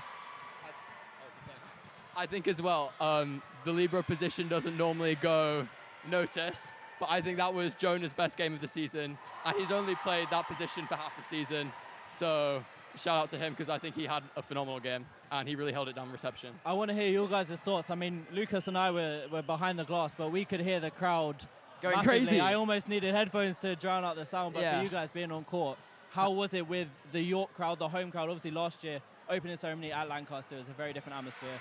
But at home, we had at least 200 York supporters here. We had your coach. Obviously, he had a bench. You know, how did it feel with that atmosphere of being in York? Yeah. How does that make a difference? So yeah, last year opening ceremony, I believe there was a lot more people, but they were mostly Lancaster fans, and it was way louder here. I would rather play in front of nobody else. That was like my favorite ever game. Yeah, I think there's no way to top that. It was genuinely. Hello and welcome back to studio. We've just seen the end of the hockey and the volleyball as well. Yes, the end of the volleyball. They opened first. What was the score on the doors? I've immediately forgotten. It was 5-2. It was 3-1. 3-1. 3-1. So neither of those numbers you said were correct. Nope, none of them. That was a victory for York there. Yeah, yes. But also, if you want to keep track of who's winning and who's losing, if you want to keep track of the streams and, you know, flick between the channels, although I don't know why you would leave channel 1. Best I don't know channel why to you be on. do that. You know, you can go to Roses. Roseslive.co.uk. Yeah? That's the one. You can see all of the streams there currently happening, live reports, live updates, and get a great overall picture of Roses, including the scores, which I think we should take a look at right now. Yes. Let's have a look at what the scores on the doors are. If our producing god will give us a second. There we Yeah, are. there we go. I don't believe we've got the most recent update of the York win from the volleyball. But hello, it's just maybe we do. updated. Just updated in front of our very eyes. So we now have Lancaster on 120, steaming towards that 172.5 margin, and then you've got York on 89, trailing behind, but not too far. Yep. You've got some, I think, some high-scoring games coming up soon, so Yes, you might, I believe so. Might see a comeback from York. The thing is, today is the day, which is fantastic as it's highlighting Women in Sports Day. But today, anything could happen. Yeah. And I know I've been Yeah. saying this the whole time, but I mean it for real this time. Yeah. Because today is when the majority of the sports happen, and it could be the day that maybe Lancaster win, or maybe York finally close the 30-point gap that they've had all day. So really, we may see Lancaster cross that boundary by the end of the day. Who knows? Yeah. Who knows? We've still got a good few sports to come, including later on, we've got hockey. I think potentially more volleyball. As well as fight night. Fight night. Fight night's always a big one. Yeah. Always a big one. Let's I get think it's ready to MMA rumble. this time. It is MMA this time, yes. Oh, yes. They're going to be fighting, and it will be night. Also, earlier on, we had a few other fixtures that I don't think we got on camera, which, you know, you try with things like this. Roses is such a big event. There's just too much going on. All the Roses all the time. It's just, you can't get it all on camera all at once. You know what it is? It's because this is the biggest inter-university event in Europe. It is. That's what it is. Biggest in Europe. In Europe, yeah. Fantastic. Yeah, and who cares about the rest of the world? I know, yeah.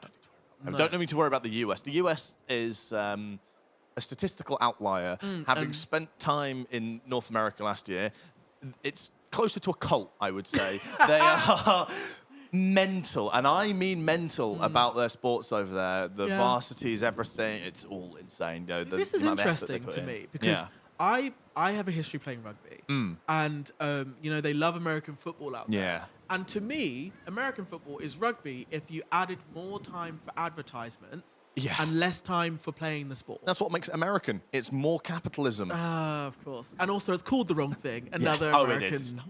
Yes. You're not kicking it. You kick it maybe once in a blue moon. Maybe. You know, you throw it most of the time. I always think of American football as if you turned rugby into a turn-based game. Very much, it's turn-based strategy game is what it is. They even have they have a little, what's it, like for lack of a better word, a Pip-Boy, like from the Fallout games, on their wrist, the captains will, and it'll be for like real-time strategies. Oh my God. Like, yeah, it gets really involved. I knew one of the players for the university I was at in Canada, and he was telling me a little bit about it, and I've seen bits from the Super Bowl and everything. And it's loads of strategies. They'll have like one word that the captain will say, the quarterback, and that everyone knows where they need to be here, like exactly at correct times. Some people go there, some people go there. And it's all of these different strategies decided ahead of time, and they have like trigger words to pull them, and then it's the quarterback decides when and where they use them. Interesting. That's really cool. Yeah. Now, not to poo-poo American football. Yeah. But when I was playing rugby, we had that too, and we just had to remember it. We didn't have a little. We didn't have a little fancy pantsy. No, none technology. of that. None of that. No way, Jose. Damn kids with their iPads nowadays. No, we used to just remember, and we would remember while running at speed. And then after the game was over, we would clear up the pitch. Yeah. None of this advertising mumbo jumbo.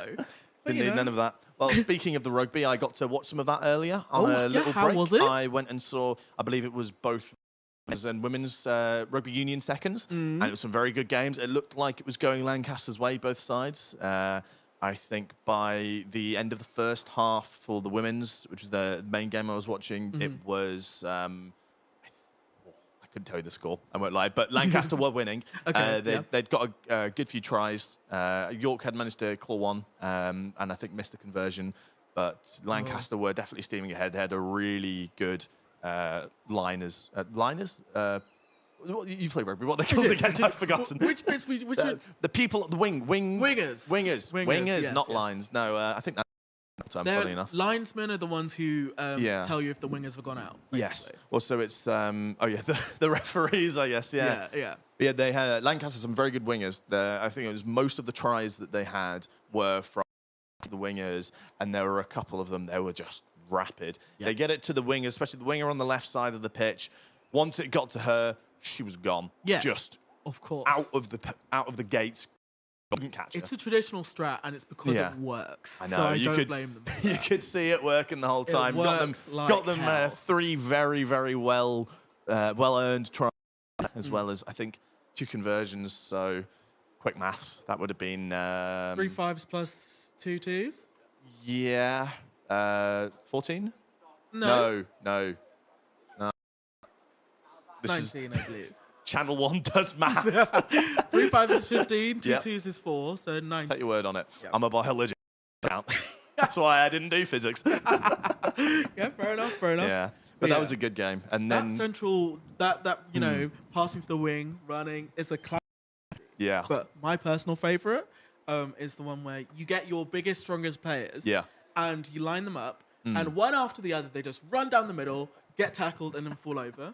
And then run down the middle and then get tackled and fall over. And then you do that for like 10 minutes straight. Yeah. And then you pass to your outside centre, who then and hits the try line. That was always my favourite strategy. But, you know, to each their own. Like an entertaining watch, just constantly throwing bodies at the opposing team. That's what the forwards are for, is for throwing them at the other forwards and listening to the loud noise they make when they hit the ground. There was a lot of loud noises in this game as well, let me tell you. There were some very strong-looking women in that game. There was a couple of hits as well where it wasn't even hitting the ground; it was hitting each other. They'd act, and then you'd hear it even from the other side of the pitch. You could hear just a thud of the impact. Some really tall, really strong people there. You wouldn't want to be on the wrong side of there. I feel for every team though, because I think rugby has a name as one of those sports that's like very, very rough. Yeah. And I think also as women in sport, they often face that kind of like, they're treated with kid gloves a little bit. Yeah. Yeah. But, having known some women's rugby players in my time, they are incredibly disciplined and incredibly structured. And I think that is one of the main reasons why the level of women's rugby is so high. Yeah. Because rugby is very much a sport where like, you do well, the better you are at training and being disciplined and structured. And, you get the basics down pat, it all goes right from there. Yeah. So I'm a little bit jealous of you that you got to see that match. I was filming darts, yes. Yeah, I got to see Long Boy. From what you said with the resilience and discipline, there's that. They're also just straight up tough. Oh, yeah. I mean, some of the hits I was seeing, like, you wouldn't want anyone to take that. It was really, really hard hits. It was a great game. How was the darts that you were filming? It wasn't too bad. It was a little bit, it was quite quick. Charlie Jeffrey, we are still unsure as to whether or not he won, but we do know that the points. Darts. Yes. We do know the points don't matter. But enough about darts. Yes. We can move on to talking about the hockey now. Yes. Because the hockey is what's coming up. It's the open ones hockey, and just a little bit of special intro from either side before we cut to it. Let's have a listen. So apparently on Lancaster they have a player called Alex Potts. Okay.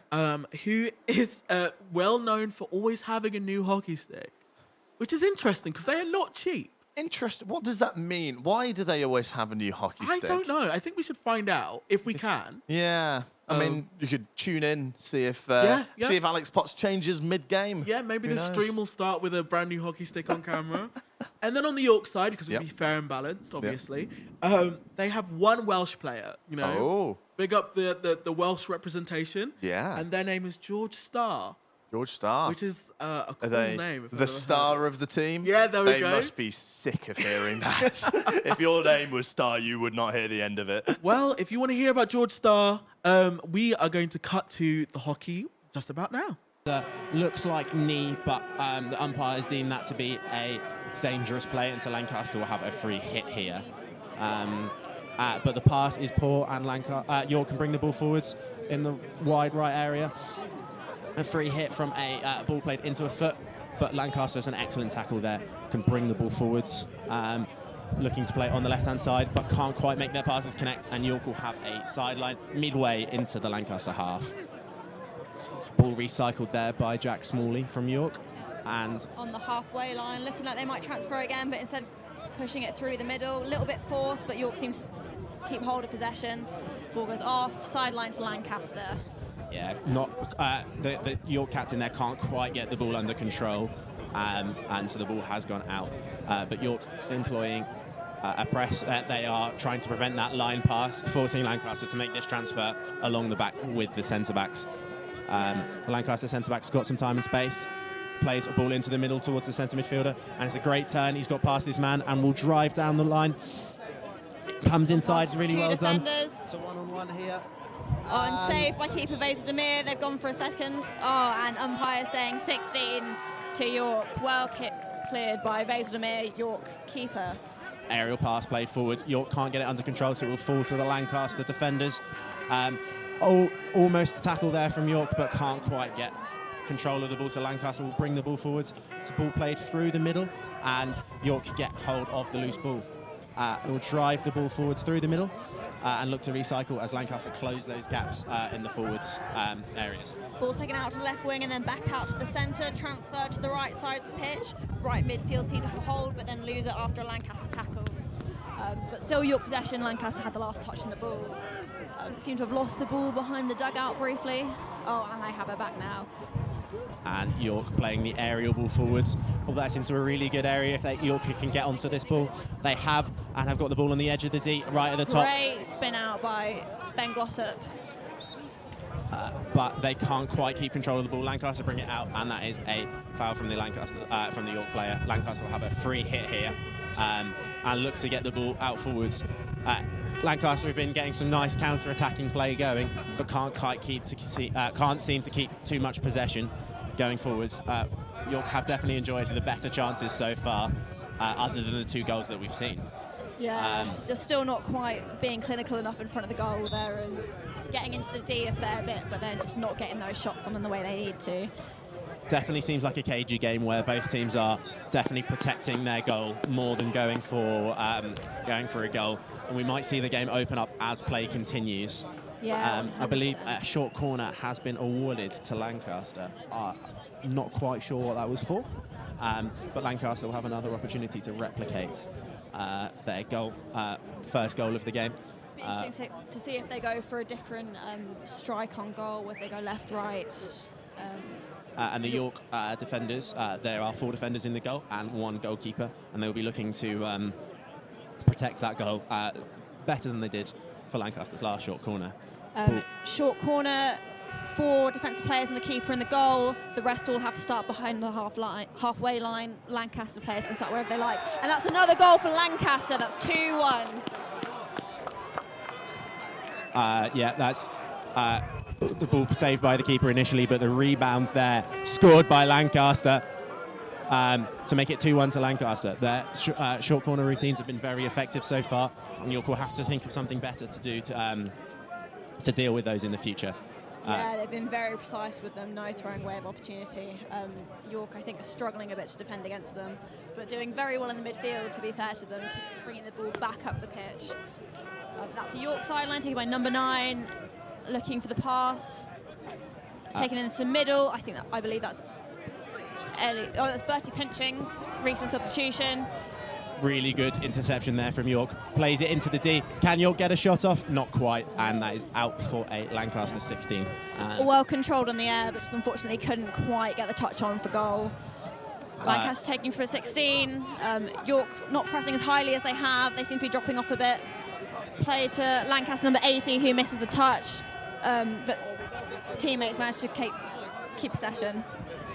Lancaster moving the ball forwards, but that's really well out by Johnny McCain, the York vice-captain, but they can't keep control of the ball, and that's a free hit for York there. Lancaster penalised, and York will get the play underway, moving the ball well out to the left-hand side, but put under immediate pressure by Lancaster, and they run into trouble, and Lancaster have a free hit. They've taken early, driving through, and keep driving.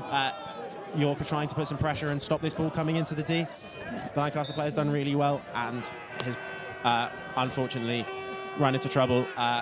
I believe he's kicked the ball there, and York will have a free hit. Lancaster have been very quick with taking all their free hits, running straight onto them. York, you can see, are taking a little bit more time, maybe being more careful, but losing that element of surprise and speed. York centre-backs have it at the minute, transferring out to the right, attempting to get up the pitch, but lifting, and it's a foul awarded against York, so Lancaster have a sideline, I believe. Yeah, Lancaster's counter-attacks have been very quick and have been putting York under a lot of pressure, but York have been doing well to try and slow that down and then allow their defenders to get back into position. And so we're yet to see a goal not from a short corner. Lancaster have the ball. Especially in this sun, it's quite, I think the York side are finding it quite difficult keep matching that Lancaster intensity. Yes. Hence the sort of back and forth in the middle, but more towards the York defensive D. A bit too much shoulder-to-shoulder contact there for the umpire's liking. The York player hitting the deck and being awarded the free hit. A lovely ball played wide from the York player, but can't quite control up in the Lancaster half, and so Lancaster have possession now, just moving over the halfway line and bringing it back, consolidating possession, and it's moved out wide to the right back. Good tackle there by York. Let's see what they can do. Striving well up the line. Some good contact, shoulder-to-shoulder contact. Nothing from the umpire though, and York bringing the ball forwards. York looking to run up the line, but getting hassled by the player in front. Some very physical play, but Lancaster ultimately win the ball. Defence step up to take the ball, looking to maybe transfer. York all running back behind the ball, trying to put as much pressure on the Lancaster side as possible. Lancaster go for the transfer in lots of space, and York just all run back. Lancaster number 19, a lot of space, goes for the central ball. And then back out to the defence, still around the halfway. Lancaster are putting a lot of pressure on the York side here. Lancaster are transferring this ball well, although York are putting them under some pressure. But if Lancaster can beat this press, they will have some space in the midfield. They tried to play a ball out to the right back, and it's a very good pass. But it's an even better tackle from the York player, and York can now try and counter-attack. It's played wide to the right, but the first-time pass, which is quite challenging in hockey, doesn't quite make its target, and Lancaster can drive forwards. There's just not quite enough speed on it, unfortunately. Something umpire awards a free hit for a stick tackle there to Lancaster, so that is where the tackle goes. The defending team tries to make a tackle and hits through the stick of the attacking team. York setting up once again quite high, trying to put as much pressure on the Lancaster defence as possible, but they don't seem too bothered by it, just going for the transfer. Oh, ball well taken by George Starr for York. But then I think that was a back stick by a York player, so then Lancaster free hit around the 25. Yeah, Lancaster enjoying a good spell of possession here.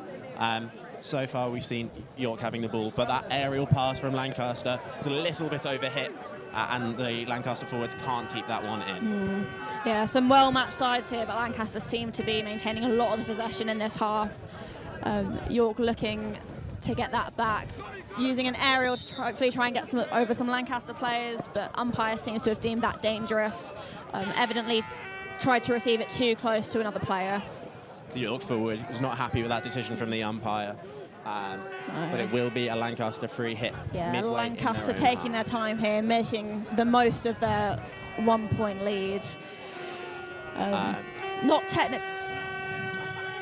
So the score remains 2-1 to Lancaster, with Lancaster in possession in their own half, and they are, as a lovely ball down the left-hand side, beating the York press, and now they can drive forward at pace. Played further to the left, but miscontrolled by the Lancaster forwards. Ends up hitting his own foot, and York will have the free hit in their back right-hand corner. Yeah, Lancaster have some quite speedy forwards, which I think York defence and York sort of defensive mids are really struggling to combat against with such a ping-pong game like this one is. Umpire has called for a free hit there to York. Not quite sure what that was given for, but York will retain possession, transferring it round the back from right to left, and York bringing the ball up the line. That pass is not quite connected, and that'll be a Lancaster sideline. Hits the crowd, they don't seem too bothered. So a very good crowd here from both sides. It's good to see that hockey's being a well-supported sport, and what's your reflection of the game so far? Yeah, I think it's been very back and forth. The teams are quite evenly matched. I think it'll really come down to the second half and who tires more easily. Definitely. It's a really, really hot day today. It's definitely heated up through the day. And that just makes that running that little bit harder. And the use of rolling substitutes in hockey, where they can roll on and roll off, will definitely be tested today. Yeah, it's a dry pitch too. It's been hot all week. It hasn't rained in a while. You might see during a short corner injectors putting some water down on the pitch. That's just sort of speed up the speed of the injection and hopefully get a goal off that. But yeah, it's difficult when it's this hot and the pitch is this dry. The ball doesn't move the way you want it to, not as quickly, and you can see the players are struggling with this. York have shown some nice play through the middle there to keep the ball and have just moved the ball back towards their defenders to consolidate their possession and looking to drive it forward. Some good skill there from the York left back. It's under quite a lot of pressure there, but managed to get out. Ball goes centre back, who drives it up the pitch. Into the captain here, Sam Boone, who's trying to drive it forward. Goes past one man and looks to spread the ball wide to the right back position. Nothing forward, thinks York, and so they move back towards their centre backs. And let's see where they can move the ball forwards. Yeah. York are finding themselves overloaded quite a few times in 2v1s, struggling to get the ball quite through the middle, just because they don't have the people around them. I think York will need to get a few more people up and just create some more options, because they're struggling to get it past that attacking 25 line. Good skill in there from the middle and the centre back. He gets a shot on goal. It's well blocked by the stick of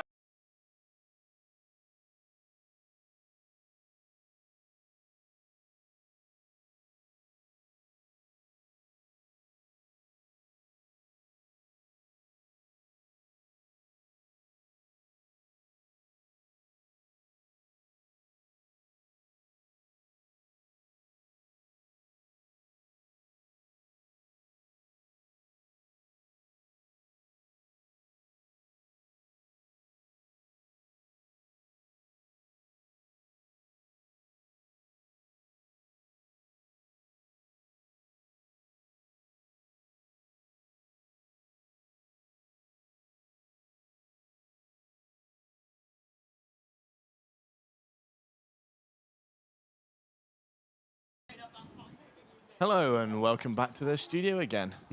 This is us, back in front of the camera again, ready to go. Ready to go? Just had a little look at hockey? I believe so, yep.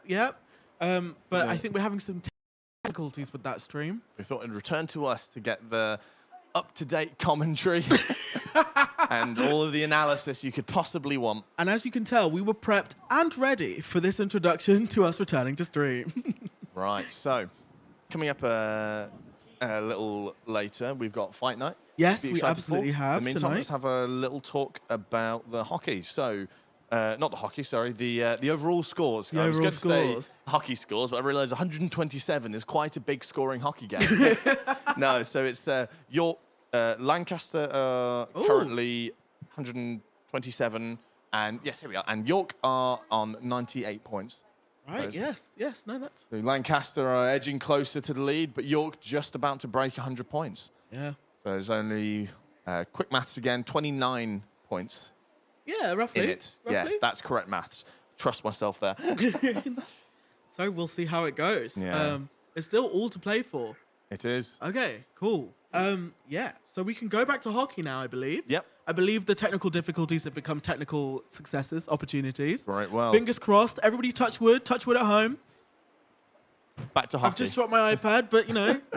Right, back to hockey. Back to hockey. What will be going on in the two team talks here today? I think it'll be a lot of keep up the intensity. Both teams have been very hot on that that first half. I think they're both struggling with having shots on goal. They're getting up to that D line, but not quite having the shots they do. Probably trying to go for more short corners than shots on goal, to be completely honest. They've been a lot more successful at that, both sides, and it's a lot easier to score just because there's less players in the D and it's a lot less congested and you can see what you're doing. But yeah, I think only time will tell, really. I think that's definitely the case. From these short corners, the defending team's only allowed those 4 players and the goalkeeper, whereas the attacking team are allowed as many as they want. So it definitely gives an attacking advantage. And both sides have done really well to capitalise from all of the short corners they've had. York have had one re-award, and then they scored from that, and Lancaster have scored both of their short corners, and that is the difference today. Yeah, completely. I mean, it's 2-1 to Lancaster, but it's all still to play for. A lot can happen in 35 minutes. Definitely. It's been a very even game. I wouldn't say either side have been particularly better than the other, and that will make for a very, very entertaining second half, as particularly if the score remains as it is, York will have to go for it a little bit more. Yeah, very much. I think it's two very well-matched sides. It'll just come down to the endurance of the mainly midfield, but also defence in the last sort of 15-10 minutes. It's very end-to-end, and in the heat, I'm sure the players are struggling a bit here. Yeah, and that intensity is only compounded by a long and successful season for both teams. Both of these teams play in the second tier of the Bucks Northern Hockey, but they do play in different leagues because this is split in the North area between West and East. Lancaster won the Northern Conference Cup. Both teams played in that, so Lancaster had a successful run, beating Newcastle 2s, Leeds 2s, Durham 5s, to win in the cup. York came third in their league, a fairly successful season, and I think both teams will be happy with their league season, but I think Lancaster will be the happier of the two teams out there today, as they go in with a splendid lead. Yeah, both teams have had an incredible season. It's been a long one as well. I mean, both of them playing since pre-season, so that's August, and then we're up to May now, so it's quite a few months. Lancaster, I believe, I'm not entirely sure, but also play in the Saturday England Hockey Leagues. York don't, but a lot of their players play for either City of York Hockey Club or Brig Hockey Club, which is about 45 minutes from York. So some players who have played a lot of hockey for many, many months, who I'm sure are tired, their bodies are feeling it a bit, and are probably looking forward to the in-between season break here. Yeah, the last game of the season is a really big one, and it'll be one big last push. And for a lot of these players out here, it will be their last Roses game, their last university hockey game, and so I'm sure all of these players will want to go out with a bang and a successful end to their season. Yeah, I mean, last game of the season, everyone wants to leave everything on the pitch, but especially for those leavers, there's a lot riding on this emotionally, and just in terms of ending off their university careers, we seem to have players now setting up again for the restarting of the second half. Any score predictions from you? Well, I said 2-0 to York at the start of the game, and that's obviously not going to be the case. So I would like to see another goal from York, just to keep this game nice and close, and I think it'll end 2-2, but it'll be really intense towards the end of the game. Yeah, I think chance of a draw are high here, but it'll just really depend on how those players hold up with the intensity. It's a long game, and you can see they were starting to tire a little bit in that first half, but hopefully that break should have provided them a bit of talks from both their coaches. It's normally a bit of a help. So just before the second half gets underway, the first half, it was a pretty end-to-end game. York enjoying a little bit more of the possession, but Lancaster being quite effective on the counter-attack. Both sides getting some short corners, Lancaster scoring 2 from short corners, and York scoring in between those 2 Lancaster goals. So it starts the second half at 2-1 to Lancaster. York have got the ball just into this, in their half, at the start of this. Taking their time, we're looking for the free hit. Johnny McKenna looking for the central ball, just gets deflected by a Lancaster player, but that has come off a Lancaster stick, so that's a York sideline from the left side, probably about halfway up the pitch here. Ball has gone behind the dugouts. We might have a little bit of a pause in the gameplay. A York pitch classic here. Yeah. Quite easy to lose the ball. But York have driven the ball forward really quickly. Ball getting towards the top of the D. Can they fashion a chance? It's a shot. It goes quite high on the reverse. It's quite a difficult technique to get right. Yeah, and player goes for the deflection in, but just not quite there. That is a very difficult ball to pick, so not surprised. Lancaster sideline up there, right in the corner. York putting a lot of pressure on, but their press isn't too high, so it leaves a lot of York goes in for a tackle, but Lancaster comes around him. Still holding up the ball. Done well there, and then played it into what looks like a York body there. Some might have thought that might have been a bit dangerous. The umpires don't think so, and that will be a Lancaster free hit. Lancaster taking their time here, looking for options, and they've played it back. And will they look to transfer the ball? Ball played into the screen, into the bottom middle there, and Lancaster playing the ball. They've transferred it well to the right, and they're bringing the ball up the right-hand side. He's kept, despite some York pressure, kept hold of the ball, and that is a free hit. A bit too much contact there from York, knocking the Lancaster fullback off balance. First couple of minutes of this half, we've got a repeat of the first half, very end-to-end. Yeah. Still 2-1, but we'll just see. I expect the game to follow that end-to-end pattern all game. And I don't think we'll see too much shift from that. It's a very, very intense game, lots of running. Yeah, very much a game of attrition. It will just come down to who can hold on the longest in this game. We'll go to number 37, Mickey, looking for the lion ball, gets deflected off a Lancaster player. Ooh, bit of tension there between two, but they seem to have both walked off. York taking the free hit nice and quickly. Number 37 driving down the line, but driving into trouble. Unhappy with the umpire's decision there to not give a free hit to York. But Lancaster can bring the ball towards the York D, into the D, and a flat stick from York, but the Lancaster player goes past him and trips over the York player, and that has a short corner been awarded. There's definitely some words said between the two players after that. Yes, the York player's got a bit too low. Lancaster player lifted the ball into his leg, and that was a short corner. York don't look too happy with that, but Lancaster have scored both of their short corners they had in the first half. So it'll be interesting to see if they can make this a third. York have been put in a dangerous spot here. So the Lancaster injector is just walking over towards the left-hand side of the D, just inside the D. Number 73 looking for the injection here. He's just getting set up now. Very precise setup. Ball injected to the top of the D. Drag flick, and it's wide from Lancaster. York will take some courage from that. Stopping Lancaster's most successful attack, and have brought the ball forward really quickly, and it's a good spin there on the left, moving the ball forwards, reverse pass played forwards, but Lancaster took a lot of players up there for the short corner, which could have paid off, but they lost the ball, and York really capitalised on that counter-attack, leaving with only two defenders near the goal. So Lancaster looked like they had to run back very quickly and seemed to struggle for the first little bit there. Managed to lay them York sideline. Just played. Looks like a stick tackle there from the York, from the Lancaster player, and York have a free hit. Can they get the ball into the D?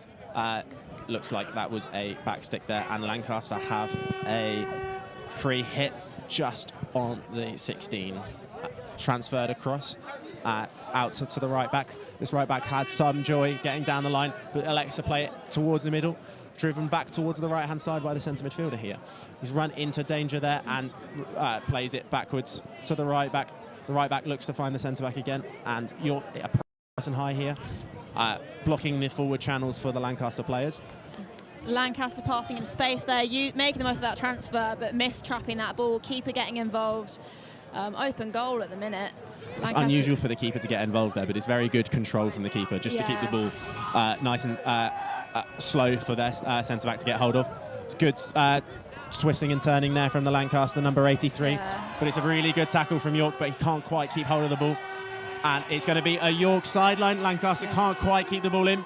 Popular with the crowds. And trying to force it high too much from Lancaster.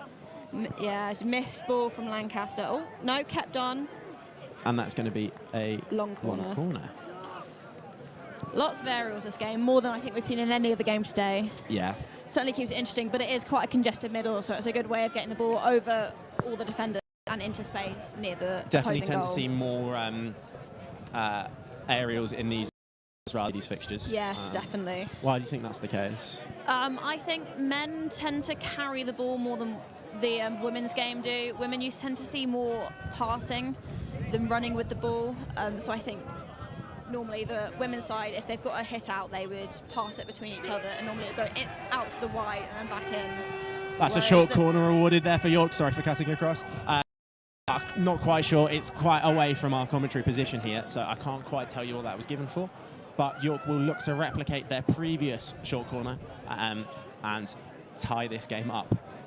I'm expecting another drag flick here from York. They're just taking their time, making sure they get set up properly. It's really important in a short corner because these can be meticulously practiced from the attacking and defensive side. And so York will be looking to take advantage of this. York setting up, ready to inject. And and ball's injected in. Into the top, goes for back to injector, just misses, unfortunately, for York. And the umpire has given the ball to Lancaster. It looks like a 16 for Lancaster. And Lancaster looking to set up nice and quickly. York are pressing, it seems York are pressing slightly higher in this half, trying to stop that transfer from Lancaster. I wonder if that's something that's been said at half-time. Yeah, I think so. Really trying to put the pressure on the Lancaster side as much as they can, keep them in that corner. As you can see there, both of them boxing those Lancaster players into the corner, not giving them anywhere to go. Ball's in the back corner there with Lancaster. I wonder if he does. Aerial ball played forward. Missed by the York player, but regains possession. Loose ball falls to Lancaster. It is a foot there from York, and Lancaster will have the ball just inside the York half. Free hit towards the right-hand centre of the pitch. York forwards dropping back, trying to put as much pressure on that Lancaster side as they can. Ball goes for the transfer around the halfway line. Gets a bit stuck with York putting pressure on, but managed to get back out into the middle. Lancaster bringing the ball forwards, ball into the D, but well intercepted by the York centre-back, and that is a stick tackle, and York will have the opportunity to slow the game down, get a free hit, and the York transfer across from vice-captain to president, and ball played into the middle, and bounced back to the centre-back. Transferred back across into the other centre midfielder. Out to the left side now, looking for a ball up the line maybe. No, back into the middle. York playing back to the left back, ball's on the left-hand side. Ball played up the left towards the middle, but the loose ball is collected by Lancaster. Lancaster have the ball at the centre-back position, out towards their right-hand side. Back to the centre-back and transferred across towards their left-hand side. But that loose ball is going to be collected by York. No! The Lancaster player gets in there well. Yeah. And that York looks player like... looking like he might get done for obstruction. Yeah, that's number 13, Johnny McCain, getting a yellow card, looking for about 5 minutes there. So he will have to sit on the sideline for 5 minutes, and York will be one player down there. And that was for a poor tackle. Just a bit too physical there, using his body, crossing over in front of the player there. That bobbling ball there was well intercepted by York, but they can't quite keep the ball in play. Lancaster have it just on the outside of the York D on the Lancaster right flank, and moving forwards, that's going to be a long corner. Lancaster had a real opportunity there in the attacking D. One player more than the York side, but just managed to throw it away, pushing it off the back line there. So Lancaster will be looking to take advantage of this one-man overload. Although York break quickly with Elliot Lowe on the left-hand side, plays a one-handed reverse, and intercepted by the Lancaster side there off the back line. Although it's looking, yeah, it's going to be a York free hit just outside the D. York bringing the ball forwards, and it's a bit of a ball's loose in the middle. Lancaster look like they have possession, and it's going to be a Lancaster sideline. The umpires have just discussed, and yeah, Lancaster sideline. Bringing the ball forwards, down the right-hand channel. Ball hit forwards, almost intercepted by York, but they can't quite get control. That's going to be a free hit for Lancaster. Putting a lot of power on that hit up the line there from Lancaster, really trying to force it. Got intercepted, but still managed to get it up a couple of balls later. It's a really nice interception from that aerial pass from York, and now looking to trap ball across. Back into the left back there, Jack Smalley for York. He's looking for an option. Lancaster press is quite successful here. Yeah, and Lancaster pressing quite high, really cutting off the transfer, forcing York to aerial, and the ball goes off the sideline on the left halfway. Yeah, that aerial pass not quite finding its intended target there from York, but it does get them some distance forwards. Hockey is quite a territorial game. As you can see by that press, the York left back didn't have much of an option, and was forced into that aerial pass. So successful press from Lancaster. Yeah, both teams using quite zonal presses, so not very really making the most of the space there. That's quite common at the higher levels of hockey. There's a 50-50 there, and York get away with the ball, and they can drive forwards on the counter-attack. They're going to be reduced to counter-attacking chances, I'm going to guess, with the one-man disadvantage. But it's really well forward from York's number 5. I'm going to apologise for the language if that was picked up on the camera. and that's going to be a long corner for York. York are trying to find a reply to this Lancaster 1-goal advantage. Long corner from York taken by number 8. Gone back to the defence, transferring round, looking for that ball into the D. Gone back round for the transfer. And a crash ball played towards the D, intercepted by Lancaster, but it looks like it's hit a foot, and it's going to be a upgraded to a short corner for York. Lancaster hitting the ball away there, and York are going to have another opportunity to have a short corner and hopefully get one back. They've got an opportunity for an equaliser here, but it really depends on how clinical they are in front of the goal. I think quite often with teams you see them getting a bit caught up and just going for the goal and ending up hitting the keeper's feet. So it'll be interesting to see what York choose to do here. The York player just stepping out to take this short corner, and it's just getting a setup going. And I imagine we'll see another drag flick taking place. Ball is just about to be injected here, and injected towards the strike. Straight Good out top, there. Good go save for from a the drag keeper. flick, but saved by the keeper. Still in the D area with York position. Lancaster getting the ball out here, but that ball has been given to hit to York. Maybe a back stick there from Lancaster.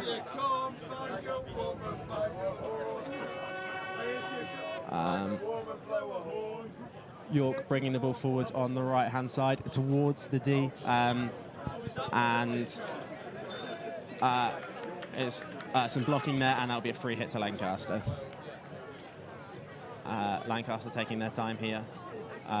Transfer across to the right-hand centre-back. Yeah, trying to disrupt the York press here, but they seem to be sticking with it. Lancaster looking for that through ball that's not there, and pressure by number 23 on that Lancaster right back. Ball goes back across on the transfer, quite deep into the Lancaster quarter here. Really feeling the pressure.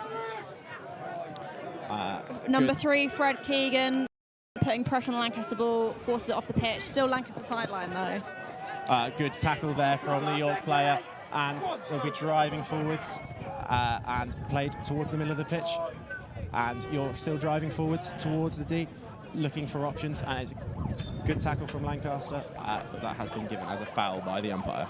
Yeah, lots of pressure on that York player there. Quite hard to get out of. Number 8 near him, but not too many options for an outlet there. Yeah, York struggling from with this one player disadvantage, so they'll be looking forward to this 5-minute yellow card over and bringing this game back to level players. Really good work from the York player, but he can't quite make his pass connect, and Lancaster have the opportunity for a counter-attack here, bringing the ball forwards, and a good interception there from the York player. Umpire has given a free hit to York there, and York will look to let the left centre-back take this. And York transfers the ball to sides and bringing the ball forwards. Back across to the left centre-back.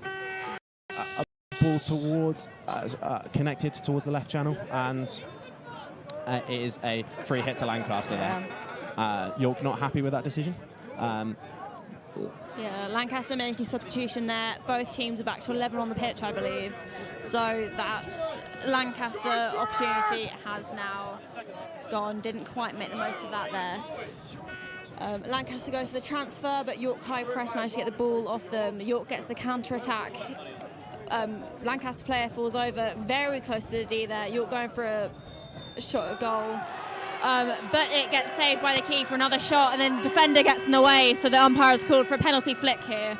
So that is just the keeper in goal, and then one player takes a shot from the P spot. Yeah, very good opportunity for York here to get an equaliser. Yeah, this will be an excellent opportunity for York to take an equaliser here, and they'll be looking to take advantage of this. The player is only allowed to take one step, as we saw in the indoor yesterday.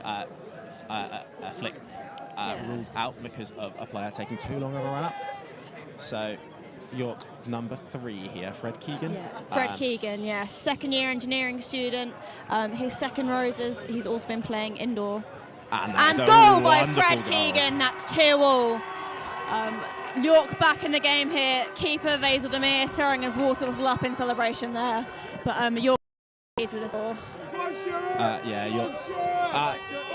We have maybe 15-20 minutes to go, and so York will be very happy. This should be a very end-to-end game now at 2-2. It'll be left to just who can hold on for that little longer bit.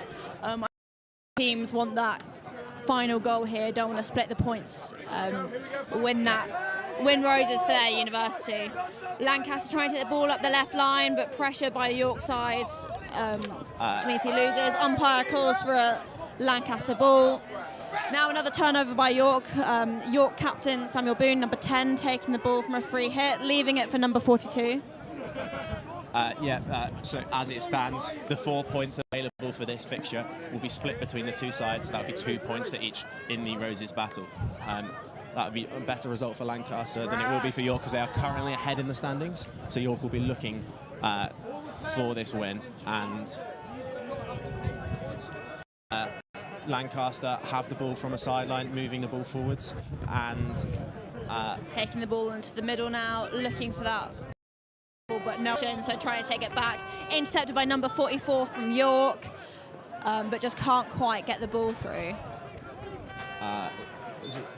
Umpire has given a free hit to Lancaster there, and moved the ball to the right-hand side.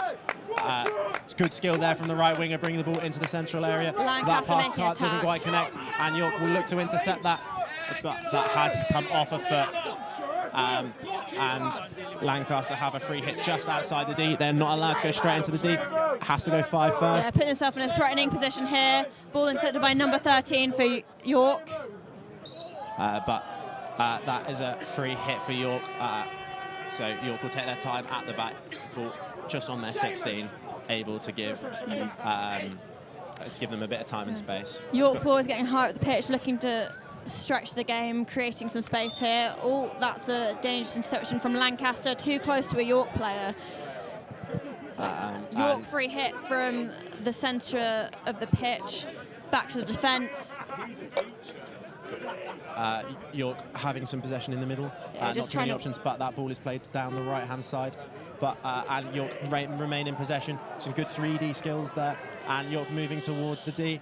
Can he get the ball into the D from there?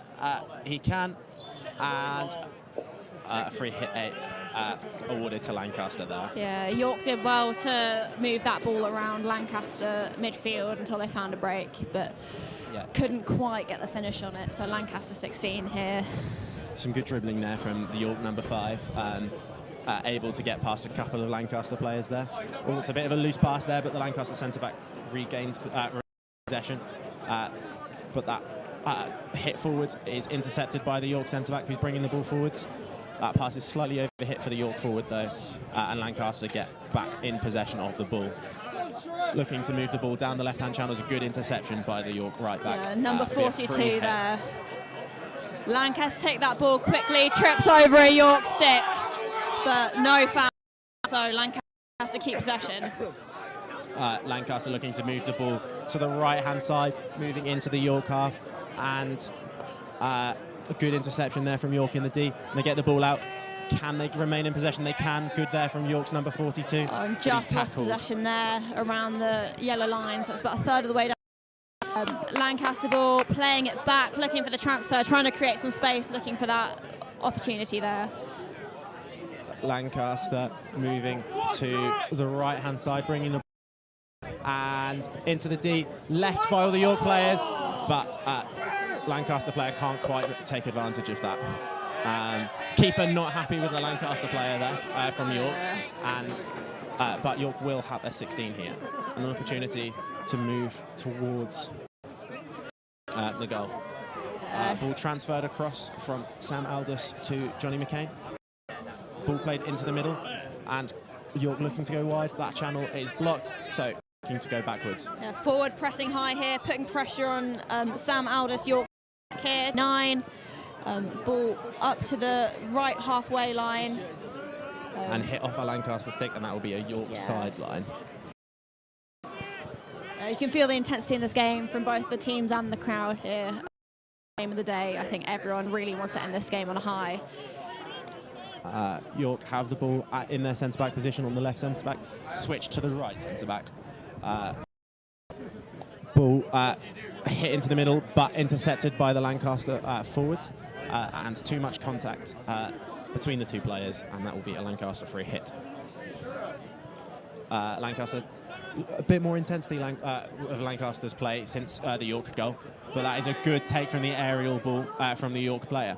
And he's looking to move forward, drives it to the left back. The left back coming back inside, no options, and now is York driving really down looking that for left channel. space here, struggling to get that ball out, managed to get the defender, forcing it back into the same crowded space.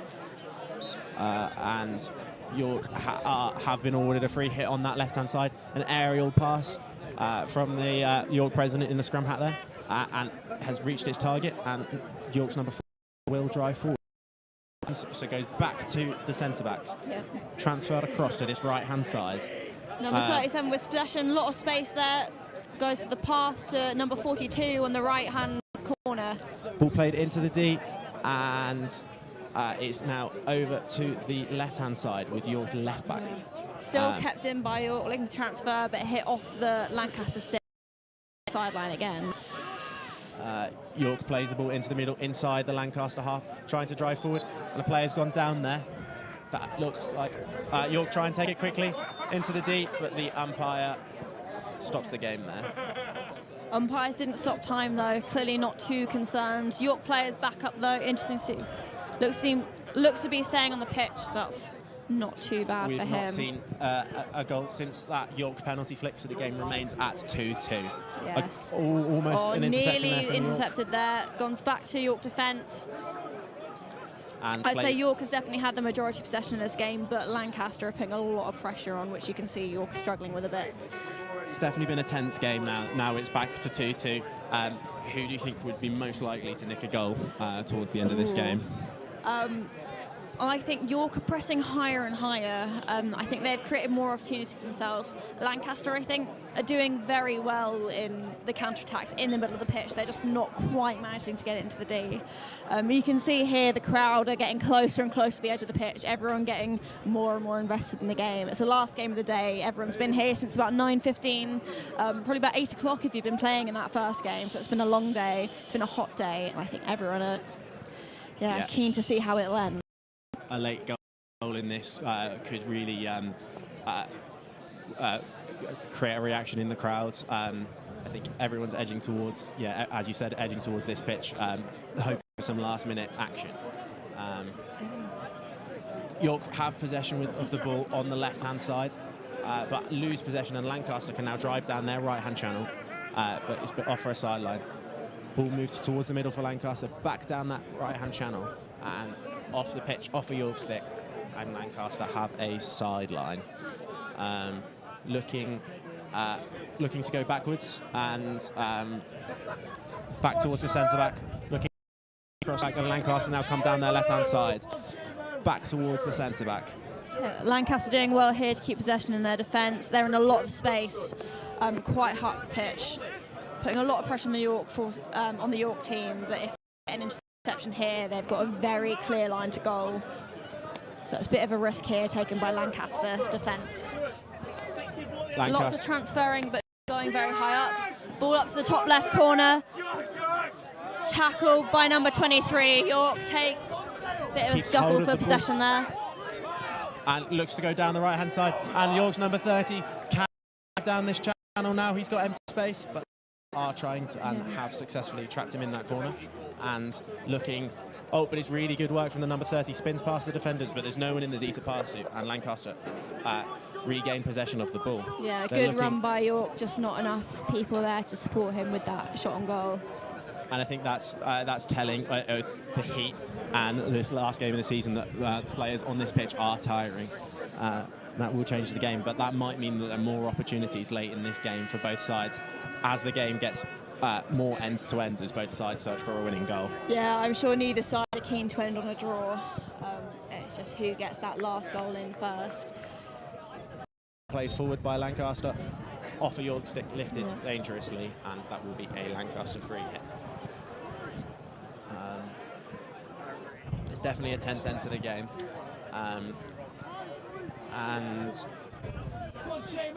Lancaster taking their time to have this free hit. Coming to the end of the game here. Lancaster moving the ball back to their centre backs, transferring from right to left. Are they going to go up the left channel? No, back transferred back from left to right, and now they have time and space to move forwards. Ball into the D and left by the keeper, just wide of the post, and that'll be a York Lancaster 16. defence have been very good at using that transfer, creating space in those York players. It's definitely had a bit more space given by the York forwards than York have been given by the Lancaster forwards. But I wonder if that is the York forwards saving their energy for these last moments of the game. York driving it forwards, ball into the middle. Can York make something of this? The pass is a little bit wayward, and that is going to be a... No one quite on post there to get a tap in, unfortunately, from the York side. They'll be disappointed with that. It's going to be a 16 for Lancaster. Transferred to the right-hand centre-back, back towards the left. That pass in the middle there is loose from Lancaster, and York will drive the ball forwards. Midway through the Lancaster half, they will keep driving forwards.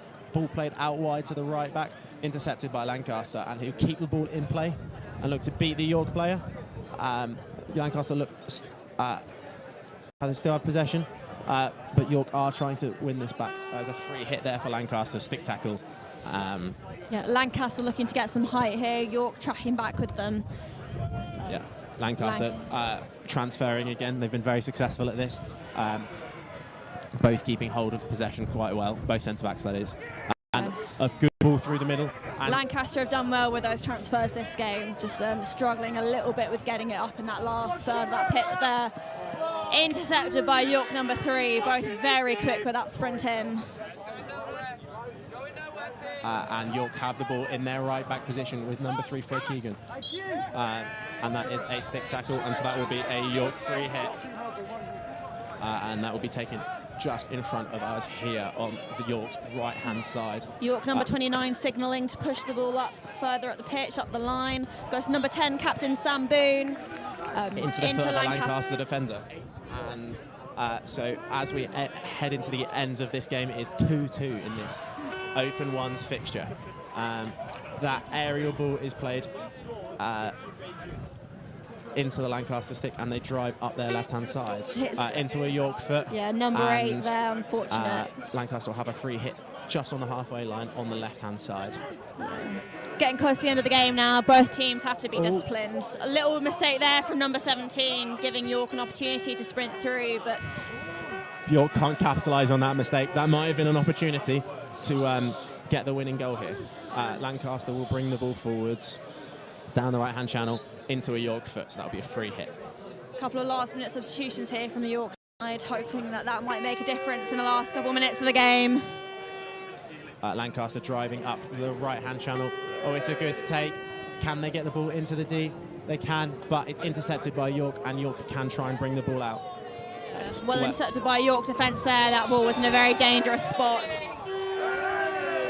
And that will be a Lancaster free hit. A bit of a coming together between the two players. No card for the York player. But a warning from the umpire. So York have been a very physical side this season, but especially in this game too. Lancaster have a free hit, and they're looking to use transfer. And pressure from the York. A bit more of a high press from York being operated here. Number 13, who was playing centre-back earlier, pressing their left centre-back here. Interesting display from York. York are clearly doing all guns blazing, trying to get a goal in this last couple of minutes. Number 13, Johnny McCain, the centre-back that was pressing very high, did get a goal in indoor yesterday, so maybe trying to replicate some of that. That was trapped by the back stick there for the bit of a fumbled aerial there, but still managed to get through some Lancaster sticks and awkward height. Lancaster win the ball in the left-hand channel, and that's going to be a free hit for a stick tackle for Lancaster. So the ball will come back just to this side and this left-hand side for Lancaster, and they'll look to see if they can do anything. York trying to block that transfer pass from Lancaster, but they managed to get it York's done anyway. Switch to the right-hand side of the pitch. You're consistently pressing very high this game, putting a lot of pressure on the Lancaster side, which you can see they're starting to tire from. York intercept, try and put a ball through the middle, but get stopped. Push it into a Lancaster foot. York free hit from the back, transferring it around to number 13. Looking for up the right-hand ball. Note they got the middle to the left-hand side. York have possession on their left-hand channel. Ball played forward, but is intercepted by Lancaster, and Lancaster retain possession of the game. But York have intercepted here, and they look to drive forward. Good tackle from the Lancaster player there. And that is going to be too much contact, and the umpires awarded a free hit to Lancaster. Half has very much been a repeat of the first one, so end-to-end. Both teams getting in front of the goal but not doing a lot with it. But most of the players have been outside of the 2Ds. I'm sure the players are quite tired from that, especially the midfield. A very, very tense end-to-end game. And Lancaster looking to move the ball forwards here down the left-hand channel. Is tackled by York, and York can bring the ball forwards now. York's number 5. He's got past his man and has moved into the right-hand channel, moving the ball forwards. 3v1 here, not too many options for number 5 from York, trapped in the corner. And he has, unfortunately, tried to go past the player, and the loose ball has gone off from Lancaster's sideline. An error from Lancaster, taken down by the York number 13, but a missed trap. And it's a one-on-one here for Lancaster. Played across, and a great block on the line. York fans are going insane. Big cheer, and a shot from the top of the D from Lancaster, saved by the York goalkeeper. And now York can counter-attack. Really end-to-end now this game, but that loose pass is picked up by Lancaster, and they can try and consolidate this pressure. Excellent defence from the York side there. I'm sure they'll both be quite happy with that. York, Lancaster bringing the ball forward on the right-hand channel, and played into a York leg. That's going to be a free hit just outside the D. But let's just take a moment to talk about that block on the goal line from Jack Smalling. That was incredible. It takes a lot of skill, that. Just having the stick, I mean, you can see from back here, but they're quite thin. It's hard to get that pick just right and not let it in the goal. I'm sure he'll be very pleased with that. His team will be pleased with him for it. Counter-attack here from York, and it's a push from the York player, and that's going to be a card, I'd imagine. He's been given a green card, I think, by the umpires. That'll be a 2 minutes in. 2 minutes, number 5 for the York side. That's one of York's, so they'll be struggling to maintain the same level of pressure they've offered in the last 10-15 minutes. Lancaster have a bit more time and space at the back for their transfer, looking to move this York midfield and defence from side to side, find an option through the middle. That pass has been played through the middle, but mistrapped, and York have the ball in the centre. Moving towards their forwards, number 30, Bertie Pinching, who runs into a stick tackle from the Lancaster player, and that'll be a free hit from York. York's really trying to get their players up here, capitalising on having the ball so high up the pitch. Ball goes up into the D, but not a lot happens with it. I think that's a Lancaster 16 there. Yeah, no player can connect. I wonder if, without the green card, the York's number 30 would have been there on hand to take that. But Lancaster now move the ball out to the right-hand side, driving down this right-hand channel. Pressure from the York defenders, and the ball has gone off for a York sideline. A missed pass there from Lancaster. York looking to find an option with this sideline. Ball played into the middle, just inside the Lancaster half. And turnover, but that is a foul committed, and that will be a York free hit just to the left of centre, just inside the Lancaster half. Looking for the ball back, using the space that they've got, trying to force it through a lot of defenders there though. Oh, bit of a collision there. York ball just outside the D. Opportunity here for York. We've still yet to see a goal from open play. Ball played towards the D, and the full-time whistle has gone, so the game ends 2-2. York 2, Lancaster 2 at this home Roses, so the points are shared. A successful day, I think a more successful day today here for York than it was for Lancaster, but a very, very entertaining game to end. Yeah, a strong showing from both sides, very end-to-end. I think the teams were very well matched. Neither could quite get that last goal. I think that was a very entertaining game. I hope everyone watching and listening enjoyed that as well. We saw a penalty corner in the first half from Lancaster to make it 1-0. York responded with a penalty corner of their own to make it 1-1. Then towards the middle of the first half, Lancaster scored another penalty corner to take it to half-time at 2-1 to Lancaster. And then midway through the second half, York got a penalty flick, made the game 2-2, and it ended there. A very tense end-to-end game, very entertaining, and a lot of hard work from all the players out there. Yeah, a lot of work trying to get those fouls in the D. There wasn't a lot of goals or really productive play in the D from free play in the rest of the pitch. But both teams did well to keep possession, and they were both very good at keeping a high press and keeping pressure on each other. I'm sure the players are quite tired after that, especially in this heat. From history, these games have always been really quite tense, quite cagey, because neither side wants to concede too much space and possession. Yes, particularly last game of the day, it's always quite tense. Ladies won last year with the last game of the day last year. I think it was a 4-2, maybe a 3-2 win for York. It was a close game, but the audiences were very, very tense and keeping that energy up for the teams, which you can see here today as well. Just like to commend every player that's played today. It's been a really, really solid effort and have put on a really, really good showing of hockey today, and everyone should be immensely proud of themselves. We have walking over here the York captain, Sam Boone, and a Lancaster player, Lancaster captain Dougie as well. So we will go over for an interview. Sorry? Well, in chaps, a very hard-fought game, a very hot afternoon. How do you think the game went? Yeah, it's really good. Just absolute dogfight. We gave everything we could, stuck to the game plan, and honestly, it was such a really enjoyable day. Crowd was amazing. Oppo was great. I just had great fun. Good. Lancaster? Yeah, we've had a good season. That was a fun game to top it off. We're a bit upset we didn't get the win, but York played pretty well today, up for a fight, and they've got some serious pace out there, to be fair to them. Yeah, it was a very end-to-end game. Lots of counter-attacking and lots of hard work. So really well done. Thank you very much. So that is the end of our coverage here today. Thank you everyone for watching. It's been an exceptional day of hockey on the JLD. I think York took it on an overall in the hockey. We'll wait to see how that reflects in the Roses standings towards the end.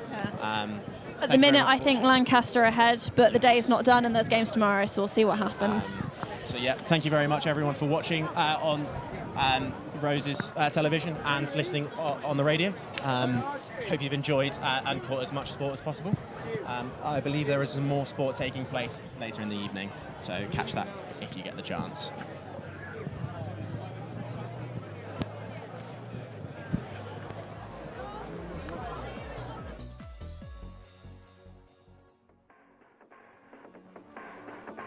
Thanks for listening.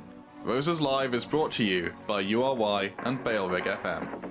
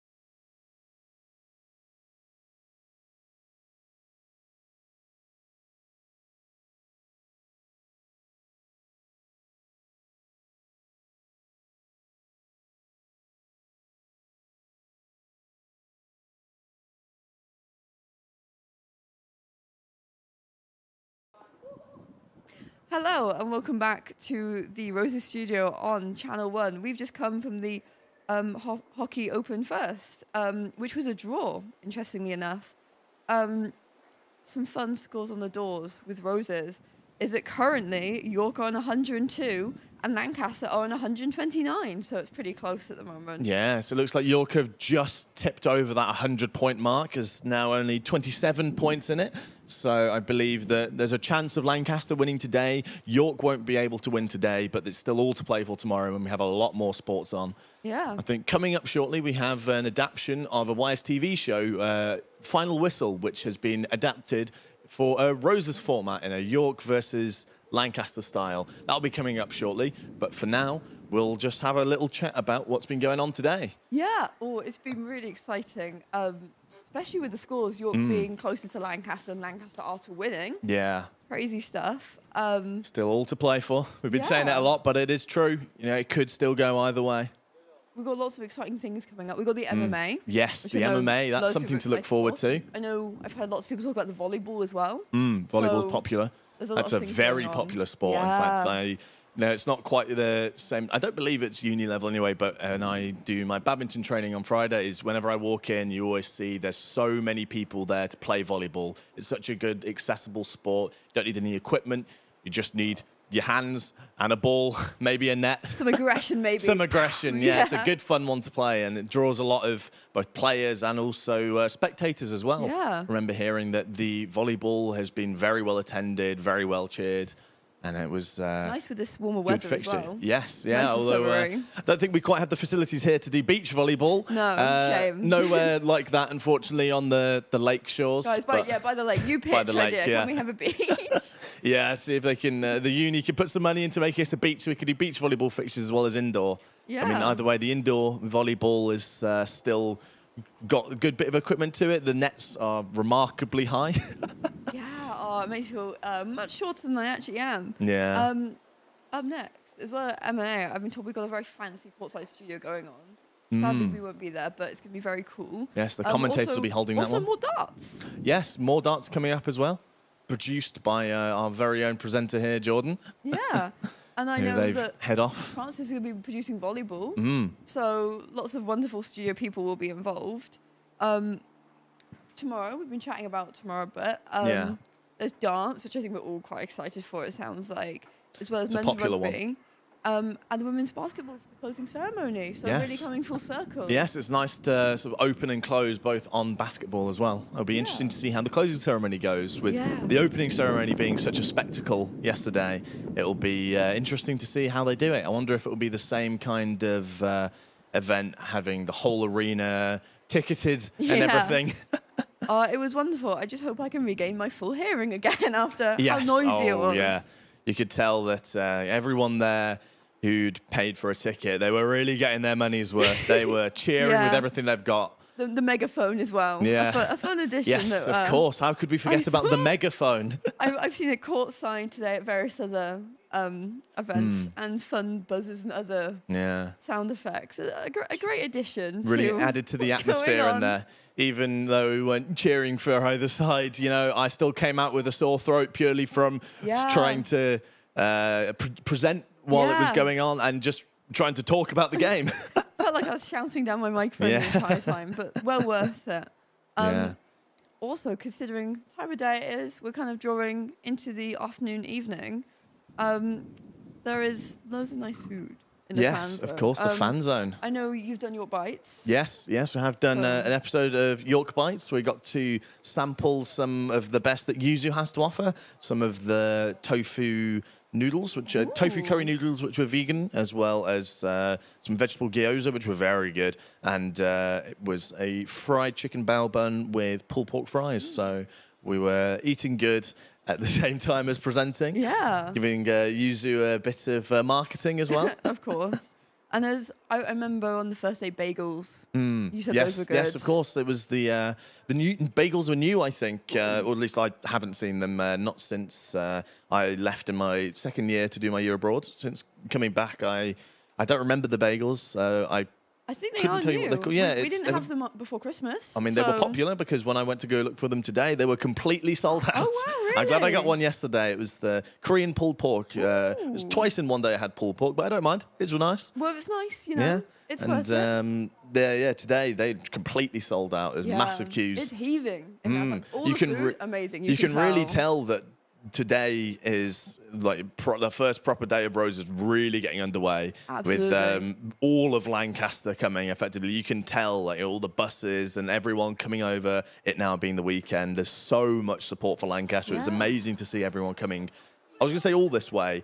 It's not that far. But it's still, notably far, of course. Crossing the county lines to come over here. Crossing over into enemy territory as such. Yeah, I've been camera opping and I can absolutely attest to the support that people get. I've seen so many people in face paint, with hats and red costumes.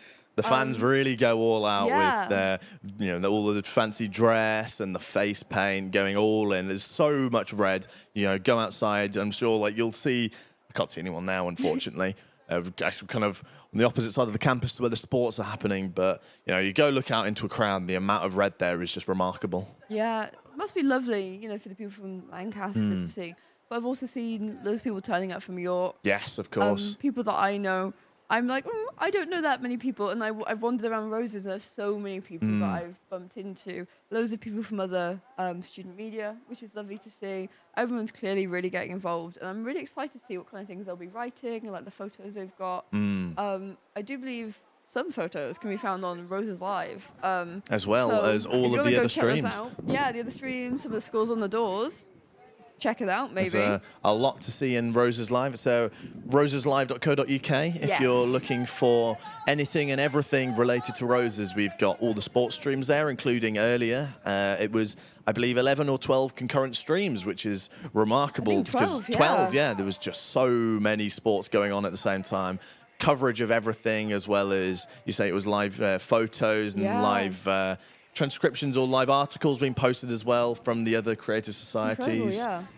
Incredible, 12 streams in one day. And I've been able to vision mix a bit, which is really exciting. It sounds very nerdy. I've enjoyed it. And I can absolutely attest to being in other places like the Pavilion, how much work is going in for everyone here. It's really lovely to see people from York, people from Lancaster all banding together as one big media team to just make it all work. It is very hectic, but in a very enjoyable way. It's a great community spirit, both in the student media and also with the fans as well. Yeah. I mean, you've got all of the people from York coming out to support their friends and I guess potentially even family. You talked about face paint. Some people have just walked behind us, I believe, with signs of face paint. Yeah, you can see signs there. Yeah, lots of signs. Lots of signs are being made today of varying content. I have heard tale of a few signs not being admitted into premises due to rude content. I'm sure it was all in good humour, though. Course. Not according to the bouncers. I have seen some more out there things, so I'll agree with you on that one.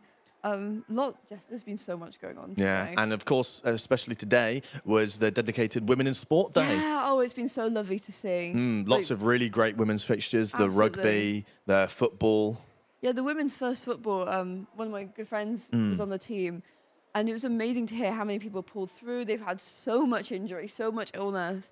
And for everyone to still come out there today and absolutely give their best was so lovely to see. Well, well done to all of them. Speaking of women in sport, shall we have another look at that video from earlier about women in sport? Yeah, absolutely. I'd love to see it. Great. Roses is such a good opportunity to go see so many different types of women's sport. To be a girl playing in Roses between York and Lancaster, I think for all of the girls involved, it's such a lovely tournament to play at a level that lots of girls might not have been able to play at. Roses provides a perfect opportunity for women to train in a really comfortable environment that gives them the representation they want and gives them exposure to what they're capable of and what they've been doing, how hard they've been training. It puts women and men at par with each other, which is what sport should be like. Doesn't matter if it's a men's fixture or a women's fixture, they're worth equal points. Women's sports can kind of be on the same pedestal compared to men, which often isn't the case. And I think any type of strive towards equality is always amazing. I love doing sport. I think it's a really freeing thing, especially for someone who's a woman. So many aspects of our lives we don't have control, and we're not in a position of power. To be part of a women's team or to do a women's sport is kind of a place where you can take a bit of that power back, and you know, it's up to you and it's your space and your time, and you can really have a sense of self again in a society where we don't have much and don't have many spaces to do that. To be a woman in sport, to me, I find it quite empowering. I think obviously sport's always been kind of a male-dominated space, and I think sometimes women kind of feel slightly inferior in it. Your opinions are always kind of discredited just because you're a woman, and I don't think that's particularly true. It's really empowering when you can kind of put your head towards proving people wrong, really, and if you're good at a sport, that's the best way to do it, I think. Sport's always been a massive part of my life. When I started, there was very few girls in rugby, so it was nice to do something a bit different and show that girls can play rugby as well. It is the same sport as the men's game, just played by women, and it would be great if people stopped assuming that it was made easier or less violent or anything like that, because we do play the same sport. To be a woman in sport is, I think, such an important thing, especially compared to how highly men's sport is regarded. I wish the stereotype that women's sport won't sell as many tickets or make as much money would disappear, because I think the reason that we have that and people hold that stereotype is because of the systems that are in place. So I think if we hold women's sport at a high standard, the same as men's, then hopefully that stereotype should disappear and people won't hold it as strongly as they do. There's such a stereotype on being a tomboy, and that if you express kind of like male traits or being good at sports, then that's a male thing. But actually, women are strong in their own ways and have every right to take up their own space with their own attributes, and you don't have to be a tomboy or, you know, fit into a certain type of category. Don't be afraid to try something new. Even if you're not sure if you like it, give it a go, because you never know, you might find something that you absolutely fall in love with. For the next generation of women's sport, again, I think it's so important to really enforce how empowering it can be for girls to play sport throughout their whole lives, how many friendships you'll make. I think there's a kind of power in being outrageous, and I think being a woman who's good at any type of sport to the kind of male gaze is an outrageous thing, and I think that that's great, and I think it's really cool.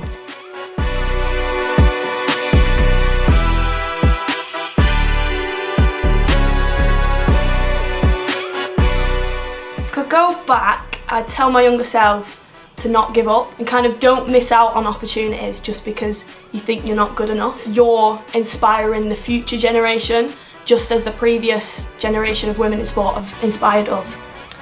Yeah, you do kick like a girl, and that's fine. If anything, that's great. I feel like a lot of people will probably say this or have experienced this in like primary school or high school. You know, you kick like a girl, you punch like a girl, and I'm glad that I do.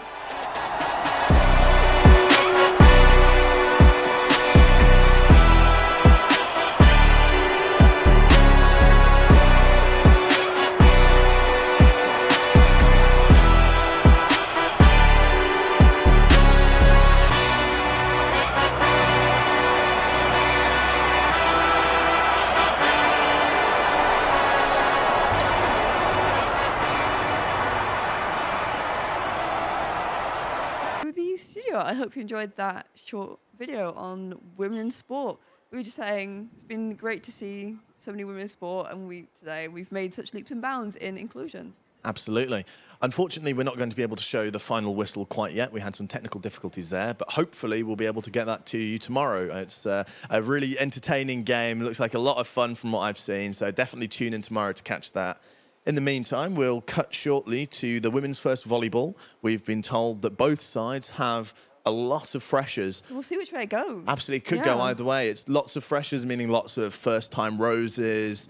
They're experiencing for the first time playing in a really big competition like this. Must be super exciting for all of them. Must be, yeah. Being a fresher, you know, imagine you're in your first year, you've just come to university, just moved out of home, and now you're playing in the biggest varsity in Europe. Yeah. Quite something for your first year. When I read that fact, it boggled my mind. I was like, what? We get to present, you know, for this. Yeah. It's such a privilege, honestly, it is, in a honestly, wonderful way. But yeah, like really exciting. Think about like, the people we're saying, people from Lancaster have travelled here, being a fresher, part of maybe a new sport for you, and you've come all this way. Yeah. But the support is there. So I imagine if they're all freshers, then there must be quite a good sort of community spirit in it. Like you're all in the same boat. You're all new to this. almost, I guess, over the next few years, become like a family. Hopefully you that's would good think. for team cohesion. Absolutely, We're trying yeah. about this in basketball. Yes, yeah, really we did find out about this interesting in to hear that. basketball. Yeah. It's like the opposite in a way. Not quite the opposite. We had an opposite earlier where it was one time it was the Lancaster which had the freshers, and the other time it was York that had the freshers. Here it'll be interesting because we've got both sides have freshers. Yeah. I would be interested to know how many times this has happened this Roses with Absolutely. like one team which is pretty much completely freshers and the other one which is completely freshers. I've never had the privilege of seeing volleyball before, but whenever I in the real life, I must correct myself. Whenever I see videos of it, it looks so tricky. Again, as I said, I am rather short. The net is so high up, and you can't have the ball touch the ground. So, impressive. Yeah. You say it's very accessible. It is, but also impressive. I imagine the athleticism is really there. It's a good sport because at the lower, sort of the more accessible levels, it's still good fun to play. Yeah. You can hit it up and just have a good laugh playing it, but there's still room within it to have this really high skill level. Like you can push yourself. I've seen not only really tall people, but really tall people diving, like lunging across the court, the lengths that they go to. You can have some dramatic scenes out there. Very, yeah. It can be, especially what we were talking about with team cohesion earlier. That's especially important in volleyball because you get 3 touches, I believe it is, per side.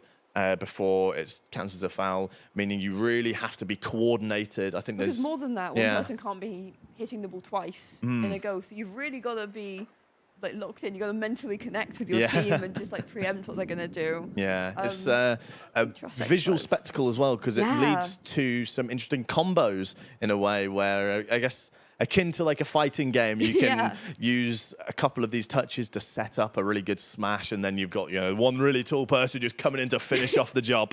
It's really exciting when you see it all line up perfectly. Exactly, really like a jigsaw puzzle, something it all fits together. You see what they're doing. Yeah, we were saying, all to play for. Interestingly, last time in the Open, York won 3 sets to 1. Yes, of course. 25 points being in a set. So I think we've just heard it might be starting now. Yes, so we'll go have a look. Yeah, we'll have a look at that now. I think it'll be interesting to see how that win from York in the men's game transitions into the women, if that's going to make Lancaster extra motivated to get the win here. Definitely. Or if York's going to take that momentum and say, we want to win this game too. Yes, exactly. And apologies in advance for any sort of muddy audio because we do have 2 of the most exciting sports, netball and volleyball, going on concurrently in this arena, and it is incredibly loud. So we're getting ready to start off the first set.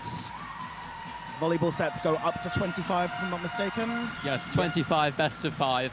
Best of 5. So if we get 3 straight sets, then we'll be done in a jiffy, but it could go on to 5. Yeah, if you go to the 5th set, it's a race to 15 points. 15 points.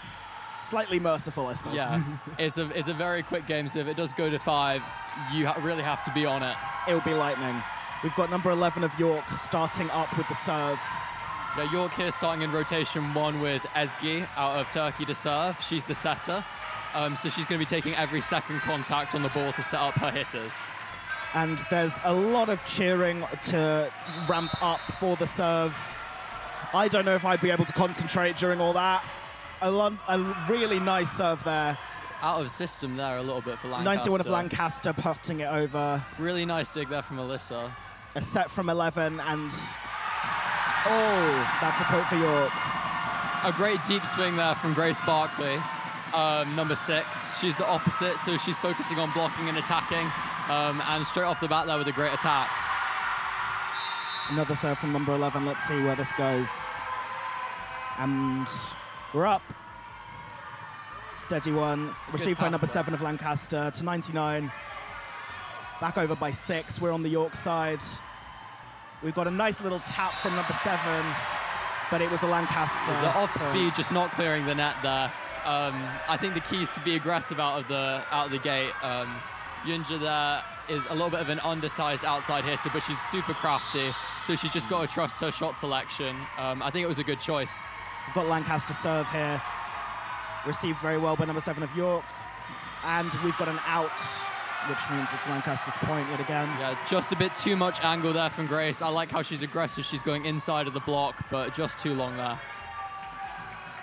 There's probably going to be a few nerves especially with the first 2 points being to Lancaster. Not first two, but Really first nice leads. out-of-system set there. Oh, that was a lovely punt over by York. Oh, we had a shutdown by York just then. Is that 60 or 80? Number 80 of Lancaster tried to spike, and it was absolutely shut down. It's a point to York. Yeah, Grace Barkley there with a nice block. She's out of position, blocking there on the left in rotation 1. So that's good for York to get out of that rotation there, back into their natural hitting positions. Number 7 serves, and we got another point for York. Lots of ball Lancaster handling errors there. They just didn't receive well for that one, did they? Yeah, it was a bit too fast, too hard. Lancaster's really got to settle in on the pass to be insistent. And the Yorkshire serve, a steady one. Ooh, it was bumped quite far out of the sidelines by number 76 of Lancaster. Nice passing from York, and there was a net touch, I believe, which means it's net Lancaster's violation point. there from number 12, Alice, but I really like how she went up. The ball was a little bit low for her. She had to drop her elbow and tip the ball. Right decision, just you don't want to give away those points early on. Yeah. It's all about keeping the morale up as well as it is making as many points as possible. We got a serve from number 6 of Lancaster. Oh, a nice little tap over from number 82 of Lancaster, sending the point home to them. Yeah. The score is 3-4 to Lancaster at the moment. Eugenia there taking care of the overpass, putting it down. It's always difficult to answer one of those light touches, especially when you're expecting quite a forceful one. Number 6 from Lancaster serving again, received very valiantly by number 7, that almost went out. Number 21 with the set over the net. We're back on Lancaster's side, 92, shut down. Oh, except the ball's still in play, and York fumbled it a little bit there. Some hesitation there in the seam between the libero and the backcourt outside. The libero's got to take charge of that. The libero is the player in the different color jersey. They can substitute freely in and out, but they cannot play in the front row, so they're the defensive player. She's got to take charge of the back rotation there and take that ball herself. Number 6 to serve again from Lancaster. The libero from York doing an excellent receive there. Number 80 of Lancaster keeps trying to make these powerful passes and keeps getting blocked by number 21 of York. Number 12 of York with a nice forceful hit over the net. And number 82 of Lancaster. Oh, a nice dive from number 11 of York here. Number 27 wins another point for York. That was 4-5 great to though. Lancaster. Alyssa handling the overpass, putting it down. A great hustle from number 11, Esgy, to keep the ball alive. Oh, yeah. And a really nice swing from Lancaster, but just both sides of the net super scrappy at the moment, picking up all sorts of balls. Number 12 of York to serve. Oh, a nice jump serve there. Received rather well by number 6 of Lancaster. We had a net touch violation, I think, there, which means it's 5-all. Yeah, so there the ball's been hit into the aerial by the Lancaster outside hitter. As the crowd's chanting, you can't do that, it's a violation, so she's got to do a better job at controlling the ball, putting it in the middle of the court. But a good reception from Lancaster. Oh, wow, that was a dive and a half from the Lancaster team. But unfortunately, they were just not able to receive that really, really quite powerful serve from number 12 of York. Yeah, Lancaster's really got to shore up their first contact, let their setter run her offense. They've Number got 12 good again. hitters. Oh, and into the net, unfortunately, which is a point for Lancaster. Number 82 with the serve. So far, I've seen quite a lot of power, but not a lot of execution from this player. So I'm interested to see how the serving goes. Yeah. So this is a notable rotation because the libero is off the court for Lancaster, Ooh, which means and that it means that the middle's going to have to play defense. She served out, so there she's going to be replaced by the libero again. Okay, number 6 of York now up for the serve.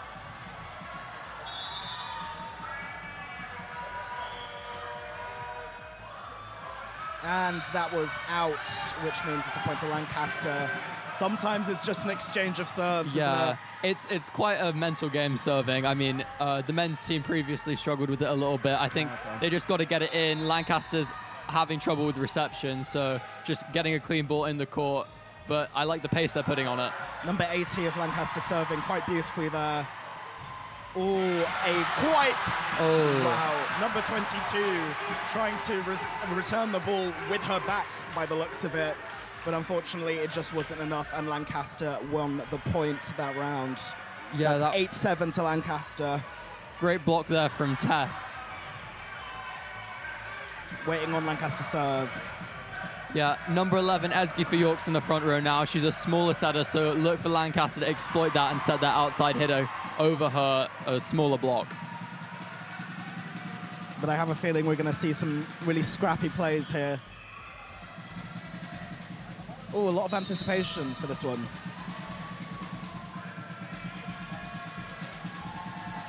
Oh, and an out serve. I think the nerves just got a bit too much there, which means the ball is back in York's court. Yeah. It's number hard, 21. it's hard to get that balance.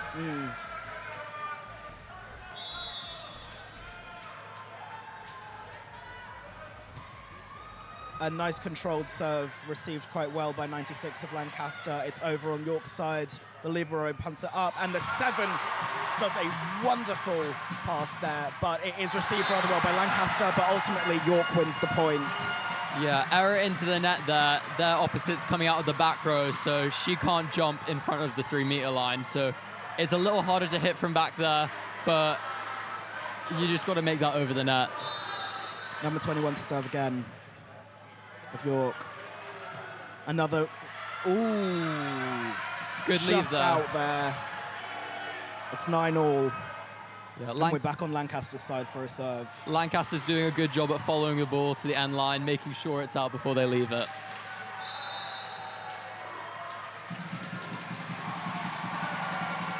Serve from number 7 of Lancaster, received very well by number 21 of York. Oh, and it just went out there. Number 17, and we've got some maybe light taunting from the Lancaster side of the audience. Waiting for Lancaster serve once again. Number 7, received by number 22 of York, to 11, to 17, a very powerful and knocked right off of the libero from Lancaster there. It's 11 points to York. Yeah, a great set there. That's a good choice. So Heritage there's on a slide, so it's a ball behind the setter, because the setter who takes the second ball's in the front row, you only have 2 hitting options. So by making the middle go all the way to the end of the court, it's spreading them out and making Lancaster's middle decide who to block. Number 12 has now switched with number 22 of York. The libero is off the court. Oh, wow, a valiant dive from the Lancaster player, 96. Great ace there. Point. Yeah, I mean, sometimes you get a bit lucky with the equipment and it helps you get an ace. But that's just part of the game. You've got to be on your toes for that. So I'm assuming an ace is when it gets really close to the net, but it goes over? Yeah, so an ace is like a clean, either the receiver completely shanks the ball and it goes off, or it's a clean ball that just hits the floor without anyone touching it. Number 17 with the serve. Lancaster receiving well, and wow, that was a powerful, powerful pass. Lancaster's points. Yeah, caught York's middle blocker up there in the seam, just a bit high on her. Diving for life. Yeah. Really nice set there from Lancaster. I really like that setter. She's pushing it out to the pin. She's giving her hitters lots of height. Really Number good job there. 76 of Lancaster for the serve. A nice controlled serve there, received by the libero, who is back on the court. Number 7. Wow. Sneaking it there through the block is Ginger. She, like I said earlier, she's really relying on shots. She's purposely there going off the hands of the hitters, trying to use that to her advantage. And use it she did. Another point to York. We're at 13-10. Number 11 to serve from York. Received by Lancaster rather well, 82, using heights and power. And it's ultimately Lancaster's point this time. Just lost control there. That's a tough ball for Ez to set. As a smaller setter, she can't really put her hands up and try and grab it. Just losing control, but really great defense on both sides of the net. Lancaster with the serve, received by number 7 to 11, and back to number 7 with that powerful hit. Number 80 just chucking it over to the libero. We're on Lancaster's side. Oh, there was a block attempt, and York gets the point. For those of you just joining us, we're in Arena 1 on the second day of Roses. This is the women's first volleyball game. My apologies. Netball's next door. Yeah, it was a great dig there from Lancaster. They just got to keep it off the net a little bit to keep it in place so they can control it and work in transition. Number 7 with the serve, and that was out. Well, if you think about it, volleyball is a type of netball. There's a ball in a net. So Yeah. was I really wrong is the question. Yes, I was. Yeah. No, I was. We're waiting for Lancaster's serve now.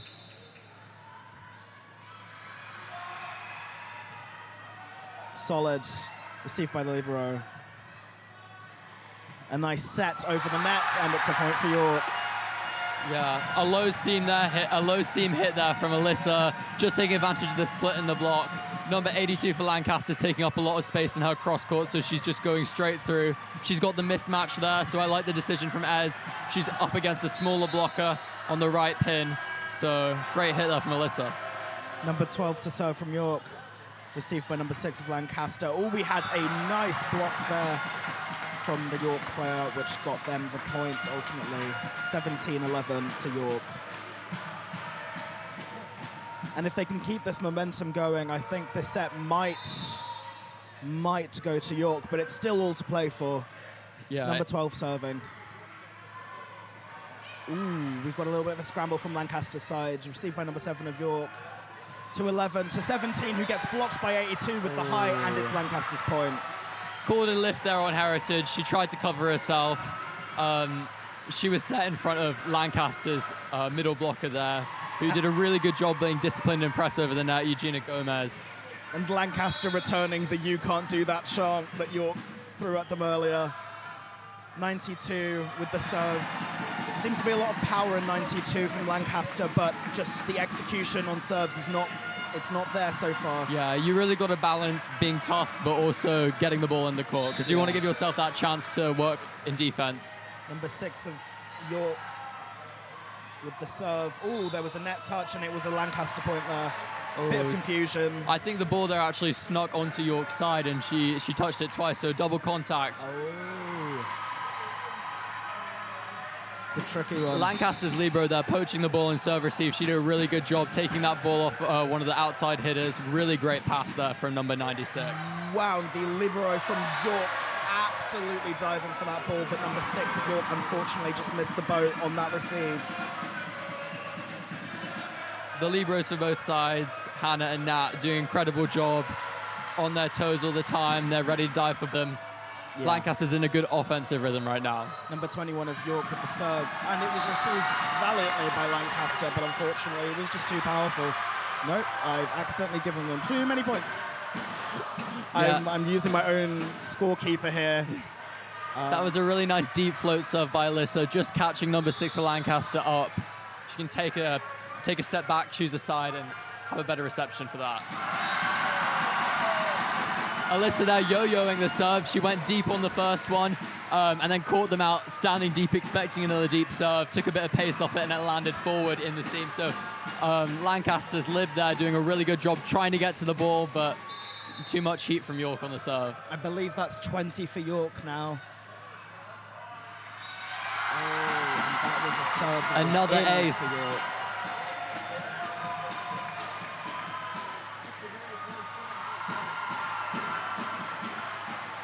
We're getting closer to the end game of the first set here. Again, it's all still to play for. Number 21 of York.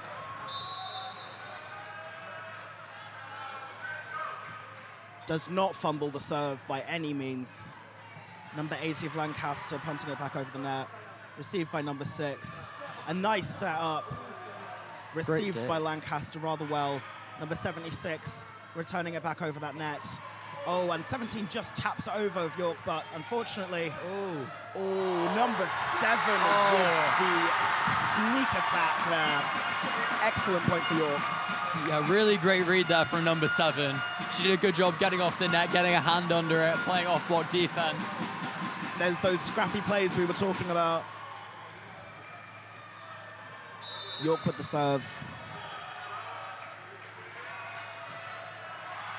And out, unfortunately. You know what? You got to give her it. She had a good service run. Oh, you know, definitely. like there's not much you could have asked for there.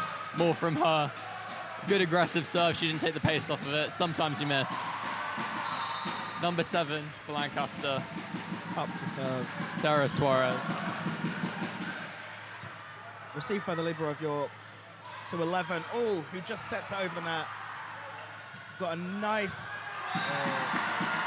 unfortunately, I thought that was going to be in, but it was an out for Lancaster. I really like that swing, though. Good decision to challenge down the line. Just a bit too much pace ending out the back. The defenders there were... I think they made a good decision to leave it, but if it was further in the court, I don't know if they would have got that ball. York to serve, number 17. A nice solid serve received by number 96 of Lancaster. Ooh, unfortunately actually no. I thought it was out, but no. Lancaster wins the point there. It was basically just on the outline there. Yeah, you always say to your players to follow the ball all the way to the line, get your foot on the line so you know it's going out there. I think it was just a bit of a guess, a bit of a gamble. They just assumed it was going out, and they need that discipline there to ensure. It happens to the best of us. Number 76 of Lancaster with the serve. Beautiful receive from York. Number 7 just casting it over that net, evading the blockers. Number 6 of York with a gorgeous bump there. Using the hands.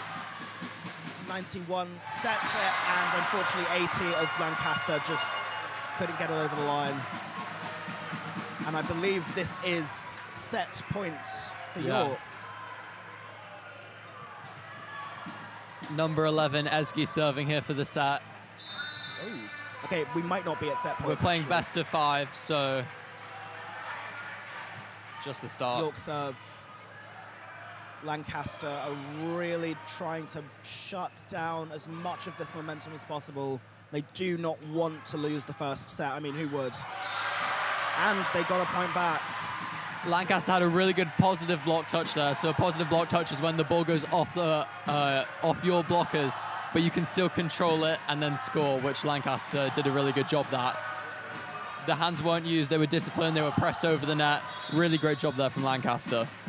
91 with Lancaster to serve. Received excellently by number 7 of York. A real dive. Oh, number 80 of Lancaster sending it very, very wide, but York were ready for it. Oh, a massive jump. Massive jump from Lancaster, but unfortunately it was out. It was out there, but I think it was a good decision. They're trying to go deep into the corners, in between the defenders. And it is now. Now this is set point. Set points.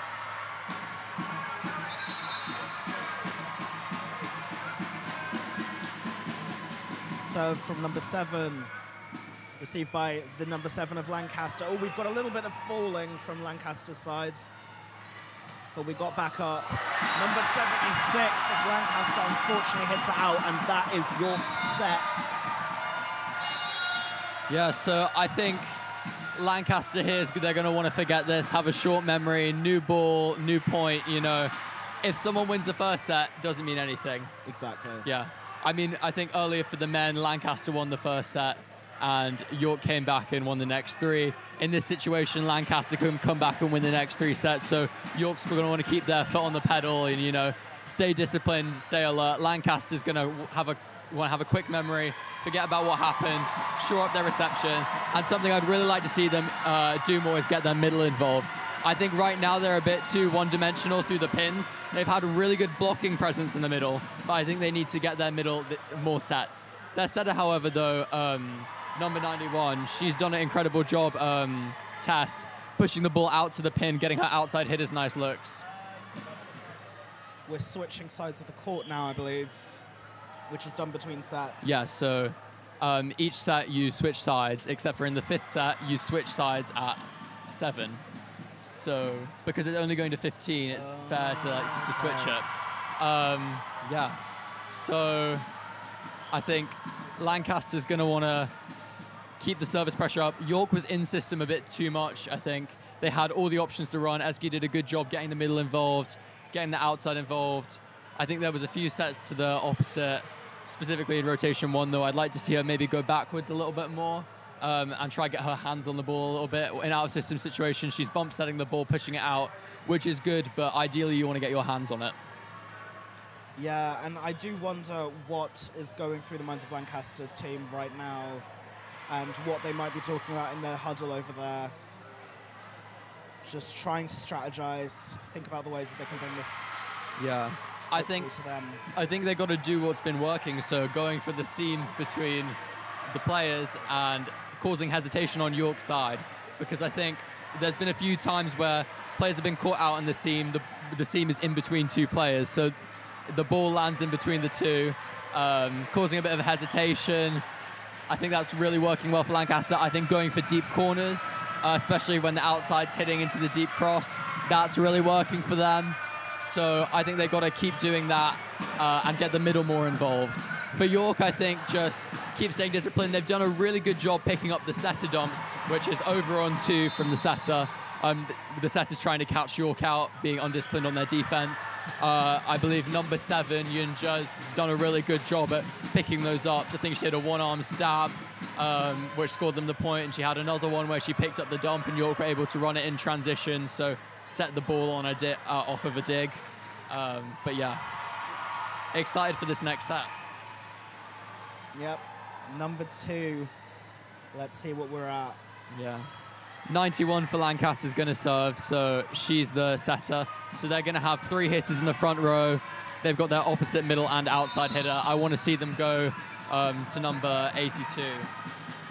She's been good, especially on the overpasses. Eugenia Gomez. We've got some great action already. Lancaster over to York, which unfortunately ends up in a fumble, and it's the first point out of the gate to Lancaster.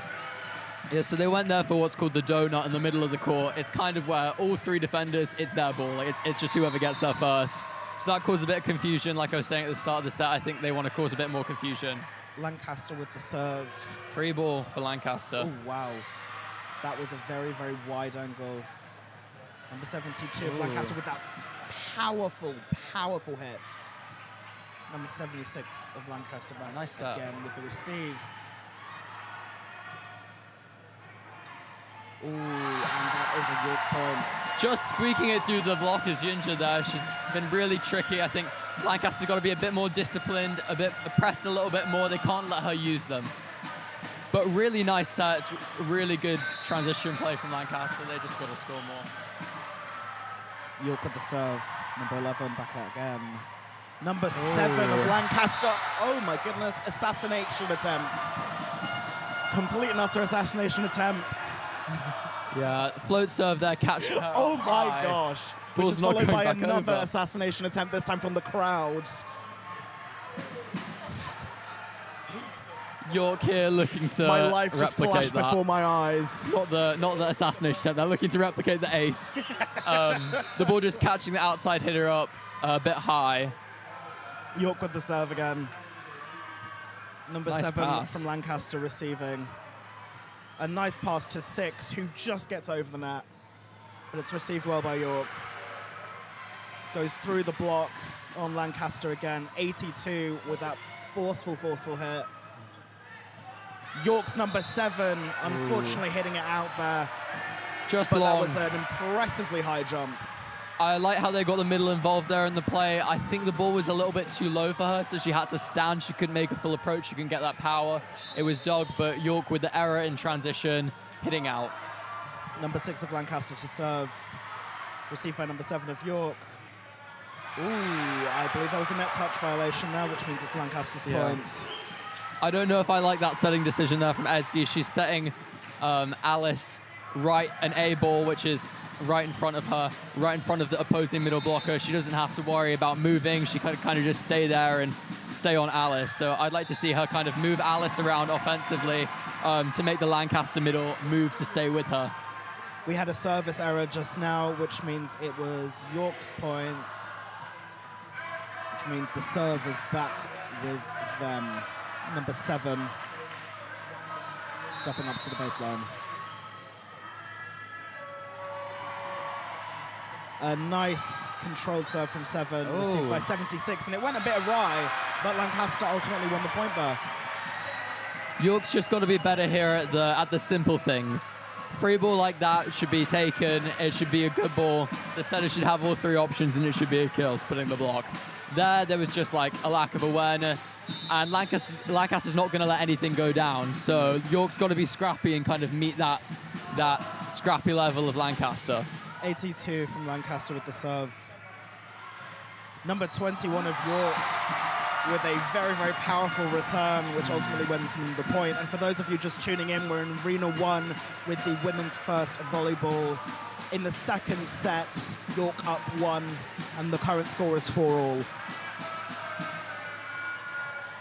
To number 12 of York for the serve. A nice front serve, and it's a win for York. Number 7 tried to get that receive, but just didn't quite work. Volleyball in general, like highest level, like international, Olympics, VNL, all the way down to like little kids, like under 10s. The key to volleyball is serve and pass. You want to serve aggressively and get the other team out of the system, and you want to pass well. And I think York's winning the serve and pass battle here. Nice pass there from Lancaster, though. Oh, some sprinting from 96 from Lancaster. And there was a lot of diving, but unfortunately, Lancaster won the point despite the very scrappy efforts of York. Really nice finesse shot there, just over the top of the block by number 7. Really good tip. She's mixing up her shots, keeping York honest in defense. That was number 7, Sarah Suarez. Oh, a powerful return from 21 of York. Number 7 of Lancaster just hitting it out there, which means it's a point to York.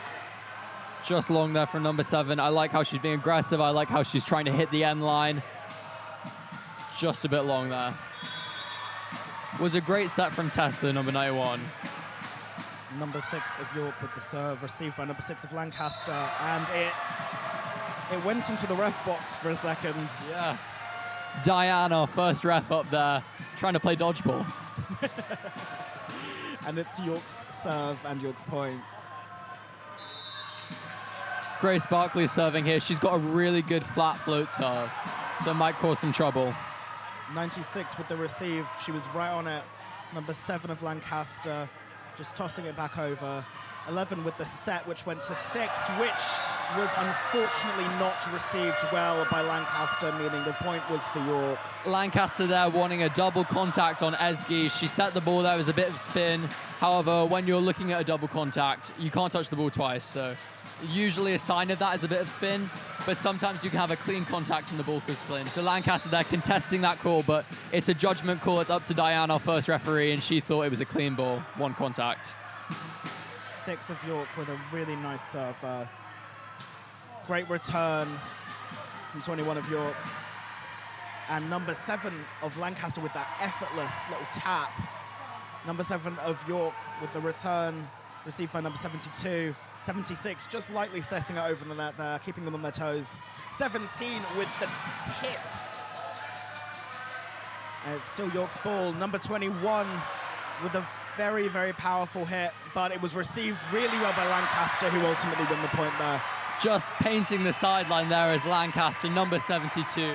Incredible, incredible hit there. Really making Grace Barkley, number 6, there have to be honest and play outside in with her foot on the line and going into the court, because you can get caught high if you start playing defense too far inside. Really nice swing there. Number 7 of Lancaster up for the serve.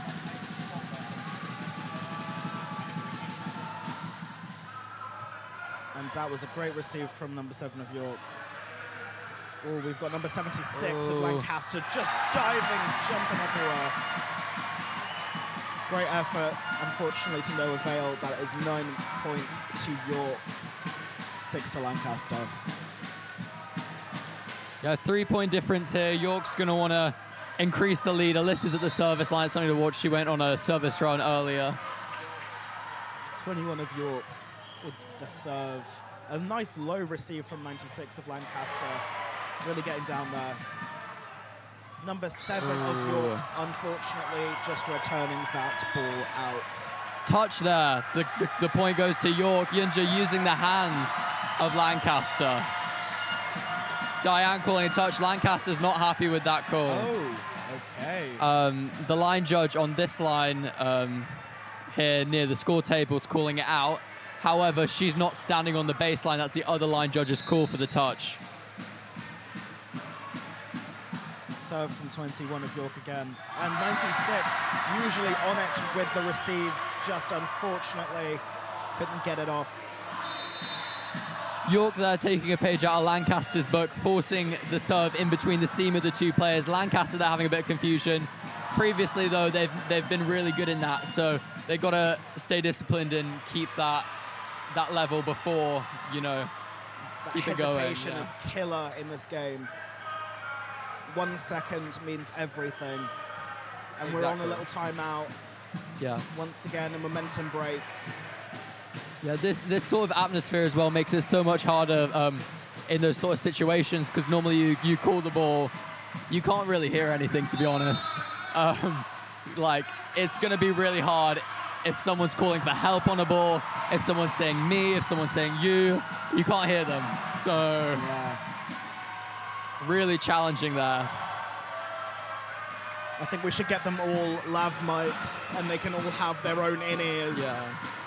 And they can have their own little secret communication going on.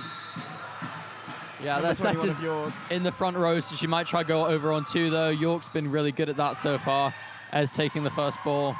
Number 96 of Lank is just on it, sprinting, diving wherever she's needed on the court.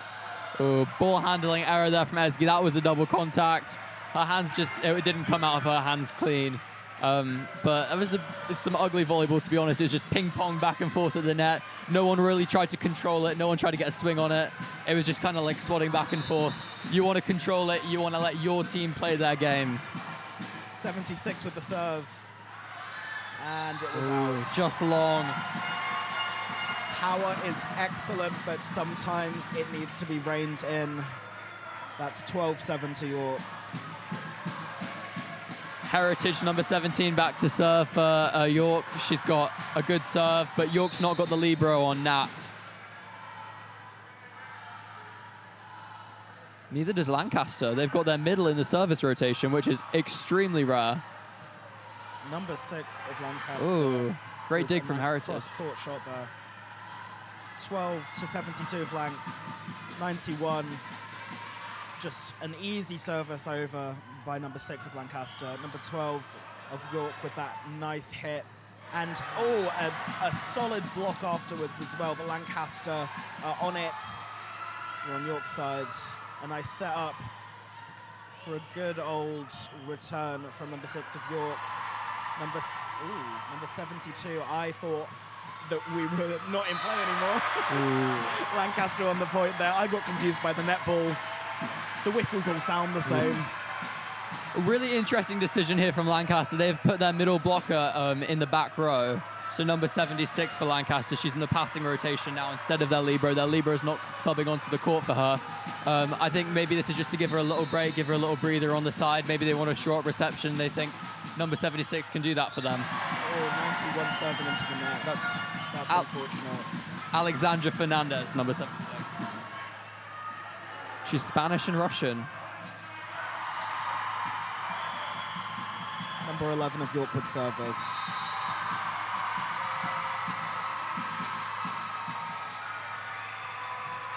A nice controlled serve. Oh, excellent receive by 76 of Lank.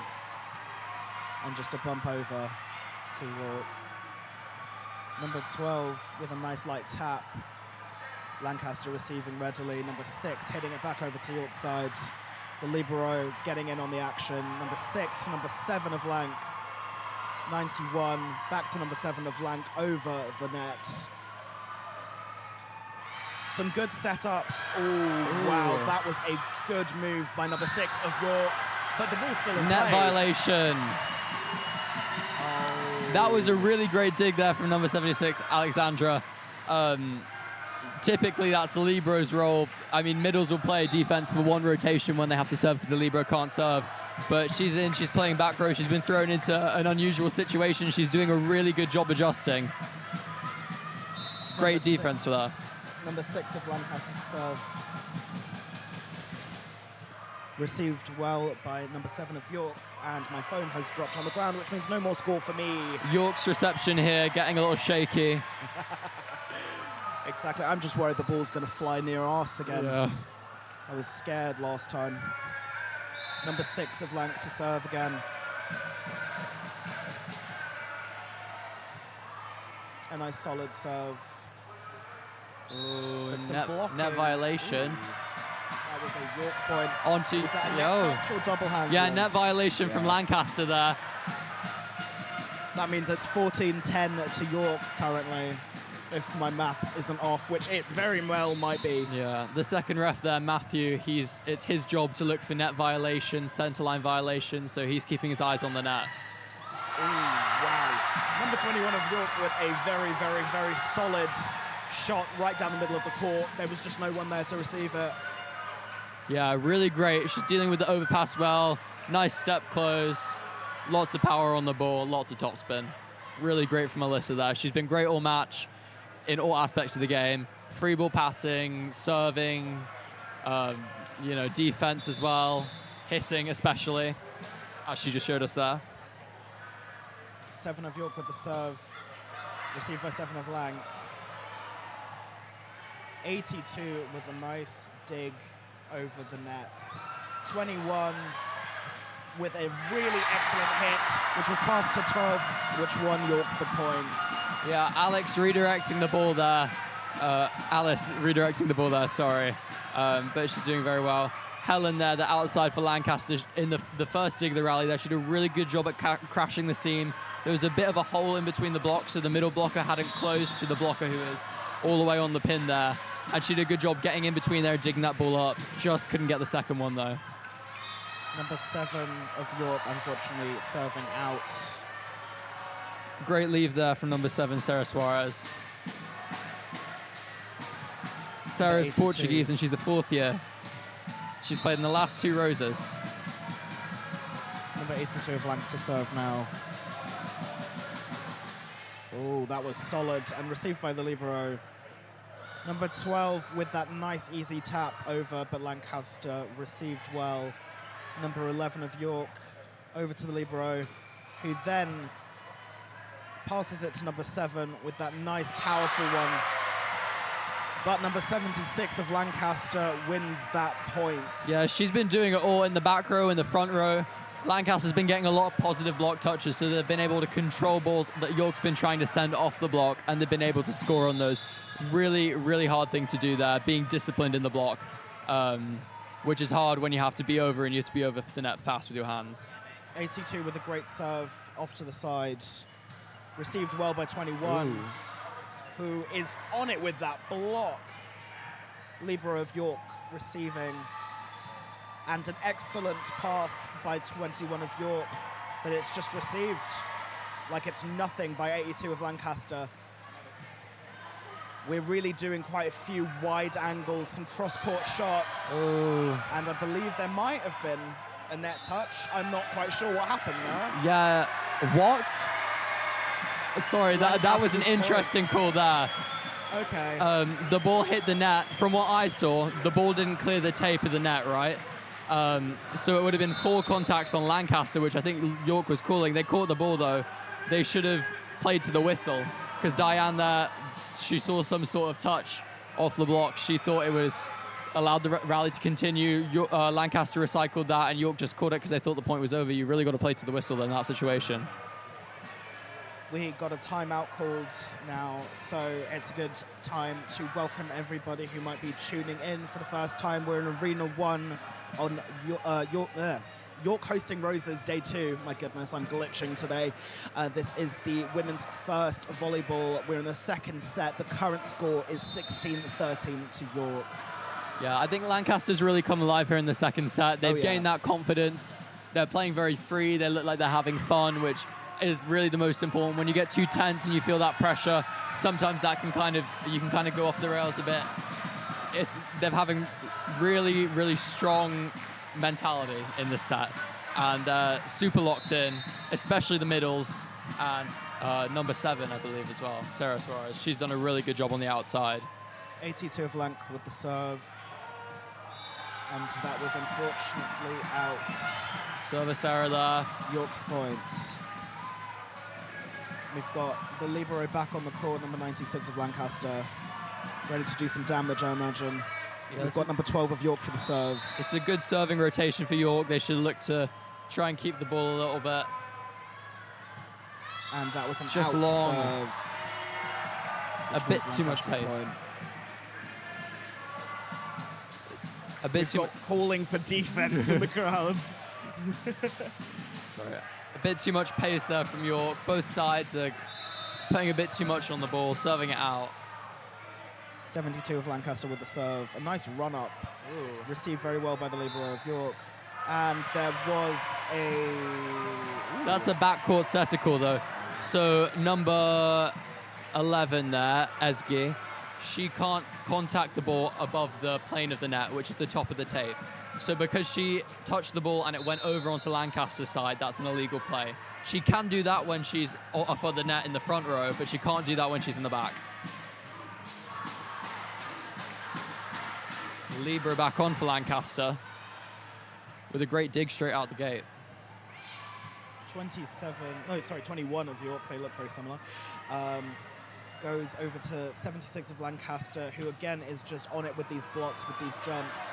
And unfortunately, it's hit out, which means it's a point for York.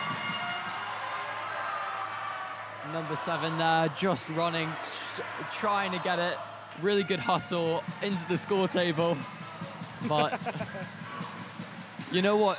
That's something you got to do. You look at the highest levels of volleyball. People are jumping over, signs, billboards, jumping over tables. People sometimes. Yeah. 96 of Lancaster with a great receive. Yeah. Unfortunately, it was returned out, and York got the point. I think Kate Georgiadis from Houston, the NCAA, have a video of her jumping over a table and saving a ball, and she lands on a ref. Incredible. I think number 7 for Lancaster, they're trying to recreate that viral moment.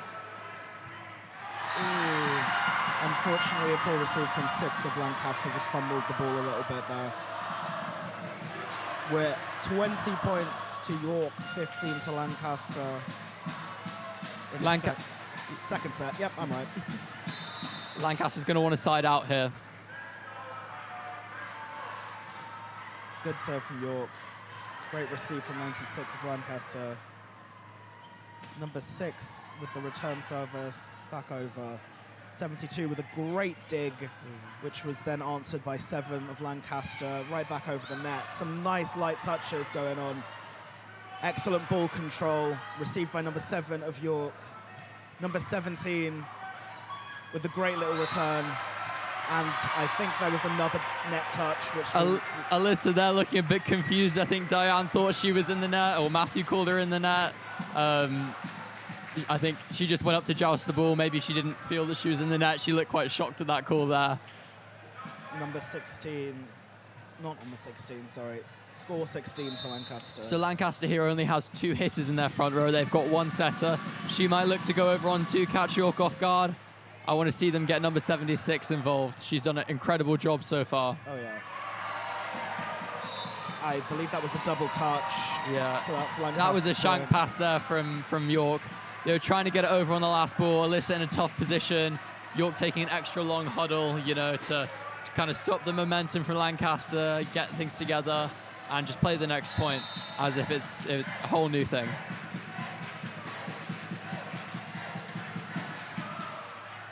Great serve from 7 of Lancaster. Oh, the ball's still in play. No, it's not. Lancaster's point yet again. Lancaster really getting into their serving rhythm here. Some really nice float on that ball. So float is where the ball doesn't spin at all, and it makes it really hard for York's passers to track that ball to their platform, which often results in, passers making like jerk movements right before contact, which can lead to balls flying everywhere, basically, shanking the ball. But really great service run there for Lancaster. They were down. Now they're only down by 2 points. So they're going to want to go back to the service line and continue to work in defense, continue to get balls in transition, set their hitters in good positions. They've got into a bit of a rhythm now. I think York needs to break that rhythm. And I think that's exactly what they're doing with this timeout now. got some nice cheering from the crowds. So far, it's been quite a clean and encouraging game, which is nice. It's not always what you see in these sorts of fixtures. So I'm glad everybody's focusing on uplifting and only lightly ribbing the other team. Look here for number 76 out of the middle. She's done a really good job, Sasha. 7 from Lancaster with the serve.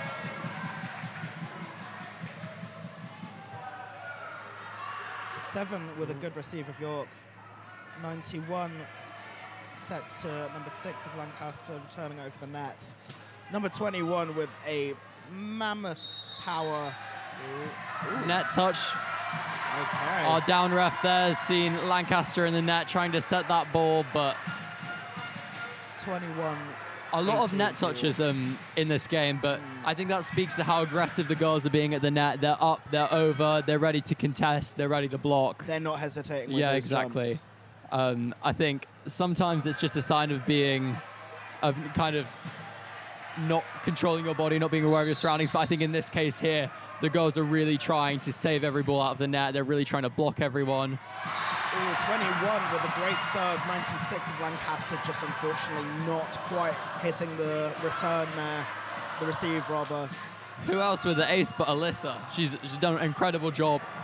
Especially, she's got lots of service pressure. Nice jump float serve there. And that was unfortunately hit out. Which is Lancaster's point. Kaylee Powers now on at libero for Lancaster. Number 76 of Lancaster back on it. So far, one of my favorites. Some really, really solid performance this whole time. And a great serve. Sasha, nice serve there for Lancaster. Oh, 17 with an excellent return. York's point, which makes it 23-19 to York. Heritage with great court vision there. She had a big block up in front of her. Number 82 did a really good job being pressed, taking lots of space. She kind of saw, I guess, out of her peripheral where she was and hit around the block. Lancaster's defense couldn't pick it up. 17 of York to serve. Hopefully following that great performance, and she does. Great reception by 7. Ooh. Punted over by number 82 of Lancaster. Oh, a bit of a road ball, I believe, hit by number 12 of York, which means it's Lancaster's point. Unfortunately, breaking up a little bit of that momentum that we just got back. Or they just got back, rather. Yeah, York's got to be better with sending free balls. You got to get that ball in the court. You got to have it be a challenging ball, but you have to have it in the court because that allows your team to play defense. And York's done a really good job playing on defense. Good jump serve from 91 of Lancaster. Some good return service from York. 76 with a nice set over to 72. Oh, a great dive from the libero of York there. And 72 again with that excellent shot. The libero just absolutely going for it in terms of returning balls. Lots of hustle. Unfortunately, it's Lancaster's point. Number 22 of York is going for it tooth and nail. 91, Tess back to serve. She's the setter. She's American. She's a second year.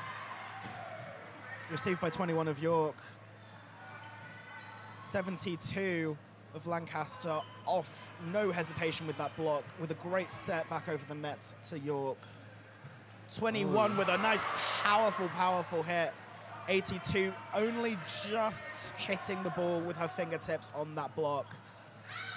And unfortunately, another hitting arrow ball from York, which means 22 points to Lancaster. We are getting neck and There's some neck great here. out-of-system setting going on for Lancaster. Number 76 placing balls up for her hitters. Out-of-system when the setter takes the first ball, but in-system, I'd like to see Lancaster setter set them a little bit inside. The balls are drifting outside the pin. That limits their options. They can't hit as many shots. So it kind of opens things up. That was an out-serve from Lancaster just then, which means we're yet again at set point for York. Again, if my maths is correct. I believe so. 11 to serve. Uh-oh, here comes trouble. A solid serve received by 76 of Lancaster handled. to 91, 72, hitting it back over, received by 12. And, ooh, there was a bit of confusion there, but Lancaster won it back. 23 points to them. I cannot sing number 76's praises enough, Sasha. She's done an incredible job. it's not her normal position to go in and play the back row. I mean, unless that's a system Lancaster's worked out, normally it should be the libero. And I think it speaks to her all-around game. She's an all-around player. Sometimes people box themselves in and they think, oh, I'm a middle, I don't have to pass. But she's done an incredible job and she's really stepped up for her team in this big moment. We've got a lot of scrabbling. Oh, no. The Lancaster player really upset with that fumble there. Number 82 just missing that reception, and it's York's set for the taking again. Yeah, Lancaster with a bit of a misconnection there. I think number 82 is kicking herself a bit, but sometimes those errors happen. I think you just got to have short-term memory. Next set, new set, and Lancaster should have the attitude that they want to go out and they want to reverse sweep York. They want to win the next 2 sets, force York to take, force York into a set to 15 and win. Lancaster supporters really hyping up their girls, trying to get them back into the game, back excited. We've got some real energy from the crowd now. For those of you just tuning in, we just finished off our second set, 2 sets now to York. We are in the Arena 1 of the York Sport Arena, and this is the women's first volleyball fixture. We'll see just how much Lancaster wants this win, because so far they have been hitting it right on the money in terms of their delivery, in terms of their service, but unfortunately just missing the boat by inches for both sets. Let's see if they can bring it back for this next one. I think Lancaster's, in terms of the serve and pass battle we talked about earlier, Lancaster's doing a really good job serving aggressively. York's more out of system than they have been. They've been in more scramble situations than they have been, giving Lancaster opportunities to score. However, I do think in reception that Lancaster's passing's been a bit shaky, which hasn't allowed them to get all of their offensive options involved. I think right now their opposite's been a bit quiet. They haven't really got her going. And that's kind of allowing the middle blocker, Alice and Heritage for York, to kind of cheat into the court, kind of just focus on the middles and the outside. It makes her life, the middles' lives a lot easier. So I think diversifying the offense for Lancaster and a better first contact to allow their setter, Tess, to set all the options. And there's going to be so much more rowdiness from the crowd now that we've got 2 sets off for York. But again, it's still anyone's game. Yeah, reverse sweeps do happen. If you look at the national semi-final for the NCAA, number 1 team, Nebraska, got knocked off in 5 sets by Pitt. A reverse sweep. Oof. And that team was down in the 3rd set by a lot of points. Lancaster has a very real opportunity here to come back and to push the game to 5 sets and to win in 5 sets. Because it's a big moment. They want it really bad. They're having fun, they're playing loose. I think York's tightening up a little bit. Just, they're making a few more errors, they're letting a few more things slip. They came out the gate very high energy, and we might start seeing a little bit of tiredness creep in. York can't take the 2 sets to none lead for granted, right? No, not at all. Don't get complacent. Allegedly, number 91 of Lancaster was Hannah Montana in the hit Disney show Hannah Montana. Wow. I can't believe we've got a celebrity on the court. That's crazy. We've also got a fun fact about Eugenia Gomez, number 82 of Lancaster, tallest in the team, and broke her wrist punching a machine. I wonder what sort of machine it was. Me too. Number 11 of York with the serve. Ooh, we've got some nice returns from nice Lancaster. Number 7 with a nice little tap, but I believe there was a net touch. 4 contacts there for York. The ball just not clearing the plane of the net. With the crowd I said, telling them you can't do that, as if they don't know. I think Yunja's got to have a very diverse shot selection, and sometimes that comes with making errors. She's an undersized outside hitter, but she's really good in pass and reception, and that's really beneficial for York. There she goes with a really good hit. 91 of Lancaster had a great serve and is really on it with the returning.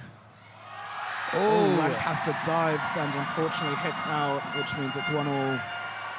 Yunja got a lot of spin on that ball for York. She kind of gave that a little cut shot there. down the line. I don't think Lancaster was ready for that, and she kind of contorted her body a bit there. But really good court vision from Yunja to see that where the block was taking away her space and the defense wasn't ready. Sometimes it's volleyball, sometimes it's gymnastics. It just exactly. depends. Oh, a great serve from number 7 of York. Just received out. They've got some choreography over on the York side of the crowd. Yeah. I wonder if they have rehearsals. They probably do, actually. I've got one of their players with the megaphone, cheerleader. Yeah. Rivaling. Number 7 with the serve. Ooh, fairly low, but received quite well by Lancaster. Oh. What a great way to make a bad set hittable. That set, I don't think Tess has done a really good job this game, but I just think that set, it was too tight, it was too far inside. And number 6 there for Lancaster, she really made the most of it. Nice, sharp cut shot inside. 6 again with a great serve, received by 21 of York, and just tipping it over the net like it's nothing. Yeah. Into the donut there. Oh yeah. Homer Simpson with the plays. York's cheerleaders rivaling the Hornets and Lancaster's cheer team, maybe. Well, don't say that, they might sting you. Ooh. Number 12 of York with the serve. Good receive from Lancaster. We've got some running and some diving. Number 7s of Lancaster. An unreturnable shot was returned. Oh goodness me. That was a scramble. York are starting to get a little bit frantic. Yeah, they just got to relax in those sort of moments there. The out of system set there for York was really poor. It was really tight, really far inside. It didn't let Alyssa get her feet there. York's going to want to shore up that second contact when Ezgi's taken out. The setter for York. 76 of Lancaster to serve.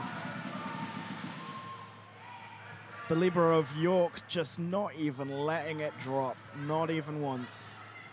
Great receive. Number 7 of Lancaster unfortunately went a bit too hard. I think that's the call they were looking for earlier when they caught the ball. No contact, four contacts on Lancaster. No block touch there from York, but I really like the idea there of their outside hitter. She's going for hands. She's trying to hit it off their block. 6 of York with a great serve to the center. 7 of Lancaster going outside the lines to return that ball, and it was worth it.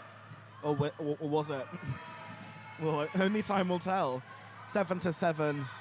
17 with a nice little tip over the fence, oh my God, the net. 72 of Lancaster with a great return. Oh, a nice little set backwards from 11, which was unfortunately just received right on the money by Lancaster. Dump there from York. Oh, some really nice passing, and 21 hitting it right over for York's point. That was a beautiful swing there for number 21, Alyssa. Right into the cross court, similar to what number 7 has been doing for Lancaster, Sarah Suarez. I think right now it's kind of a battle between York's outside, Alyssa, and Sarah for Lancaster. They've just kind of both been exchanging. Oh, number 6 with a serve that was too neat to beat. It's another point for York. Number 6 earning the 6th point for York. Grace Barkley there from Northern Ireland. Repping the humble and proud nation of Northern Ireland. Oh, a dive from Lancaster that was futile, unfortunately. Like I said earlier, Grace is one of the best servers on York's team. She's got a really flat float serve. York there, I think, cheering through the net a little bit. Diane might not like that. It might be considered taunting. Oh, just missed out. That was a really aggressive serve. I really like that. It just missed by a little bit. Lancaster there being really disciplined, ensuring the ball was out before leaving it. Following the ball till the last moment. 72 of Lancaster to serve now. Ooh, just short of the net, which means it's York's point. Soraya just missing. Just changing hands with serves at the moment. A bit too much adrenaline. Just meaning their accuracy is slightly off, but I'm sure they will be trying to bring it back. Number 21 to serve of York. Oh, just over the net. And there's a mad scramble from Lancaster to hit it back over, and they succeed. 17 of York with, okay. 4 multiple contacts. touches, Yep. Just not Lancaster clearing the with the point tape. for that. Although I personally thought that there was a contact there. You can sometimes tell because the ball will change trajectory, especially with those sort of fine block touches as well. You can really tell what happens because the ball will change kind of directions. But it was a close call there. If that's what the referee saw, that's what the referee saw. I mean, we're back here out of the way, so who are we Number to 7 say? of Lanc with Great a nice serve. low serve. Wow. Yeah, lots of pace. That was quite difficult to receive, but there was a valiant effort by York's number 17, I believe. Number 7, Sarah Suarez. The bottom just dropped out of that ball, which is what you want. It kind of goes over the net and really drops down and makes it super hard for the passes for York to get underneath it and pop up a nice high ball for their setter. A nice sheer cliff. Number 7 of Lancaster back with the serve. Let's see if we get another good one. Ooh, that was another really nice one just over the net. Received well by York, now they're expecting it. Number 7 with a great dig. Wow, dumped that from Ez. That's an interesting choice. She went up with a fist. Normally a setter will go up and they'll use their fingertips to put the ball down. She's a little bit of an undersized setter. She's a bit smaller, so she can't really get that downward trajectory, but still catching Lancaster off guard. Lancaster's got to identify that she's in the front and that she can go over on too. Because sometimes you forget, and that's kind of why you slip up in situations like that, because the over on 2 ball wasn't necessarily super aggressive and super hard. 21 with a great receive from York. 7 with a almighty slap of a return. Nice dig from Sasha, and they convert. 76. Lancaster's doing an incredible point. job. 9-7 to York in the 3rd set of the game. For those of you just joining, we're in Arena 1 of the 2nd day of Roses. This is the women's first volleyball. And York are up 2 sets. But Lancaster have the serve. Decent work by number 14 of Lancaster. Number 12 just grazing the net there, but still getting it back over for York. Lancaster, unfortunately, tried it with the kick, the very contested kick to keep it in play, but unfortunately York won that point off them. Grace Barkley there, sneaking it through the block. She's now rotating to the front, so York's got a bigger block in the front. They've got Alice, Yunja, and Grace. For Lancaster, they might want to get their right side of their court more involved, run the middle on a slide, because then they'll have Yunja, the smaller blocker, against number 76, Sasha, who's a really big hitter, and they can hit down and over her. We have some early celebrations here, but the ball's still in play. We've had some net grazing, but the ball, not the fingers, so we're all good so far. York with a really interesting setup. She tried to do a fake out, but unfortunately it was not very well executed. I think that was just a poor set on York's side. The set was low, the set was tight. Especially as a smaller hitter, you want to give your hitter more space, give them a larger hitting window. So when Yunja's up there against the bigger block, she needs more space to hit around it. Meet her where she is. 91 of Lancaster with a serve. That was really good. Yeah, just tight there again from York. They got to really get the hitters off the net. Number 6 of Lancaster with a great return. And a little bit of a dive to save the ball, and it's York's point. Ez doing a great job there, getting the ball out of the net, saving the ball out of the net. It's a super tight ball. I think she's a bit surprised herself that that's happened. She looks in a little bit of disbelief there. Sometimes the plays are so fast and you're just acting on instinct that even your own plays can surprise. Number 7 with a great serve from York. Great out-of-system set there. Alyssa's all over it, though, on the tip. Good return service from York there. Nice set. Really far out to the pin there. And delivery from York's is inside there. She's got to push it out, just like Tess has been doing. Ooh. Oh, 76. Someone's taking a nap on the court. Sasha. Number 11 diving for it, and unfortunately just not quite hitting. decided to get some shut-eye. Really great decision there from Sasha, number 76. She caught York's defense off guard. I don't think they were expecting to go over on 2. She pushes that ball straight down to the middle of the court. 6 of Lancaster with a good serve. Misconnection. Number 12 just missing that connection. When you run that sort of faster tempo offense, the timing of the hitters really has to be good. There, I think Alice was just a bit late, or the set was, something was off there. So York's going to want to fix that, because that's a very fixable mistake. Good serve from 6 of Lancaster yet again. Nice out to the pin there from York. And off hands. Touch Number there. 21 of York. Alyssa. One of those killer returns. We've got double megaphones on the York crowd side. Lancaster's got a megaphone that's probably, I think it's double the size, so maybe York's countering the two small megaphones for one big megaphone, you know what I'm saying? Which one will win? Number 12. Out there. Unfortunately hitting an out serve, which means Lancaster's point. Exchanging serves.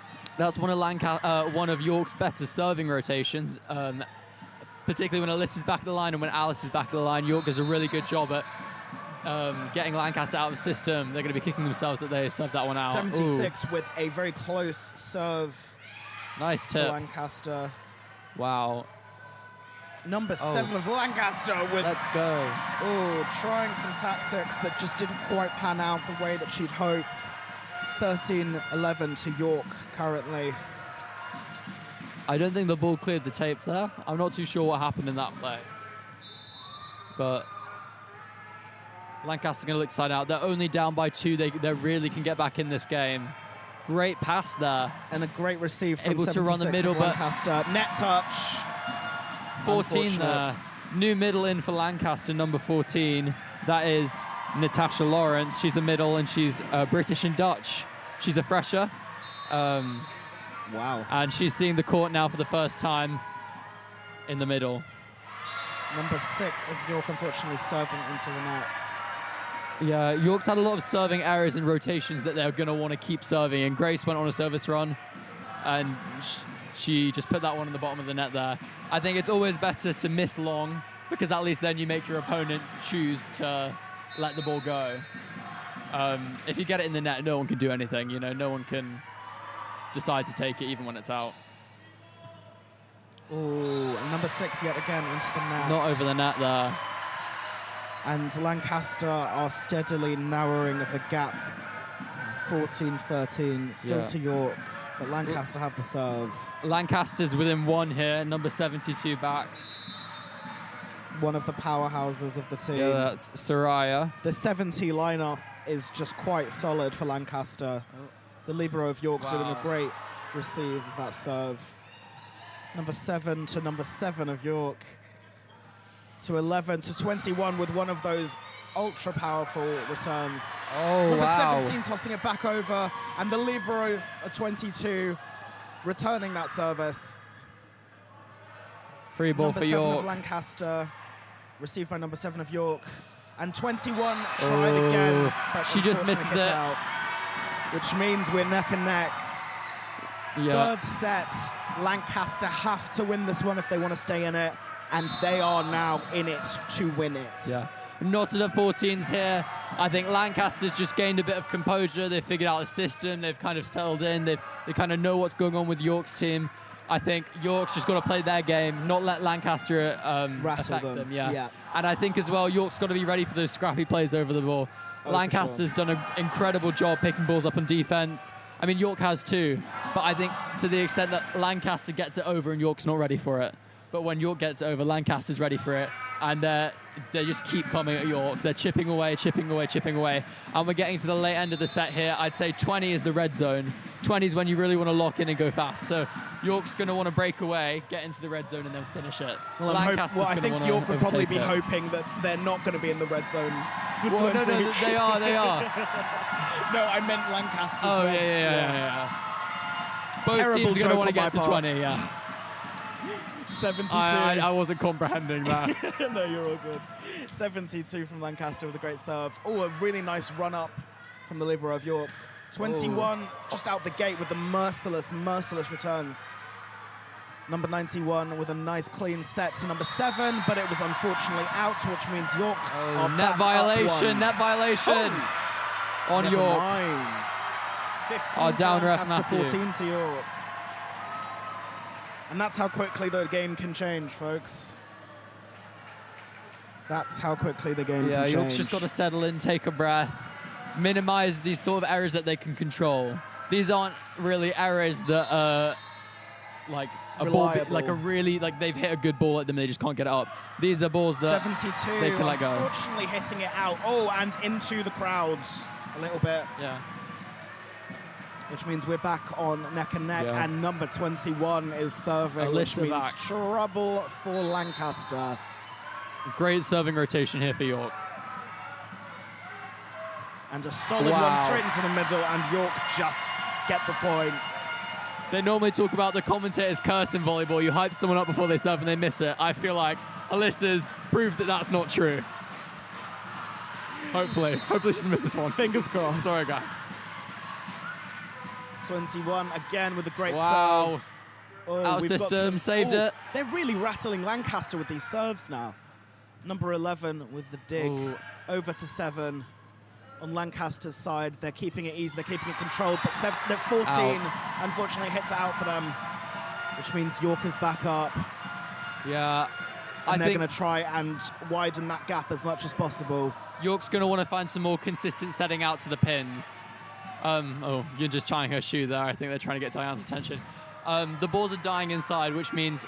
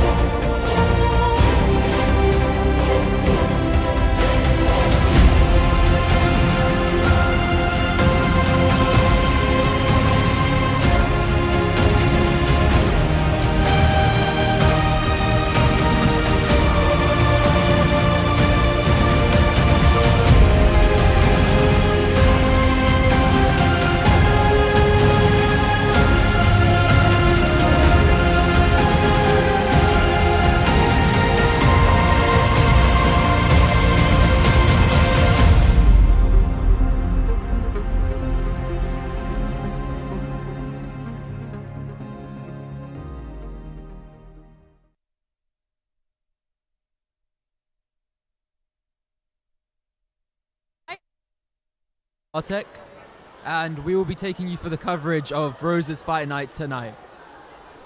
We're really excited, so we've got 8 fights coming up, 1 K1 and 7 Muay Thai. We are doing 1 non-decision exhibition and 7 decision fights. So get ready for some good action. So I think this is the busiest it's ever been for a fight night at York, is that right? Yes, that is correct. We have sold out our... I'd say this is our biggest arena that we can hold. Central Hall is capable of, I believe, around 1,000 for capacity, if not slightly over. And just looking out at it, I'd say it's pretty full. It's pretty loud, especially as the fights haven't even gotten started. Just talking around here, it feels like my throat's already going to like fall off. You have to speak quite loud to hear yourselves in an arena full of so many people. Yeah, How are you feeling? Are you feeling excited for this? Yeah, I'm looking forward to it. I mean, normally I'm in the ring side of it, so it's a bit different watching it. So I know the fighters are probably going to be feeling quite nervous. Walking out in front of an audience is terrifying, especially one this big. I think it's about 1,000 or so. And I know for a few fighters, this is their first sort of walk out in front of a big audience. So hopefully everyone's super nice and supportive for them. That's completely true. But I also think that seeing an audience of this size, especially one that historically has been quite supportive, I think it can really, really help those athletes, help the fighters in the ring, help them give that performance boost. I mean, where else isn't like a student, an amateur fighter that's a student going to experience an atmosphere quite so loud? Yeah, I know. I've watched the York fights. We've had a few over at Lancaster. It's been really exciting. I think we're beginning. There's our warning. There's our warning for 5 minutes. As you guys, I'm sure, can hear, there is an excitement in the room. I mean, I'm buzzing. Yeah, I mean, even Long Boy's here. He's down there wandering about in the crowd. I mean, what can you say? When in York? Yeah, I mean, my first time in York, quite liking it over here. Oh yeah, welcome. I'm sure that when we're over at yours next year, hopefully, if this goes well as we think it will, we will have something similar next year at our very friendly rivals team. Yeah, I think that'd be great if we can get this to continue on. I think fighting especially, you see less of it, but I think it's become more popular recently. I'm really liking that. Oh, for sure. I mean, just going off of what I know from York, at our fight night in March, we had just over 300, which was still very crazy, considering that we projected just over like 180. But yeah, no, like the interest has gone skyrocketed. I can see the amount of demand. We're getting DMs left and right about people asking for more tickets. Yeah, no, it's crazy. I think it's just going to continue to grow. It's such a crazy sport. Who doesn't love to come and watch people, beat each other up? And I think, especially if this keeps going, so for this year, it's not counting towards Roses, but if we can get it 3 years in a row, it will start to count, and I think that could be very, very exciting. Very, very detrimental to our friends over at Lancaster. Well, we'll have to see about that. We'll have to see about that one. But no, we've done a few in Lancaster and York, have had a few MMA interclubs. A couple of these people will have briefly sparred in the past before, so there's a good sort of friendly rivalry going on. Yeah, I mean, obviously there is that rivalry. It is Roses after all. You can't expect it to be, all too friendly. But at the same time, these fighters know each other at least somewhat. They're all good. They all have good vibes. You can only expect the best, and we know that the crowd and all the people will be as supportive as anyone else. I mean, we're all in the same ring at the end of the day. They're in there together. They want to put on a show. You guys want to be entertained.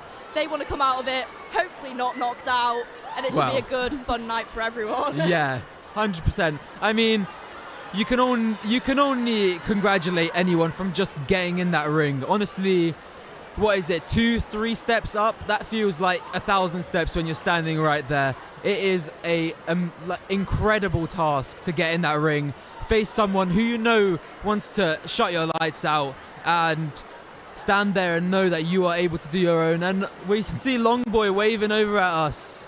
Wow, no, that is something. He is the star of this night, though, really. That is true. You mean, as I said, when in York, Longboy is there. We don't have a Longboy equivalent, I don't think, regrettably. Well, so might have to borrow him for next year. I would say that's unfortunate, but under the circumstances of Longboy's, untimely demise. Yeah, I wouldn't say that was quite unfortunate. The only thing that's unfortunate about Longboy is that I've heard the rumours of the Longboy memorial statue almost being stolen quite a few times, but people just love Longboy so much that they just need it that close. The people need an icon. They need an icon. It's true, and I hope that out of this fight night comes another icon for both of our teams. Hopefully. Someone that we can look up to. Realistically, we're looking up to all these people. Like, everyone in here, as I said, so brave, so strong. But yeah, even though it doesn't count to roses, as you said, we'll know. Yeah, I think we're going to be keeping sort of a friendly score between Lancaster and York, just so we sort of have that friendly tally between us, keeping track of it a little bit. So there still is a little bit of, you want to go out there and you want to win, unless you're the non-decision fight. But you can still kind of tell when a non-decision is won. 100%. Sometimes it's quite obvious, the crowd will cheer a little bit louder. So, but no, it's so scary walking out there, and hopefully they absolutely smash it tonight. Yeah, I can only imagine. I've not been in front of a crowd this big ever, but yeah, as you said, you can tell sometimes. But the thing about the crowd is, I've heard historically at any sort of these events, Lancaster do tend to outdo York with how loud they do cheer, how loud they encourage their fighters, and I'm hoping that we see a little bit of a turnaround here, or at least a matching. Hopefully. Yeah. Well, on the subject of points, I do know, as you did say, this doesn't count to points, but if I'm not wrong, Lancaster is ahead by quite a bit. I believe last time I checked, Lancaster was around 135 and York was at 81, I want to say. I can only say that's unfortunate for us, but you could pull it's it back. going to be quite historic. And I think our announcer is getting into the ring right now. So, if I'm not mistaken, we'll be cutting to that action quite soon. Night 2025. This is part of the incredible 60th anniversary celebration of Roses Weekend. Okay, quiet. Let me hear it from York.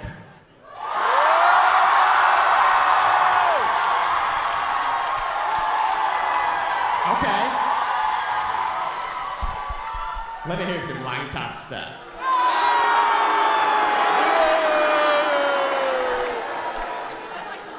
Okay, we're going to bring you an electrifying event with 8 intense fights of Muay Thai and K1. So whether you're here from Lancaster or York, whether you're red or white, let's make some noise!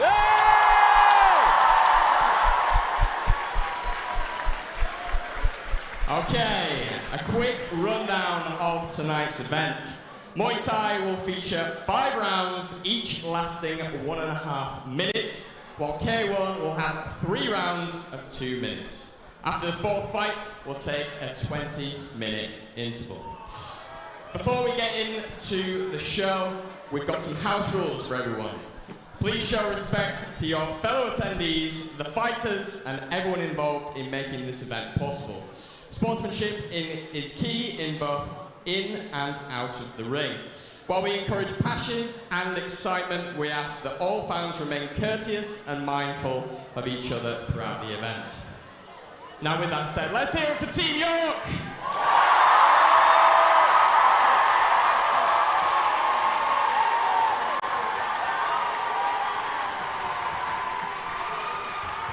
And let's hear it for Lancaster!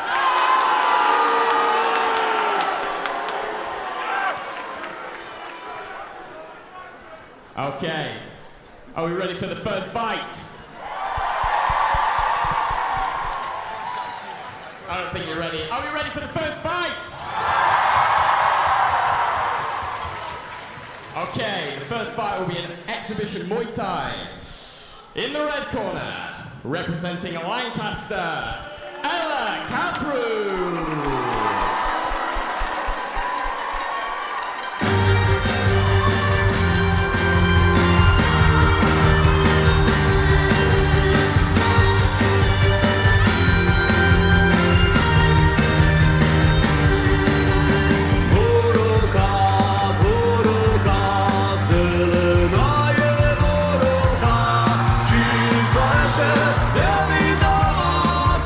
Moja frajerka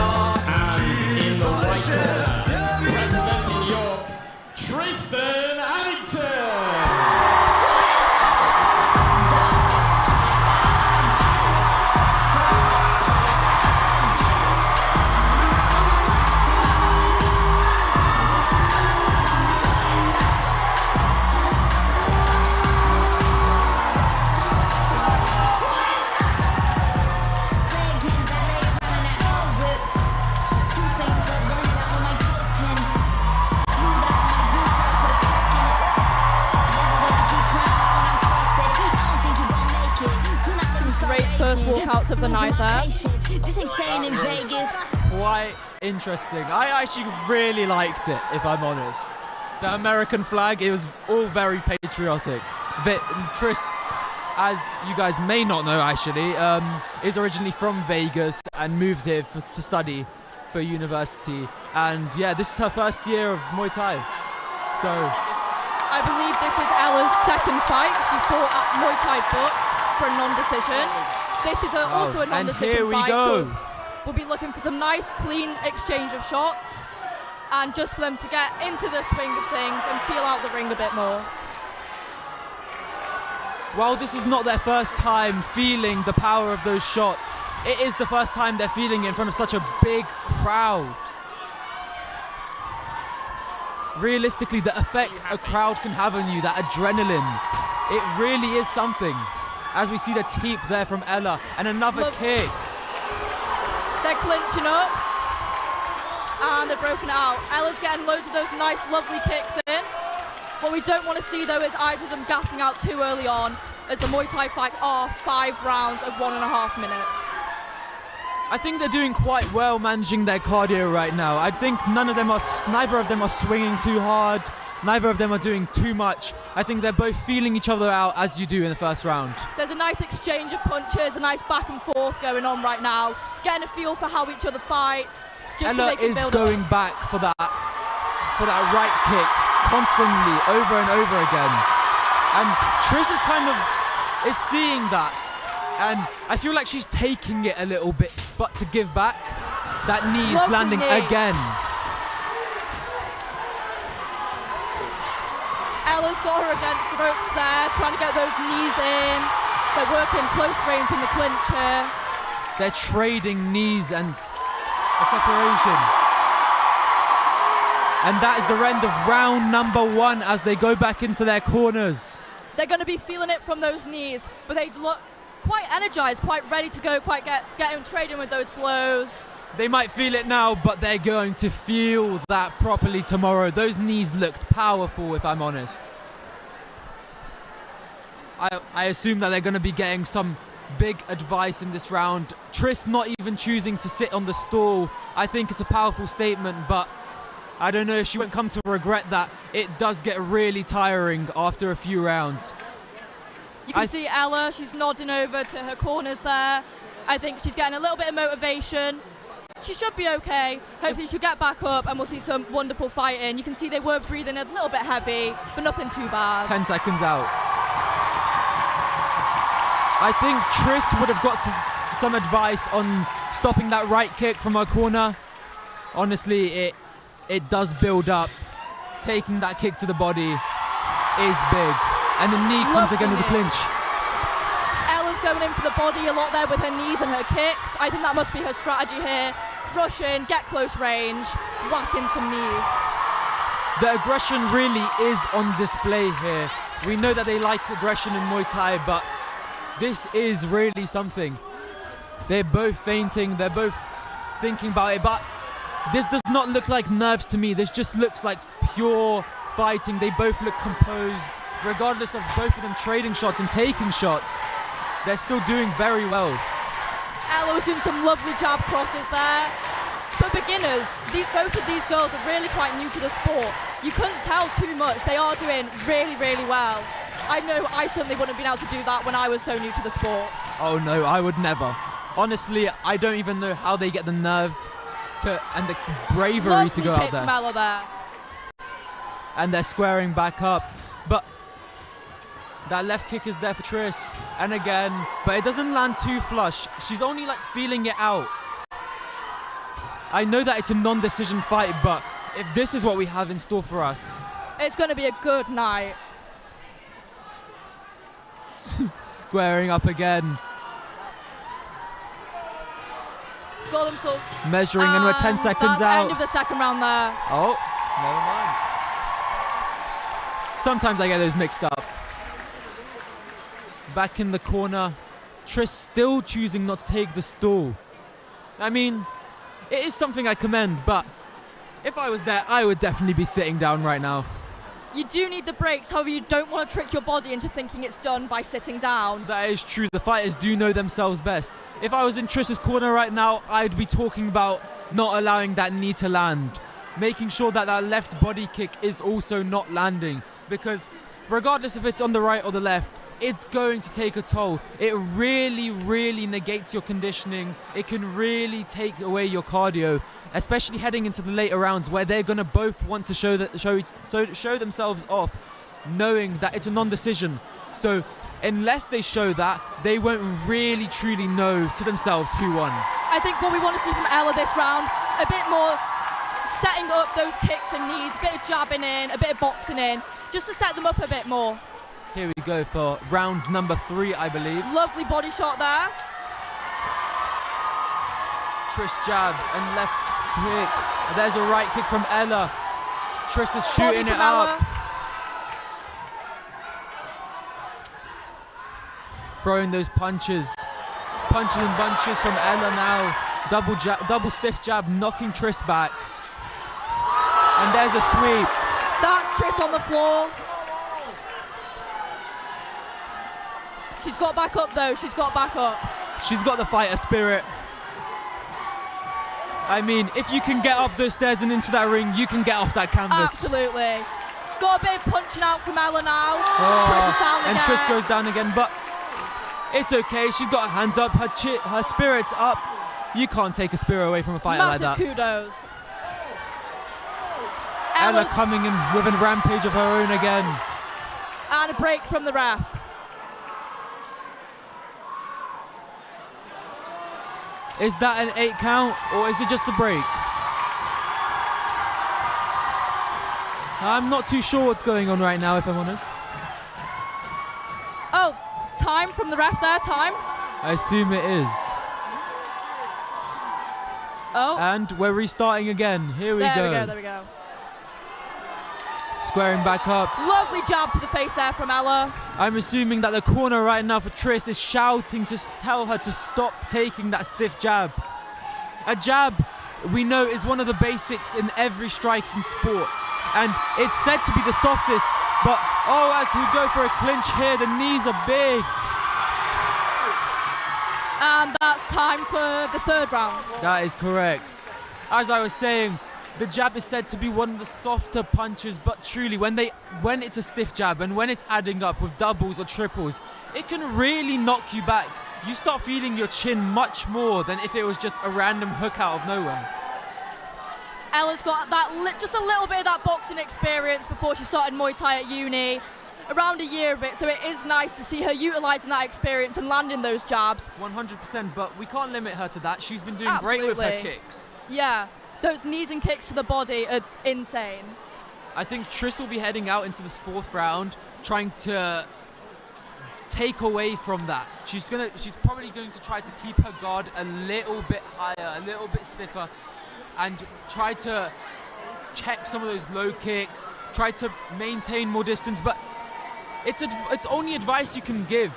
As you head into a 4th round of a fight like this, you're going to be tired. You're not going to be as springy coming in and out, and it's truly hard to get out of the way of stuff like that. We just want to see nice exchanges. With it being an exhibition fight as well, we want clean shots, good technique, and hopefully both girls will be able to keep throwing out there. It's lovely to still hear that support of that crowd.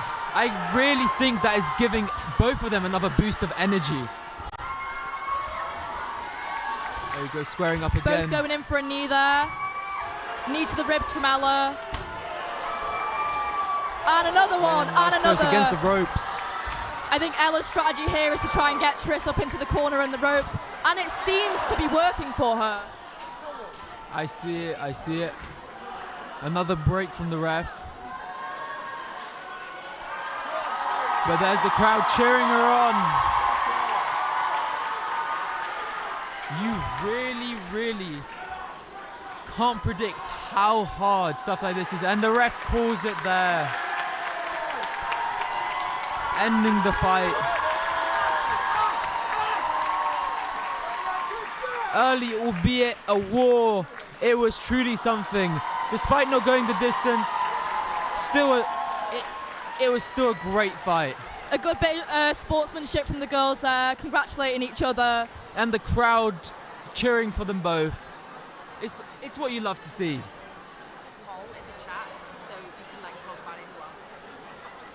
There's a poll in the live stream chat, so if you guys want to put who you think will win in there, have a vote. This one is a decision. Both hands raised. A non-decision, sorry.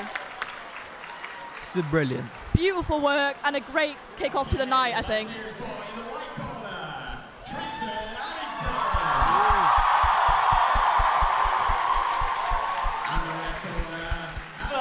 Matthew.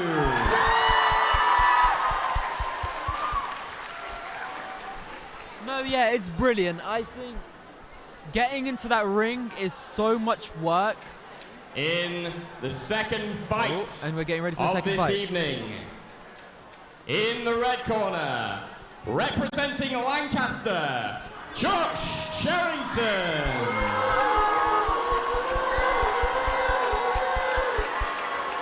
Sounds of the surf. Everybody knows what time it is when they hit. Salute to Sir Spiral car, this one's gun fingers and a screw face when they hit. We'll have your girlfriend in the crowd screaming. Here comes our Lancaster fighter. Jumping into the ring there, absolutely cleared the rope. Gun fingers and a screw face when they hit. That was some great athleticism. We'll have your girlfriend in the crowd. And in the white corner, representing the University of York,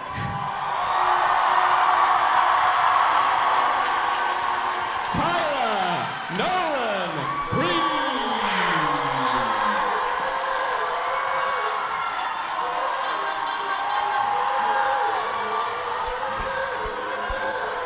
Tyler a little eager to get in there. And doing the same, clearing the ropes. I mean, he is quite a little bit taller, but they're both very athletic, as you can tell. Now, starting with this fight and all the following fights, they will be decision fights. There will be winners and there will be losers. However, we're still looking for that supportive atmosphere from everyone. You would say this is where it gets serious, but it's been serious. It only gets harder and better from here. Hopefully we can be looking forward to some really cool kicks from Josh in the red corner there. He actually has 6 years in Taekwondo before joining Muay Thai at university, so it'll be exciting to see what happens with that. Starting off very strong. You can see him starting off with those side kicks there, lovely stuff. Those teeps, wow. Wow, what a response from the crowd as Tyler goes forward, pushing hard, going into, I would say, every corner of the ropes. They've just absolutely sent it in those first 20 seconds. Either it's going to pay off or they're going to gas. 100%. I mean, I know that these guys will both have good gas tanks, but let's just see where this goes. I mean, I think... Lovely exchanging of the kicks here as well. Some really, really nice stuff. I mean, as we mentioned, Josh is from a Taekwondo background, and if I'm not mistaken, Tyler has done karate. So it's a very big, it's a clash of both styles, but they are going to be both very kick heavy. As we see, again, as we enter the clinch now, into the corner. And they're broken back out into free fighting. Teep there from Tyler.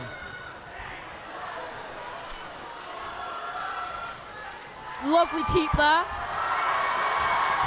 They're striking. I'm pretty sure all sides of that ring have been touched in terms of the ropes. They are really spinning around in circles. But that is not bad at all for a first round as it concludes. I'm looking forward to seeing how this one plays out. It looks like a really, really good matchup here. They are really embracing the spirit of Muay Thai, coming out swinging.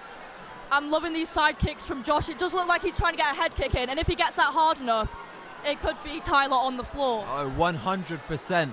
But with this aggression, either of them could open themselves up to a big shot. And it's really just about who can capitalize on that. Yeah, really, really strong fighters coming out, guns blazing. Oh, it's impressed me very much. The crowd was insanely loud as soon as those two broke out. I thought my eardrums were about to burst being in this room. I think both of them might be getting a little bit from the refs of saying, calm it down a little bit, you've got 5 rounds to go. That is true. Their corners will be urging them to keep up good intensity, but also take it easy. You know, pace themselves, just as you said.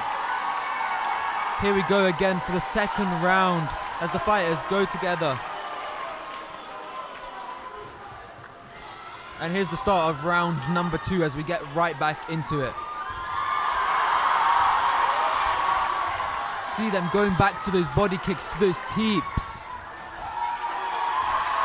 Got a little bit of hand movement there from Tyler. Truly, I think in terms of punches, the ratio of punches to kicks that has been landed is so low. Oh! Wow, as that teep connects.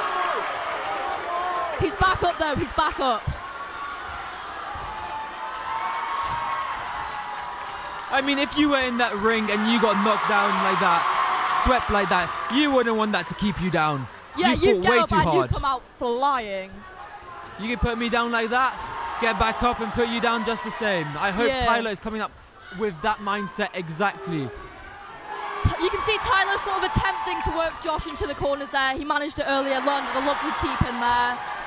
I can only assume with the slight height advantage that Tyler will also be sporting a reach advantage. That could really help in terms of when they tire out and want to start exchanging hands instead of legs. Especially when he gets him backed up into that corner.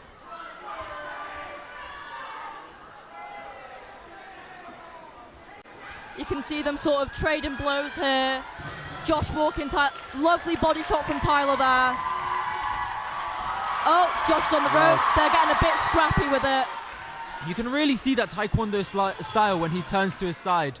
Someone might think that, oh, he's just turning away or he's making a rookie mistake, but that is his style. That's embedded in him, and it works. A good long distance kick goes a long way. It is very true. A side kick to the chin is nasty.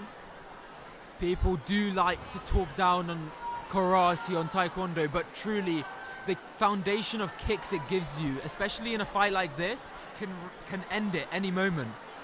It can keep, if someone's a particularly good kneer and clincher and likes to get up close with it, it can keep them away as well. It can work to an advantage. As we've seen, we expected Tyler to have a bigger reach advantage, to be able to do more of that, but Josh is keeping him away with those kicks. It is the threat of that power behind it. You feel that once or twice and you think twice about going back into that.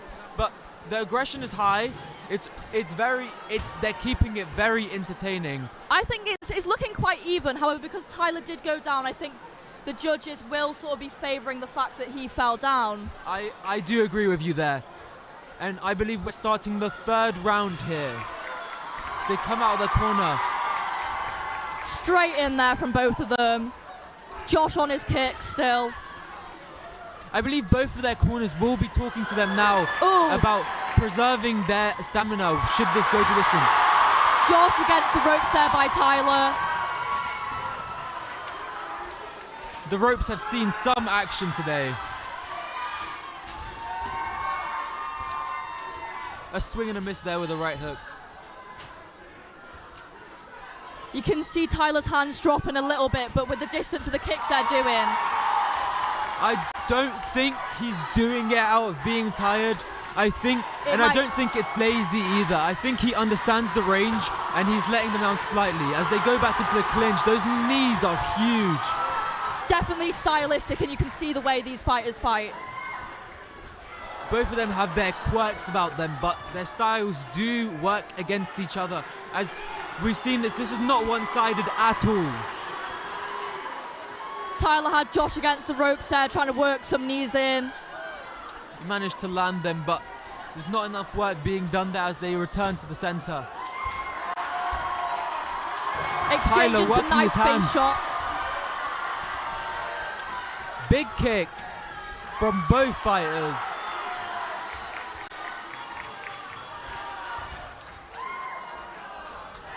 And that's the end of round number 3. I think it's still looking fairly even for me there. I think Tyler agree. Potentially dominated Josh just a little bit more. He might have got back what he lost in round 2. Yeah, he was really working Josh into those clinches and into the ropes there. I can only assume with who I know, Will and Kareem in the corner of Tyler, I can only assume that they will be talking to him more about preserving that energy, but also keep working his hands more. He works his kicks perfectly, but there is certain times where they get into that corner position where he's just not reaching enough. He's slightly too far back because he's worried about those kicks and those knees. Not too sure what Josh will be being told, but I can only assume it's supportive. Keep doing more of what he's doing. It seems to be working out for him. It's very true. I can only assume both fighters will be told here that this is the start of the 4th round, if I'm not mistaken, and if this is to go the distance, they need to have that stamina in the 5th round to keep going. But this doesn't seem to be a struggle for either of them as Tyler goes down. That will count against him, I believe. I believe so too. Tyler's going to be looking for something big to come back from that. He wants to win this round, as do they both. You can see the hands starting to come into play a little bit more now. As I said, I believe that Tyler's corner will be telling him to work those hands more, because thinking about it, moving your leg for a kick does line up with thinking that it's more exhaustive. And as I said, the ratio of punches to kicks has been quite low, so working their hands is probably good advice for both of them at this moment. You get your opponent used to those kicks, and it's better to use those hands. They're exchanging a few more close range blows there. We saw a nice right hand to the head by Tyler. Working against the ropes, and the ref has split it up there. There does seem to be an element of fatigue coming into play here. You can see it a little bit on their faces. They seem to be tiring somewhat, but it's not physically showing too much. They are still going for it. They've just swapped up less flamboyant kicks and more close range, trying to land those strikes now. That is very true. They're trying to save it for what works. They're not trying to show off too much. But here we go into the corner for the end of the 4th round interlude between the 4th and the 5th and final round. I can only assume that their corners are going to be giving their best advice at this moment. Just go for it. You get to that last round. I think it's pretty even show, potentially slightly in Josh's favour as he's knocked Tyler down a few times. That is true. But this one, they just need to both absolutely send it to secure a win. Neither of us are keeping scorecards, but based on the fact that Tyler has been dropped in round 2 and 4, and we could theoretically give the other 2 to Tyler, this might be the crucial round for either of them if they want that decision. Or, you never know, they might come out swinging, going for that KO. It could also just be a draw. That means that both Lancaster and York would get 1 point each towards their friendly sort of tally that the MMA societies are keeping. This is big. I want to see them giving it their all now. This is their last minute and a 100%. half. They can afford to expend their last energy now. Here we go for round number 5. Got Tyler, got Josh in the corner there. Josh landing a knee. Oh, he got Josh down again. That seemed a bit Tyler. like a throw. I don't think pulling down will count against Tyler here. I don't think that's technically a sweep. Yeah. Well, I guess we'll find out. I mean, it could have knocked Tyler's confidence, so either way. It definitely will have a mental effect of some sort. You can see his hands are slightly lower. I can only attribute that to the fact that those shoulders will fatigue very easily. Yeah. You can see Josh trying to go for the headshots a bit more. Tyler's landed some lovely hooks to the head, though, there. They clinch it up again. And that will also attribute to their arms getting tired. All of this, including blocking those body strikes with their arms, will all fatigue them as Tyler lands a massive left hook. Josh trying to keep Tyler at the end of his leg. Tyler kneeing in, clinch work against the ropes. It's looking in Tyler's favour against those ropes right there at the minute. They love going to those ropes. And I believe that's the 10-second warning. This is where they give everything. Face. They need to give it their all here now. Couple of knees. And that is time. And what a fight. They are understandably probably both tired, but it is a well-earned type of tired. I assume now we will be waiting on the judges' scorecards to see. Any idea on who's won this? I think the fact that Tyler's been knocked down a couple of times may play in Josh's favour. However, we did see a lot of Tyler being the one bringing Josh to the ropes towards those later few rounds.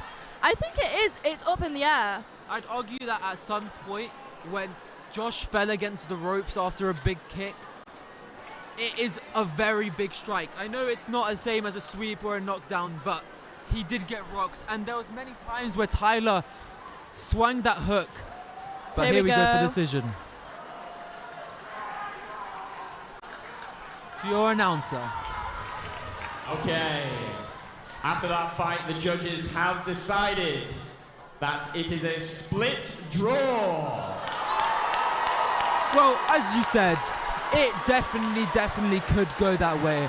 This isn't a case of not believing in that. Go to the medical to get checked up. And a note from the venue, please do not vape in here. Thank you very much. No one would do that. Don't shoot the messenger. Yeah. Just a reminder. Okay, are we ready to go to war again? There is a poll on the live chat. Please submit your answers. Support your fighter by voting for them.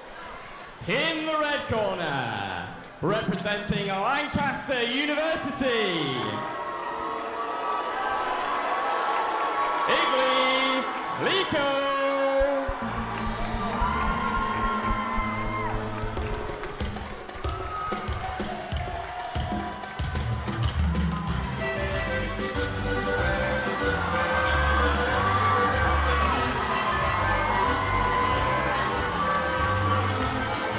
Now, Igli was actually fighting in BJJ earlier today, so it'll be interesting to see how his energy levels have kept up since then, but we have full faith in him. A little bit of shadow boxing in the ring there, getting his feel for how it is. He's enjoying it. Representing the University of York, Jack Screeton.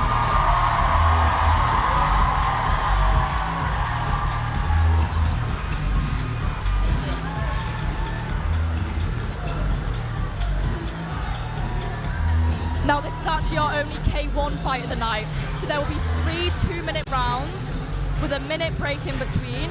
The rules are slightly different to a Muay Thai fight.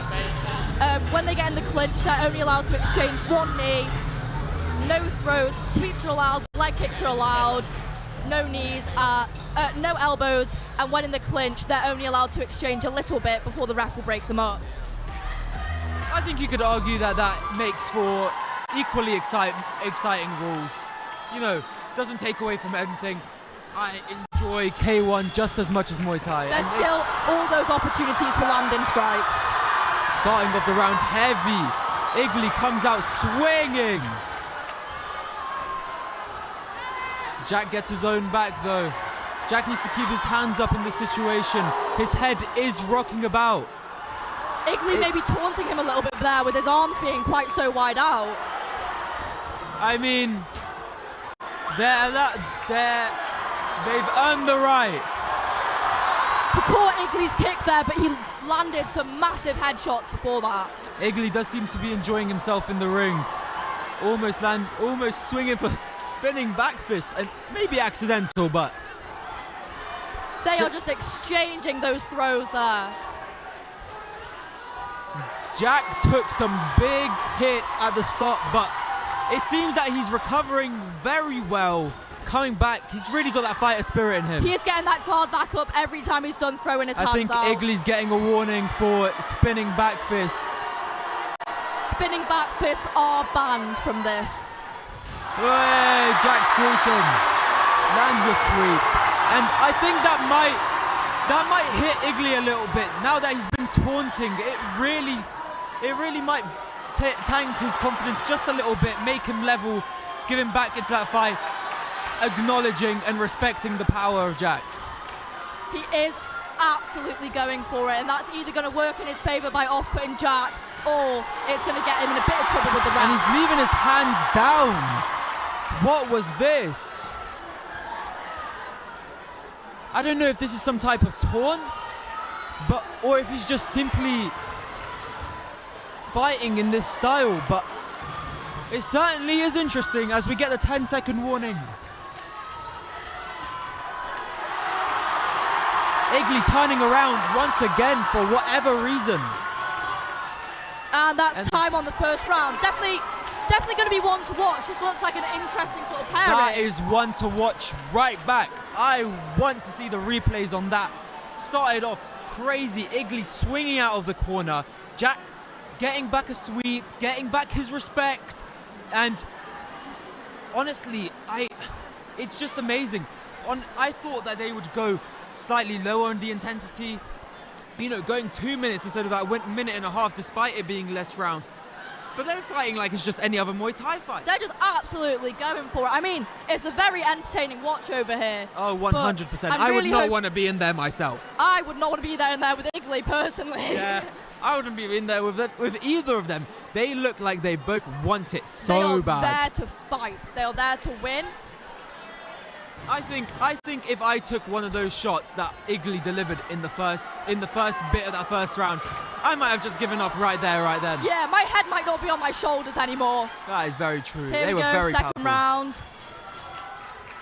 Jack trying to come out with some kicks there, keep Igley at a bit more distance. Igley sporting a slightly longer guard, his hands slightly low, but he's keeping that distance well. I think the strategy here is Igley's trying to come in close range. If Jack keeps him at the end of that leg, it'll be much harder for him to do so. I don't think either of them have a reach advantage. They seem pretty similar in height and reach. His hands are absolutely just windmilling everywhere. There is a certain thing that I'm kind of questioning in it is why Igley keeps turning around slightly. Is it a habit of him doing spinning back fist and now he's not extending that arm out of not wanting a warning? But he just did it again, and I'm not sure what is going on there. It is a bit of an odd one because it does give Jack that 2-second advantage whilst Igley's turning around. He's not looking at him, and who knows, he might turn around once and he might face back to see a leg right in his head. You can see them up against the ropes now. I think Jack's really trying to work him into that corner. Well, we wanted hands last fight, and here we go. Oh, they we've are got a bit swinging. of blood down Jack now. I think Igley's managed to bloody up his nose. Well, who doesn't love a little bit of blood? It really does show that combat spirit. It's part of the sport, right? Exactly. They are both after it, but you can see that they... Is Igley tiring out, perhaps? The fatigue is hitting a bit, but I'm not sure. He was similar style in the first round, and I'm not sure if that's fatigue or if that's just a laissez-faire style. Maybe he's just a little bit more calm, keeping those hands by his side a little bit. I mean, it must be nice seeing your opponent being the one bloodied up and not you. 100%, that's a confidence boost. Insane And he just walked away for a little bit. Jack needs to capitalize on this. And that is the end of the second round. If you are enjoying this, I don't know what type of fight fan you are. This is something. This could be so far contender for fight of the night. The last round is upon us, so in that little YouTube stream chat, if you have hit a little vote on the little poll, who you think's gonna win? I genuinely think this could go either way. They are both so talented. They are both doing so much, they're giving so much output. Yeah. Truly, it's a very entertaining fight. Hitting perhaps with a higher frequency, but Jack has been landing those body kicks in, and they score quite well, if I remember correctly. I think just in the... Oh, 100%. But as I was going to say, in the eyes of the judges, will they be as equally confused as to why Igley keeps turning? Are they seeing that as a slightly amateur mistake? I mean, I doubt it's going to impact the scorecards, but, just impressions. Yeah, impressions do sort of matter in this sport, especially judges tend to favour the more aggressive one who's being on the front foot, not back foot. But I guess Igley has that going for him as we start the third round. Jack is coming out. He wants it. And they're in the corner and the crowd is on their feet as they're swinging for the ropes. You can see Jack really working for it now. He wants this. but Igley's not giving up. Hits there with a hook to the body. Up against the ropes as Jack's head flies back due to a punch. They are shot for shot here, really going for it. They both want it. I think this is a trend so far with all our fights. They've all wanted it so bad. You can see Jack landing a few to Igley's head there, getting some payback for that first round. If I'm not mistaken, Igley's already competed in jiu-jitsu today, so it's understandable that he might have some sort of fatigue, but he's still maintaining very well. As he keeps his range with his feet, knowing that if he can't block, if he can't get out of the way, he can just walk away. Lots of jab crosses from Igley there, most of them landing cleanly as well. Massive shots, but you can tell that Igley's fatigued because he's not chasing it as much. He's landing those shots and he's letting them land. You can see Igley's corner there, shouting at him to keep going, more of it, more of it. As they fight in the corner, swinging, both swinging, shot for shot. Oh my God! They are swinging. I saw Igley's head fly back, but this isn't the first time one of their heads flown back. Intense moment in the corner there. The crowd was stood up. They both know that if they want to win this could be the deciding round 2 for this fight. Jabs from Igley are landing left, right, and centre. Both fighters are landing big shots. Jack hitting hooks again. Looking for some sort of clinch, but not getting there. Against the ropes again as they bounce back into the centre of the ring. Jack walking Igley into corners there. And that is time. time. That is it. What a fight. That was the sort of show we're looking here tonight. 100%. Just judged off these last 3 fights, if this is what we're in for, I cannot imagine what something like our main event is going to hold. And they're roughly going in experience order as well. That is true. So from here, you're only going to see more technical fights as well. The technique has been lovely tonight, though, so far. Has. Nothing too messy. I think, as well, a big shout out to the people that organise the matchups. So far, these matchups have been very, very even and very nice as we go to the ring for our decision. Igley's got his hand up there. He wants it. He wants it. They both want it really bad.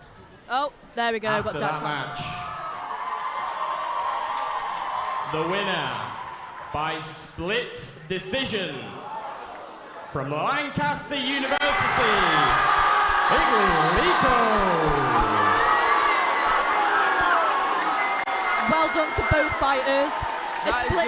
A split decision there means that the judges will have been torn whether who did better. I mean, they both did incredibly well. It could have gone either way. I think Igley just landed a few more, was a little bit more aggressive there, and that could have been the swaying factor. I think, if anything, it was a close decision Who's ready either way. for the final fight before the interval?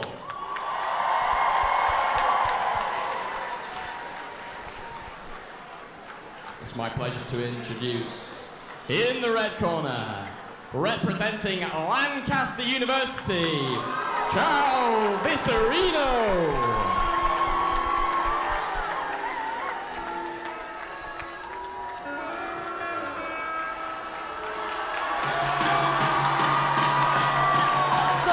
Walking out with his Portuguese flag there.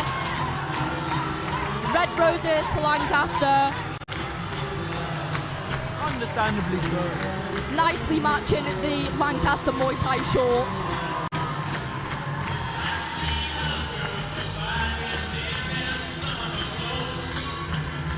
I'm looking forward to this one. I know Zhao has been itching for a fight. And there we go, he's into the ring.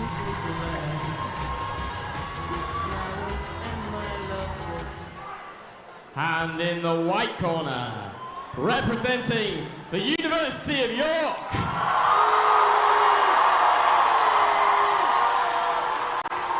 Hugh Bond.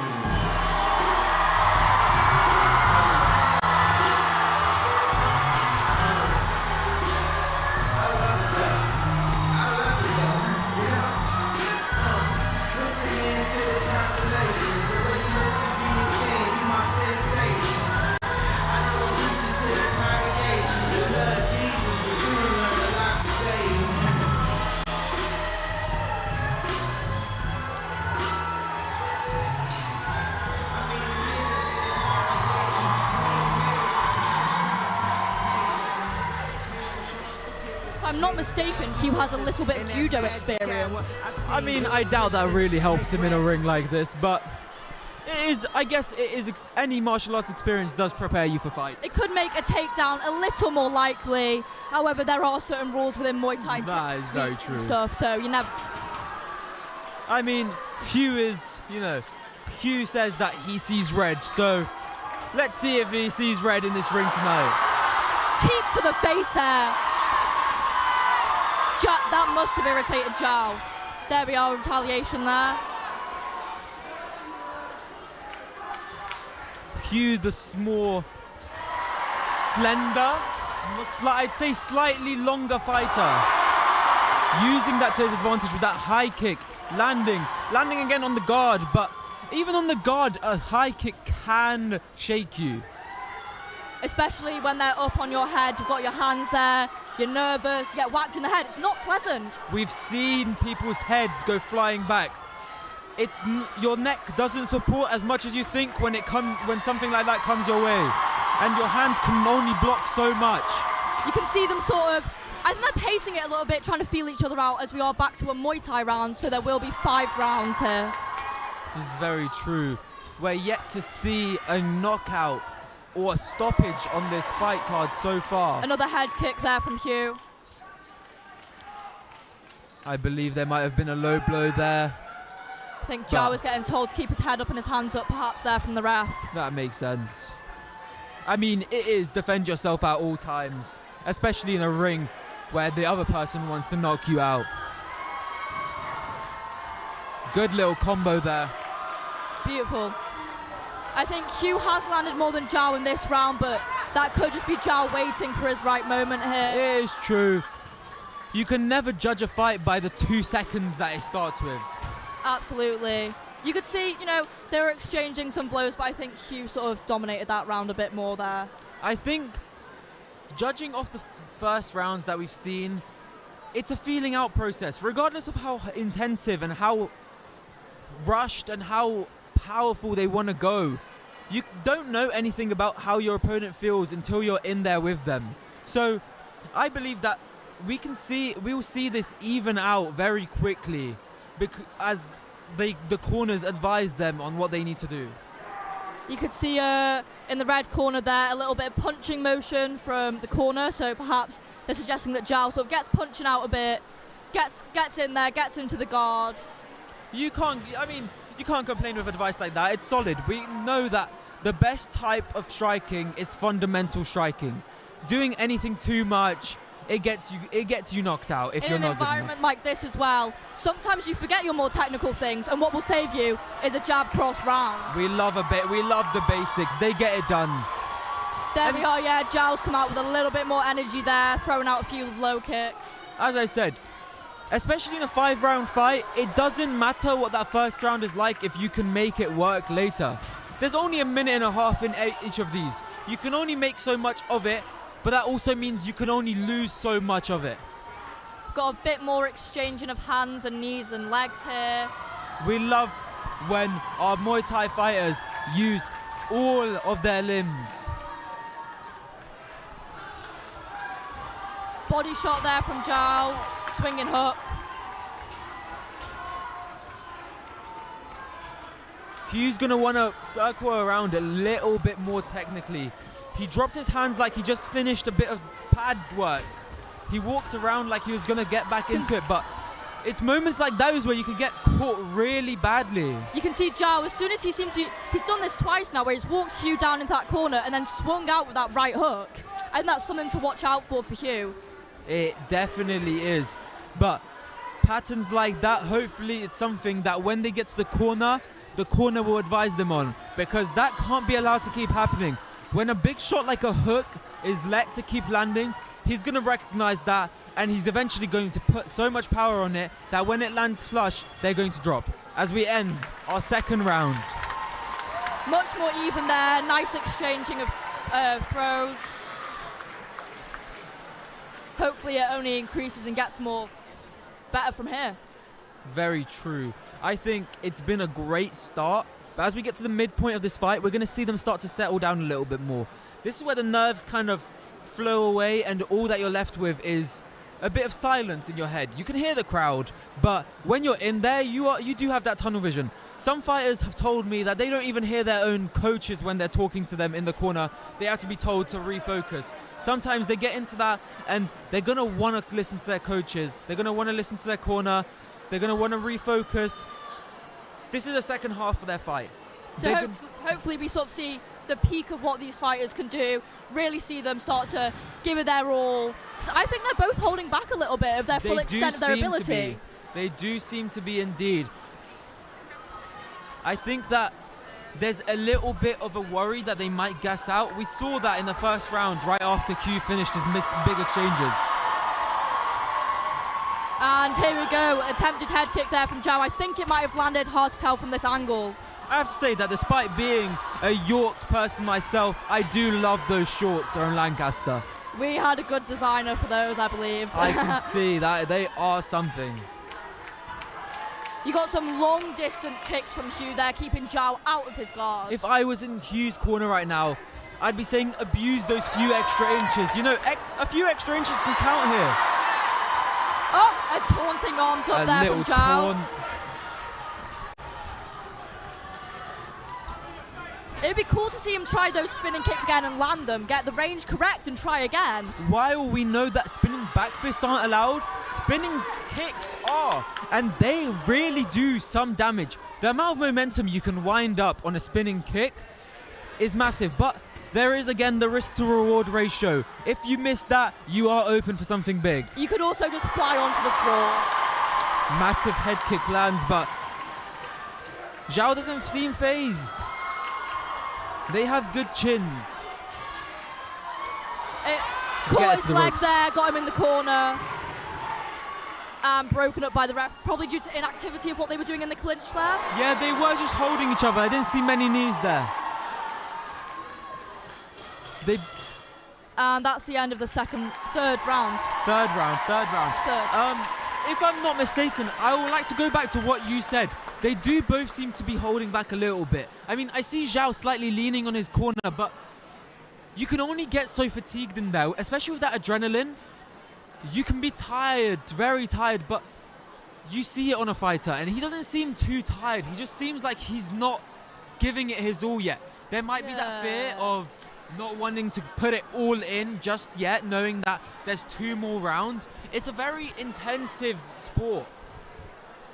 I think what we can see now there is his coach in the corner sort of just going, go for it, go for it.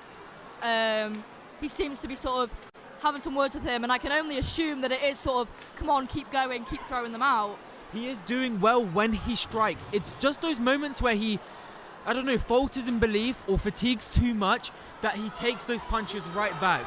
I mean, Hugh is capitalizing on that quite well, but Zhao has very good technique and very good basics to work on here. Coming out swinging in round number 4, I believe. Zhao seems to be trying to catch that kick now and then work along the distance of the leg to be in punching distance. I can only assume that his corner has told him, work on what you know, work on what you've done. See them there, again, trying to get him up against the ropes perhaps. Hugh's not having it, he's circling out, circling around, which is what you want to be doing when someone's trying to press you in a certain direction. Both of them could do with a little more footwork. It's a kicking sport, and we know that we like to sit down and base ourselves quite a little bit. But moving around, especially laterally, could help these fighters so much more. Getting that offset, going away from that power leg, it could help quite a bit more. But they are just standing and banging for now. Low kick from Zhao there. And a teep from Hugh. There's a little jab, Superman style. Using that limb length to his advantage. He's in the corner now. Hugh's pushing him to the other corner now. And he's working swinging. Zhao down there. A kick out from Zhao. The crowd roaring him on, but he can't keep him in that corner. Zhao really does not want to be stuck in that corner. Nobody does. The corner is the worst place you can go. There's no backing up from there. As we come to the end of round number 4. I don't know what I think about which way this fight's going. What do you think? Honestly, I'm so engrossed in the action between both of them that I can't even keep this straight in my mind. All I'm seeing is punches, kicks, everything. Both of them are doing so well. Both of them are managing distance. Both of them are dodging out of it, and they've both had their moments of showing themselves off. Hugh's been very consistent throughout this all as well, in my opinion. That You've is sort of true. seen Zhao have his little ups and downs, but his ups are very high. But then Hugh sort of remained a little more consistent, perhaps a little more strategic throughout the entire bout there. I'm honestly, just from knowing what I know about him, I think he's just saving it for what the last round's going to hold. I mean, as I said at the beginning, the first round might have not counted so much in the grand scheme of things, but it might actually come down to that in the end. Hopefully we see them both explode in this round, really working for that win. I assume within the last 30 seconds we're going to see some crazy action. That's when the corners are going to be shouting in. Just give it your all. Just go for it, try it, go for it. That head kick lands on the guard again. As we said, it's not an easy thing. Catching the kick but getting a warning from the ref there. It was over 3 seconds. I believe that's the rule with holding legs. Yeah, 2 steps forward and then you have to drop the leg. Well, it promotes activity. You can't hate on that. You don't want to be static in a fight. That is very true. Big high kick from Hugh there. While they are landing on his guard, they are going to hurt. It is going to move his chin. No matter how much padding you have, your brain's still going to rattle just a little bit, especially when there's so much power on the end of it. There we go, Zhao coming out with that kick again. He seems to be waiting for Hugh to come in before he seems to be setting up a counter. I see him moving back, and he almost seems like he wants to let that right hand go. But in the final round, you should be attack, attack, attack. 100%.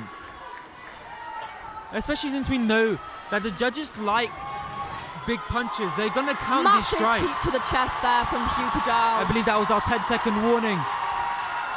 The crowd cheering them on right to the very end. Nice bit of head movement there. And that is it for our fourth fight of the night, the last one before the interval.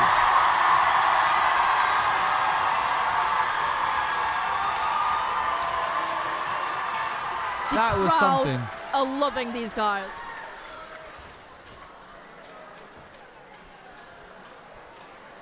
While that may not have lived up to exactly the same amount of excitement as our last fight, I don't think anything really can, especially after that. But they both did so amazingly. As you said, Hugh did seem a little bit more consistent, and I think that might push him over on the scorecard. But you never know. Sometimes those big highs are enough to win you those rounds. Yeah, you can see the boys shaking hands now, and we're about to find out. As we go into the ring to announce our decision. Here we go. The judges have decided the victor of this match by unanimous decision from the University of York, And that is our first unanimous win of the night. That's 3 points well to deserved. York in our unofficial record that we're keeping. You can see Hugh celebrating there. He's very happy about it. I would be.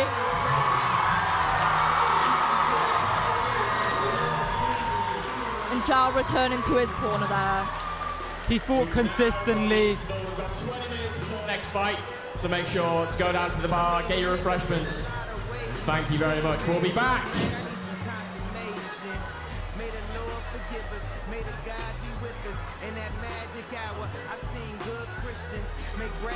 So we've got some of our fighters with us now for an interview, and someone else has joined us. Hello.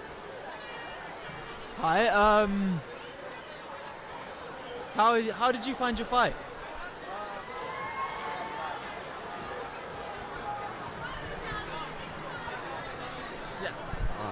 Yeah, I mean, I'm pretty punch drunk from it, to be honest. Like, mate, I thought I was hitting some good shots, but the kid's got a chin on him, man.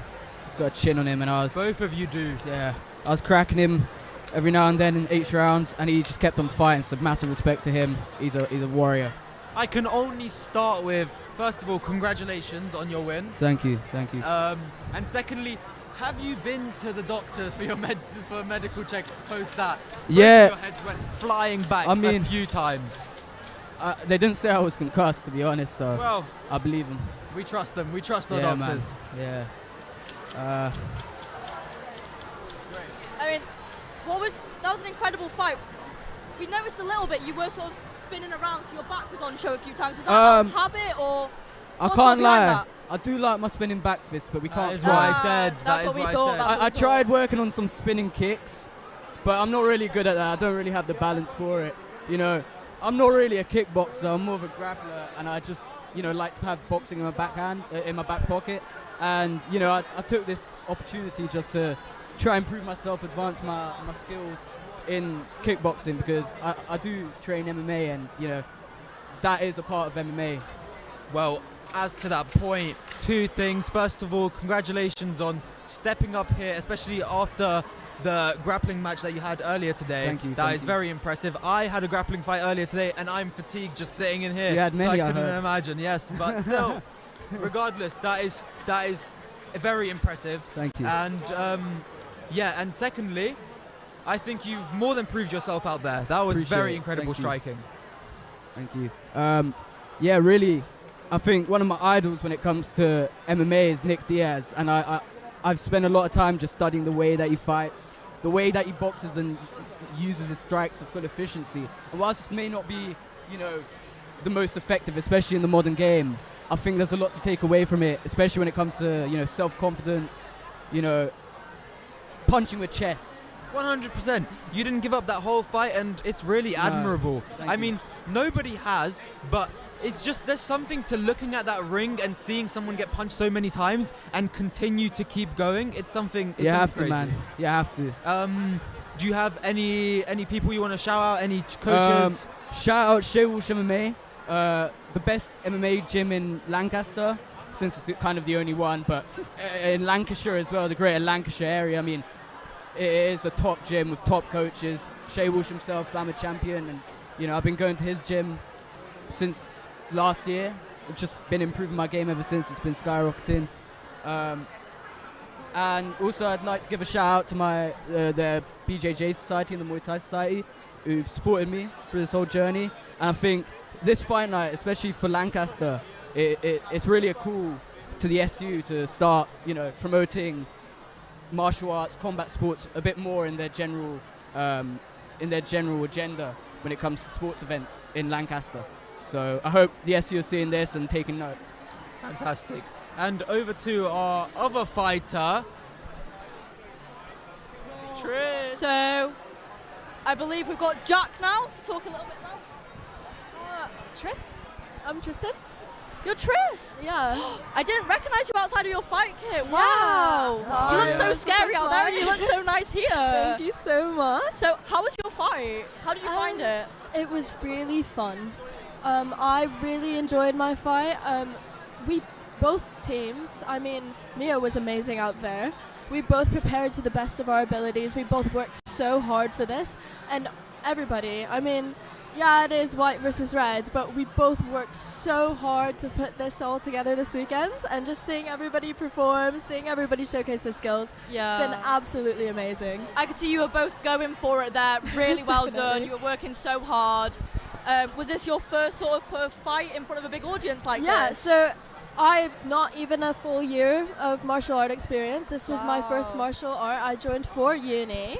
So knowing that I have like a semester of experience under my belt and I got to stand in a ring, really, really cool. And I look forward to how good I get in the future.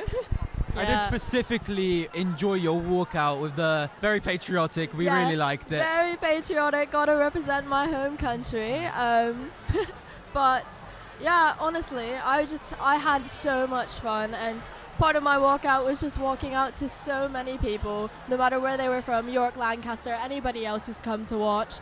Everybody has done an amazing job, and just seeing this fight night ago. They were all chanting your name. How did that feel in the ring? Did you hear that in the ring? I did. It was amazing. Even though I did lose, It was an exhibition, but I It was an lost. exhibition. We don't need to take the losses. But it was so fun, and she deserves it. So cheers Genuinely, to her. both of your fight styles, you both giving it your all. You really set the tone for everybody else. We both gave it our all. We really did. Could really see it. Yeah. I think everyone in this arena would agree that everyone's proud of you here Yeah. and of your opponent. I'm so thankful for all the support I've been given by my family, my friends, this society. I've met so many just amazing people who have supported me along the way, and everybody here who cheered for me, amazing. It's all just been amazing. And It really being has. sort of, obviously being a female in martial arts, it is a minority group, and you being the only female fighter of the night, could you give us like a quick rundown of how you found being a female in martial arts and any message to any girls who want to give it a go? Yeah, it was really, really empowering. I mean, I was terrified when I first joined the MMA society because it is a male-dominated society, but joining it as a female, open arms, everybody's so supportive, and especially as girls, we got to support each other, right? Like, absolutely. There's just unconditional support, no matter what you identify as, no matter where you come from. This society really has welcomed everybody, and just, especially as the only female fight tonight, amazing. I'm so honored to be here. You represented us all well. You set a tone. I think this is of inspiration for a lot of people in here. Yeah. And hopefully, when we do this again next year, we'll see a few more female fighters in the card. Definitely. Absolutely. I know I'm interested in getting in the ring next year, hopefully if we can find a match-up. So Hopefully. Tris, are you thinking about getting in the ring again? I would. I You- definitely would. I'd like to see you going for a decision fight as well. I think Yeah, having that maybe. sort of, you definitely had that in you. You could have gone for that Definitely. one. Thank you so much. Right, and if I'm not mistaken, over to our other fighter. Thank you so much, Tris, Thank for you your guys so interview. much. Thank you, and enjoy the rest of your night. You Thank deserved you. it. Thank you. All right. Yes. How are you? Pretty exhausted right now, if I'm being honest. I mean, as you can see, Tired you out. have the support of everyone in here. We got some crazy. very personal fans in the building. Yeah. Exhausted, but I'm sure elated. Very happy. Yeah, pretty happy. Oh my God, it's kind of crazy atmosphere. I mean, from in the ring, you can't really see. It's just like you're just surrounded by light and noise, pretty much.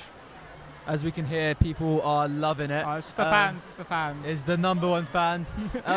Anything towards any personal highlights? Anything that you enjoyed? Anything that you went in there thinking, I'm going to try this, and it worked out?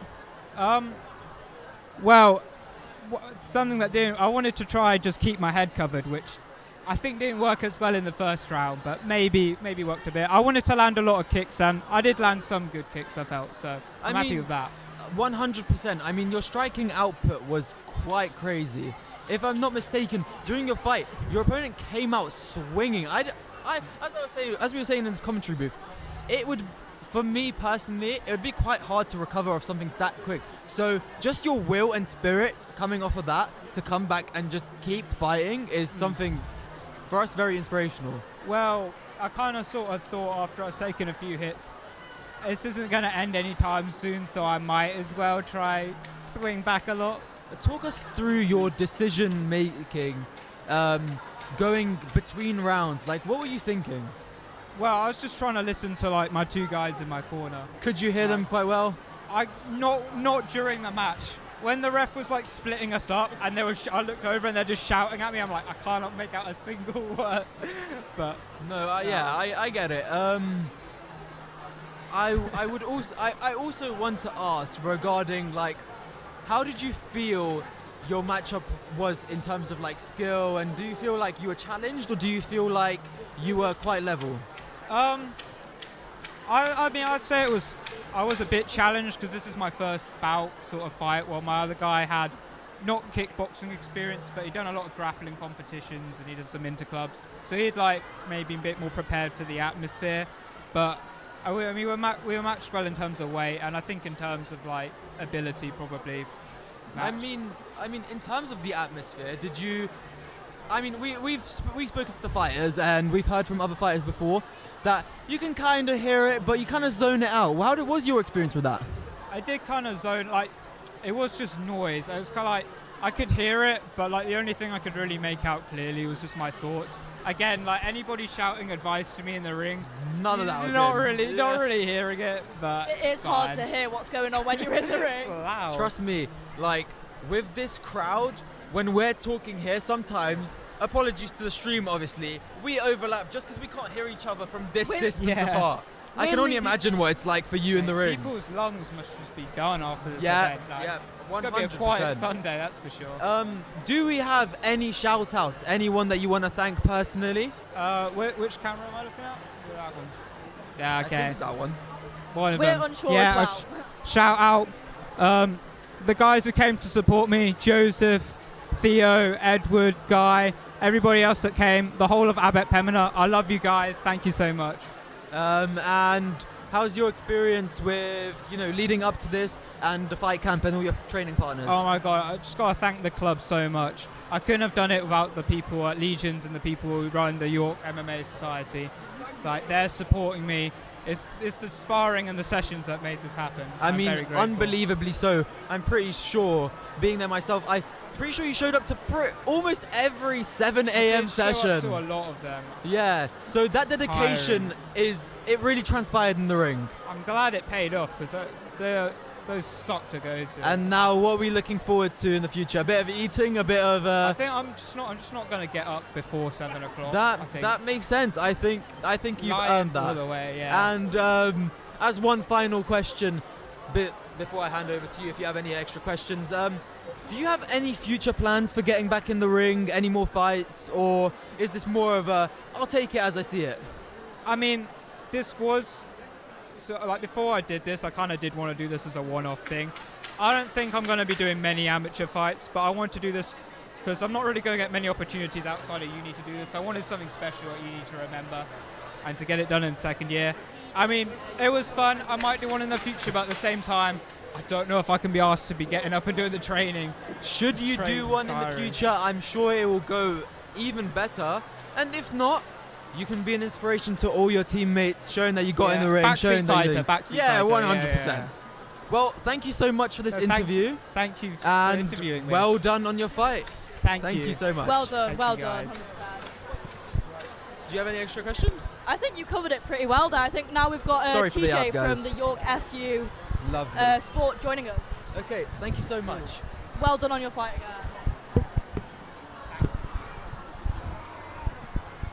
Hi. Hello. So, if I've got this correct, you are the York SU Sport President? Sports officer now, Sports but officer now. Okay. I was the sports president. TJ, right? Yes. Yeah. How are you finding the night? Oh my God! Come on. Is there anything better than this? A sold-out Central Hall for fight night with our amazing MMA club.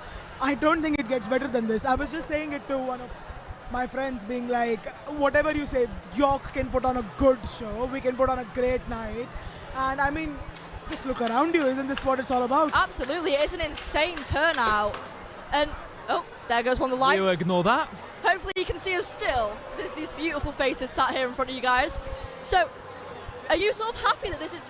Fighting doesn't go down too well, but are you happy that we've been putting more of it on as sort of university sport have been supporting it more? I mean, yeah, 100%. Obviously, like, this is a different kind of fighting. This is regulated fighting. Yeah. Everyone's been checked. Everyone's been carded. So this is amazing. Like, when you know that these are trained athletes who are doing this. It's just insane. And where I come from, we don't have stuff like this. So, and this is not my first fight night. I've been to a few fight nights before this as well.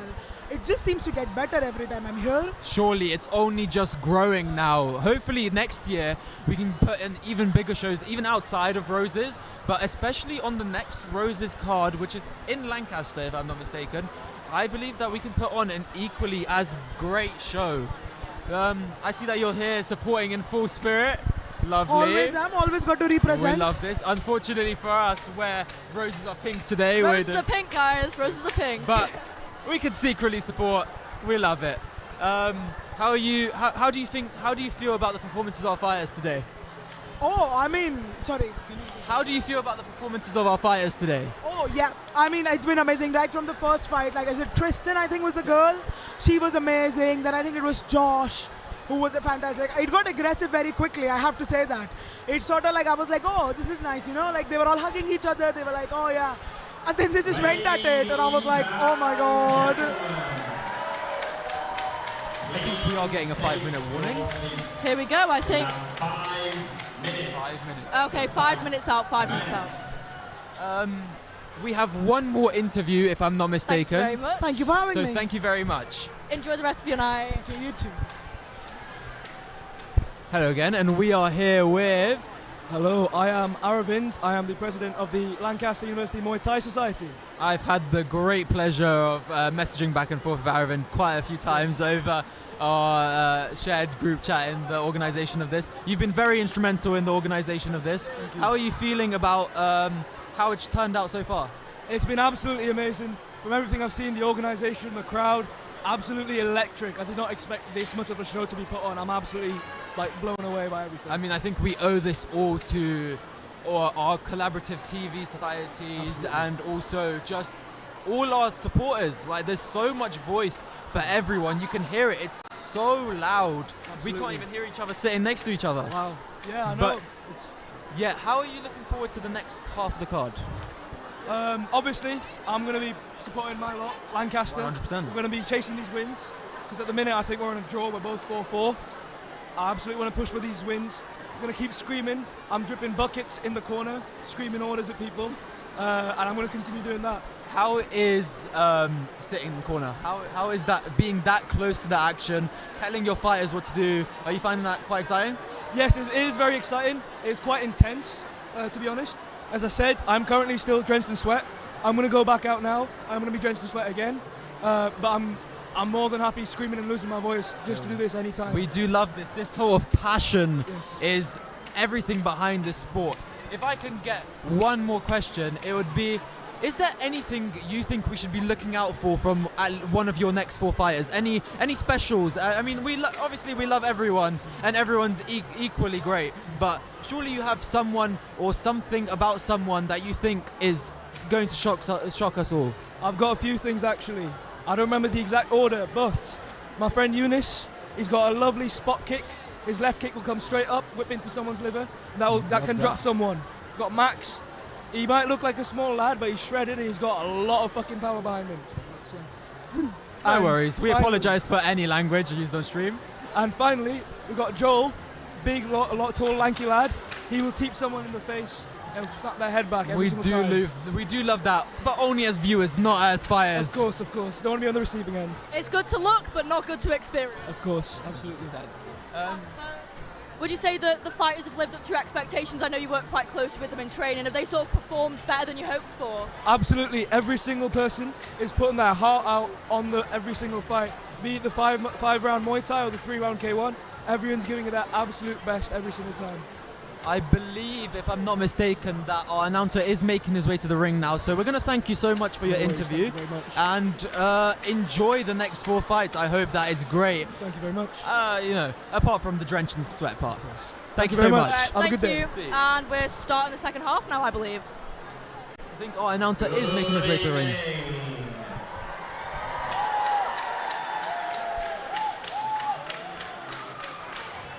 Now you've been very loud this evening, so let's test your voices. Can we hear it for the University of York?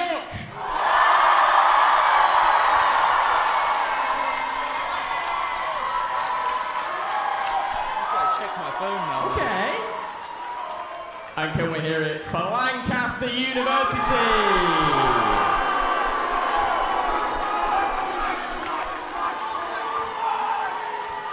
Now, not only have you been loud this evening, you've been thirsty, because we have drank the bar dry. That is definitely something that I did not expect. Officially, no more booze in this place. Listen, take it as an achievement. Okay, I think that's a fair ready boo. for the first fight?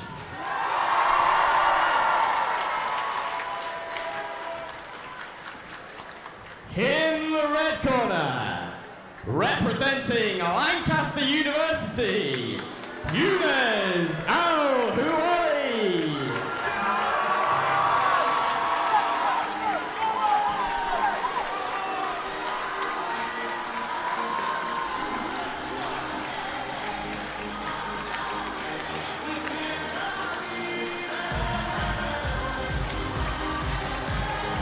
got Eunice in the ring now, looking ready to go. Bit of shadow boxing there. Red lights on him. He's getting in the vibe. I quite like this song. I think it's quite a great walkout, actually. Bit groovy, get the tunes going. In the white corner, representing the University of York, and fire!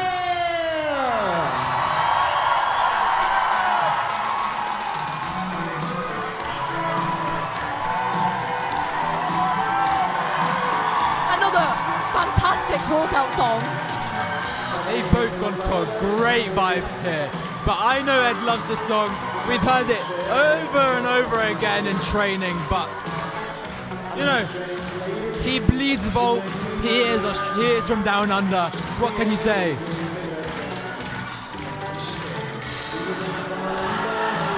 You've got the crowd singing along to Ed's walkout here. It is a vibe, you have to admit.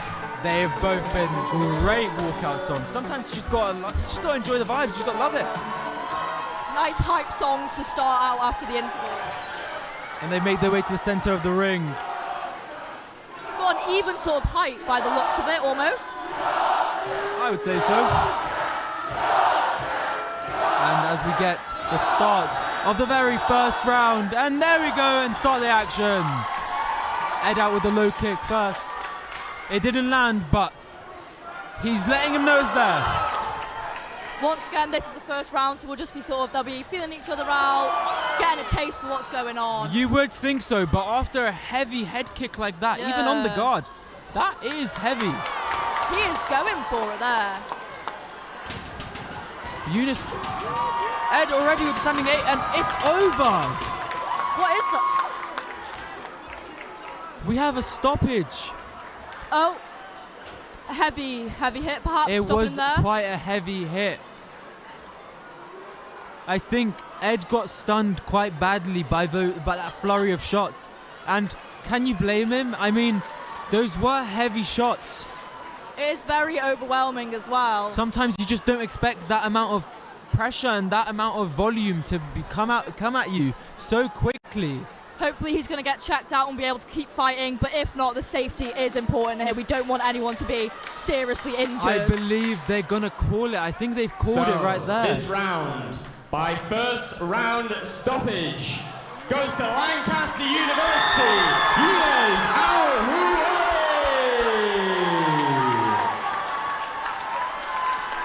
Somewhat disappointing that we didn't get to see the full extent of these fights. I think it would have been a very good round, but what happens sometimes. Even as fighters ourselves, it is slightly hard to cheer when a fight ends so quickly and not being certain about the state of one of these fighters. I mean, I'm sure Ed is okay, but it's just a real shame that we didn't get to go any distance at all. Once again, the victor, Eunice Al-Houari. They both will have worked so hard towards getting this fight, so it must be disappointing, even for Eunice, who won, that they didn't get to show off the full extent of what they can do or their capabilities. It's very true, but if I'm not mistaken, Ed, it has some blood on his chest. What's more important now is that Ed is going to be okay and get the correct medical treatment that he needs. There is definitely a priority, not just for us, but for everyone on safety, and I agree with this. I think I might be going deaf, because I didn't hear that. Are we ready for the next fight of the evening? What an atmosphere. That's better. Okay, in the red corner, representing Lancaster University, Joe Collinson.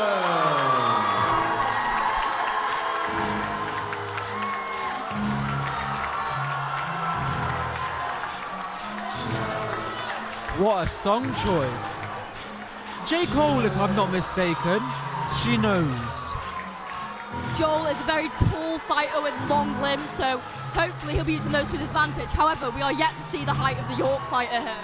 That is true.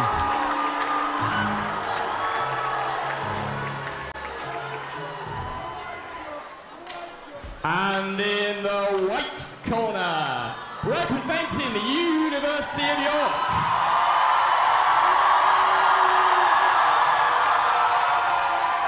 Seven Hassan.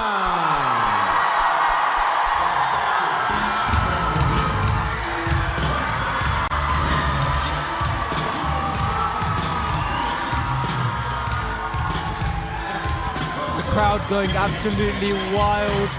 You were right about the height difference. There is definitely a height difference here, and they will be trying to exploit that. Sometimes a lower centre of gravity will work for you though. It will make him harder to knock down and potentially make Joel a little more susceptible to heavy hits, knocking him to the floor. It is definitely true.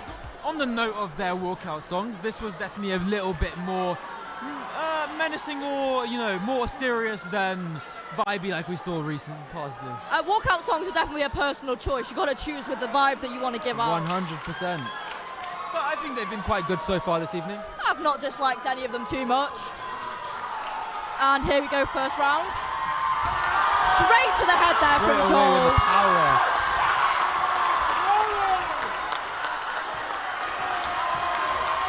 They are absolutely swinging. Really swinging for it, but Seven is not giving up. Seven is keeping strong, using his slight height disadvantage as an advantage to go to the body and swing high for the overhand, but he's still getting clipped. He's getting clipped. He needs to keep that guard high. Otherwise, it could end really early for him. They have both come out blazing for the first round, and we can only hope that they keep it up. There's that overhand, right overhand, into the body, and right overhand again. But there's the knees. Wow, this is aggression. Proper aggression.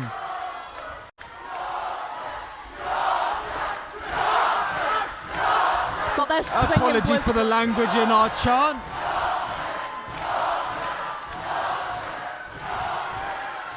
Exchange of some knees. They reset to the middle, back to open play. Seven really needs to abuse the fact that he is shorter to get on that inside, which he is doing, but he needs to get on that inside without compromising his guard, because he's taking and eating a lot of shots. And there we go, and he's going on him. And I believe that's going to be a standing 8.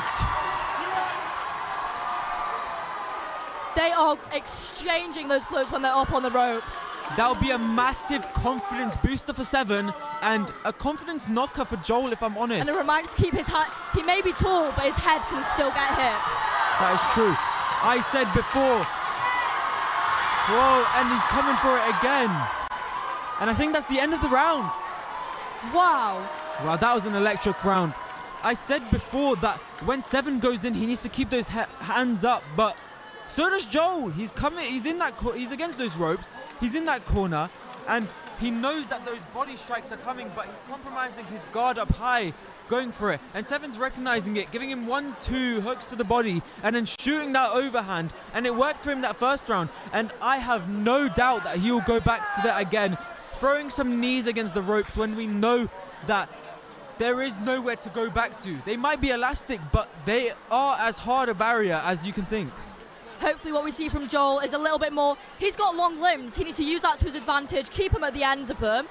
You can't get boshed around the ribs if you can't get up in someone's ribs. So if he keeps him away with some kicks, jabbing out even,